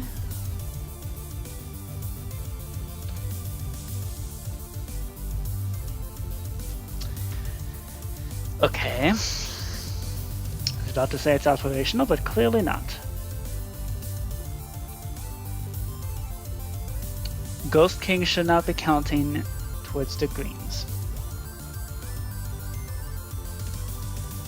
Okay. So then show possible moves finish.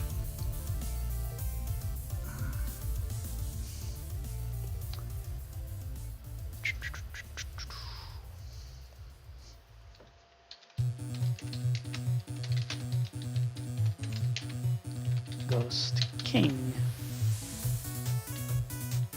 Okay.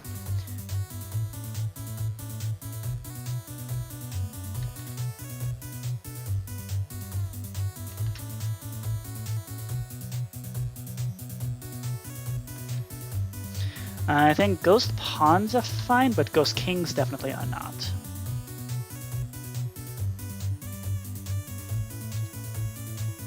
Okay.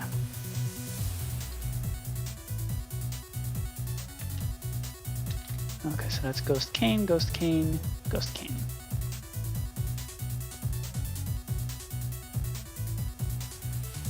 Okay.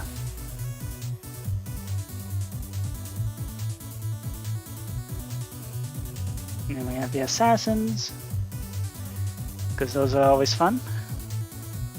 Let's actually check up on those assassins, make sure they actually do their thing.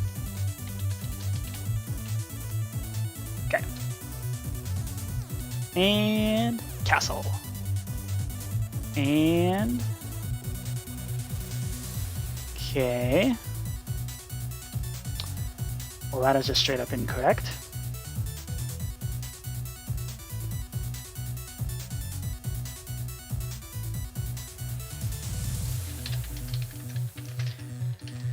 Okay, we have Ghost King, that equals white. There should in fact be none. Good. Now as to the black castle, let's see.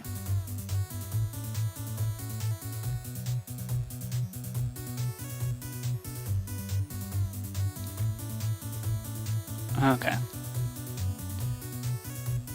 That's doing that detection. Castle black, castle right.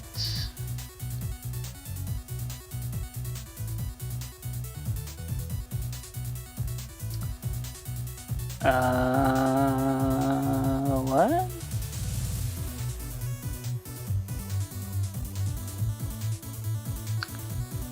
I do not understand.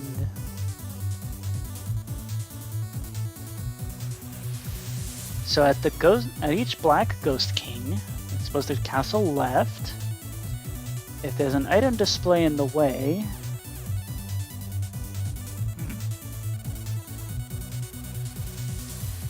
that is very strange. Also, did we put the exclamation mark points in the proper places? Yeah, we forgot to do that. Oops. Okay.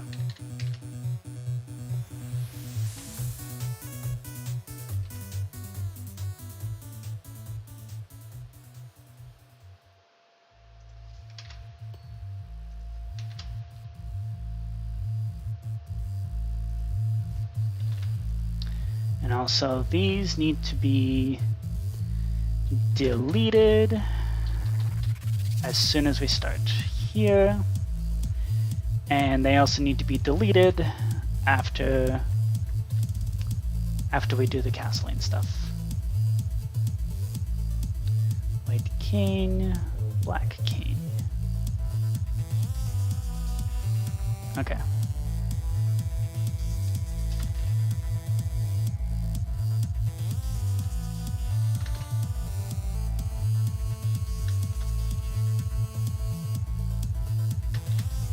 Okay, cool.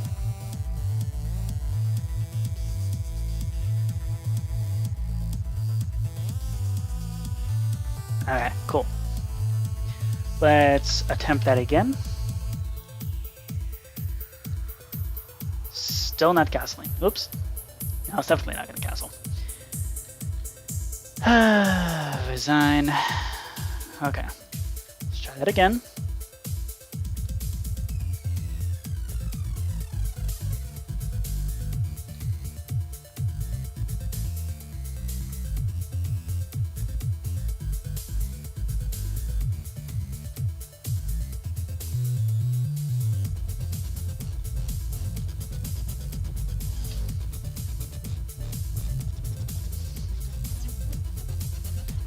Okay. Okay, so I want to actually try to clear out this column. And you're going to try to clear out that castling.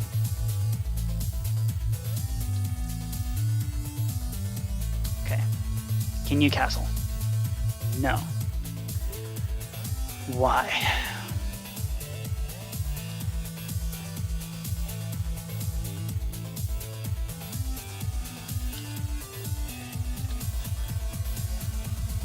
Stag is just straight up backwards. Okay.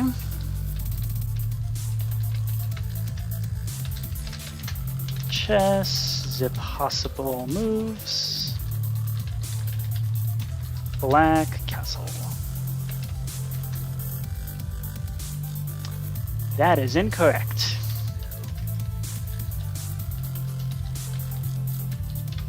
Okay. Why do you think that's okay?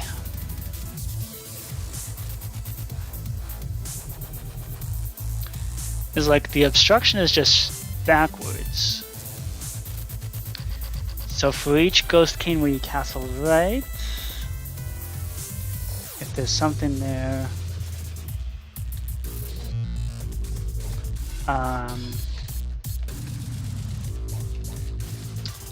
which direction are you? Castling left. Okay. So it is a left versus right issue?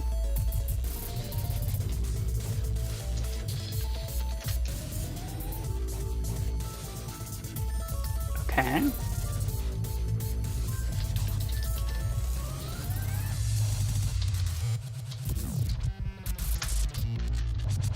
Okay. Okay.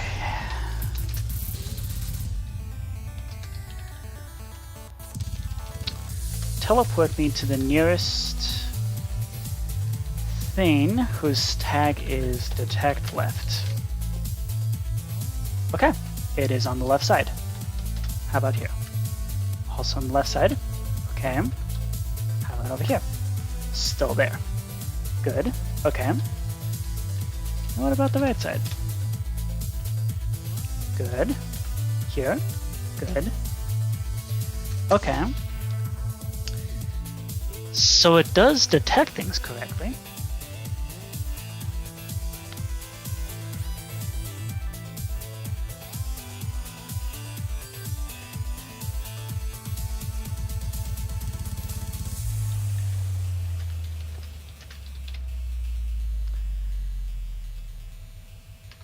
Okay.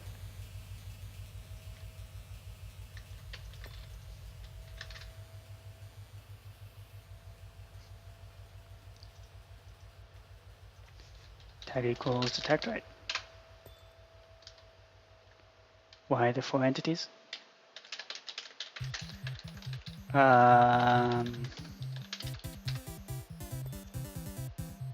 Okay, that's fine.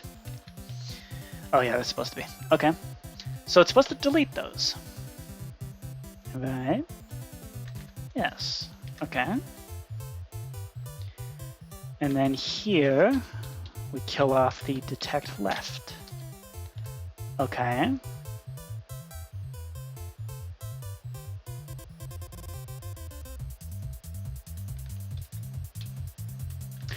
Oh, I see what's going on here.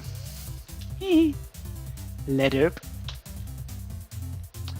We're placing the final block display in the incorrect places.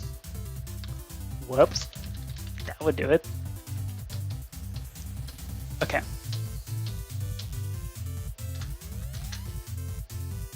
Yay! Oh, not yet. We need to test it.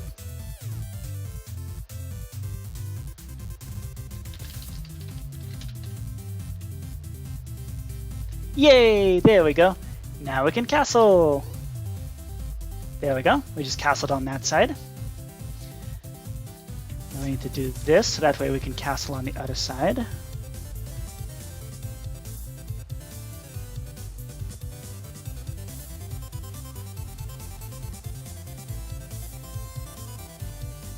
Okay. And actually, can we potentially interrupt this process and prevent you from castling? Okay, so white is in check. Oh shit. I failed to consider this. Oh, I can move this bishop over here to block the way. Okay. So now I want to prevent you from castling. This does not prevent you from castling. What's your deal, man? That equals Ghost King. Castle left. Okay. So why are you not in check?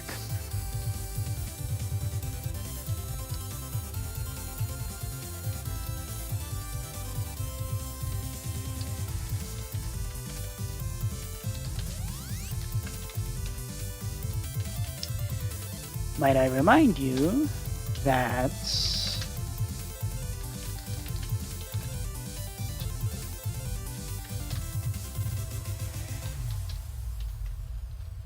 how about now?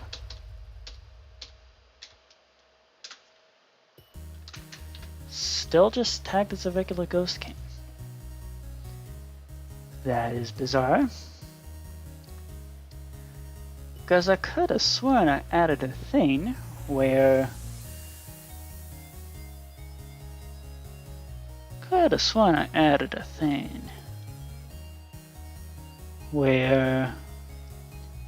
if you run into a Ghost King, then tag that Ghost King as being in check.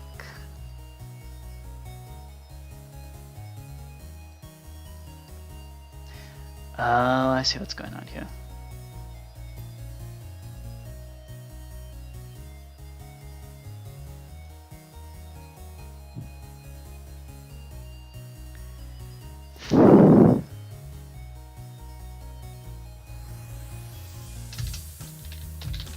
Okay, so let's real quick interrupt this.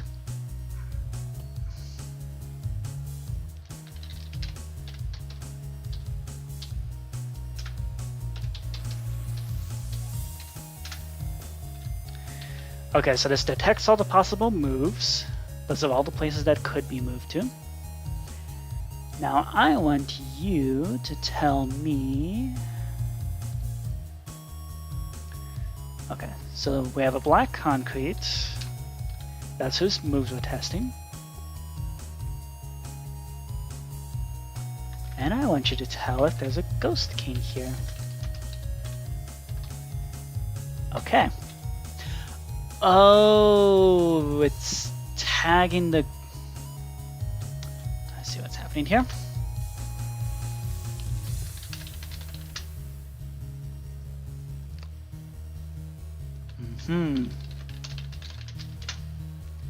There we go.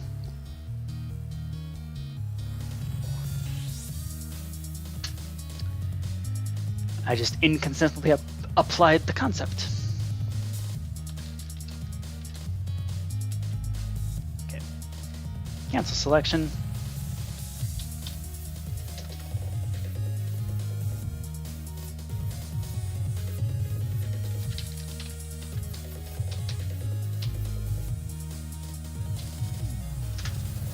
So I want you to detect the possible moves.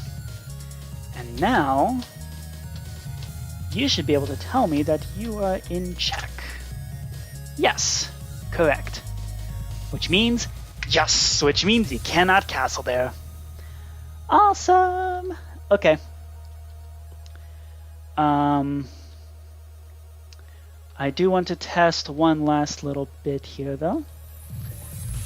So let's go here. So this spot is currently a bad spot. But what if we made things even worse?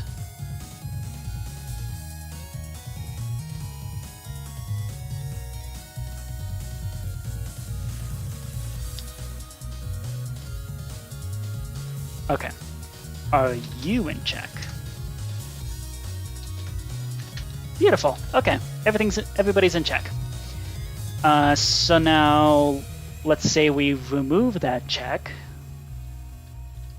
So let's get both of these guys out of here.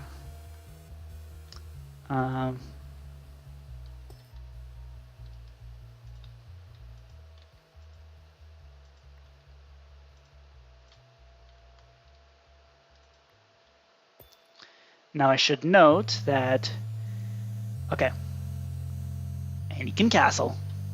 Beautiful. Okay. Cool. Well, anyways, white is in check. And we can do that. Okay. Epic. Black is in check. Okay. Excellent. Okay, castling works again. Yay! Okay. Finally. Okay. We're now at hour number 9 out of 12. And just as an hour ago, I can now say chess is working once again. I hate this game. Why? Just when I think things are done, something else comes around and goes, nope, nice try, haha. You forgot this edge case, you forgot this case. Oh yeah, I forgot to test the assassins. Speaking of edge cases. Grumble, grumble, grumble, grumble. Fine, stealth chess.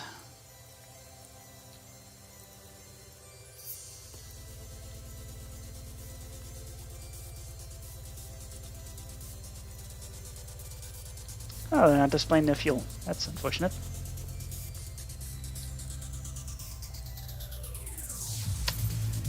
In fact, these things don't seem to have any assassin fuel. What's up with that?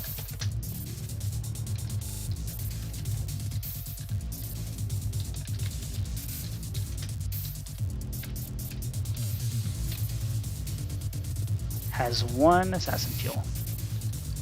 Now why is that?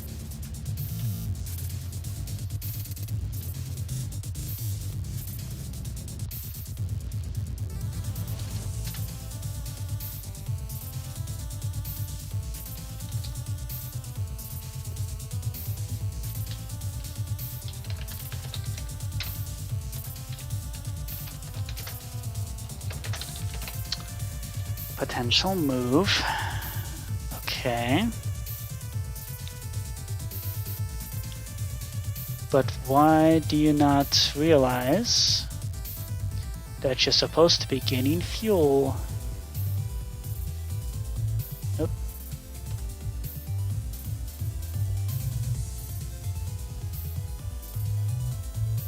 Where is your fuel? Data packs, chess, data, chess, function.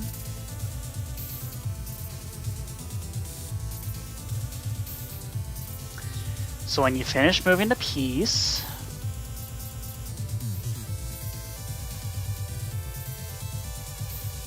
it should be updating the fuel. Okay.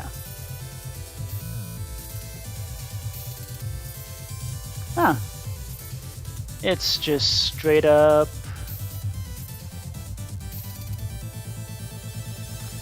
It appears to not be detecting that you're in the slurks. Now, why is that?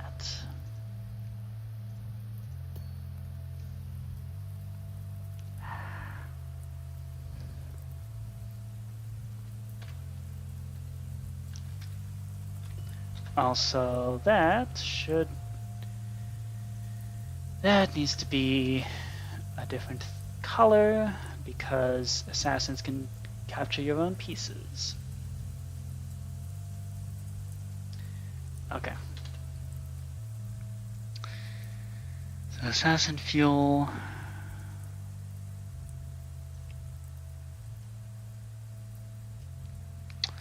So this would be happening in the show possible moves. Oops.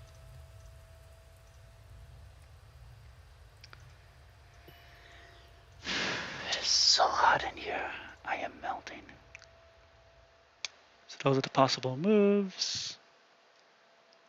Then you do your thing. And when you do show possible moves finish,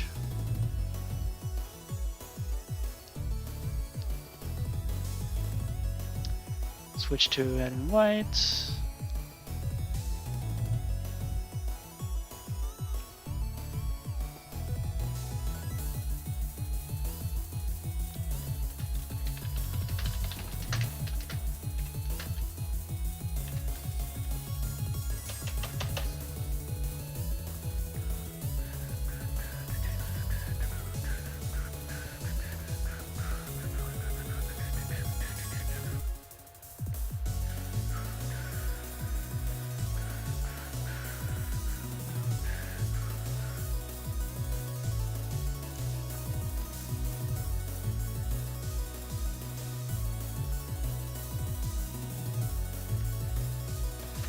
Okay, so first of all, why did that not activate? I know it can do all the other things, so why is that not activating? That's very stupid.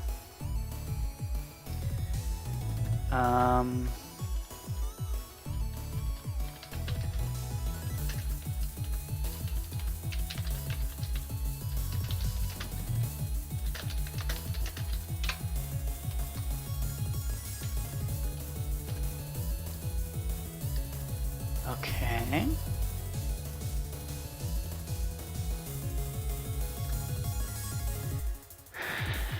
So that places the interactions.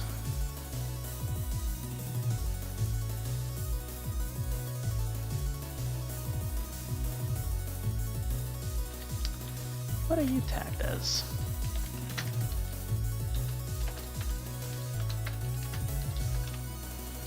Slurks.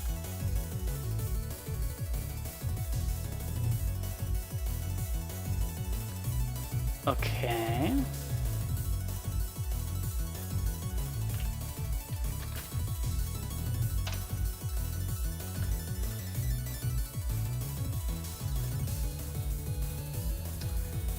Are you freaking kidding me?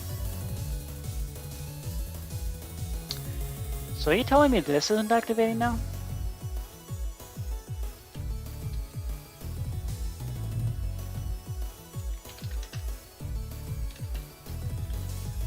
Okay.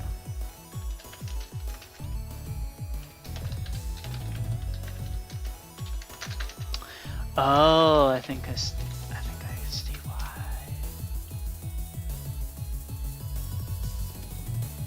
Yeah, I think I see why.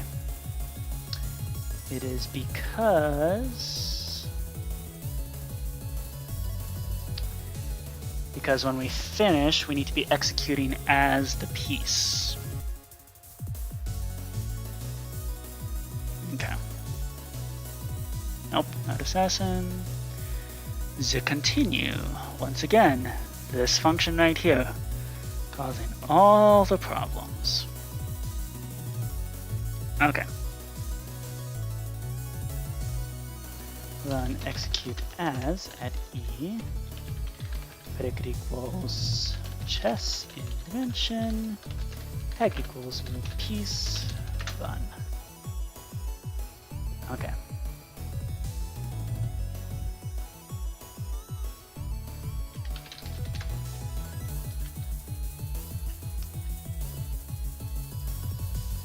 Okay, there we go. At least that's working now. But now the fuel isn't updating. Now why is that?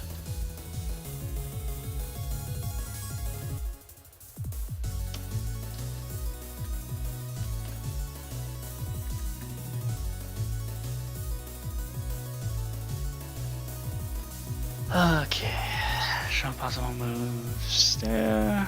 Okay. So at least that's working as intended. So what's your current assassin fuel?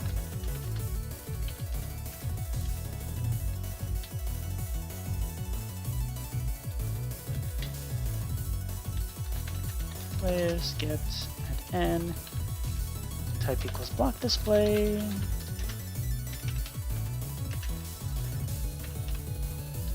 Has 1 fuel. Okay.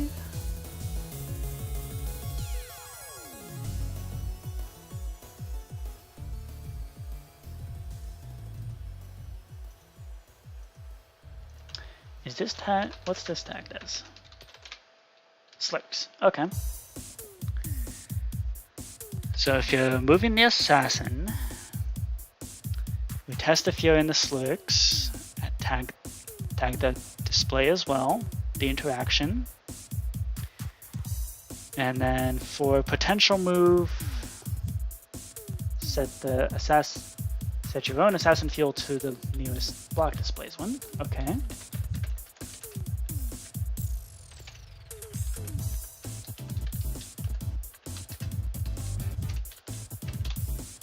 Okay. So that's good. And now from here, okay. Then from there, we need to update the fuel.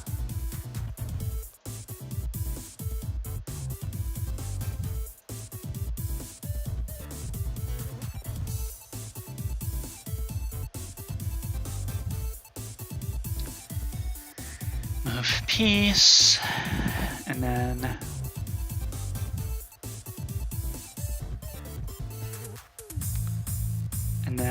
as each one there, if you're moving somewhere that's not the slurks, set the fuel to 1. And then if you are moving somewhere that is the slurks, add 1.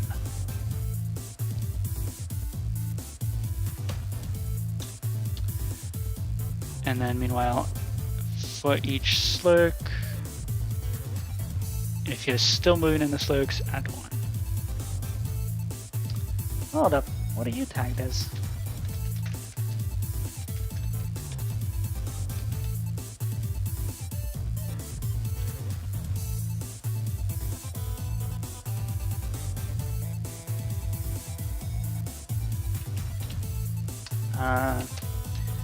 Type equals item display list. So you think you're in the slurks. Okay, I'm gonna tick freeze this one. Okay, I'm moving you here. So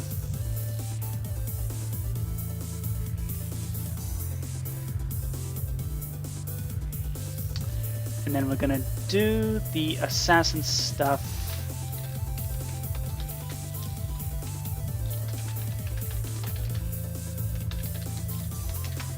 And and say reach the breakpoint. Okay.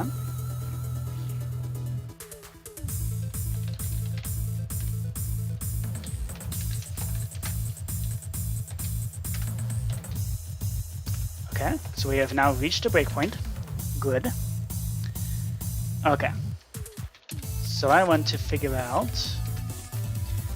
type equals. Oh.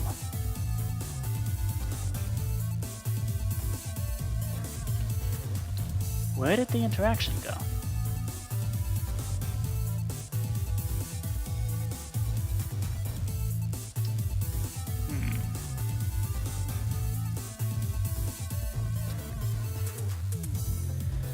Well, that's bizarre.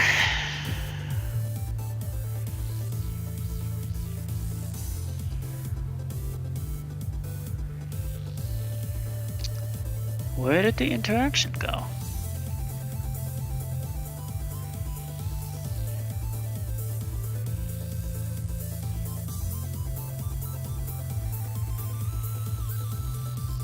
That's weird.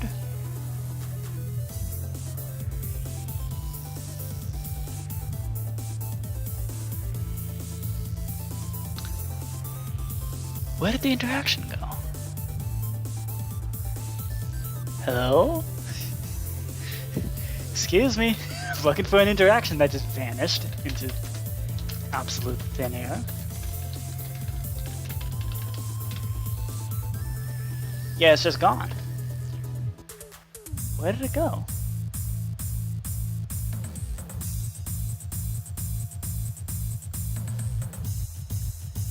Because we know castling works.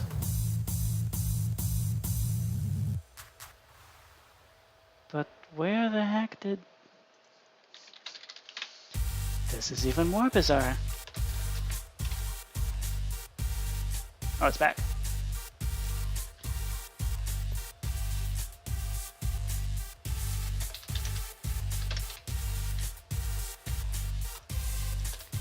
Okay.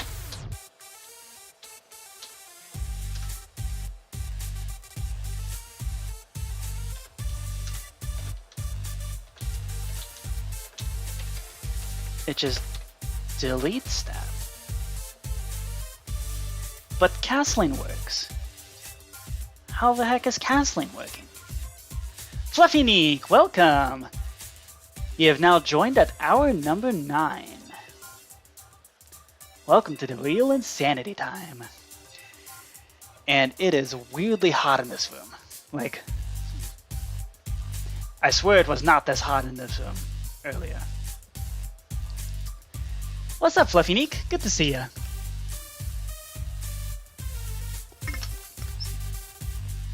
Oh, you've been roaming since 8:30. Nice.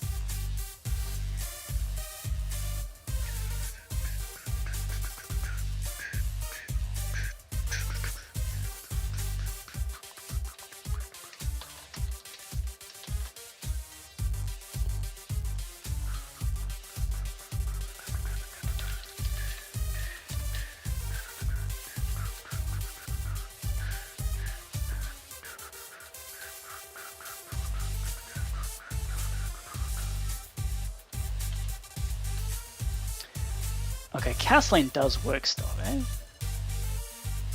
Let's just check. Because I'm not convinced of anything anymore. I have no idea what's going on. I'm so sick of chess. Castle.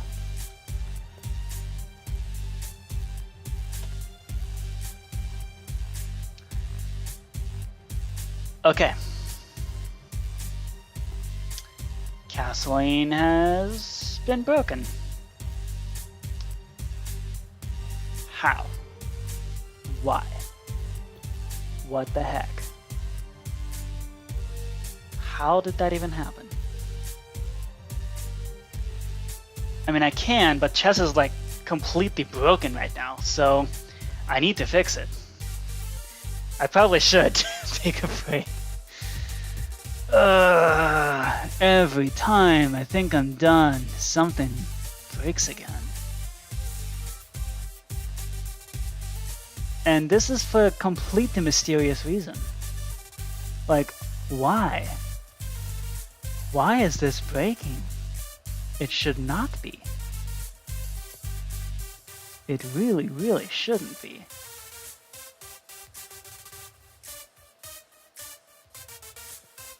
Is it this?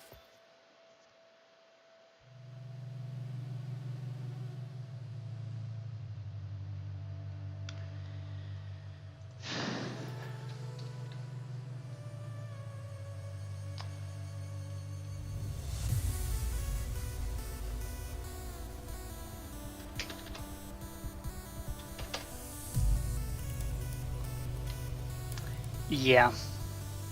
Okay. Just gonna write this down.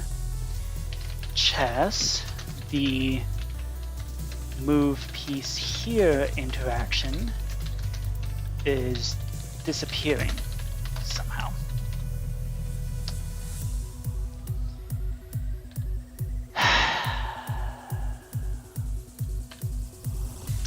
Okay. We're taking a break. Ugh, I hate chess so much.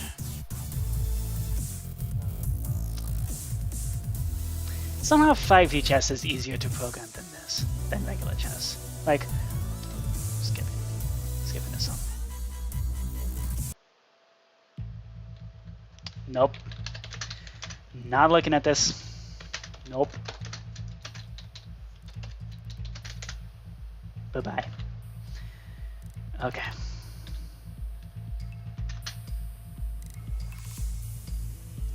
Yeah, is like somehow 5D chess is easier to make than regular chess. Like, how is that even a thing? It's one of the rare instances where 5D chess is harder to play than it is to program.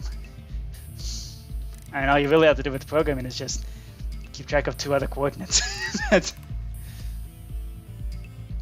Okay.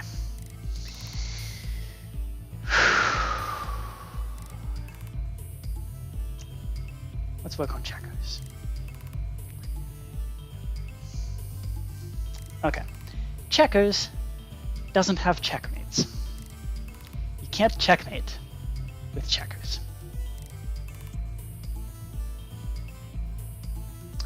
Every move is valid in checkers. You can't be suddenly told, oh, that's actually an illegal move. Not a thing. Ooh, 690 subscribers. That's awesome. Okay. I'm gonna dump out my tea real quick. Dump out the tea bag.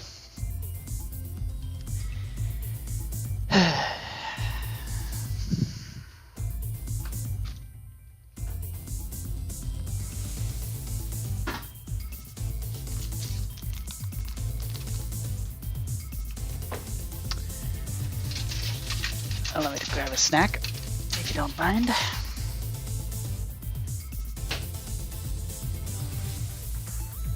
Okay. So, I made yay! Yeah, so I made this is a Russian dessert called, the name translates to cream potato. The Russian word is pirozhny kartoshki. It looks like a potato and it's made of cream. It's very fun. Easy, super easy recipe. It's like 2 sticks of butter, softened, a full can of sweetened condensed milk, and 4 packs of graham crackers. You can really use any crackers you want, and all you gotta do is mix it up together in a bowl, mix with your hands, and then roll them into balls, put it on a baking sheet, and stick it in the freezer. So, it's amazing. The fun part is, and you can also add like jam, you can add chocolate, add cocoa powder, you can add all sorts of stuff to this. The interesting part, back in the oldie days, this was a delicacy exclusively for royalty. And that's because making the graham crackers, making the crackers and grinding them up, because you have to grind them into a powder. So you gotta have like a blender or a food processor or something like that. You grind up the graham crackers. that, if you don't have a blender or a tool to do that, it takes absolutely forever. So it was pretty much exclusively for royalty. And it's one of the interesting recipes. It's a recipe that's been completely trivialized with the invention of the blender.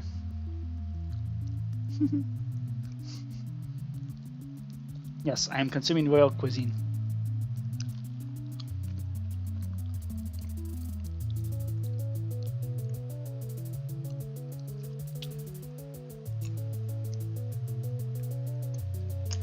I love this song.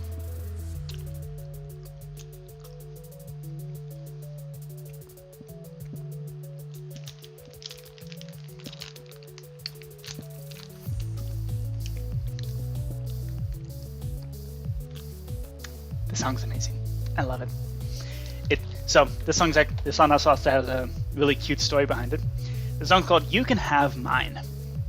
So it was written by Big Giant Circles for it was a friend or sister or something had to get a kidney transplant, and whoever's that person's boyfriend happened to be a perfect match for kidneys. So Big Giant Circles wrote this song called "You Can Have Mine," and it's basically the whole concept is like, hey, so your kidney sucks, here, you can have mine. And the song was written as to raise money for the medical treatment.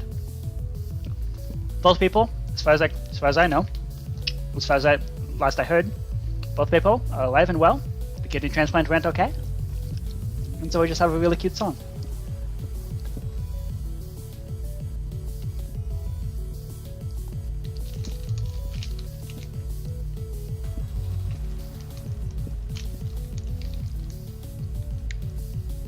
I wonder what ye olde peasants would think of fruit snacks.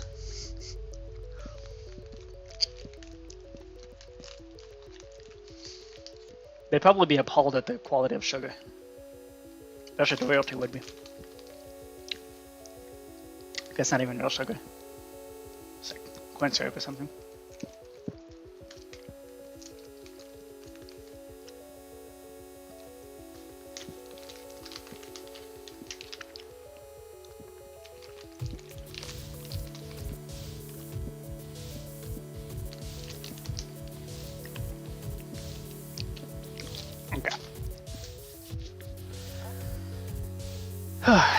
Okay, I'm calmed down now.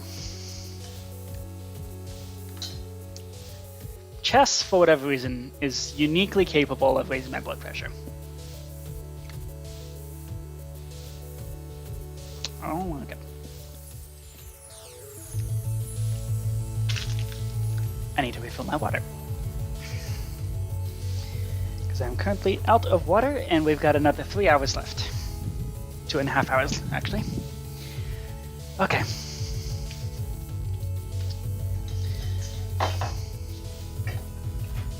And then we're going to get back to work on checkers. We haven't even gotten to the fun part about checkers.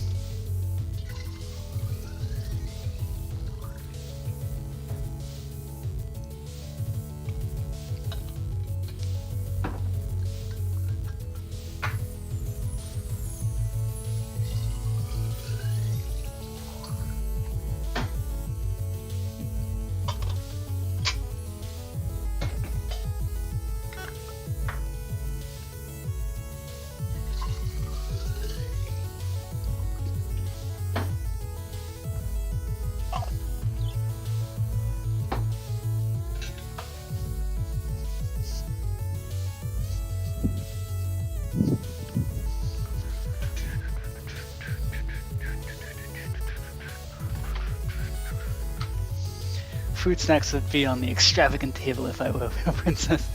I can take the disappointing preferences elsewhere. Yeah, that's fine. That's okay. You know what they say? Gaslight, gatekeep, girl boss. Just gotta gaslight, gatekeep. Okay. Let's see. checkers. So we have our, get this out of my face. Okay. Checkers. Okay. So we have the right-click actions, which are going to be, so if you're holding the cancel token, then it'll cancel your selection.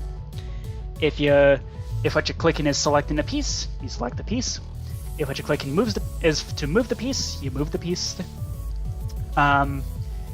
If what you're selecting is you're like in creative mode placing a piece, then it'll place the piece. So yeah, let's call this place piece actually. Okay, so we've got a skeleton of things to work out here. So I think what I want to do now is selecting a piece, because this is the part where we got to figure out what we're doing. Okay. So if what you're clicking is select piece, then we're going to execute as checkers in dimension type equals block display, which is a distance of up to 0.1 away.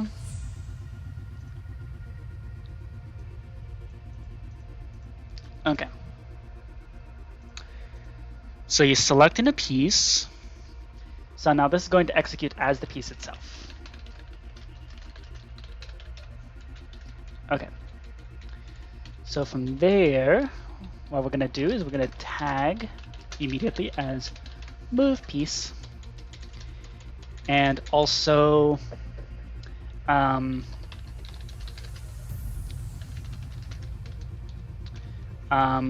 going to immediately check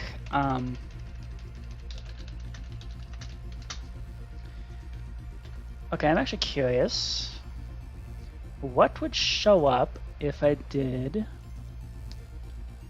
the classic block display thing.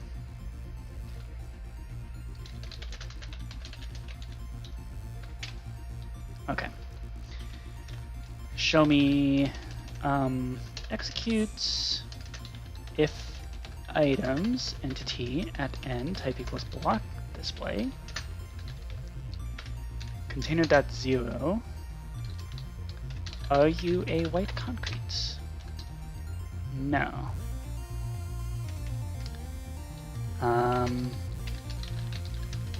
White concrete? No.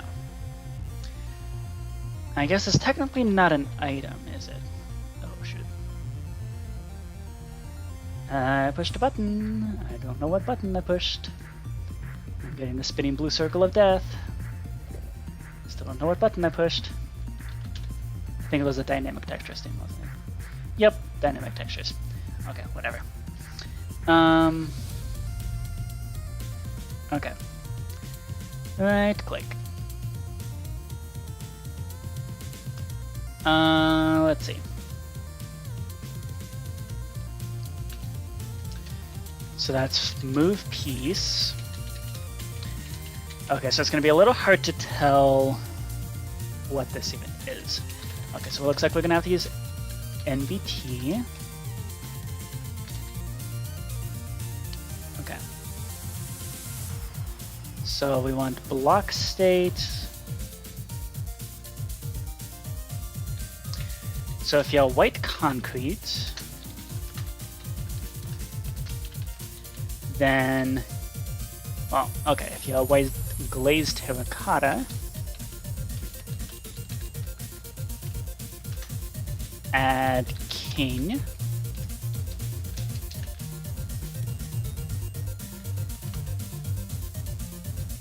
Okay. And we're going to have two different versions, one for international, one for American. Okay.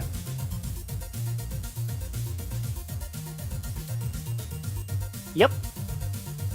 Happy 40th. 40th of what? Like 40th anniversary? Yeah, I think it did stand for Mario. It sounds very Mario-y. Mario-y? Okay, so we're gonna pop into checkers. If block minus 257.9 is a redstone block, and if it's a glazed terracotta. Ooh, really? 40th anniversary since the original Mario release. That's awesome.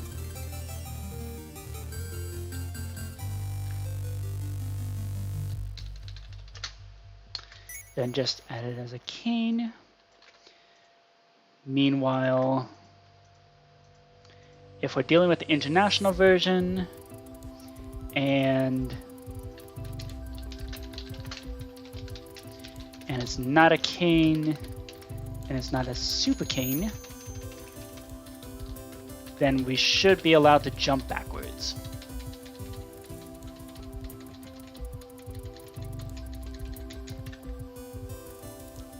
Okay.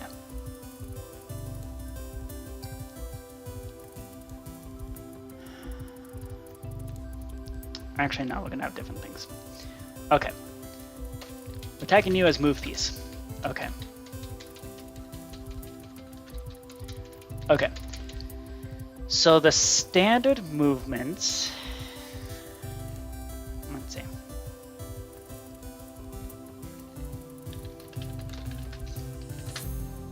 So we're gonna do add s, run summon. Okay. Okay, so we gotta summon a block display for the movement marker.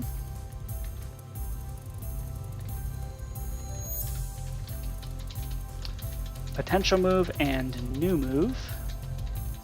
So we gotta go 1, 1. We gotta go -1, 1.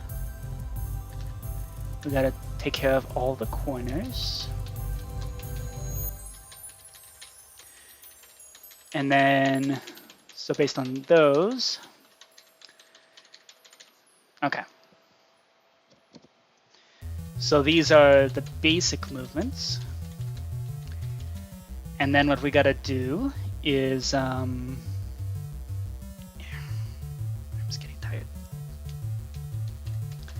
Okay. So those are the potential places to move.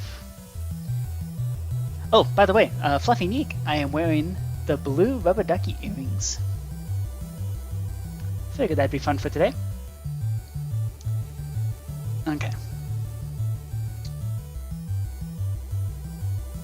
Oh, and then what we also need to do is execute as at E, predicate equals checkers in DaVinci, tag equals new move, run execute add at S, run TP at S to the same location, but we're going to be facing entity checkers in dimension, tag equals move piece. Okay. So let's reload and see if this actually does a thing. So first off, we need to move this guy closer to the middle of the table. So we need positive X, negative Z. Okay.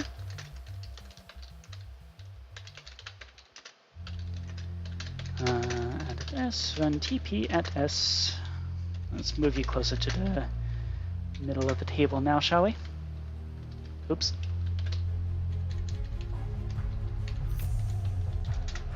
There we go. Okay. Now you. Add n, type equals block display, run function, checkers. I would like to move this piece now.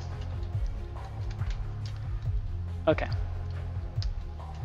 Do we have any potential move? No, we do not. And why is that? Move piece.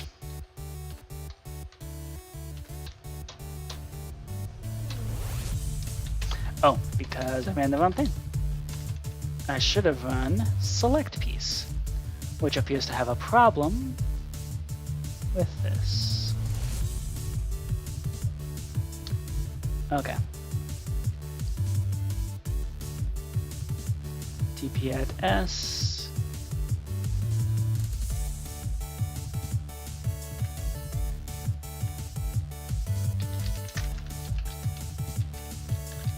Block display, add move piece. Okay.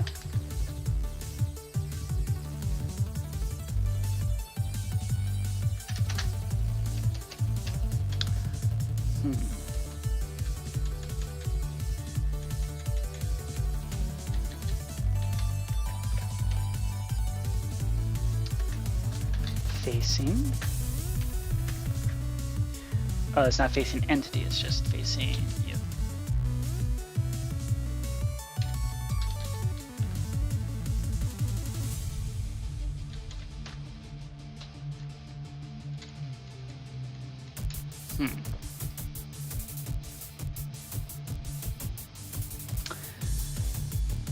Okay, so it looks like the auto-completion isn't working as it's supposed to. Let's see, what's the proper code supposed to look like? What does /teleport look like? Facing entity. Okay. Wait, what? Okay. So it's just a limit equals 1 issue. Okay. I figured that was right. Okay. And there should only be one move piece, so this should do exactly that.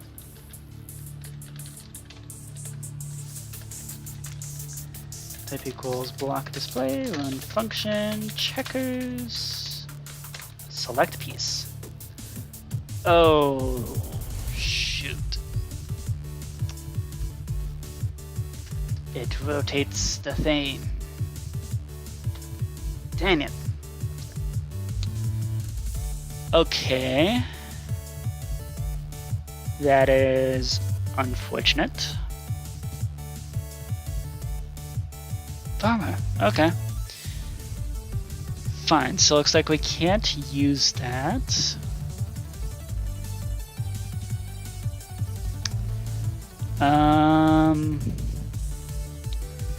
Let's see if we can figure out how to do a rotation so that it does actually work. Let's pop over to here. We want to rotate 45 degrees. Try along the y-axis for now. Okay. Execute as at E.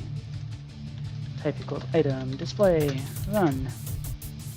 Data merge, entity at S. We want to change the transformation values involved. There we go. Okay. And we need to rotate. Need to do a right rotation by. So I need to put 0.3827, 0, and 0.9239. Yay! There we go. Okay, cool. So that does it.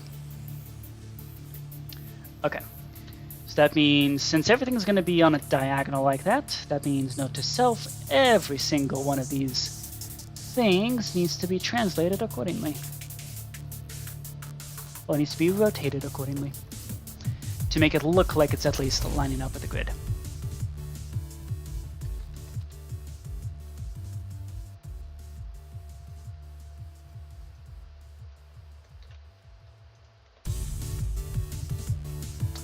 Okay. Cool. Okay. Cool. That's step 1. Okay.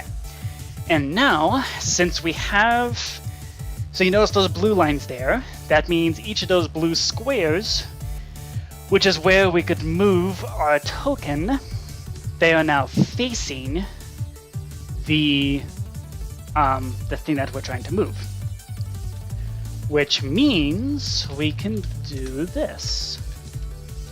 Type equals item display. Rotated as at S, run TP at S. So that means we can move back by a square root of 2.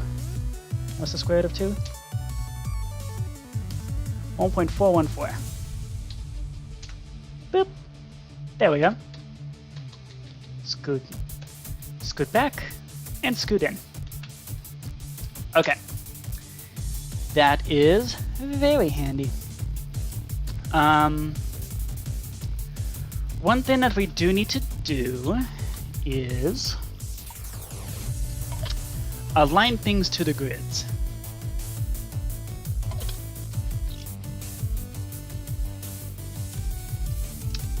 Okay. So now what we do is... Okay.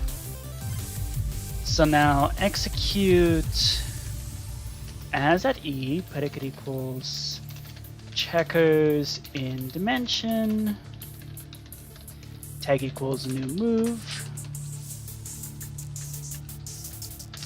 run. Let's see, we're gonna do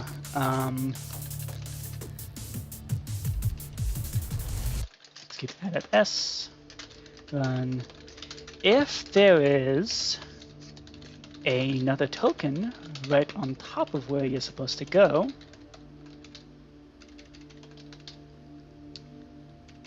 type equals block display. Oh, but now it matters whether your piece is white or black. Okay.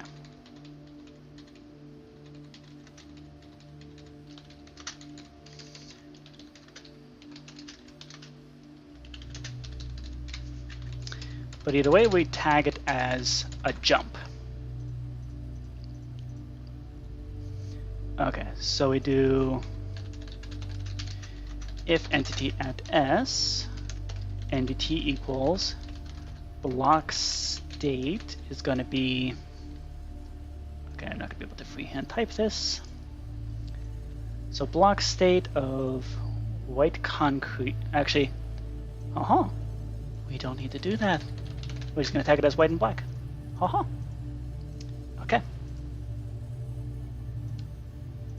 Yep, we'll just tag it as white.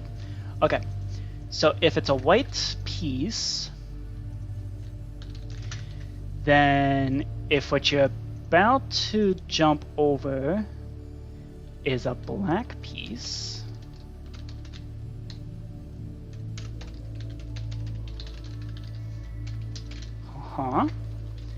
then we tag it as a jump.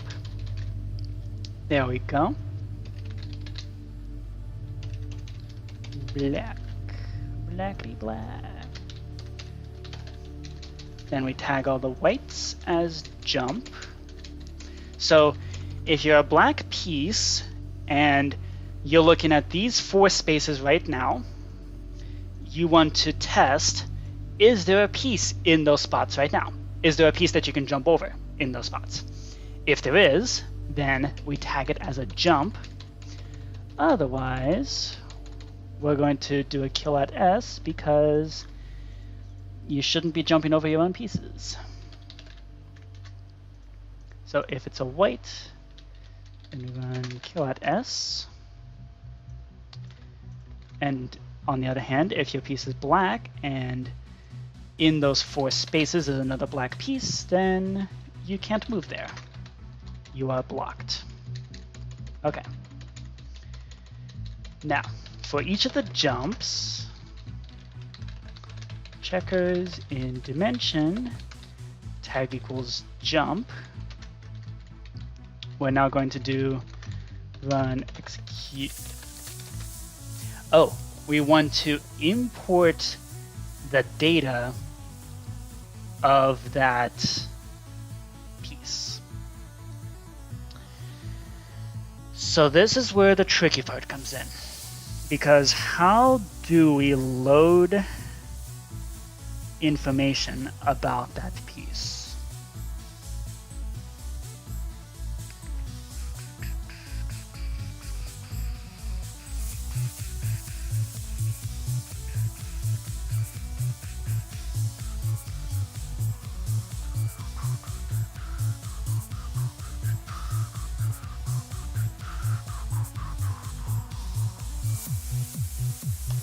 Hmm.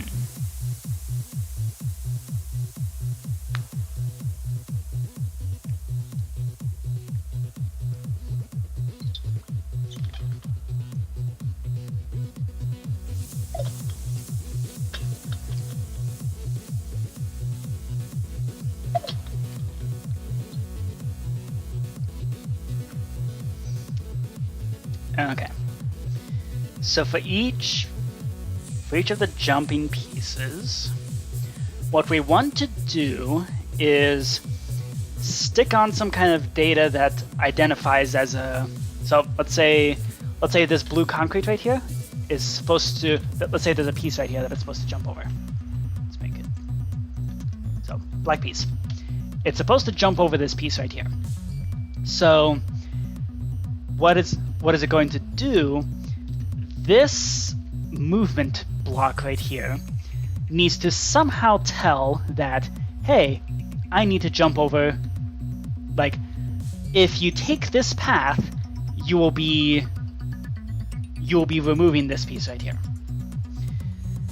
So this is where we steal some stuff from Collapsy, because Collapsy had a similar thing go on with the whole detecting paths thing.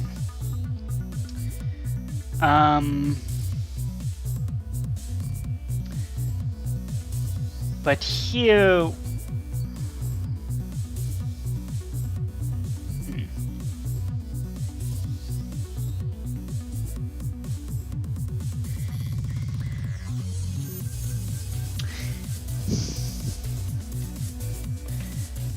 and we can use the native XZ coordinates.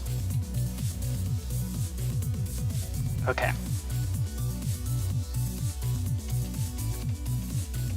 So for each of the jumped pieces, we're going to data modify entity at S. Okay, let's see how we can do this. So I want to go data get entity at N, type equals item display, item dot components dot Minecraft custom data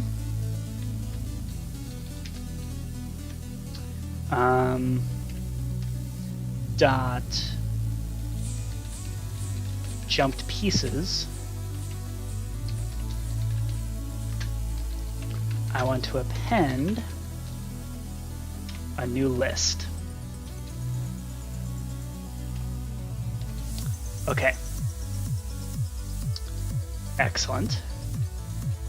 Okay. This is where we start getting into some of the black magic sorcery.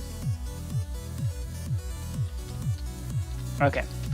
So we append a new empty list,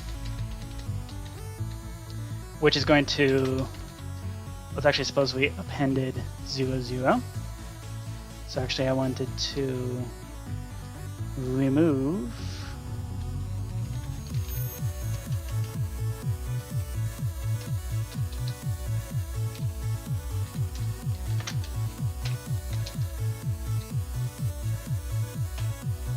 okay, so we're currently storing 0, 0. Now what I want to do is,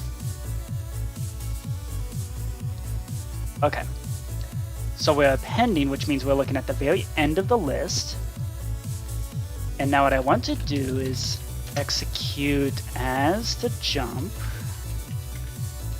Okay, here's where we've got to do some shenanigans. We want to execute store result.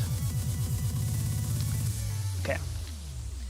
We want to execute store result entity item display. We want to store it in item.components.minecraft custom data.jumped index -1 index 0. We want to store integer scaled by 1, run data get entity at S pause, I believe it's called. Let's see.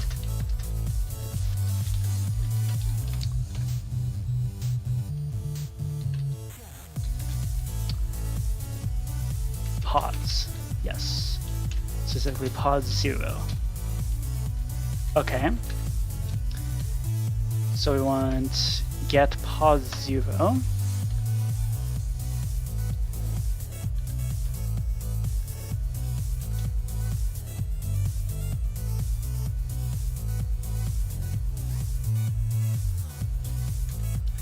Okay, so we're gonna execute as at end, type equals item, display, store result score, result entity at S. Store it in this specific spot in the memory that it's going to be holding that we've given it. And now, the question is, did it work? Please show me your item. Jumped is -1, 0. Okay, where is that located? That is -1. Okay, that's -1, which is perfect because if we want to capture this piece later, we're going to go look at those x coordinates with a range of 0.5, which is going to yoink that particular piece. Okay, beautiful. Absolutely beautiful. This freaking works. Holy smokes. Okay. What we just did here is some real black magic sorcery. Okay.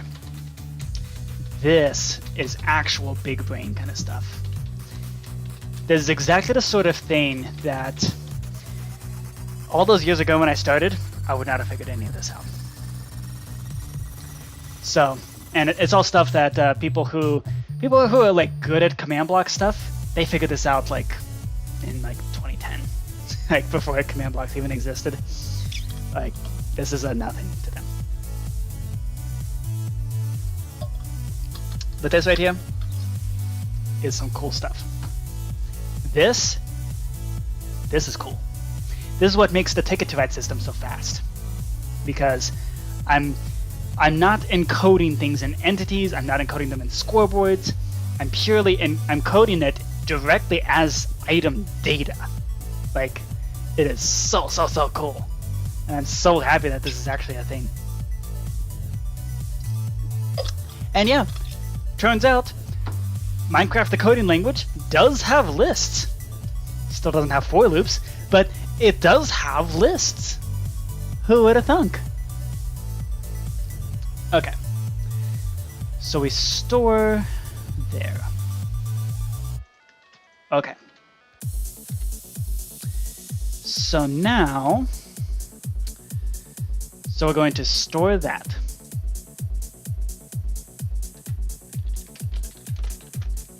Store the piece that this will be jumping over. Okay.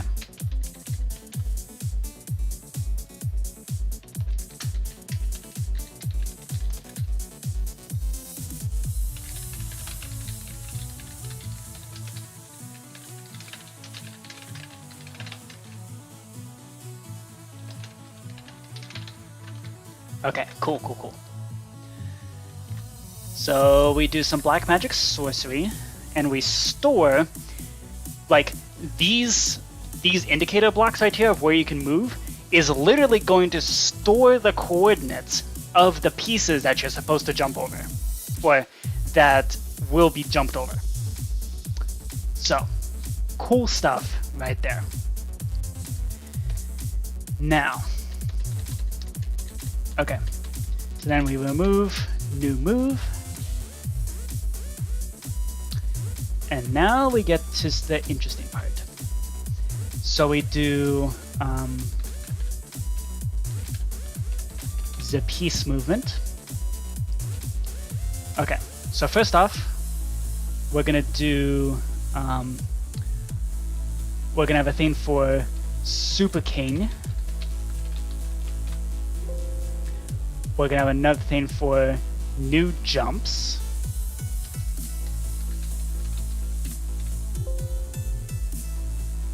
Okay. Cool. Okay, so we store the location of this piece, and then we're gonna do the little hop.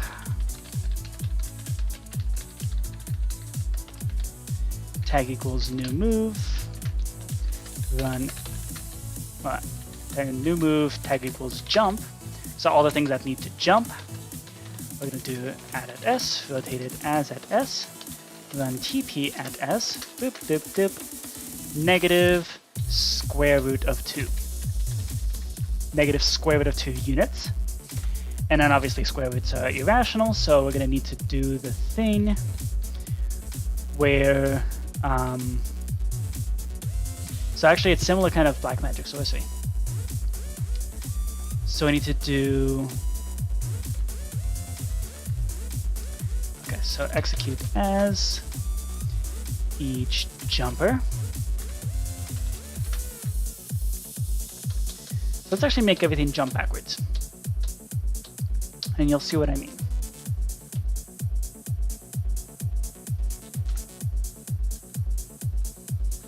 Oh, wrong way. Okay, see, these decimals are going all over the place. That is a very bad thing. Because if things get misaligned, then they might leave the radius of searching, and that would be bad. Same kind of issue happens in mini golf, actually. And so, I'm going to resolve them in the same way. So, item display.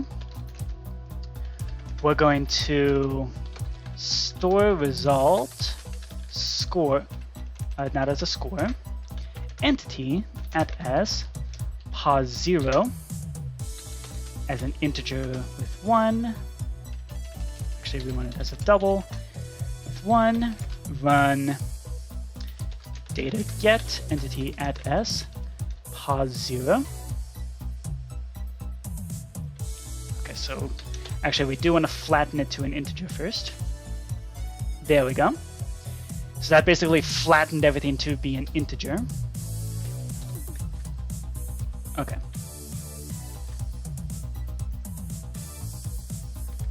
Okay. So this flattens the x and z coordinates, at which point, yeah, we should also do the same thing with the z coordinate here. There we go. And then everything needs to jump forward by positive x, positive z. So here we don't need a rotation for that. We just need to go 0.5 and 0.5.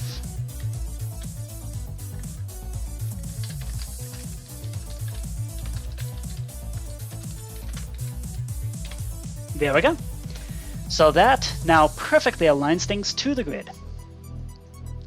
Okay. In fact, this is going to be run so frequently. I think it would be best to actually have this as a separate thing. Align to grid, that MC function. There's going to be a very useful thing to be able to do.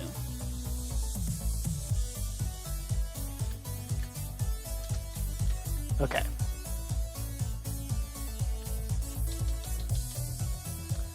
Let's get store results. There we go. So whatever you want to align to the grid, it can just do it. Do it.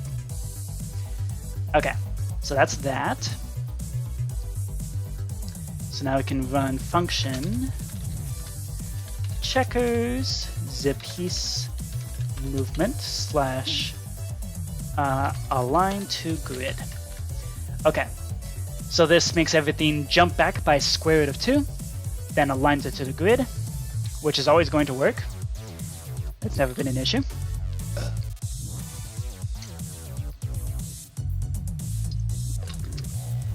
So what this means is that, so we have now stored the data of the piece that will be jumped over.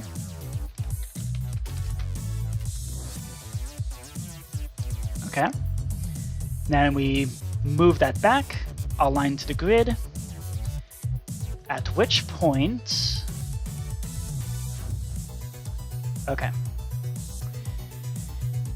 So now,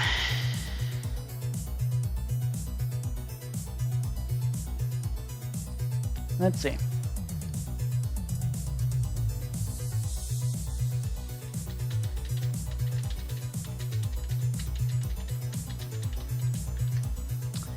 So from there, I think actually it'd be a good idea to move everything via command block from here, because otherwise the recursion is going to get really nasty. It's going to be kind of like Chinese checkers, where it's like the recursion runs way too deep and crashes the server. So I'm now going to preemptively. Look at this, being so smart. Okay. At E, predicate equals checkers, in dimension, tag equals potential move, run function, checkers, the piece movement. Okay.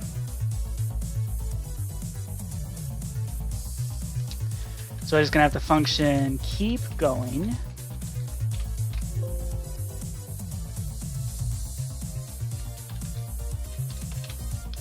So we're just going to keep on going until eventually we run out of places to go, at which point we need to have a stopping condition. And the stopping condition in this case, if you have an unlimited king, then that means, okay, so actually this is important. So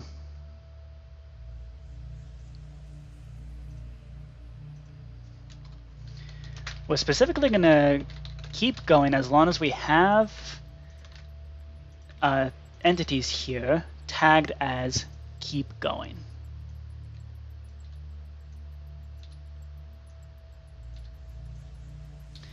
Okay, so actually we shouldn't tag them there. We should do tag as a jump, tag as keep going. Actually, we're going to do that at the end here. Tag at E, predicate equals checkers in dimension, tag equals jump, add keep going.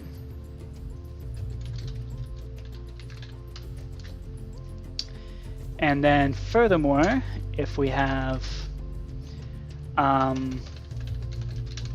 if entity at s tag equals king in board games checkers, if block. So if we have international mode turned on, aka unlimited king, so that's a redstone block, then we run function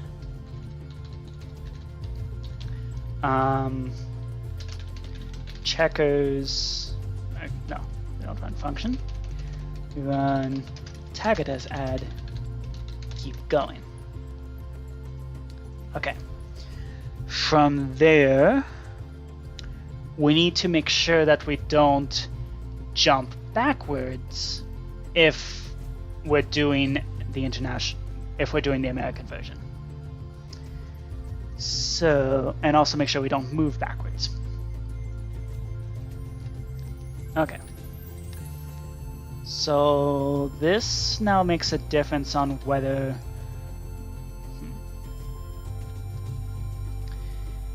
so this makes a difference.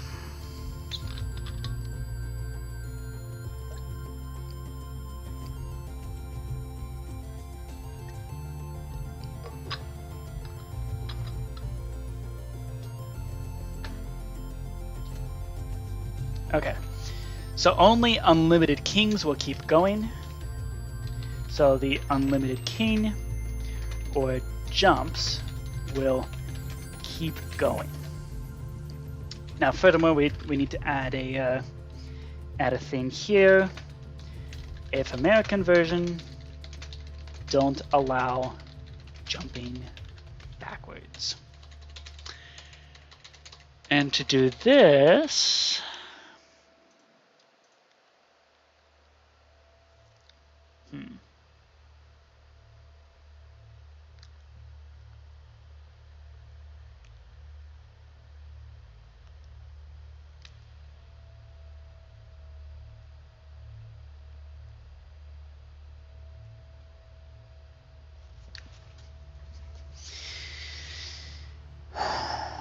can we do something smart here? So what I want to do is check which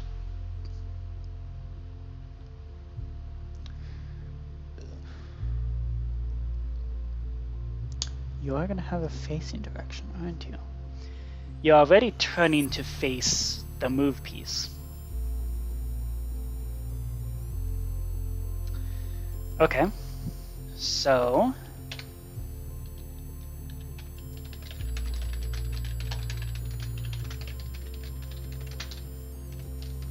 we add a dummy variable. We're going to do execute as at E, checkers in dimension, tag equals new move.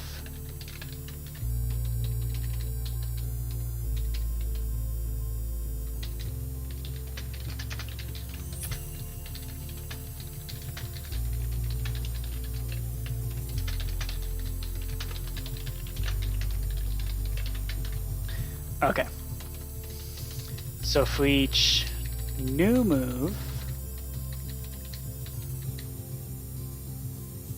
actually this is going to be a useful thing to also keep, so let's make a function for that.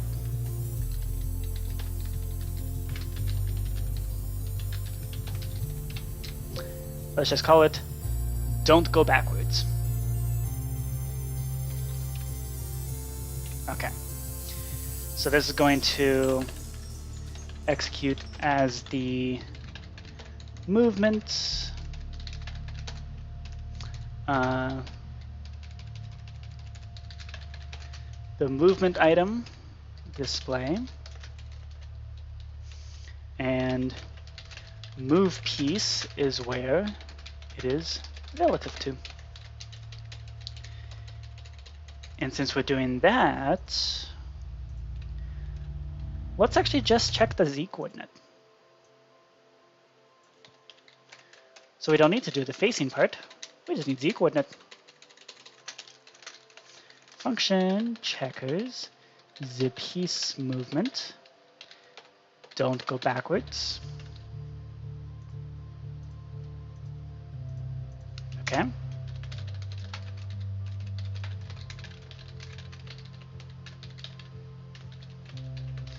Okay.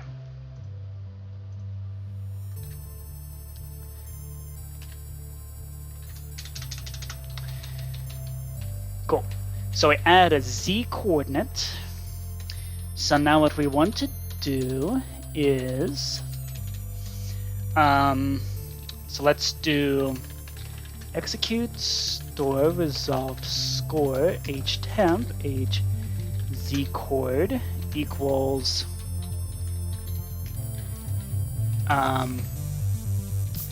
run data get entity at e, predicate equals checkers in dimension, tag equals move piece, limit equals 1, yoink the position 2 in this case, because we only care about the z coordinate.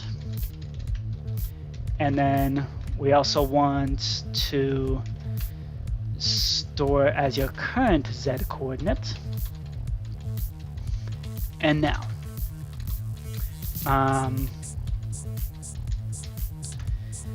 so now we do execute. No, we don't need execute. What we do is we're going to do scoreboard players operation h at S H Z chord minus equals H temp H Z chord. Okay. I want to see what this actually does. What do the numbers come out to? Because that's going to make a big difference.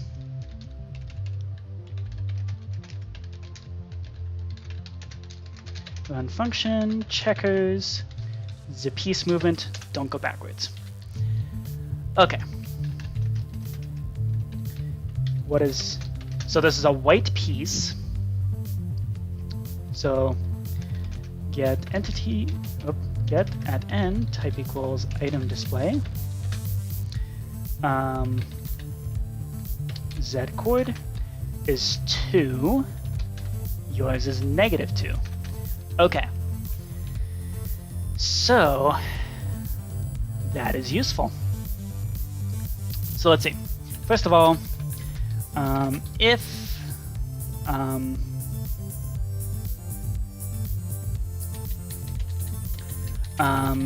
if score at S Z chord, you know what? Let's actually make this a permanent scoreboard, because otherwise it's going to be a pain to try to add and remove and all that sort of stuff. Let's just make it a permanent scoreboard. Okay, never deletes. Okay, so first off, if the move piece is a king,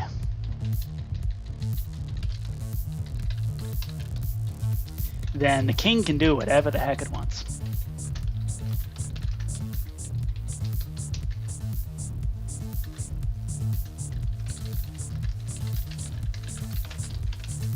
Okay. Meanwhile, okay. So right off the bat, hey, CJ just finished the essay and is free for the rest of the night. Awesome!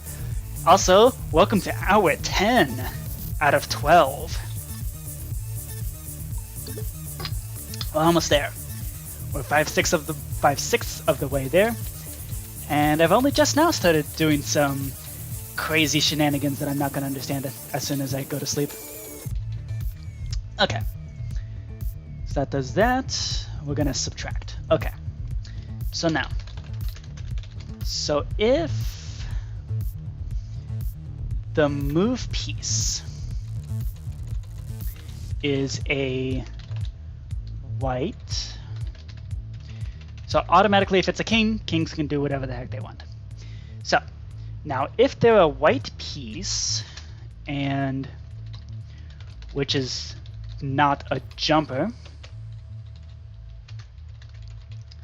and then if score at S, the chord matches, so the positive ones are what we don't want. So we want to search for all the negative cases. Then we kill at S. Okay. So if it's a white piece and you're not jumping, you can only move forward. Okay.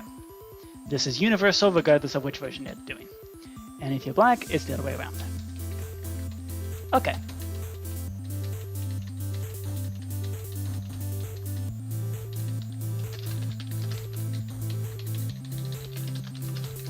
Okay. If moving can only move forward relative to the current position and piece color. Okay. Now we get into the gnarly things. If jumping can only jump forward if American version. Okay. So now we need to check for the setting. If entity at E. Okay, first we need to do in board games checkers if block. So we're checking for the American version. So that is a redstone block. Then, and if you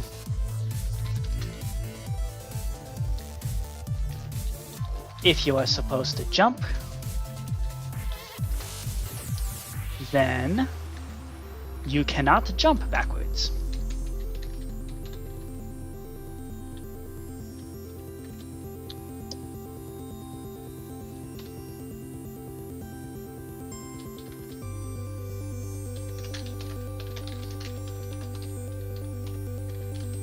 Okay, so if you're not supposed to jump...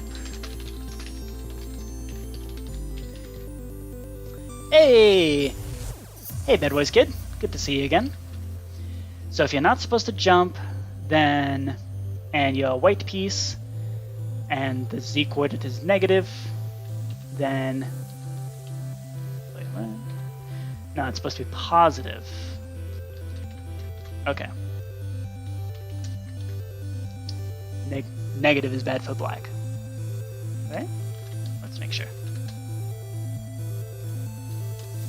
Yes. Okay, so for white, positive, bad, negative, negative, good. Okay. So if you're not jumping, you can't go that way. Meanwhile, if you are jumping, but you're playing the American version, confusing code, yep. So if you are jumping, but you're playing the American version, then also positive, bad, negative, good.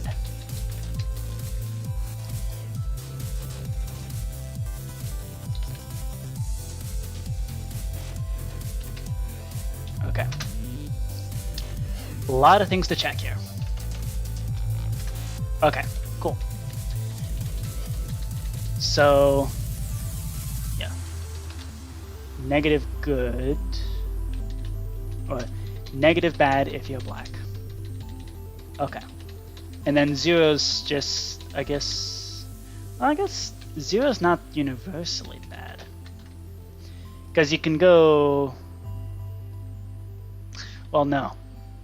Okay, if you're dealing with the American version, then 0 is bad.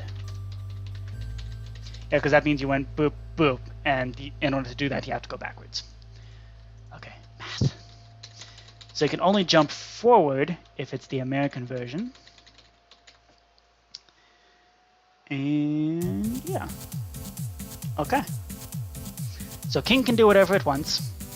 And then if you're moving, you can only move forward.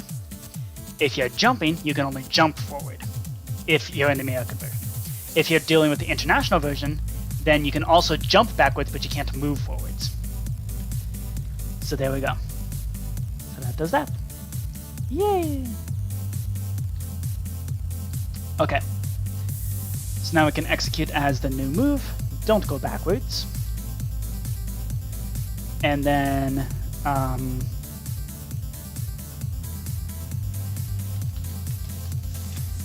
then we're going to have the board shape.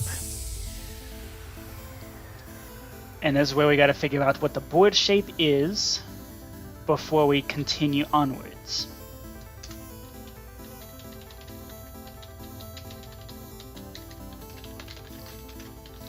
So we're going to execute as at E, predicate equals checkers in dimension, tag equals new move, run.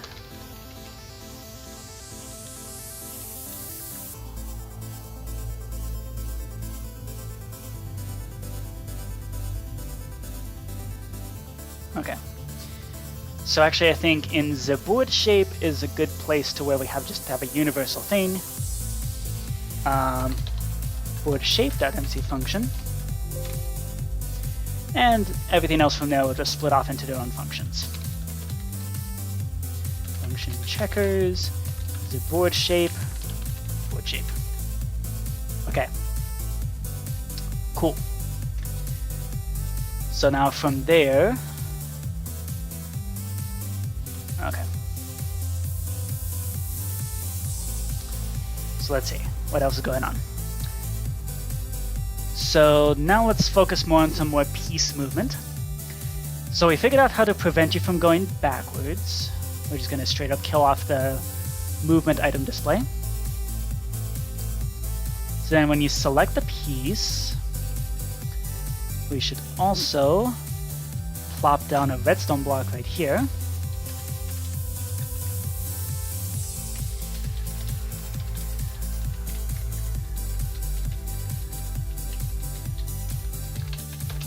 Continuing the jump / movements in board games, checkers, run set block to there, a redstone block.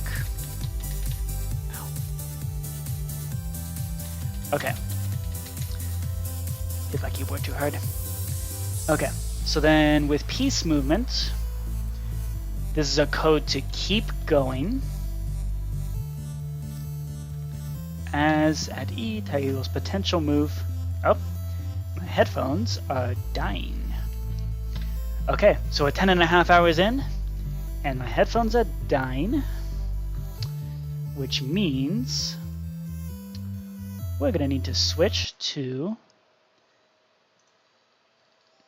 this. Okay. Hello, everybody. Can you still hear me?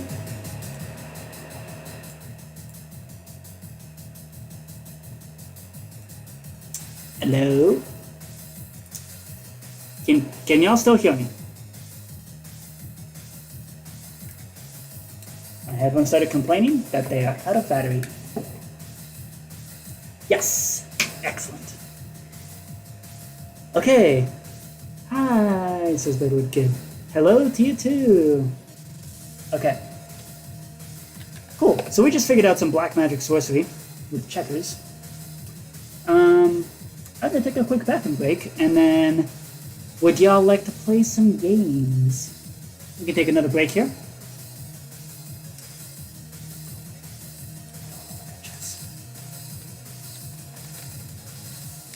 We can play any game except for chess.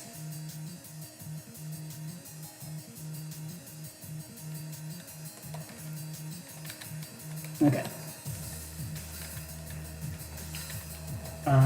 And then checkers is still in development. I'm gonna take a quick bathroom break. Y'all decide what game y'all want to play.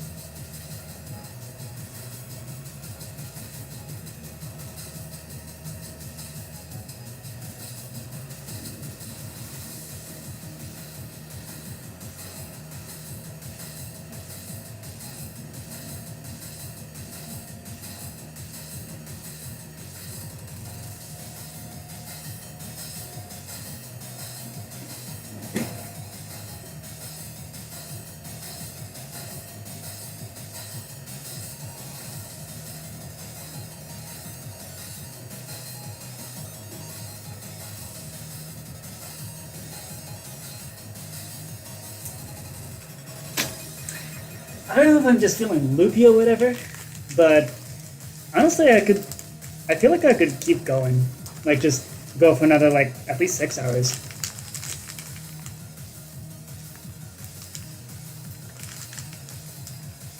We are approaching hour 10.5 at this point.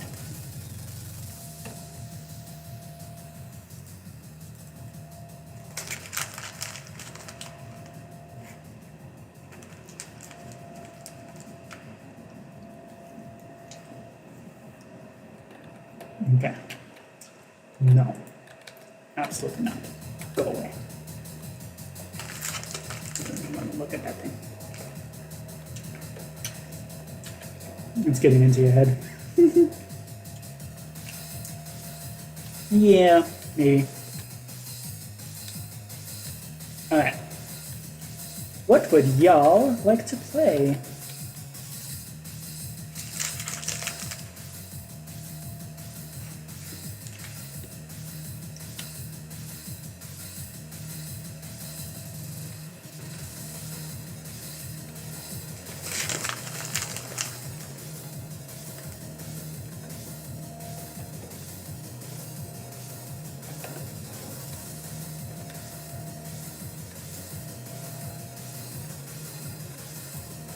How about musical chairs?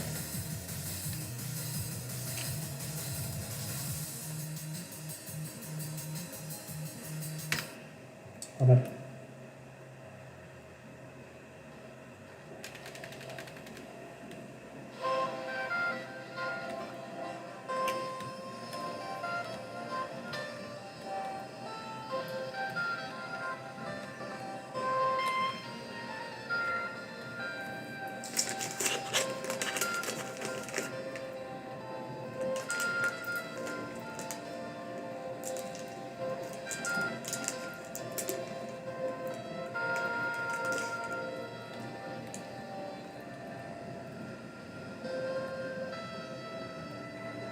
Are we having a pumpkin party?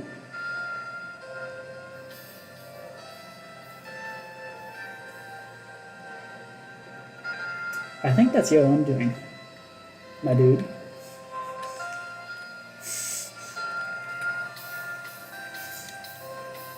Yep, that's it. I do believe that's your own doing.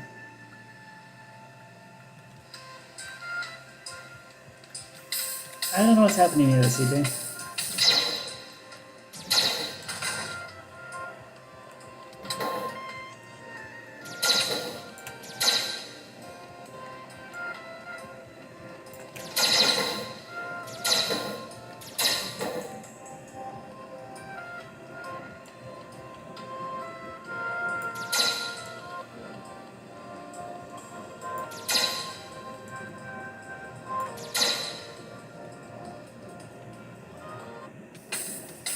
Oh. No.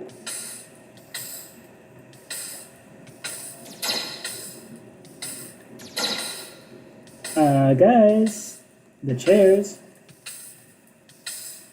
are active.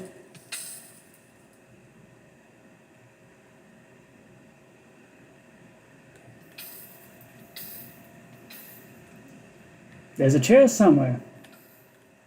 Oh, there's one up at the second floor. Yep.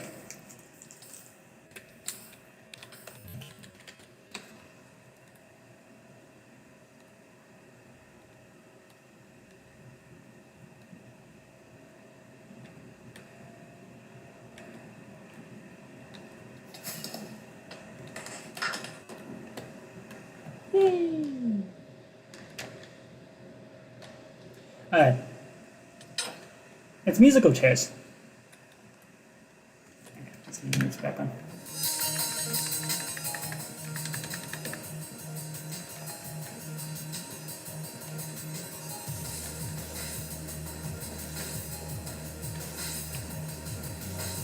Okay, so anyways, what game do y'all want to play? We can play some Chinese checkers if you'd like. Fix this noise machine.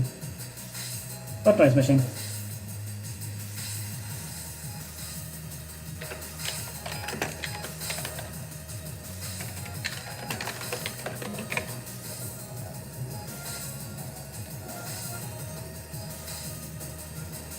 Yeah, well, that's on you. You're the one who got stuck under a pumpkin. Nothing I can do about that.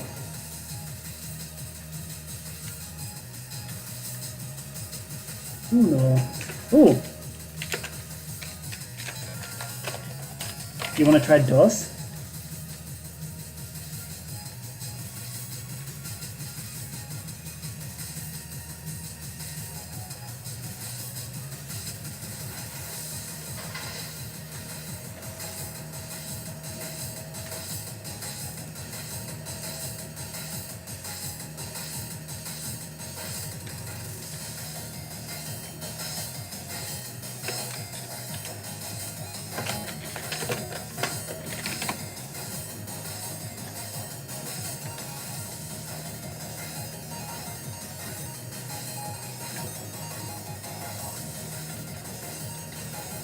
Let's do DOS first. Oh.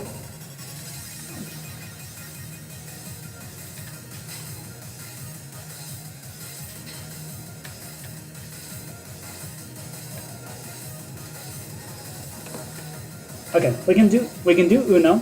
Let's do DOS first. Nah, DOS Uno. Come on.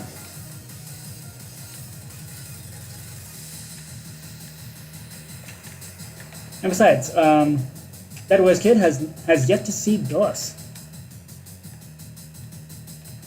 Okay, so DOS. Yes, it is. Okay, so DOS is where. Okay, you did not read the rules. That's right. Register as a player. Come on.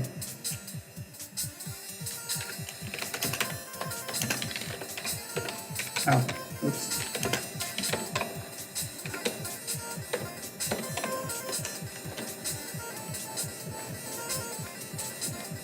Okay.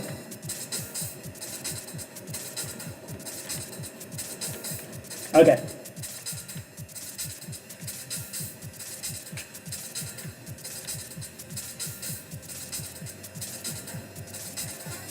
Did you get cards?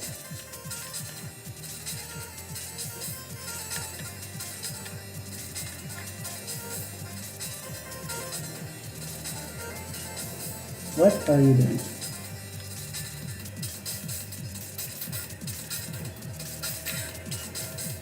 Dude, I've been streaming for 7.5 hours. I do not have the patience to put up with this stuff. Okay? Either chill out or get out. Okay? I'm sorry. It's gotta be blunt, okay? Oh, I should guess. See, if you'd actually read the rules, you would know what those mean.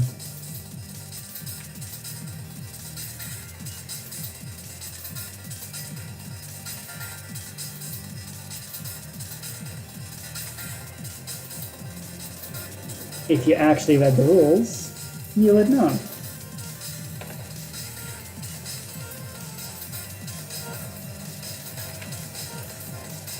Okay. No, not quite. So the way you play is you take your cards, you either try to equal the number on the so you place your number on the central deck. You either want your number to equal that number or add up to that number. So you can place a 7 and a 3, and that completes the pile.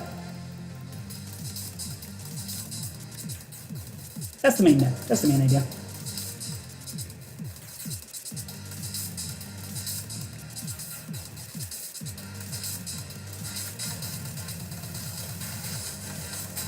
Punch to get it off.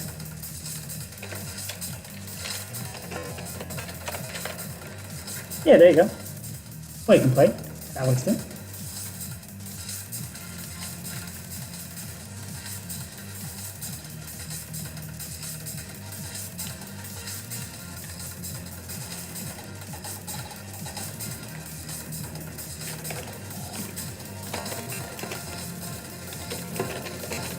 Okay, you know what? Let's have somebody else do their turn, just so that you get an idea of how to play this. Okay?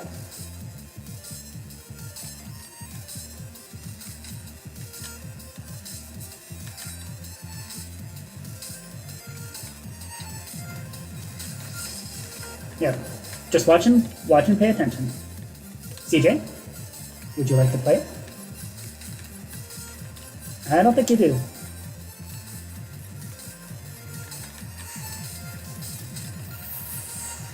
So you want to watch what CJ does?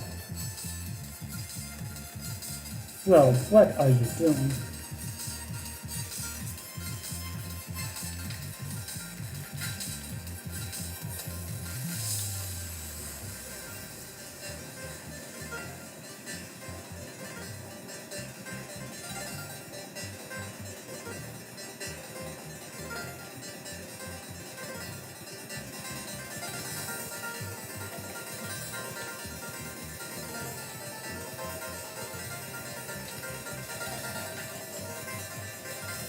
Okay, Fixizzle, I get that you think that's funny. It's not funny.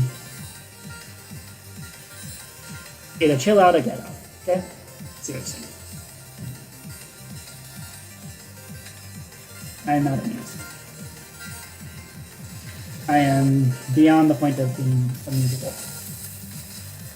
Unfortunately, I cannot play.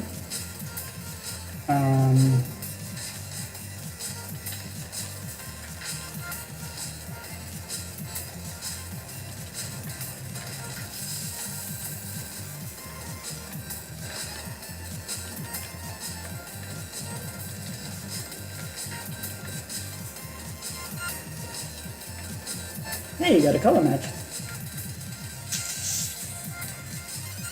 Alrighty.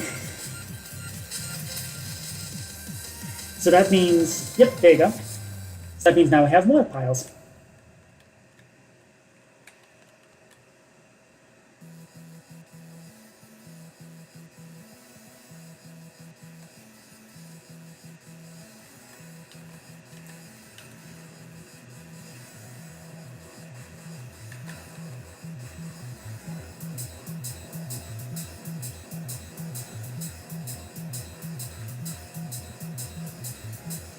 Right click the. Okay.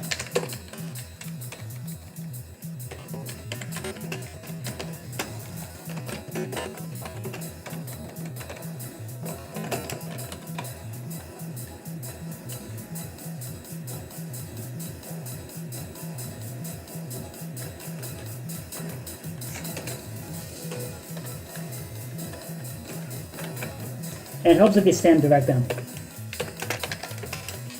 It helps if you stand directly on top of the card.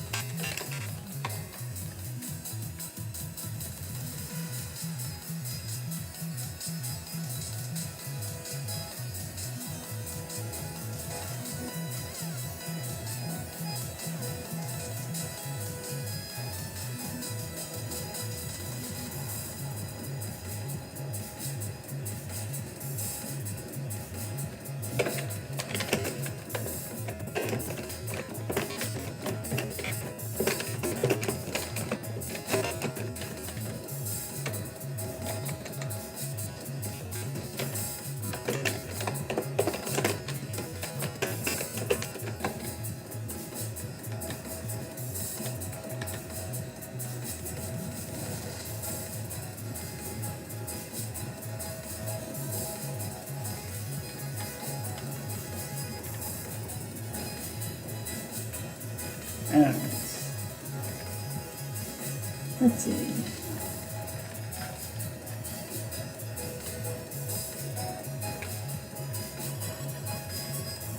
Oh, I know. I have all big numbers.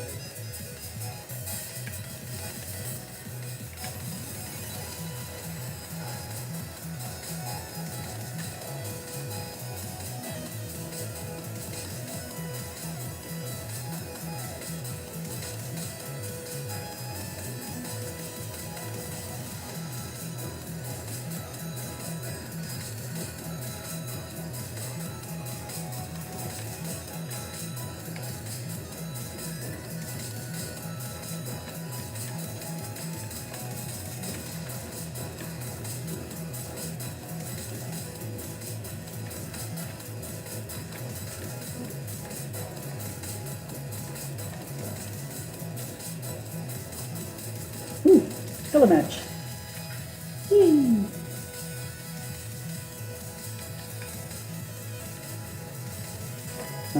What can we do?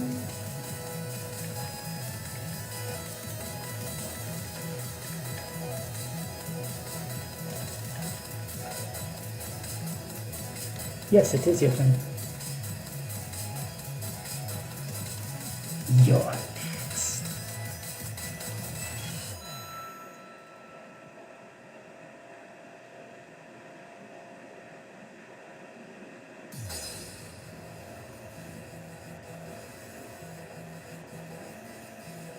What are you doing?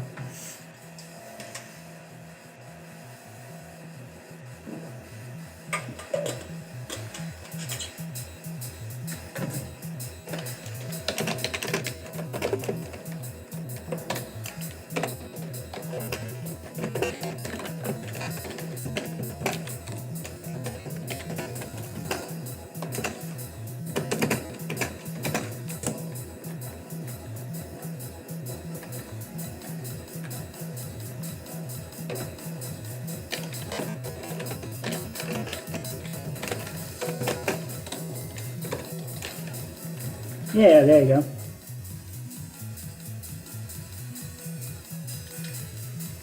There you go. Now you're figuring it out.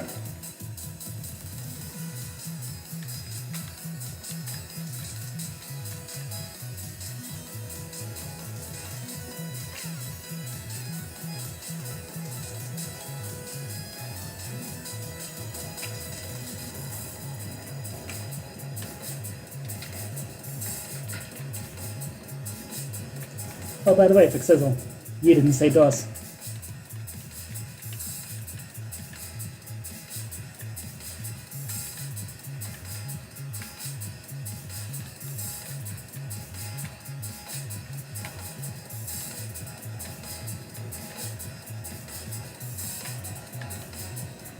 CJ, you already drew your code, so you're good.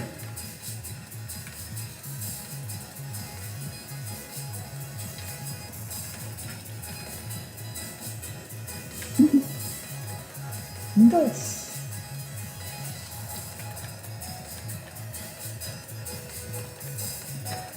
I don't know if I'm just tired or if Frixizzle is just way too hyper. Like I'm just getting exhausted watching them. Maybe I'm just old. Might be a combo of those.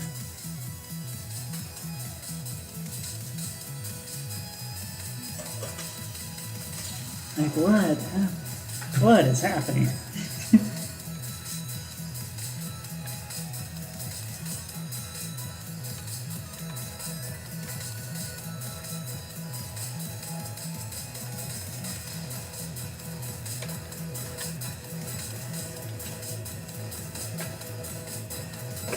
As in, it's a 2 and it's a wild color.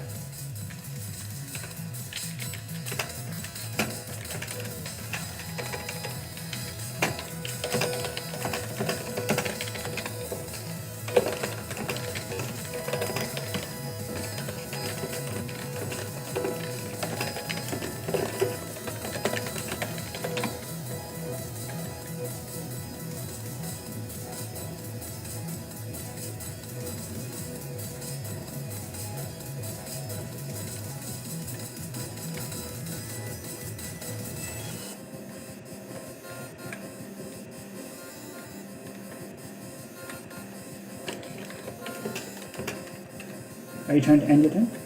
No? Okay.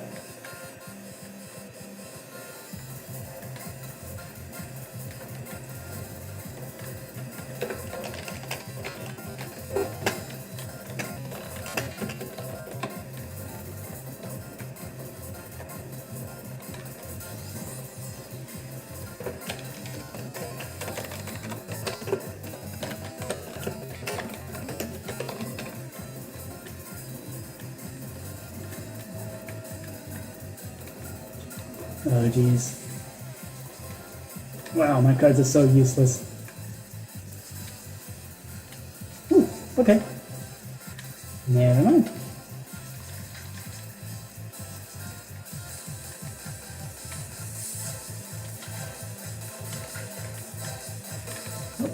Dust. Alright.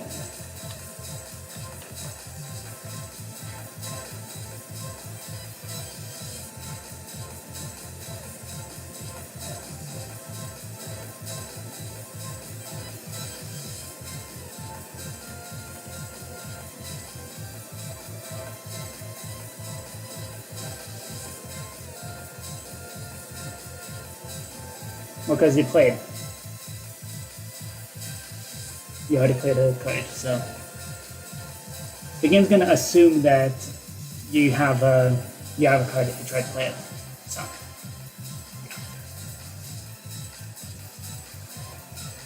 And if you don't have a card, then tough duties.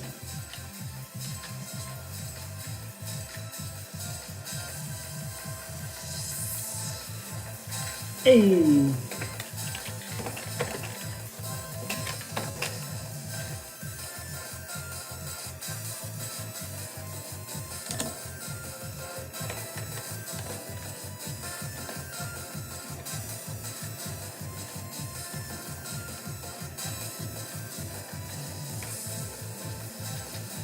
Yay!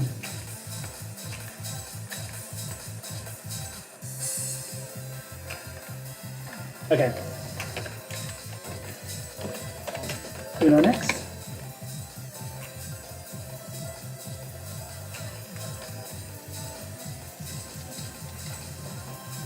Bruh.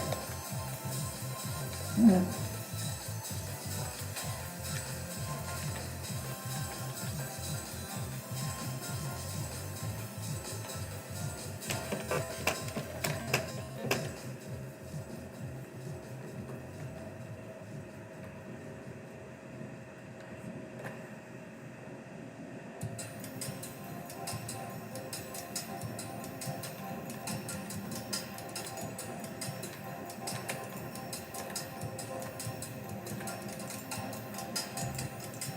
Yay!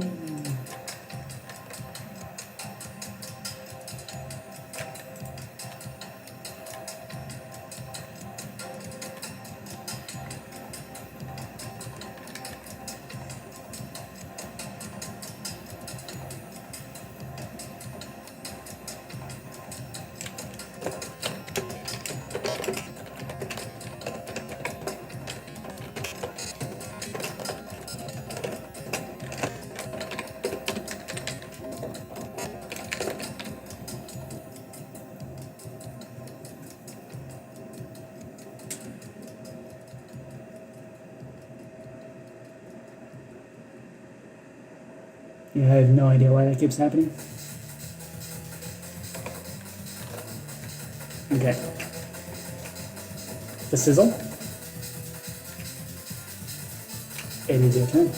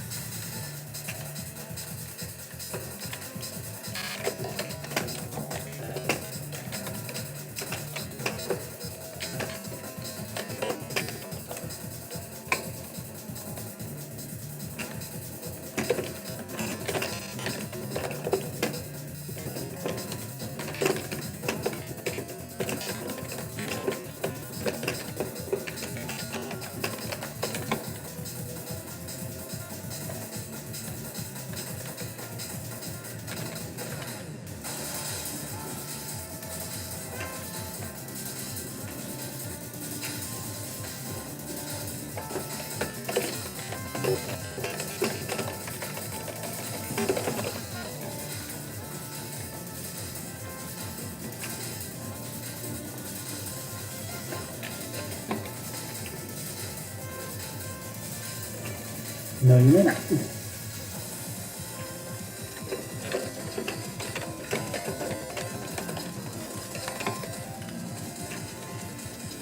This is not a PvP arena. Contrary to popular belief, not every server needs to be a PvP arena.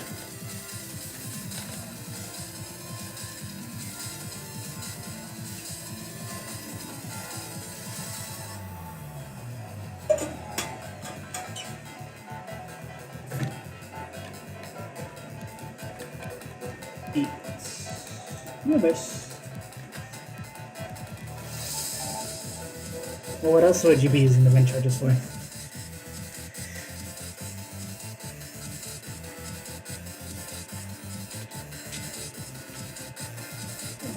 Have you considered just waiting for your turn?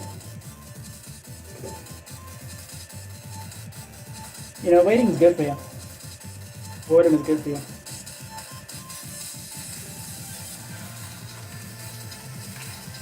Okay. Go for sizzle. I mean, while you're bored, you can look at the decorations. That's why I build all these. That's why all these custom arenas are custom built that way.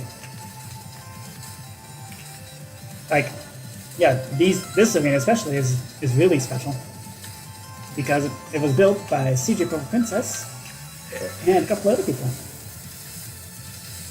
Agree, you say? Okay. See ya.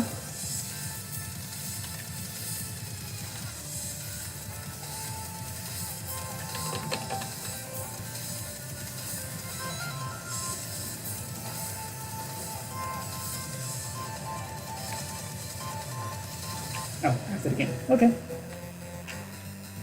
Well then, play your game. Play your cards.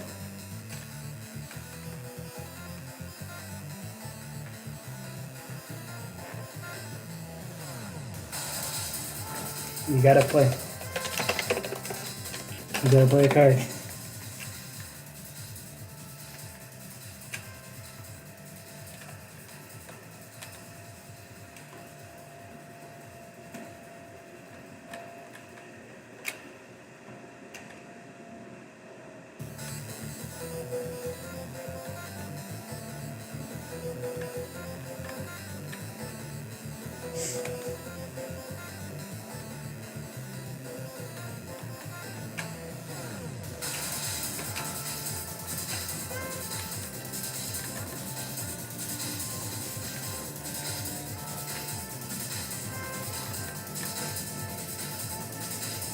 Oh wow, I got 3 skips. Oh geez. Not a single useful card.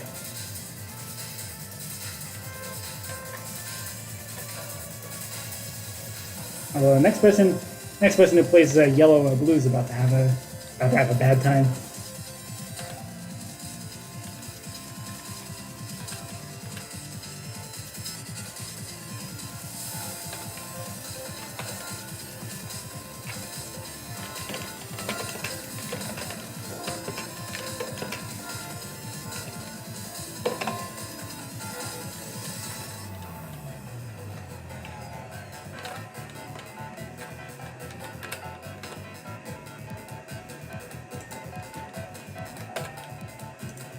+2.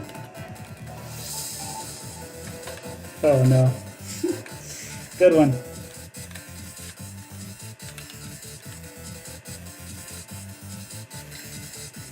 +4.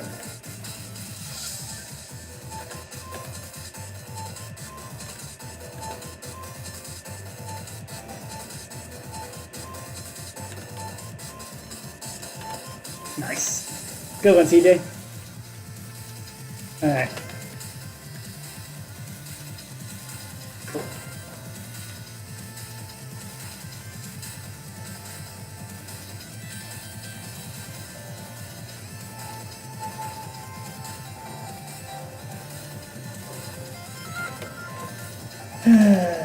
Not again. Oh, actually. Never mind, we're good.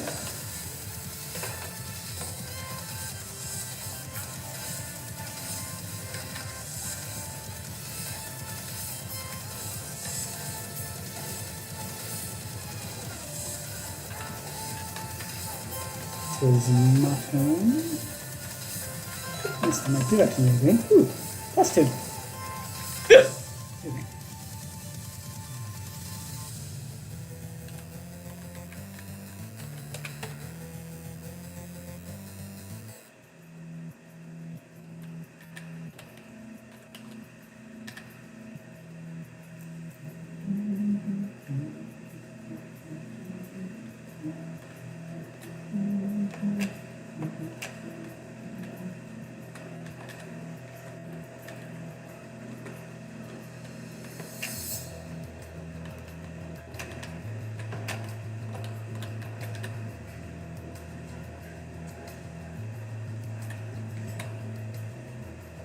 What are you doing?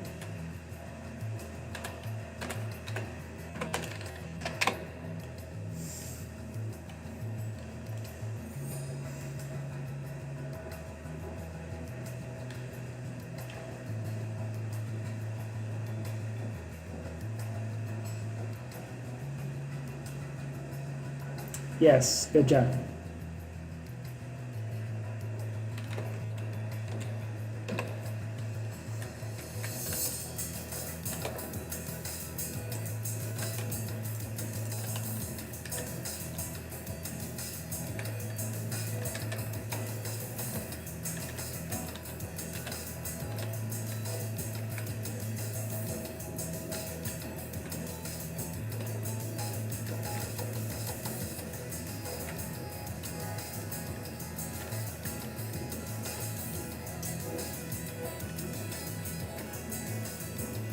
Nice. Ultimate Ultra Mega Skip.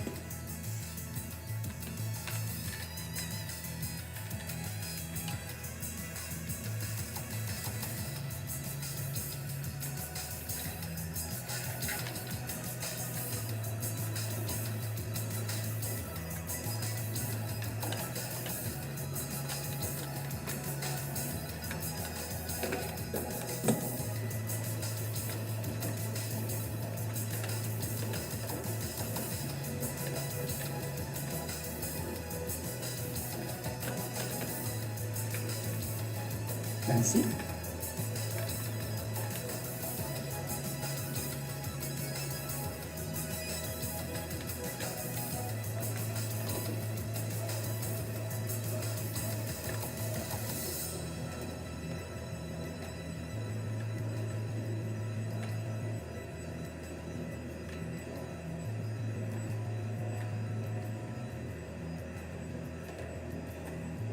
Reverse.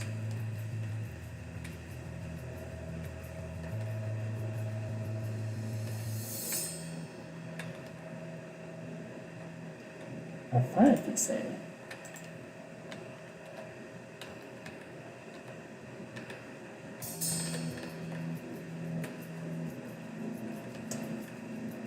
Okay.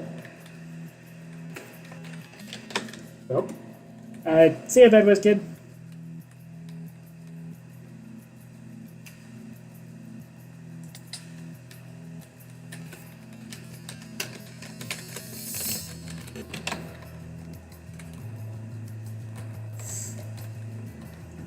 Yeah, that works.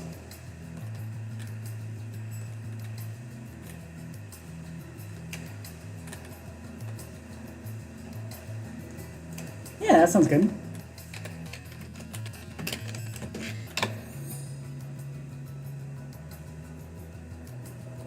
Alright. Pandemic. See if we fixed all the... See if I managed to fix all the problems. That was literally plaguing the game. Eh? Get it? Because it's all about plagues and diseases? Yes, I am very tired. Let's do that.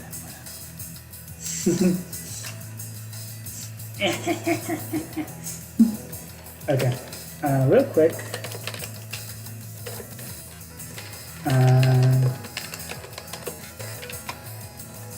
Okay, we're good. Okay. So I got scientist. So I need 1 fewer city cards of a color in order to discover a cure. So looks like I'm going to be doing most of the cure finding because I only need one fewer card. What's your role, CJ? Quarantine specialist. Okay. So just by being somewhere, you can block diseases being placed, which is that's a really cool ability. Okay, well it appears to be your turn first. You're starting off with 2 blacks, so that's really cool.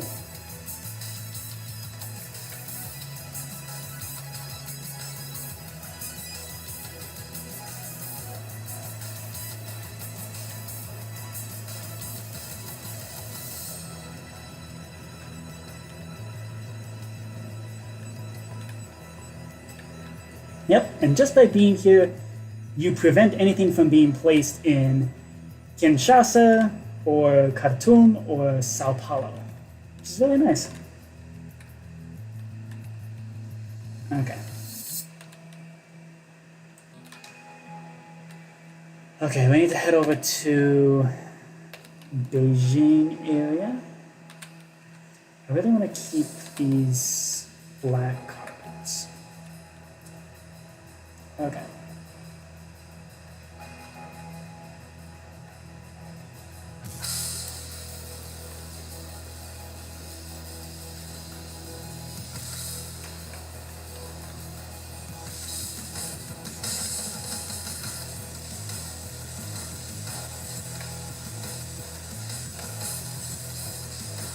Santiago and a government grant. I only need 4.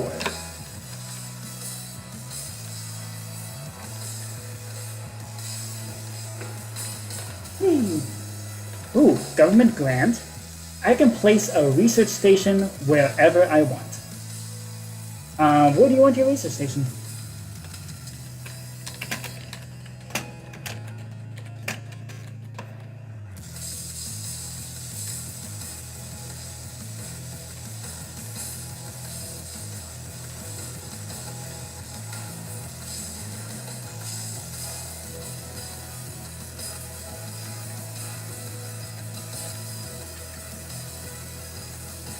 Okay. Go over to Beijing. Share one. Just so we don't run into problems.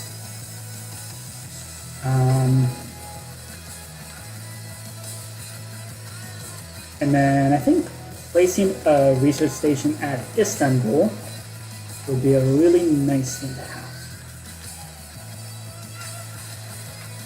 Okay. And I guess with my other 2 turns, I should probably make my way over to Cairo.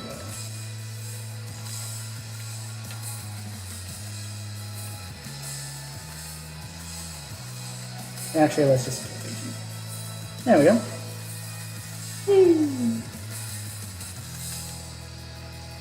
Alright, we got Lagos and Shanghai.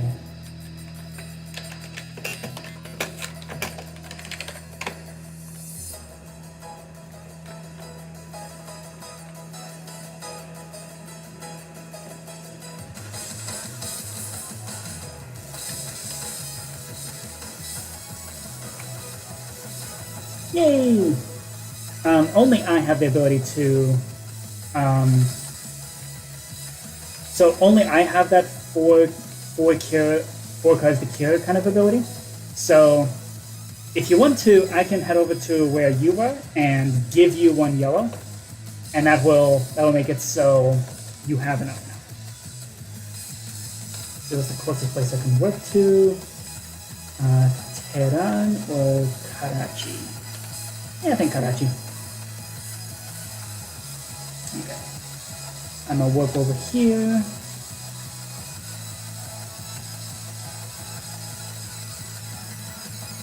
And while I'm here, oops, hack. Crap.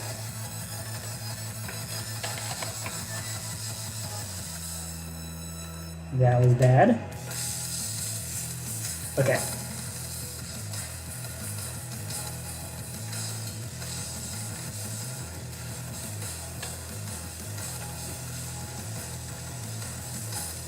Alright, get on over to Istanbul. I'm gonna pass you a yellow card. I'll give you Lagos.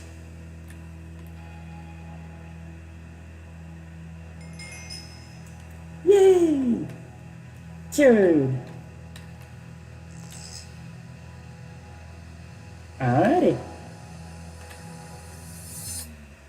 Nice. Oh, we got an epidemic. Let's see. Oh! Yo! You being there, stop the epidemic. You stopped an epidemic just by being there. How cool is that?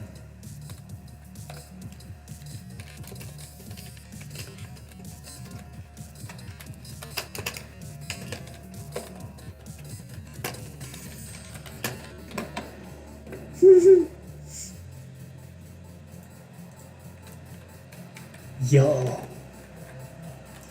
Okay. Okay, so yellow is cured. Which means... Okay. So I'm going to warp over to Santiago. I'm going to direct flight. And get to cure.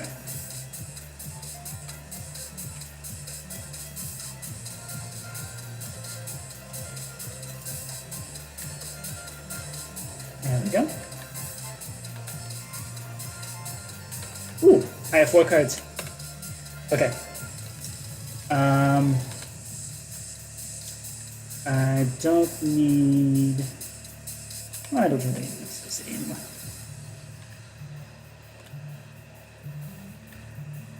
That's soon going to be unnecessary.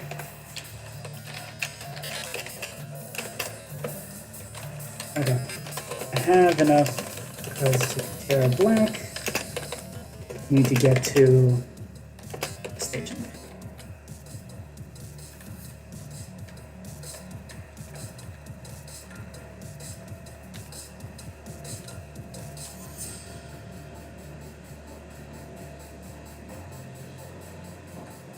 So I can go 1, 2, 3 cure.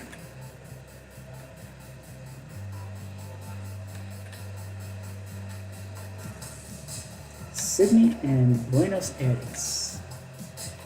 Alright. So I can go to Bogota, Miami, Atlanta, and here. Nice.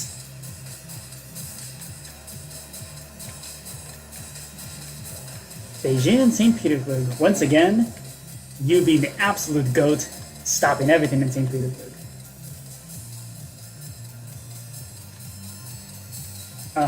Almost. Almost eradicated. Moscow, you were just there. Are you sure, Miss Quarantine Specialist? Are you sure that all your safety measures are up to snuff? All your disinfecting protocols? Okay.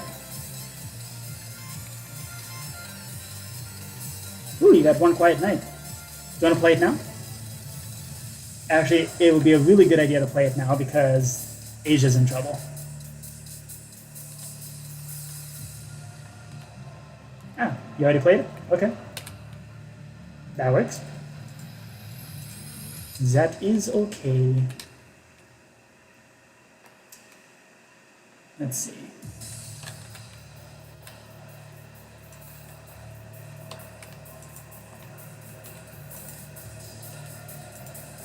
Okay, we definitely need to cure up LA. Okay. Ooh! And I have enough cards to cure red as well. Okay, I don't need Chicago. Oops. Yeah. Oh, looks like we were not able to prevent the epidemic at St. Petersburg.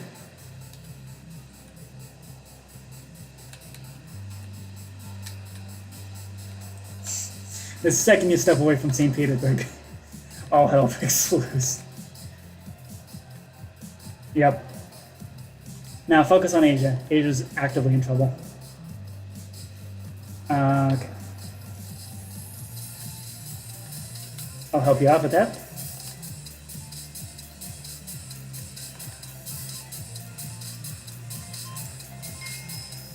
There we go. Red is cured.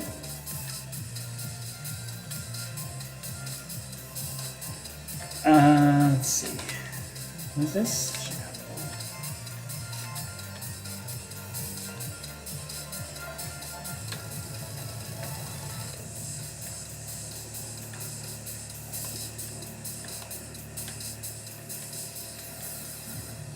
Tokyo and Sydney. Oh no, we're close to outbreaking in Tokyo. Quick, get over there.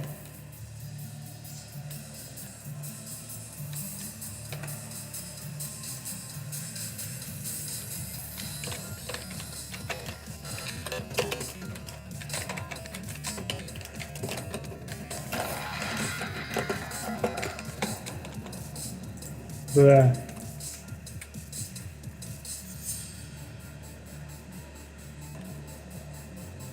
Apparently. That is definitely not supposed to happen. Believe it or not. That is not supposed to happen. And not all supposed to be at the same city.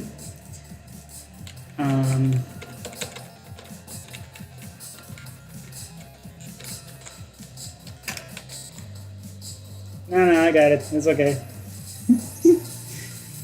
I think that's the last epidemic anyways.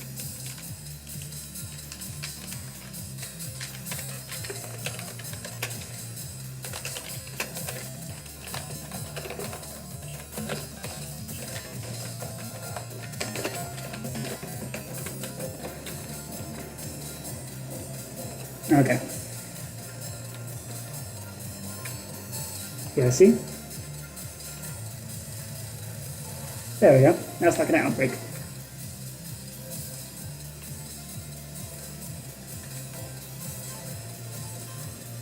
Black ones. Oh, so also, black is eradicated.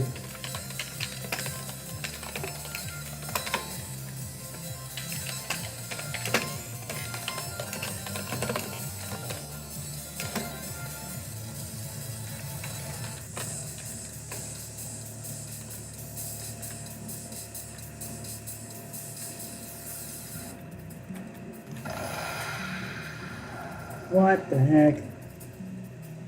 Bruh. What the actual heck?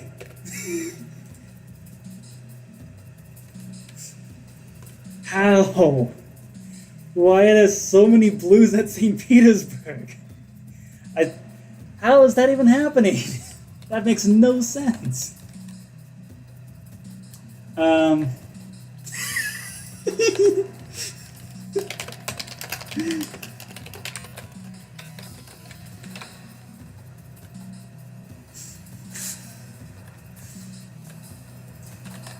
Yeah, you should probably get over here. Oh, good. You have a blue St. Petersburg. That's good. Okay. Of course, blue is the one that we haven't cured yet.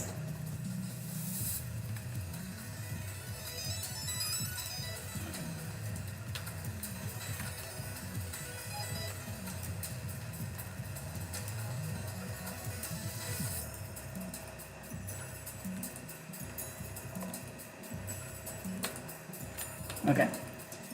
I got a black. Ooh, airlift. Yo. I can airlift you. Boop. And I can just plop you down where you're needed.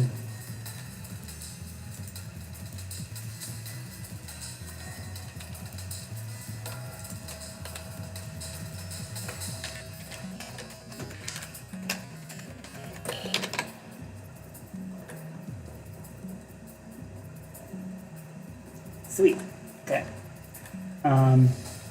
Here. Oh no. Oh, we're about to be in some pretty major trouble.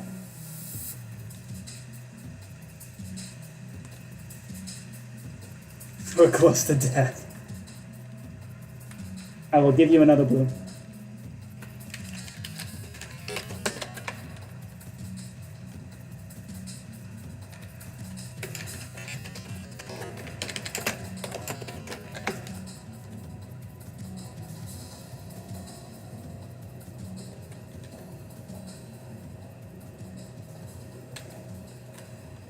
Oh man. Come on, please no outbreaks. Come on. Okay, you gotta discard. Come on. No outbreaks. No outbreaks. Come on.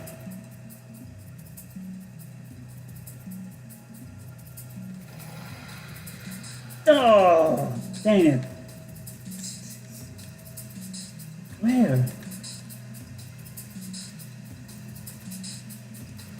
Oh, we let Montreal get too loose. Yeah, that sucked. Two-player pandemic is really hard. Might actually be worth reducing the number of epidemics. So, only 2 epidemics total in the deck. Because yeah, it is really hard.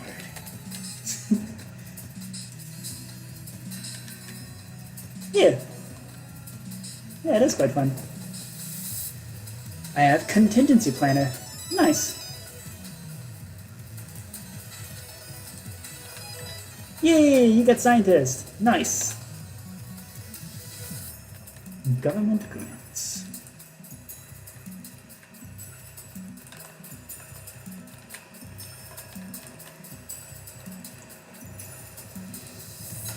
Eyes on Asia.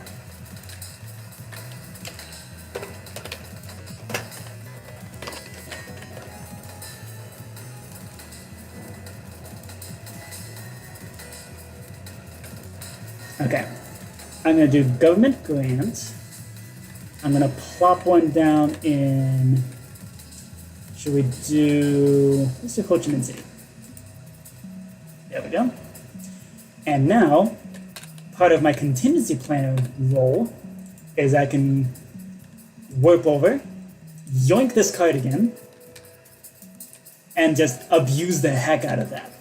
So I can rummage through the discard only once per turn. I can rummage through the deck and yoink a card.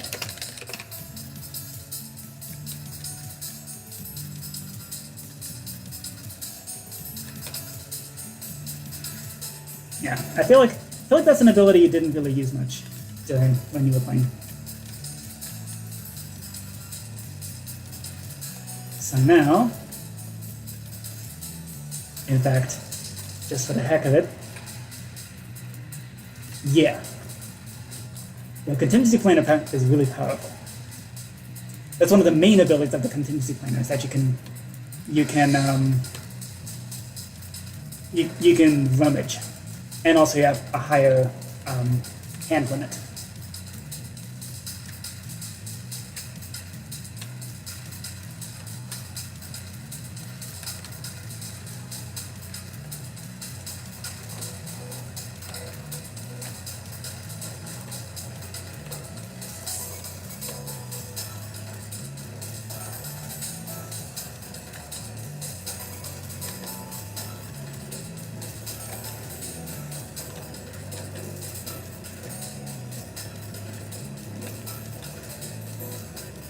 San Francisco and Milan, Mexico City, and Los Angeles.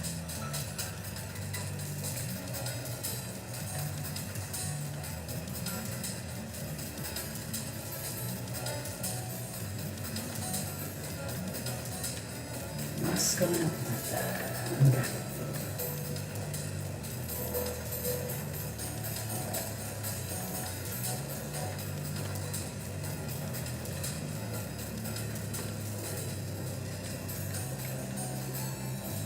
Okay. Okay.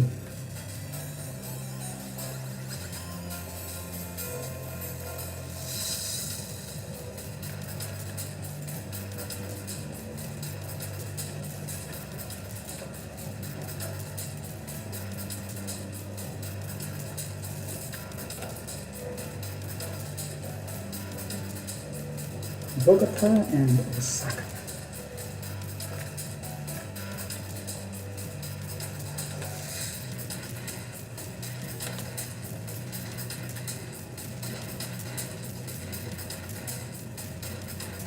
Ooh, are you about to cure something?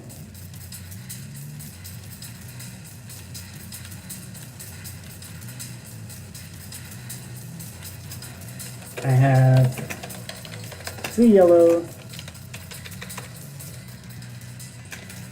2 blue, 2 red.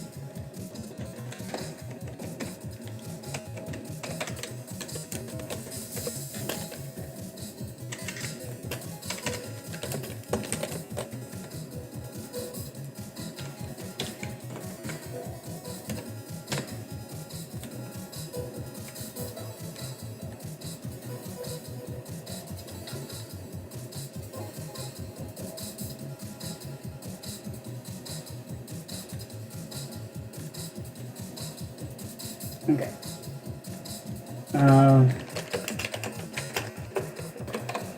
What do you want? You can blame lag for the bad typing now.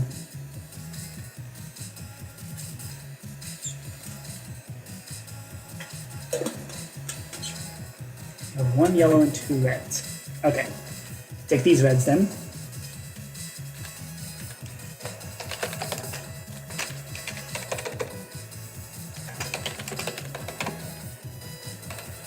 Okay.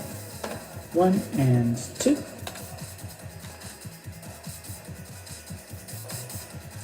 Okay. And 1 yellow, 2 reds. Okay. I'm gonna plop down another research station. BRB.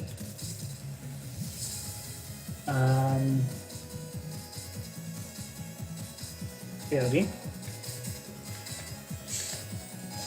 Allow me to absolutely abuse the heck out of this ability, because it is so absurdly overpowered. Well, in some ways. It's pretty well balanced, actually. Let's see, where would be most helpful? I think probably Sao Paulo. Okay, there we go. We can warp over there and cure.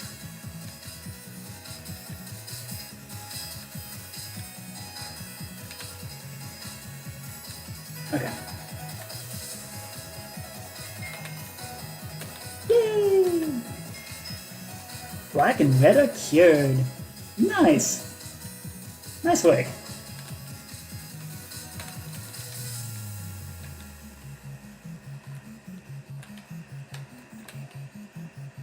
Oh. Blue epidemic at Montreal. We gotta get over there and do something about that. Let's see. So it's black and red that are cured. Okay, I'm gonna head over to Montreal. Where's this? Nirvana. Okay.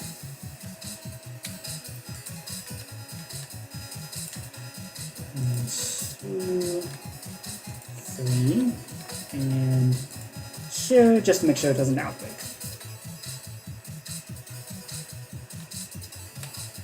Ooh. Resilient population.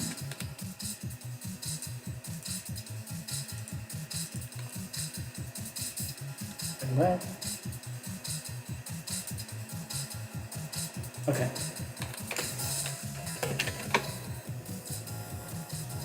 Okay, I'm gonna remove from the game permanently. Sao Paulo's the worst to get to. Deleted.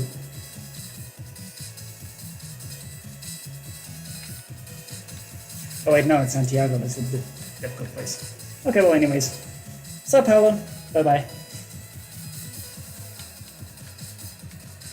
And again, we can keep spamming that ability, just gradually deleting more and more cities from the draw pile.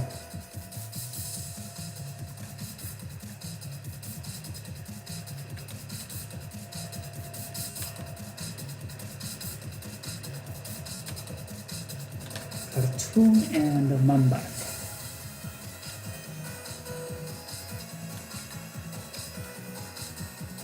Okay. Let's see, what can we do? Oh, I have 4 yellows. Okay.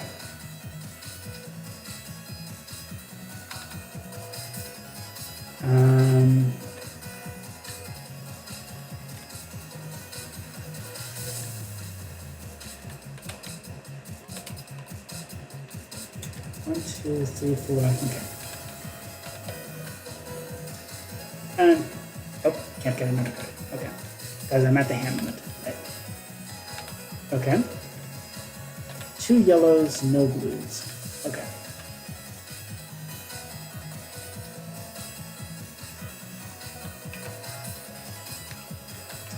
I only have 2 blues, so that's gonna be rough.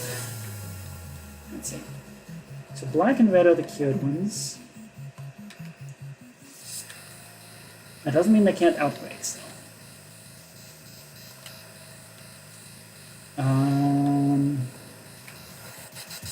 Oh, look, Montreal got another one placed. Let's cure that one. And then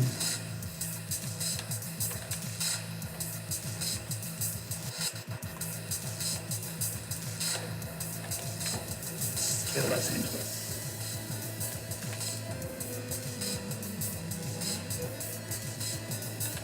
Oh. That's not supposed to happen.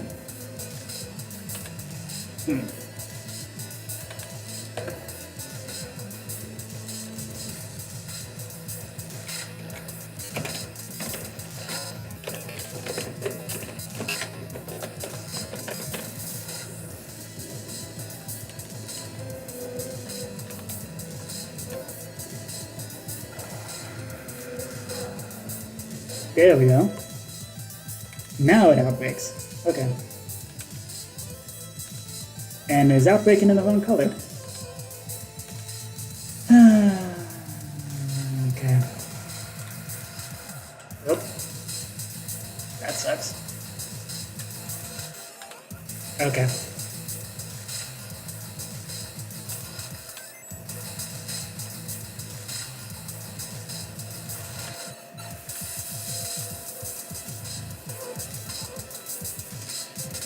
And then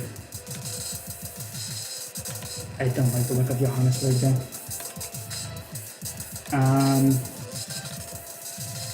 Let's get another one.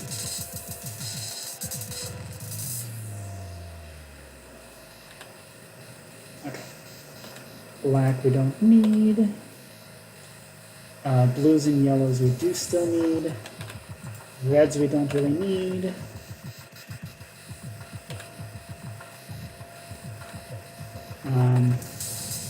Hong Kong especially, don't need.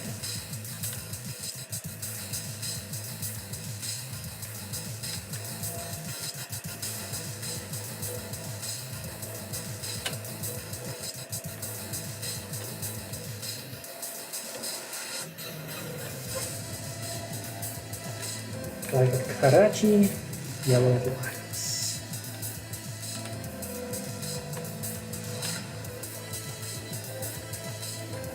Ooh, you got forecast.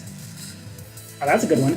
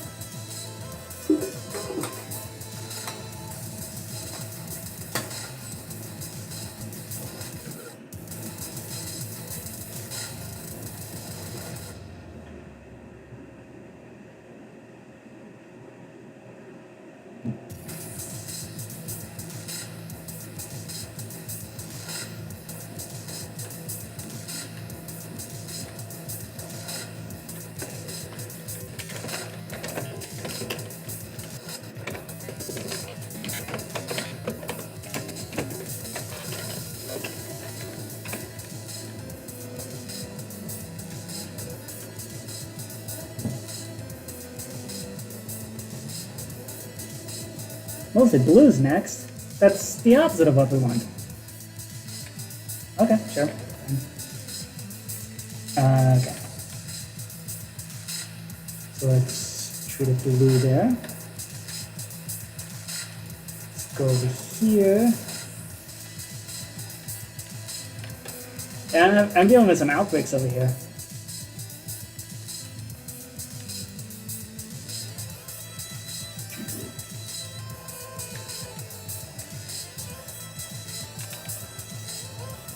Okay, I have 4 blues now. We don't need Bangkok. No, those are diseases. Yup. Those are the diseases.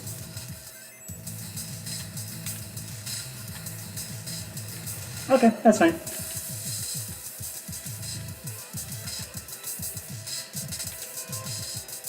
Yeah, those are the infection cards. That's why they have the little infection symbol on them.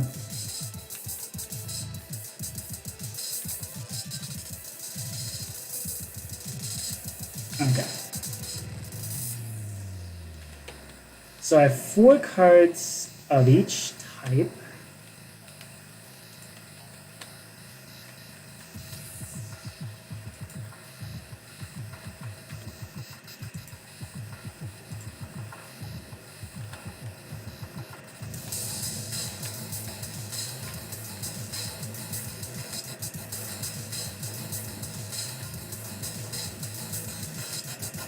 Alright. And we don't need black. We don't need...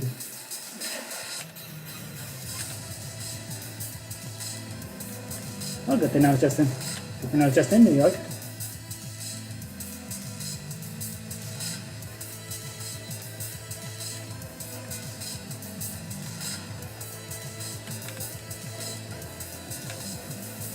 Ooh, yay! Can you come over here and pass that yellow to me?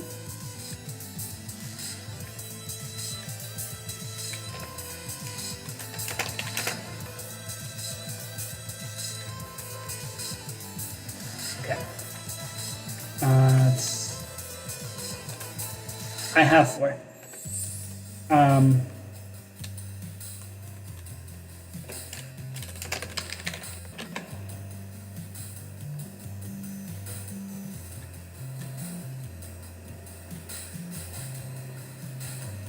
Yep, I just teleported. Pass yellow.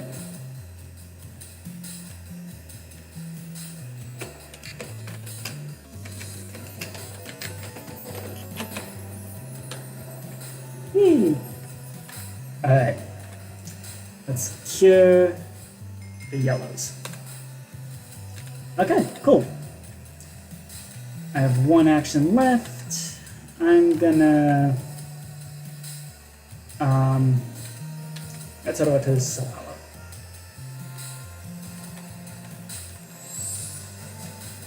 Ooh. Okay, I have 5 blues now too.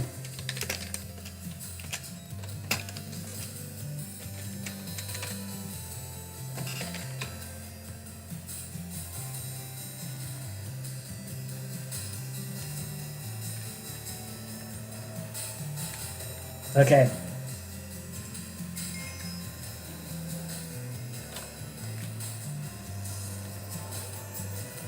Yay! Finally, we actually won a game. Yay!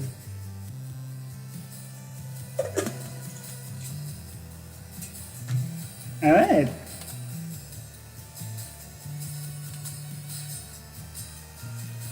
I'm gonna take a quick bathroom break. And then BOD.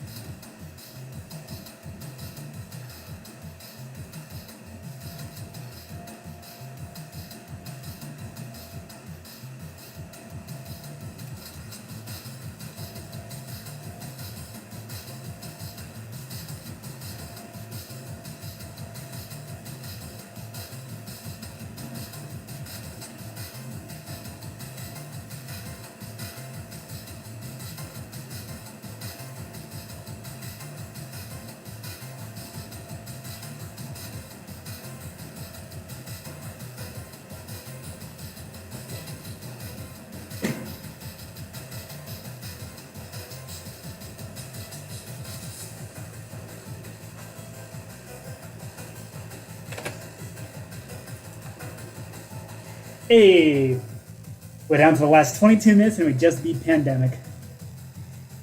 Okay, yo, Braveheart!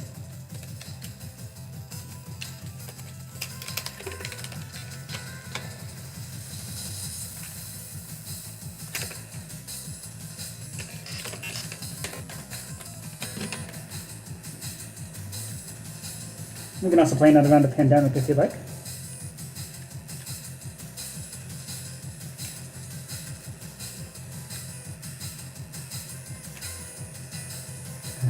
Lag.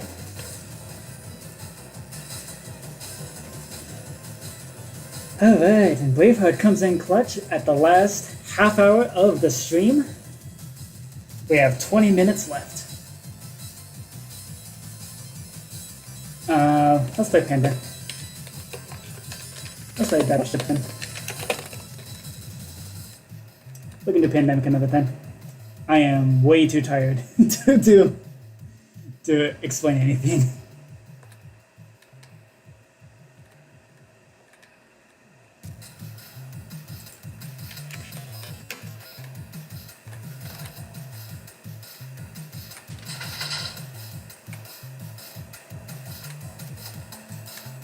Battleship.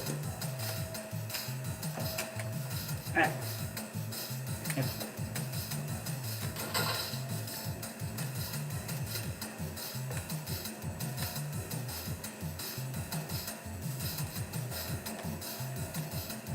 Alright.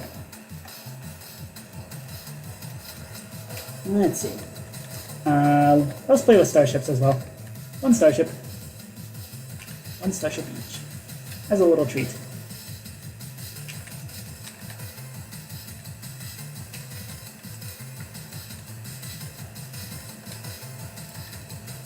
Okay.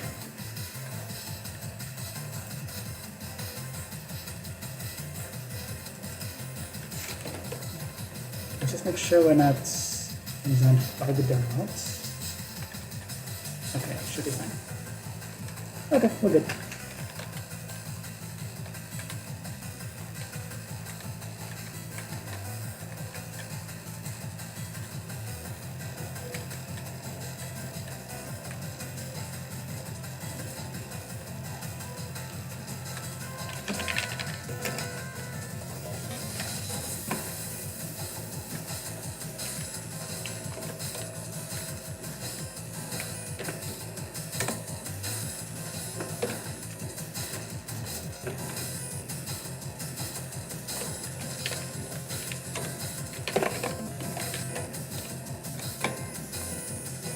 Yeah, I think I got your destroyer.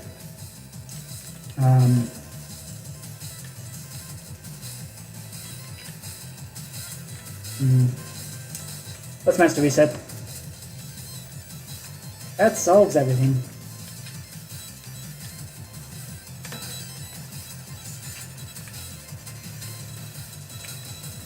One starship.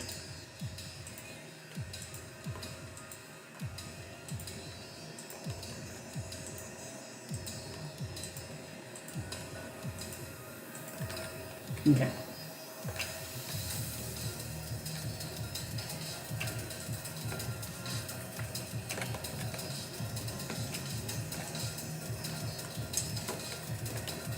I need to figure that out. Because that just happens on occasion, and I'm really not sure why. Like, it shouldn't be happening. Oh.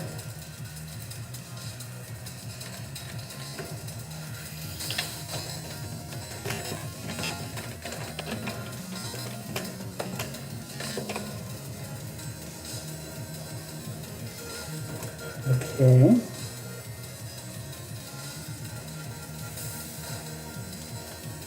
Let me give you a patrol real quick.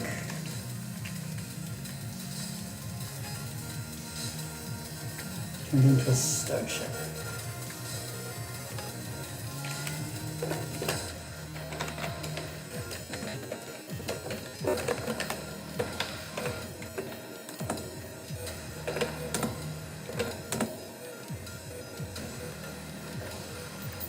Do you have any weird ghost ships? Nope. Okay. Don't worry, I did not memorize where your ships are. I shall now give you a patrol ship.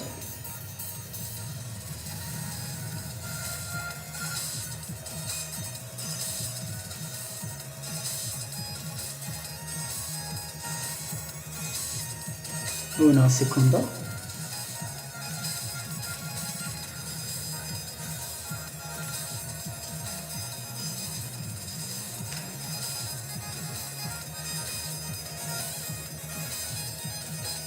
Okay.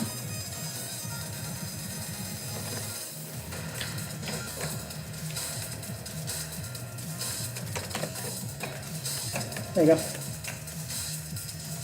Okay, there's a patrol.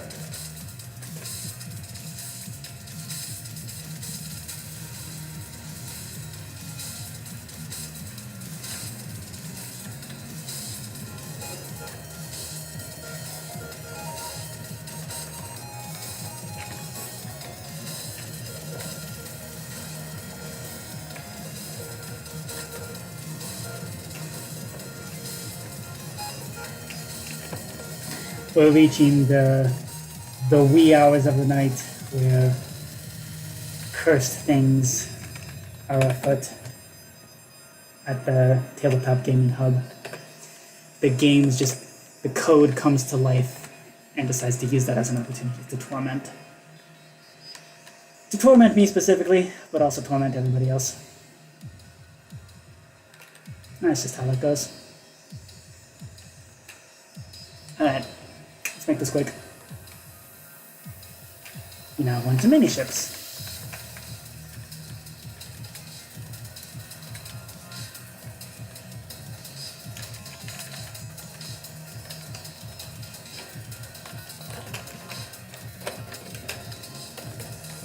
Okay, sorry. I'm not going to memorize anything on my board, okay? Okay.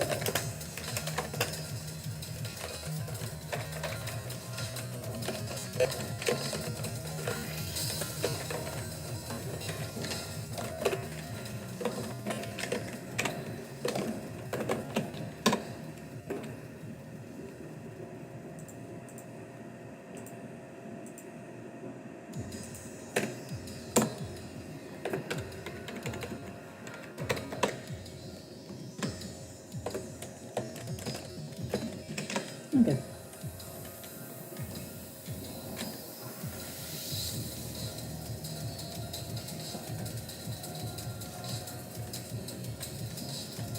Alright. CJ, I do believe it is your turn first.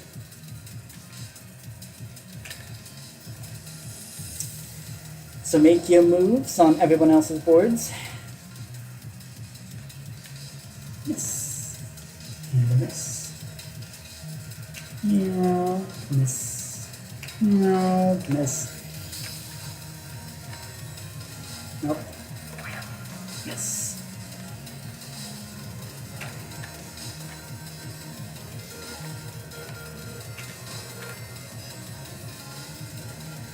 Oop. Got a hit. Let's not announce which ship was hit.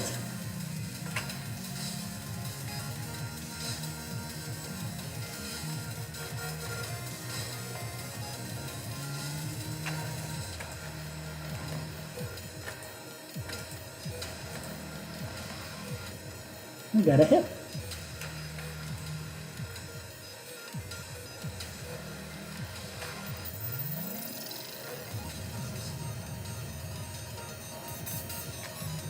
Oof. Nice.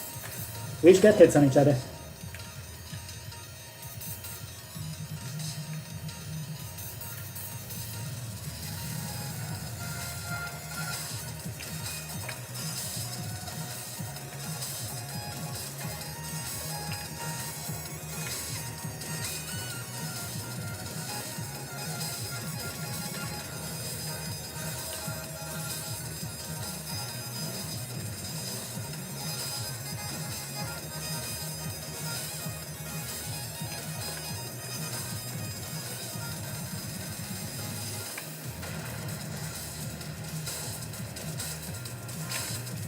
Hey!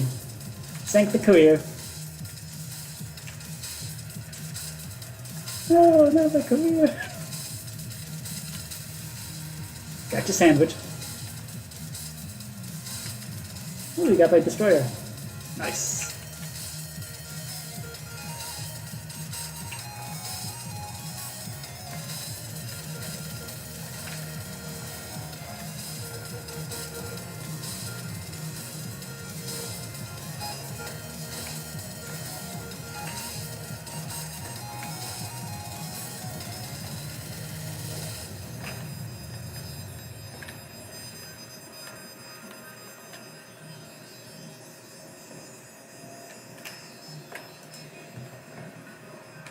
Gotcha.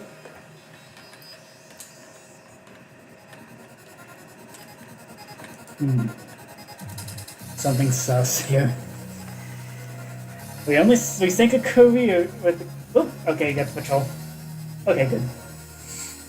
Yeah, I was saying, we got a carrier, and yet the carrier somehow has 6 hit points. Press X to doubt. Hey, nice.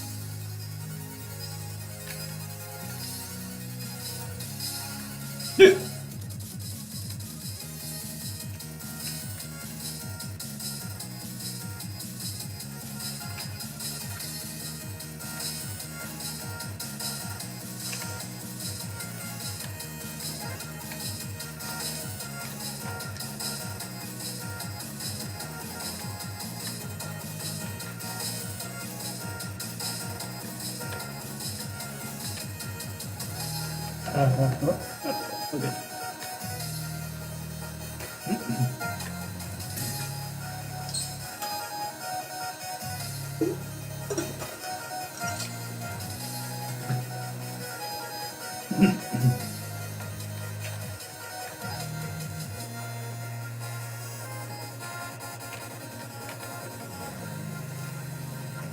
Oh, got some.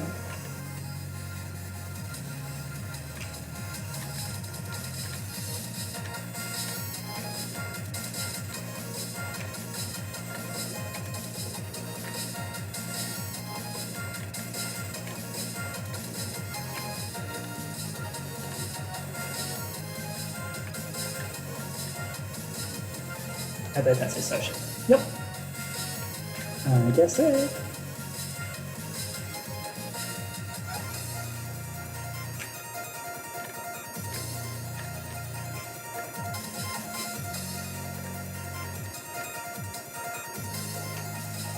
Hey, get the starship.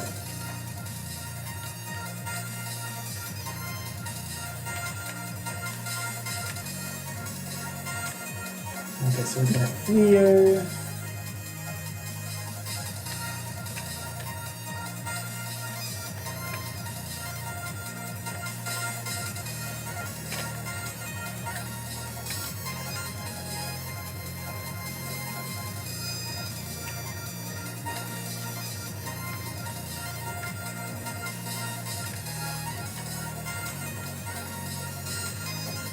All right.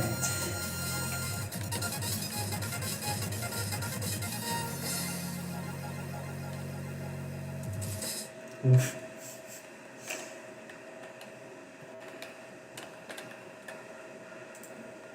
Oh, gotcha. And gotcha starship.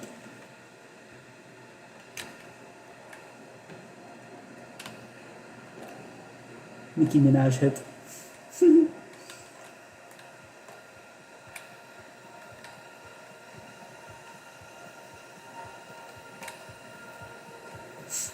I just got a brick of red. Got my battleship.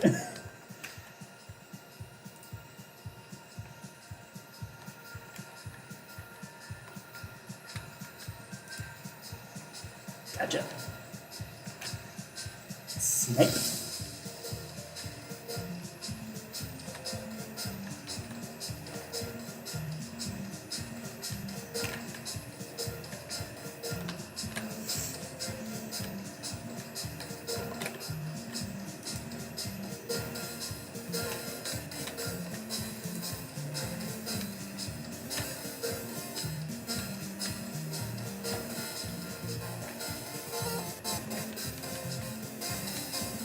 Hey, got the battleship.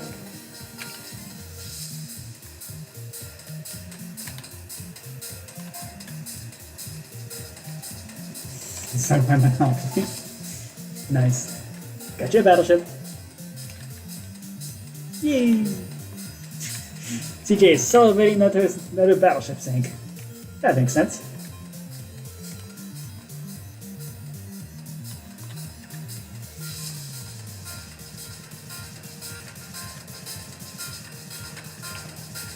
Oh no. My career! No!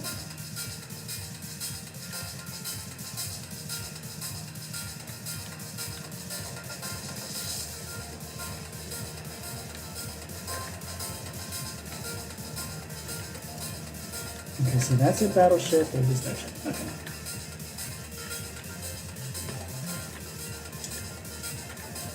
Let's see. Let's go whale hunting.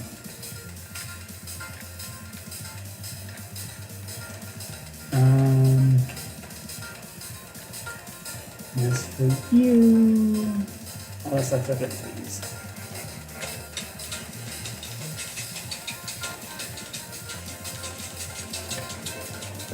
Okay. This is it.